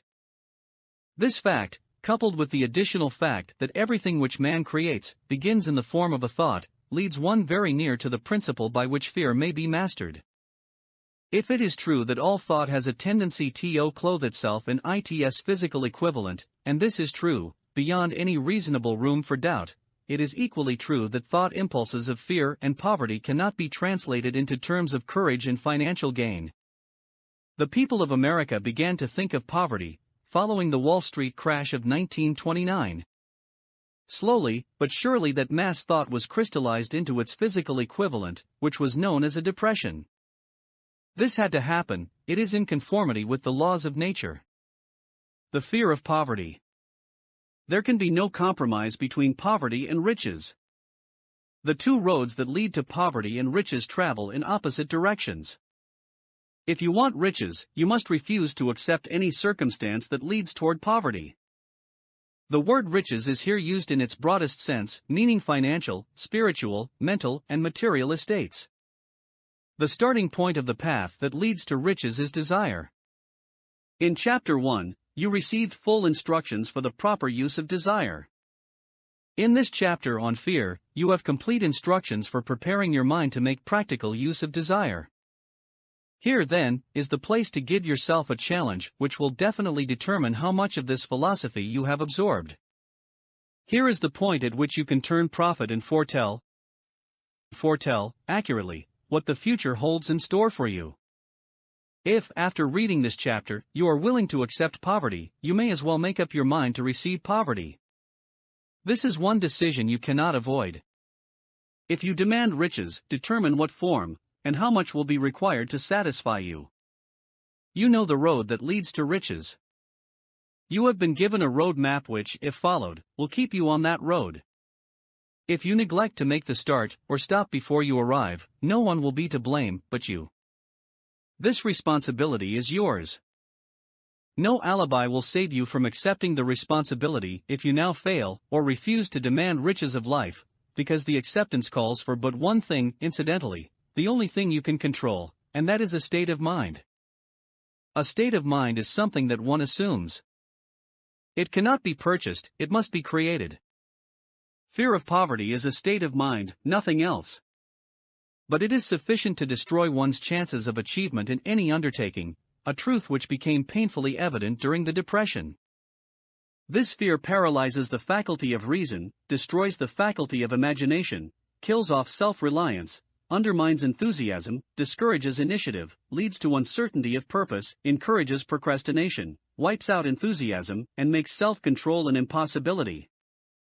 It takes the charm from one's personality, destroys the possibility of accurate thinking, diverts concentration of effort, it masters persistence, turns the willpower into nothingness, destroys ambition, beclouds the memory, and invites failure in every conceivable form. It kills love and assassinates the finer emotions of the heart, discourages friendship and invites disaster in 100 forms, leads to sleeplessness, misery and unhappiness, and all this despite the obvious truth that we live in a world of overabundance of everything the heart could desire, with nothing standing between us and our desires, excepting lack of a definite purpose. The fear of poverty is, without doubt, the most destructive of the 6 basic fears. It has been placed at the head of the list, because it is the most difficult to master. Considerable courage is required to state the truth about the origin of this fear, and still greater courage to accept the truth after it has been stated. The fear of poverty grew out of man's inherited tendency to prey upon his fellow man economically. Nearly all animals lower than man are motivated by instinct, but their capacity to think is limited, therefore, they prey upon one another physically. Man, with his superior sense of intuition, with the capacity to think and to reason, does not eat his fellow man bodily, he gets more satisfaction out of eating him financially. Man is so avaricious that every conceivable law has been passed to safeguard him from his fellow man. Of all the ages of the world of which we know anything, the age in which we live seems to be one that is outstanding because of man's money madness. A man is considered less than the dust of the earth, unless he can display a fat bank account, but if he has money, never mind how he acquired it, he is a king or a big shot, he is above the law, he rules in politics, he dominates in business, and the whole world about him bows in respect when he passes. Nothing brings man so much suffering and humility as poverty. Only those who have experienced poverty understand the full meaning of this. It is no wonder that man fears poverty. Through a long line of inherited experiences, man has learned, for sure, that some men cannot be trusted, where matters of money and earthly possessions are concerned. This is a rather stinging indictment, the worst part of it being that it is true. The majority of marriages are motivated by the wealth possessed by one, or both of the contracting parties. It is no wonder, therefore, that the divorce courts are busy. So eager is man to possess wealth that he will acquire it in whatever manner he can, through legal methods, if possible through other methods if necessary or expedient. Self-analysis may disclose weaknesses which one does not like to acknowledge. This form of examination is essential to all who demand of life more than mediocrity and poverty. Remember, as you check yourself point by point, that you are both the court and the jury, the prosecuting attorney and the attorney for the defense, and that you are the plaintiff and the defendant, also, that you are on trial. Face the facts squarely. Ask yourself definite questions and demand direct replies. When the examination is over, you will know more about yourself. If you do not feel that you can be an impartial judge in this self-examination, call upon someone who knows you well to serve as judge while you cross-examine yourself. You are after the truth. Get it, no matter at what cost, even though it may temporarily embarrass you. The majority of people, if asked what they fear most, would reply, "I fear nothing." The reply would be inaccurate because few people realize that they are bound, handicapped, whipped spiritually and physically through some form of fear. So subtle and deeply seated is the emotion of fear that one may go through life burdened with it, never recognizing its presence. Only a courageous analysis will disclose the presence of this universal enemy. When you begin such an analysis, search deeply into your character. Here is a list of the symptoms for which you should look. Symptoms of the fear of poverty. Indifference. Commonly expressed through lack of ambition, willingness to tolerate poverty, acceptance of whatever compensation life may offer without protest, mental and physical laziness, lack of initiative, imagination, enthusiasm and self-control. Indecision. The habit of permitting others to do one's thinking. Staying on the fence. Doubt. Generally expressed through alibis and excuses designed to cover up, explain away, or apologize for one's failures, sometimes expressed in the form of envy of those who are successful, or by criticizing them. Worry. Usually expressed by finding fault with others, a tendency to spend beyond one's income, neglect of personal appearance, scowling and frowning, intemperance in the use of alcoholic drink, sometimes through the use of narcotics, nervousness, lack of poise, self-consciousness and lack of self-reliance. Overcaution. The habit of looking for the negative side of every circumstance, thinking and talking of possible failure instead of concentrating upon the means of succeeding. Knowing all the roads to disaster, but never searching for the plans to avoid failure. Waiting for the right time to begin putting ideas and plans into action, until the waiting becomes a permanent habit. Remembering those who have failed, and forgetting those who have succeeded. Seeing the hole in the donut, but overlooking the donut. Pessimism, leading to indigestion, poor elimination, auto-intoxication, bad breath, and bad disposition. Procrastination. The habit of putting off until tomorrow that which should have been done last year. Spending enough time in creating alibis and excuses to have done the job. This symptom is closely related to overcaution, doubt, and worry. Refusal to accept responsibility when it can be avoided. Willingness to compromise rather than put up a stiff fight. Compromising with difficulties instead of harnessing and using them as stepping stones to advancement. Bargaining with life for a penny instead of demanding prosperity, opulence, riches, contentment, and happiness. Planning what to do if and when overtaken by failure, instead of burning all bridges and making retreat impossible. Weakness of and often total lack of self-confidence, definiteness of purpose, self-control, initiative, enthusiasm, ambition, thrift and sound reasoning ability. Expecting poverty instead of demanding riches. Association with those who accept poverty instead of seeking the company of those who demand and receive riches. Money talks. Some will ask, why did you write a book about money? Why measure riches in dollars alone? Some will believe, and rightly so, that there are other forms of riches more desirable than money. Yes, there are riches which cannot be measured in terms of dollars, but there are millions of people who will say, give me all the money I need, and I will find everything else I want. The major reason why I wrote this book on how to get money is the fact that the world has but lately passed through an experience that left millions of men and women paralyzed with the fear of poverty. What this sort of fear does to one was well described by Westbrook Pegler in the New York World Telegram, viz. Money is only clam shells or metal discs or scraps of paper, and there are treasures of the heart and soul which money cannot buy, but most people, being broke, are unable to keep this in mind and sustain their spirits.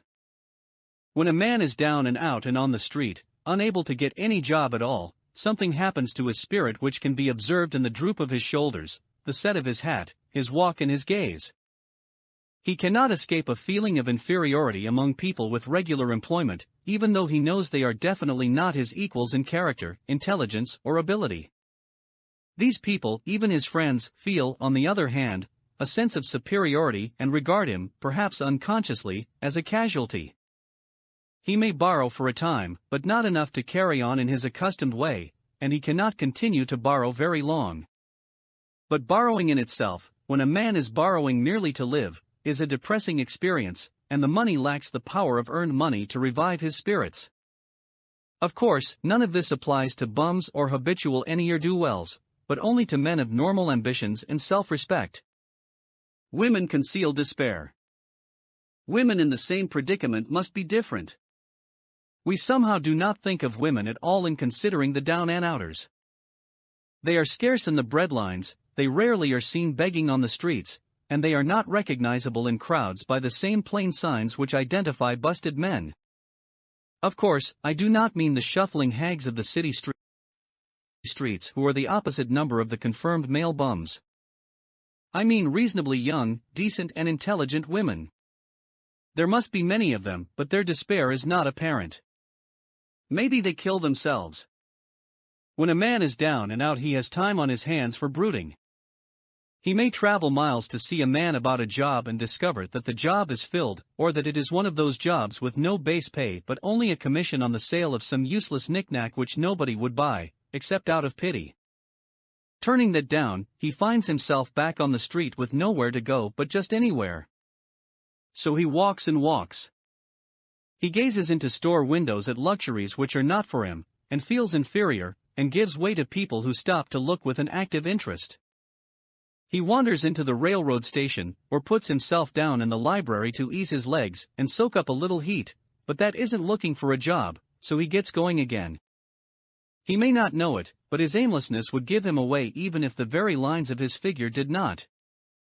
He may be well dressed in the clothes left over from the days when he had a steady job, but the clothes cannot disguise the droop.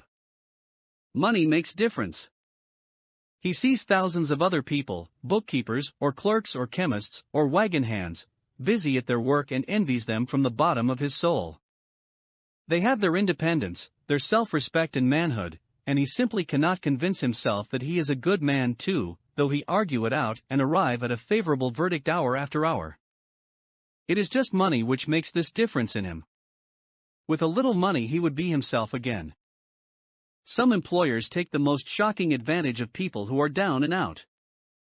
The agencies hang out little colored cards offering miserable wages to busted men $2 a week, $15 a week.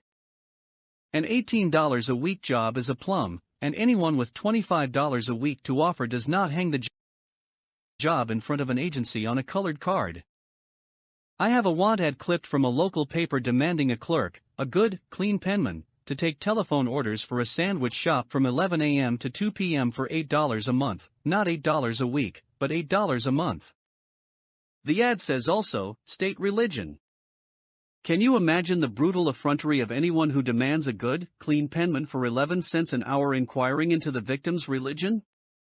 But that is what busted people are offered. The fear of criticism. Just how man originally came by this fear, no one can state definitely, but one thing is certain, he has it in a highly developed form.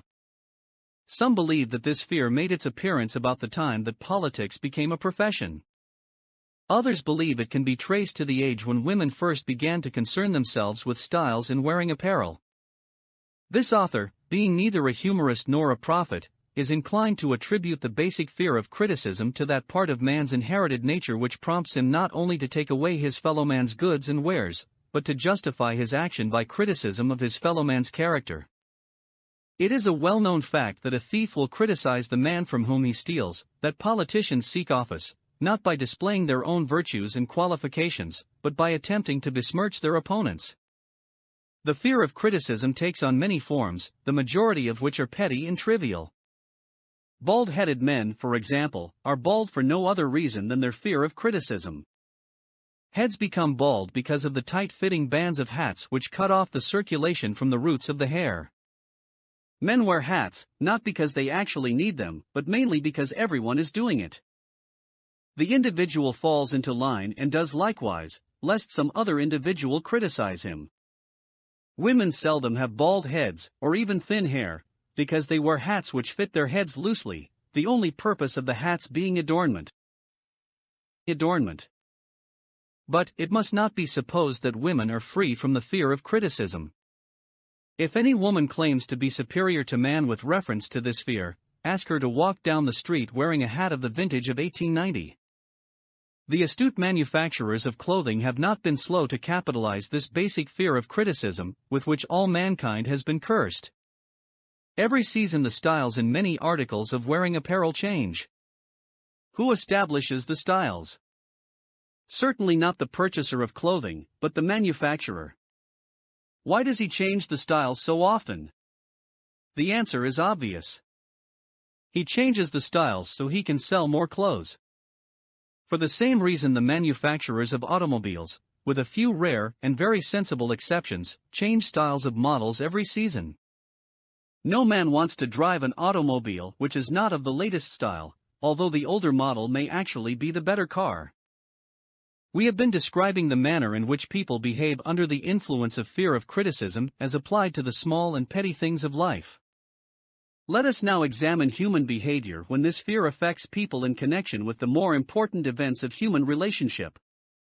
Take for example practically any person who has reached the age of mental maturity, from 35 to 40 years of age, as a general average, and if you could read the secret thoughts of his mind, you would find a very decided disbelief in most of the fables taught by the majority of the dogmatists and theologians a few decades back. Not often, however, will you find a person who has the courage to openly state his belief on this subject. Most people will, if pressed far enough, tell a lie rather than admit that they do not believe the stories associated with that form of religion which held people in bondage prior to the age of scientific discovery and education. Why does the average person, even in this day of enlightenment, shy away from denying his belief in the fables which were the basis of most of the religions a few decades ago? The answer is, because of the fear of criticism. Men and women have been burned at the stake for daring to express disbelief in ghosts. It is no wonder we have inherited a consciousness which makes us fear criticism. The time was, and not so far in the past, when criticism carried severe punishments. It still does in some countries. The fear of criticism robs man of his initiative, destroys his power of imagination, limits his individuality, takes away his self-reliance, and does him damage in 100 other ways. Parents often do their children irreparable injury by criticizing them.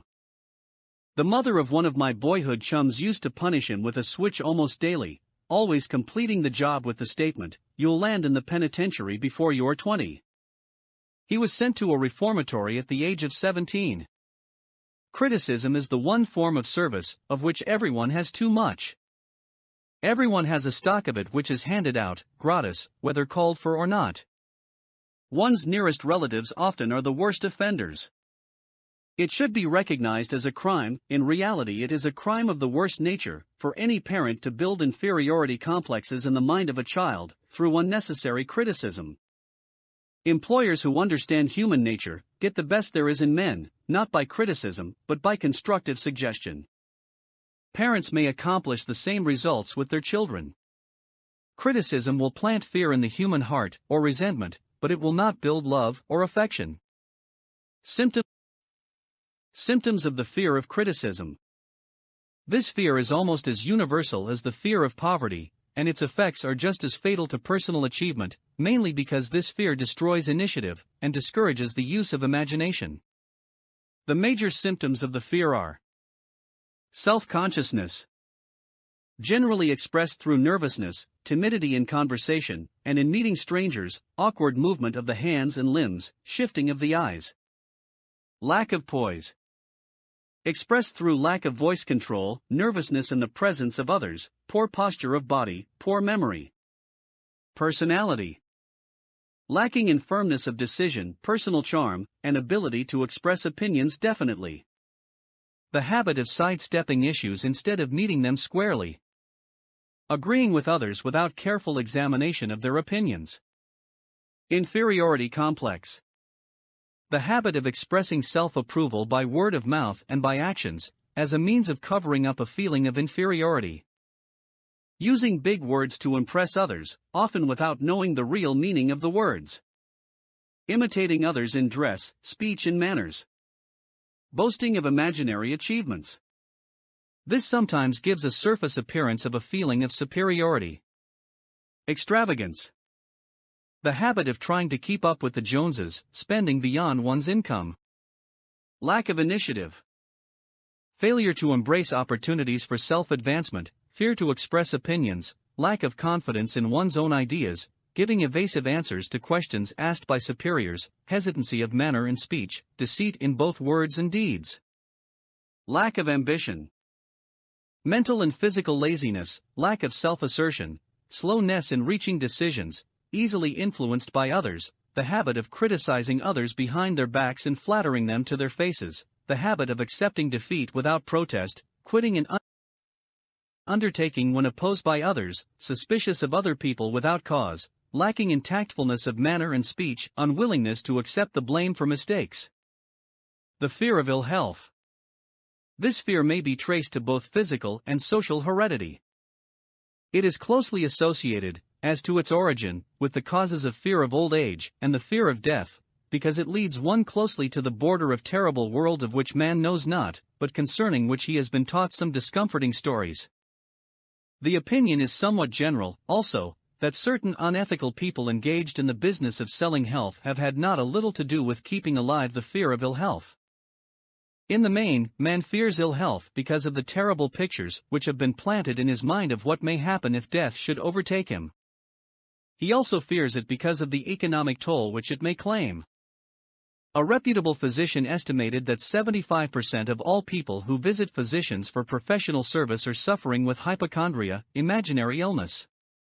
It has been shown most convincingly that the fear of disease, even where there is not the slightest cause for fear, often produces the physical symptoms of the disease feared. Powerful and mighty is the human mind. It builds or it destroys. Playing upon this common weakness of fear of ill health, dispensers of patent medicines have reaped fortunes. This form of imposition upon credulous humanity became so prevalent some 20 years ago that Collier's Weekly magazine conducted a bitter campaign against some of the worst offenders in the patent medicine business. During the flu epidemic which broke out during the World War, the mayor of New York City took drastic steps to check the damage which people were doing themselves through their inherent fear of ill health. He called in the newspaper men and said to them, "Gentlemen, I feel it necessary to ask you not to publish any scare headlines concerning the flu epidemic. Unless you cooperate with me, we will have a situation which we cannot control." The newspapers quit publishing stories about the flu, and within 1 month the epidemic had been successfully checked. Through a series of experiments conducted some years ago, it was proved that people may be made ill by suggestion. We conducted this experiment by causing 3 acquaintances to visit the victims, each of whom asked the question, "What ails you? You look terribly ill." The first questioner usually provoked a grin and a nonchalant "Oh, nothing, I'm all right," from the victim. The second questioner usually was answered with the statement, "I don't know exactly, but I do feel badly." The third questioner was usually met with the frank admission that the victim was actually feeling ill. Try this on an acquaintance if you doubt that it will make him uncomfortable, but do not carry the experiment too far. There is a certain religious sect whose members take vengeance upon their enemies by the hexing method. They call it placing a spell on the victim. There is overwhelming evidence that disease sometimes begins in the form of negative thought impulse. Such an impulse may be passed from one mind to another, by suggestion, or created by an individual in his own mind. A man who was blessed with more wisdom than this incident might indicate, once said, "When anyone asks me how I feel, I always want to answer by knocking him down." Doctors send patients into new climates for their health, because a change of mental attitude is necessary. The seed of fear of ill health lives in every human mind. Worry, fear, discouragement, disappointment in love and business affairs, cause this seed to germinate and grow. The recent business depression kept the doctors on the run, because every form of negative thinking may cause ill health. Disappointments in business and in love stand at the head of the list of causes of fear of ill health. A young man suffered a disappointment in love which sent him to a hospital. For months he hovered between life and death. A specialist in suggestive therapeutics was called in. The specialist changed nurses, placing him in charge of a very charming young woman who began, by pre-arrangement with the doctor, to make love to him the first day of her arrival on the job. Within 3 weeks the patient was discharged from the hospital, still suffering, but with an entirely different malady. He was in love again. The remedy was a hoax, but the patient and the nurse were later married. Both are in good health at the time of this writing. Symptoms of the fear of ill health. The symptoms of this almost universal fear are: autosuggestion, the habit of negative use of self-suggestion by looking for and expecting to find the symptoms of all kinds of disease. Enjoying imaginary illness and speaking of it as being real. The habit of trying all fads and isms recommended by others as having therapeutic value. Talking to others of operations, accidents, and other forms of illness. Experimenting with diets, physical exercises, reducing systems, without professional guidance. Trying home remedies, patent medicines, and quack remedies. Hypochondria. The habit of talking of illness, concentrating the mind upon disease, and expecting its appearance until a nervous break occurs. Nothing that comes in bottles can cure this condition. It is brought on by negative thinking, and nothing but positive thought can effect a cure.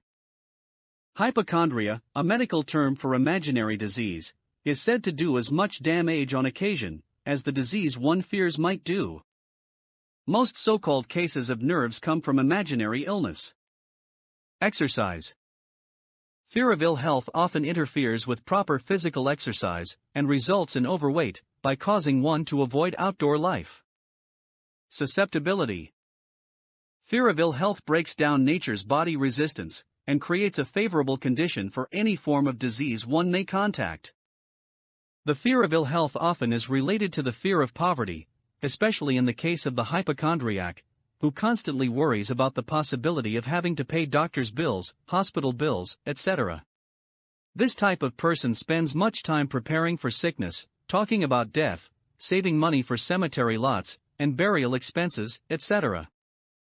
Self-coddling. The habit of making a bid for sympathy, using imaginary illness as the lure. People often resort to this trick to avoid work. The habit of feigning illness to cover plain laziness, or to serve as an alibi for lack of ambition. Intemperance.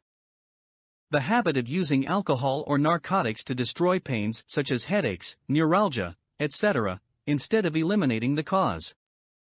The habit of reading about illness and worrying over the possibility of being stricken by it.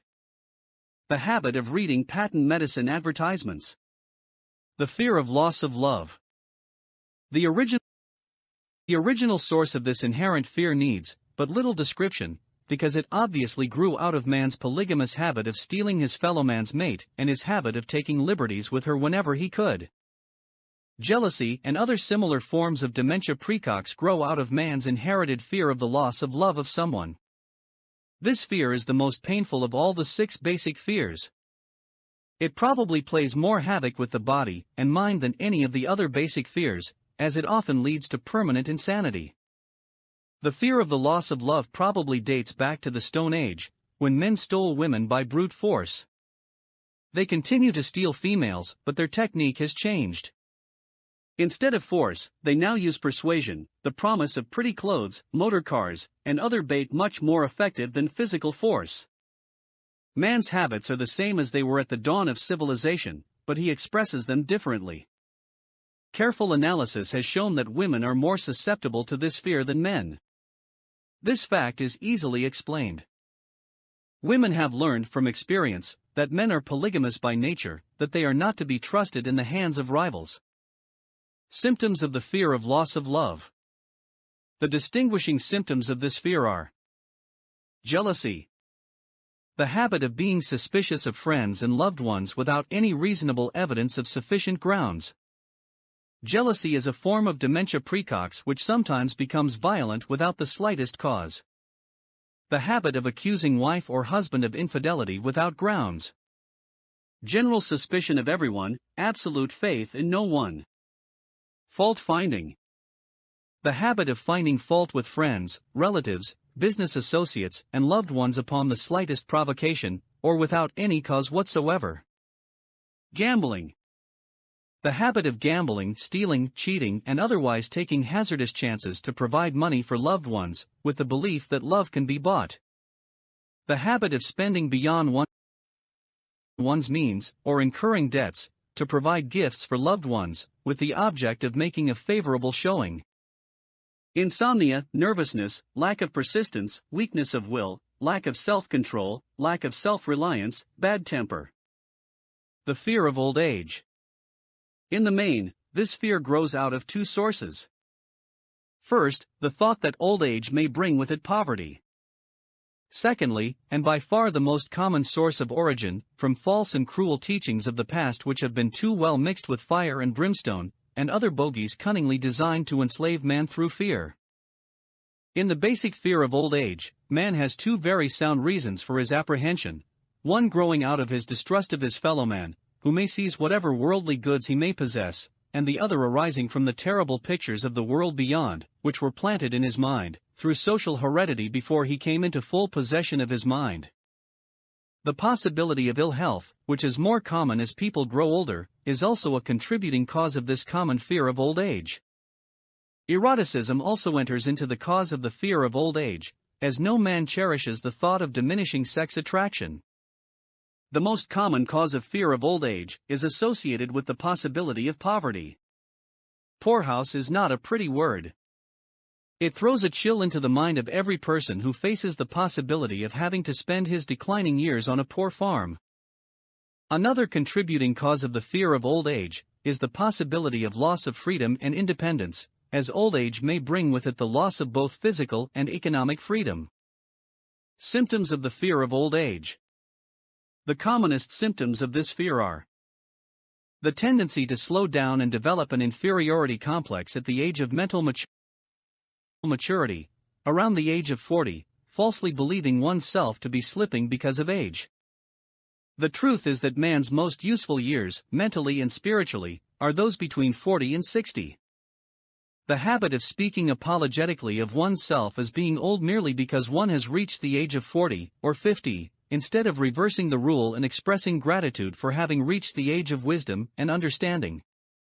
The habit of killing off initiative, imagination, and self-reliance by falsely believing oneself too old to exercise these qualities. The habit of the man or woman of 40 dressing with the aim of trying to appear much younger, and affecting mannerisms of youth, thereby inspiring ridicule by both friends and strangers. The fear of death. To some this is the cruelest of all the basic fears. The reason is obvious.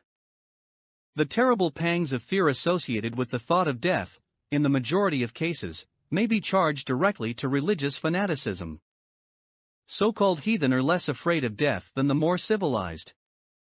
For hundreds of millions of years man has been asking the still unanswered questions, whence and whither?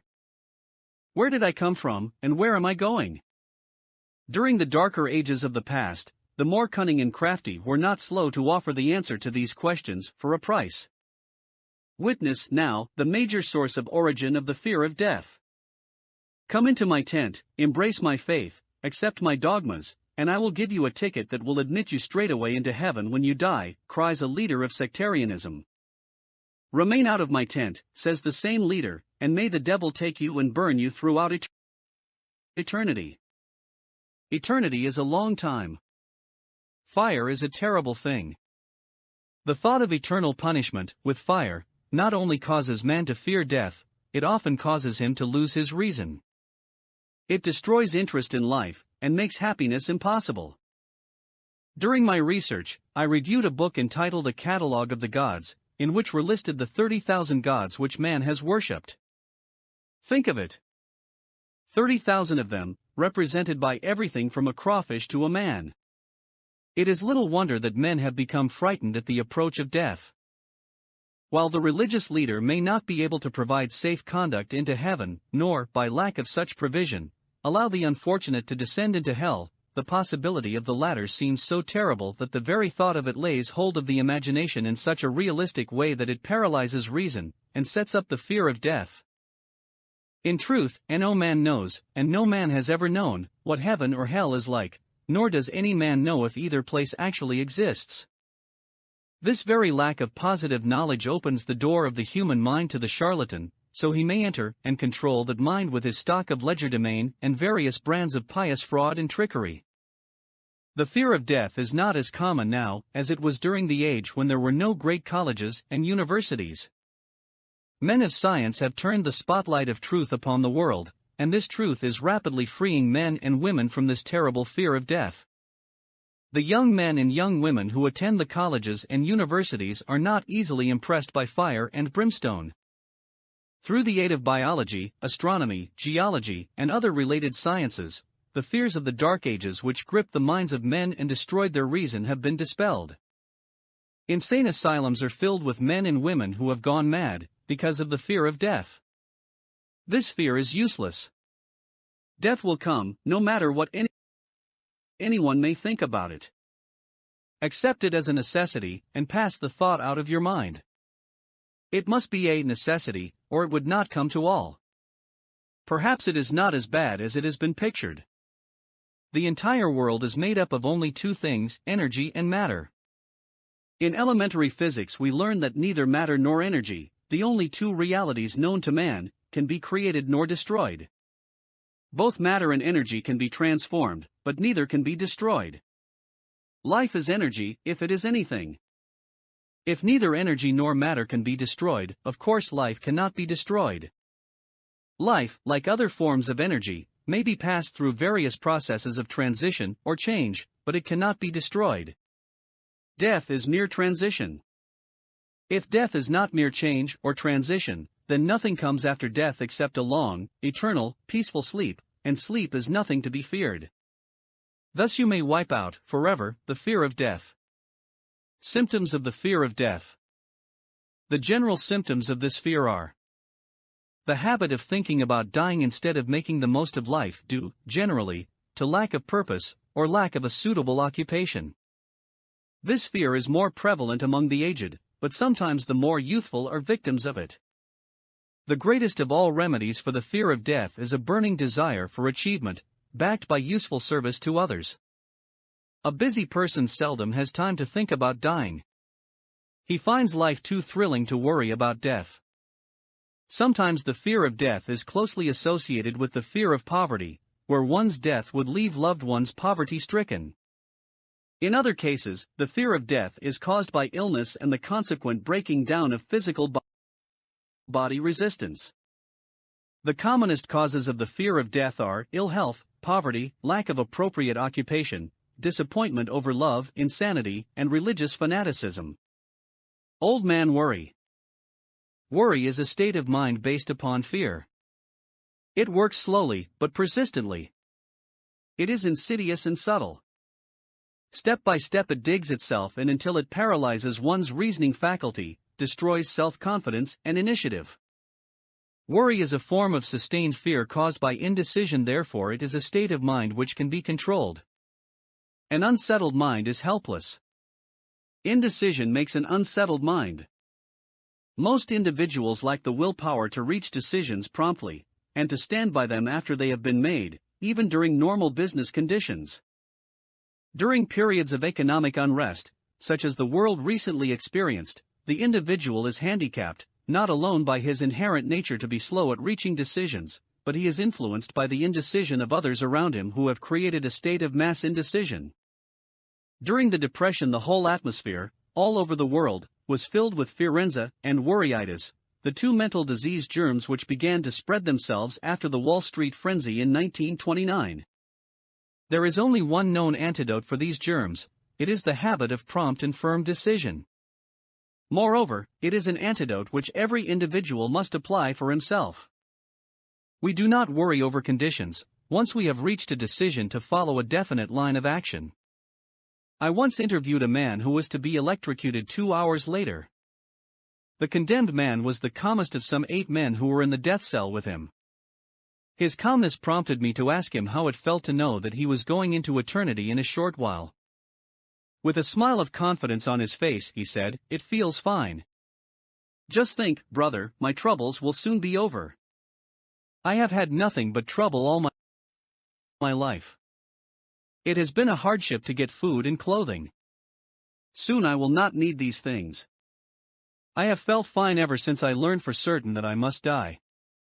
I made up my mind then, to accept my fate in good spirit." As he spoke, he devoured a dinner of proportions sufficient for 3 men, eating every mouthful of the food brought to him, and apparently enjoying it as much as if no disaster awaited him. Decision gave this man resignation to his fate. Decision can also prevent one's acceptance of undesired circumstances.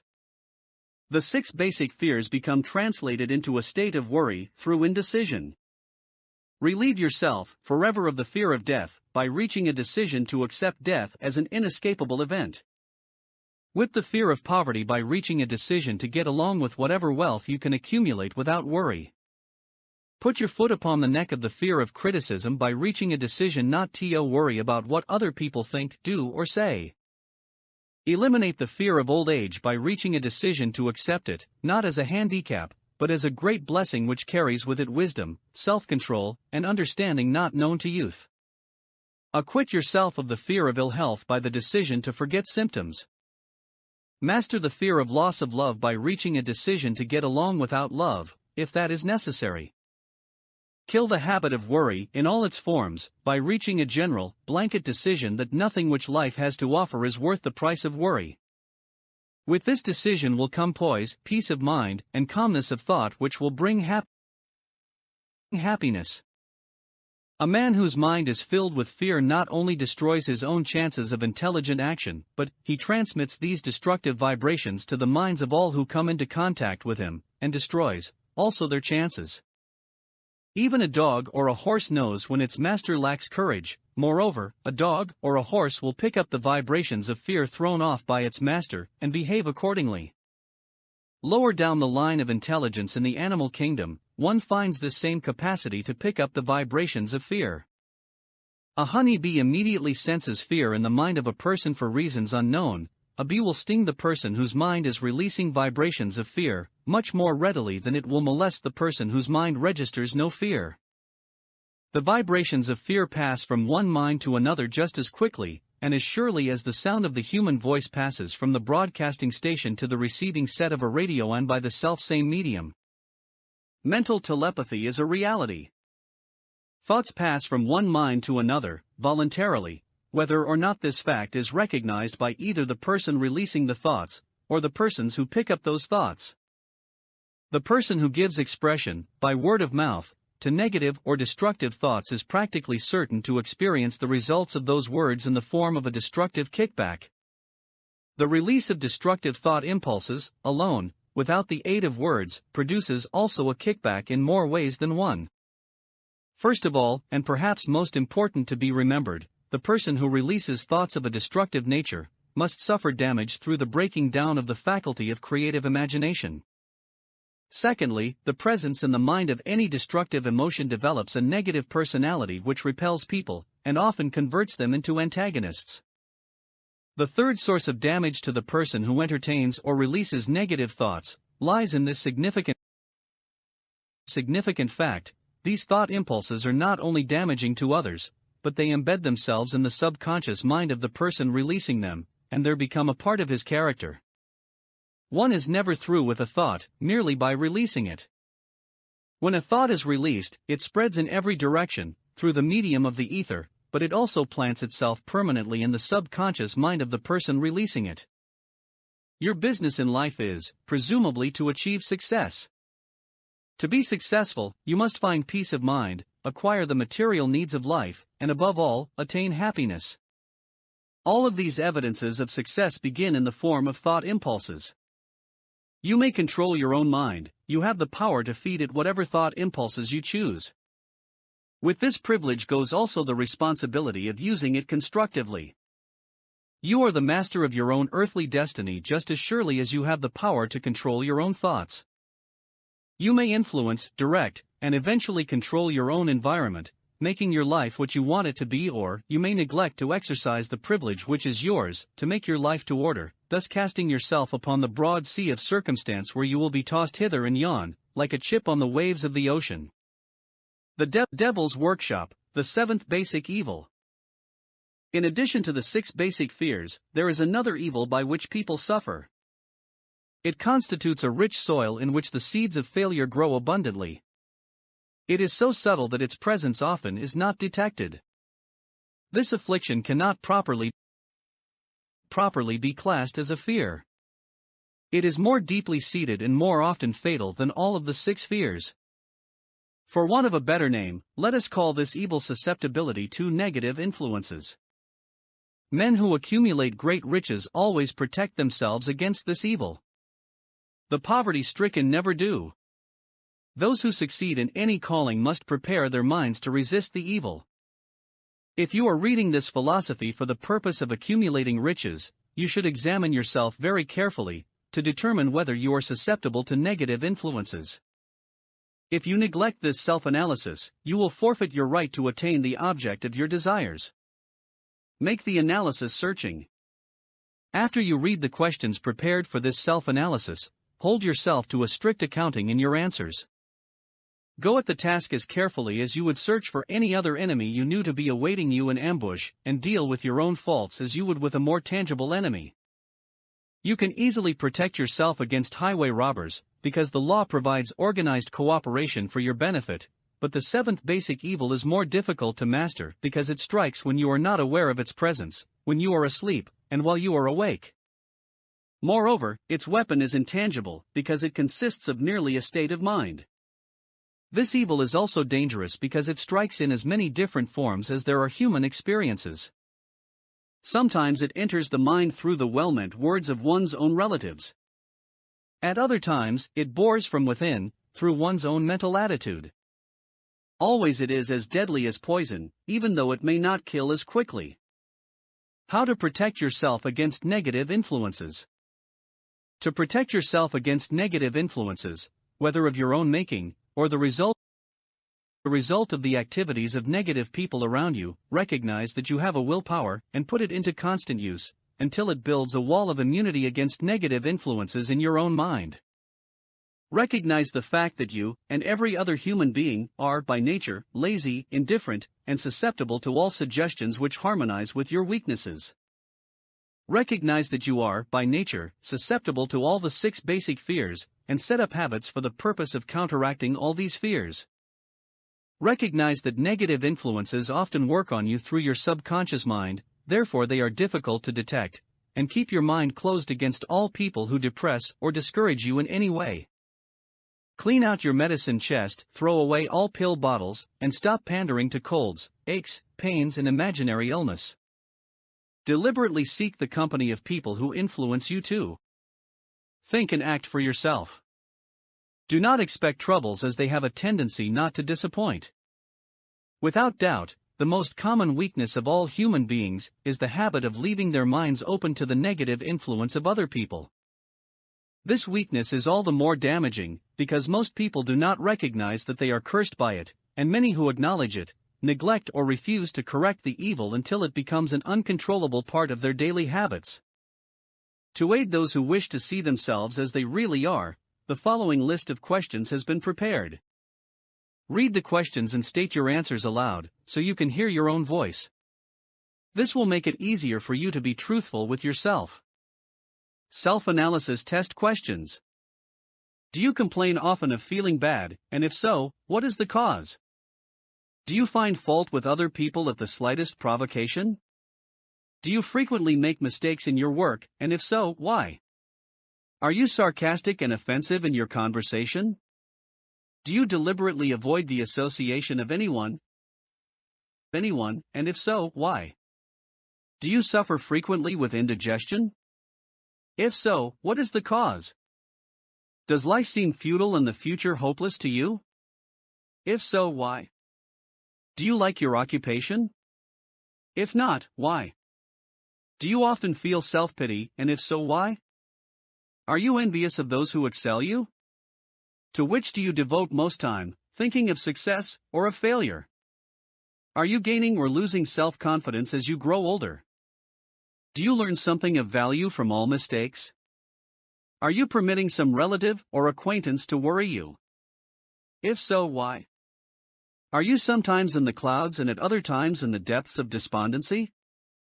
Who has the most inspiring influence upon you? What is the cause? Do you tolerate negative or discouraging influences which you can avoid? Are you careless of your personal appearance? If so, when and why? Have you learned how to drown your troubles by being too busy to be annoyed by them? Would you call yourself a spineless weakling if you permitted others to do your thinking for you? Do you neglect internal bathing until auto-intoxication makes you ill-tempered and irritable? How many preventable disturbances annoy you, and why do you tolerate them? Do you resort to liquor, narcotics, or cigarettes to quiet your nerves? If so, why do you not try willpower instead? Does anyone nag you, and if so, for what reason? Do you have a definite major purpose, and if so, what is it, and what plan have you for achieving it? Do you suffer from any of the 6 basic fears? If so, which ones? Have you a method by which you can shield yourself against the negative influence of others? Do you make deliberate use of autosuggestion to make your mind positive?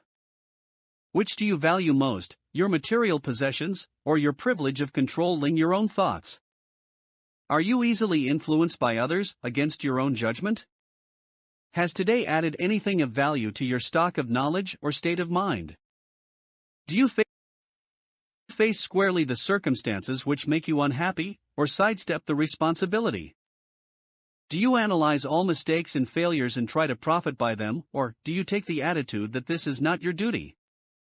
Can you name 3 of your most damaging weaknesses? What are you doing to correct them? Do you encourage other people to bring their worries to you for sympathy? Do you choose, from your daily experiences, lessons or influences which aid in your personal advancement?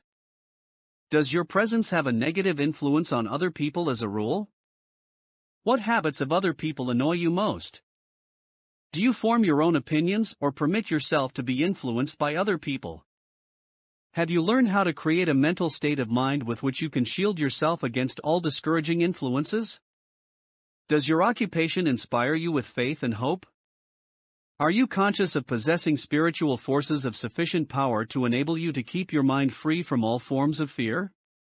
Does your religion help you to keep your own mind positive? Do you feel it your duty to share other people's worries? If so, why? If you believe that birds of a feather flock together, what have you learned about yourself by studying the friends whom you attract? What connection, if any, do you see between the people with whom you associate most closely, and any unhappiness you may experience? Could it be possible that some person whom you consider to be a friend is, in reality, your worst enemy, because of his negative influence on your mind? By what rules do you judge who is helpful and who is damaging to you? Are your intimate associates mentally superior or inferior to you? How much time out of every 24 hours do you devote to A. Your occupation, B. Sleep, C. Play and relaxation, D. Acquiring useful knowledge, E. Plain waste? Who among your acquaintances A. Encourages you most, B. Cautions you most, C. Discourages you most, D. Helps you most in other ways? What is your greatest worry? Why do you tolerate it? When others offer you free, unsolicited advice, do you accept it without question or analyze their motive? What, above all else, do you most desire? Do you intend to acquire it? Are you willing to subordinate all other desires for this one? How much time daily do you devote to acquiring it? Do you change your mind often? If so, why? Do you usually finish everything you begin? Are you easily impressed by other people's business or professional titles, college degrees, or wealth? Are you easily influenced by what other people think or say of you? Do you cater to people because of their social or financial status? Whom do you believe to be the greatest person living? In what respect is this person superior to yourself? How much time have you devoted to studying and answering these questions? At least one day is necessary for the analysis and the answering of the entire list. If you have answered all these questions truthfully, you know more about yourself than the majority of people. Study the questions carefully, come back to them once each week for several months, and be astounded at the amount of additional knowledge of great value to yourself you will have gained by the simple method of answering the questions truthfully. If you are not certain concerning the answers to some of the questions, seek the counsel of those who know you well, especially those who have no motive in flattering you, and see yourself through their eyes. The experience will be astonishing. You have absolute control over but one thing, and that is your thoughts. This is the most significant and inspiring of all facts known to man. It reflects man's divine nature. This divine prerogative is the sole means by which you may control your own destiny. If you fail to control your own mind, you may be sure you will control nothing else. If you must be careless with your possessions, let it be in connection with material things. Your mind is your spiritual estate. Protect and use it with the care to which divine royalty is entitled. You were given a willpower for this purpose. Unfortunately, there is no legal protection against those who, either by design or ignorance, poison the minds of others by negative suggestion. This form of destruction should be punishable by heavy legal penalties, because it may and often does destroy one's chances of acquiring material things which are protected by law. Men with negative minds tried to convince Thomas A. Edison that he could not build a machine that would record and reproduce the human voice, because they said, no one else had ever produced such a machine. Edison did not believe them.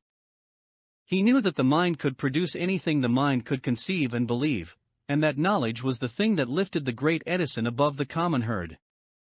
Men with negative minds told F. W. Woolworth he would go broke trying to run a store on 5 and 10-cent sales. He did not believe them. He knew that he could do anything, within reason, if he backed his plans with faith. Exercising his right to keep other men's negative suggestions out of his mind, he piled up a fortune of more than $100 million. Men with negative minds told George Washington he could not hope to win against the vastly superior forces of the British, but he exercised his divine right to believe. Therefore this book was published under the protection of the Stars and Stripes, while the name of Lord Cornwallis has been all but forgotten. Doubting Thomases scoffed scornfully when Henry Ford tried out his first crudely built automobile on the streets of Detroit. Some said the thing never would become practical. Others said no one would pay money for such a contraption. Ford said, "I'll belt the earth with dependable motor cars," and he did. His decision to trust his own judgment has already piled up a fortune far greater than the next 5 generations of his descendants can squander. For the benefit of those seeking vast riches, let it be remembered that practically the sole difference between Henry Ford and a majority of the more than 100,000 men who work for him is this: Ford has a mind and controls it, the others have minds which they do not try to control. Henry Ford has been repeatedly mentioned, because he is an astounding example of what a man with a mind of his own, and a will to control it, can accomplish. His record knocks the foundation from under that time-worn alibi, "I never had a chance." Ford never had a chance either, but he created an opportunity and backed it with persistence until it made him richer than Croesus. Mind control is the result of self-discipline and habit. You either control your mind, or it controls you. There is no hallway compromise. The most practical of all methods for controlling the mind is the habit of keeping it busy with a definite purpose, backed by a definite plan. Study the record of any man who achieves noteworthy success, and you will observe that he has control over his own mind, moreover, that he exercises that control and directs it toward the attainment of definite objectives. Without this control, success is not possible. 57 Famous Alibis. By Old Man If. People who do not succeed have one distinguishing trait in common. They know all the reasons for failure, and have what they believe to be airtight alibis to explain away their own lack of achievement. Some of these alibis are clever, and a few of them are justifiable by the facts.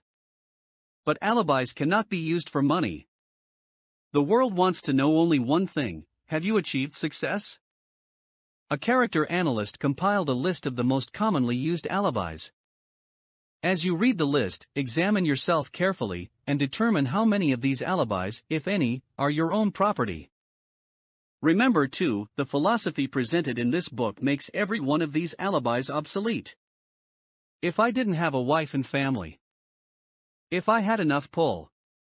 If I had money. If I had a good education. If I could get a job. If I had good health. If I only had time. If times were better. If other people understood me. If conditions around me were only different. If I could live my life over again. If I did not fear what they would say. If I had been given a chance. If I now had a chance. If other people didn't have it in for me. If nothing happens to stop me. If I were only younger. If I could only do what I want. If I had been born rich. If I could meet the right people. If I had the talent that some people have. If I dared assert myself. If I only had embraced past opportunities. If people didn't get on my nerves. If I didn't have to keep house and look after the children. If I could save some money. If the boss only appreciated me. If I only had somebody to help me. If my family understood me. If I lived in a big city. If I could just get started. If I were only free. If I had the personality of some people. If I were not so fat. If my talents were known.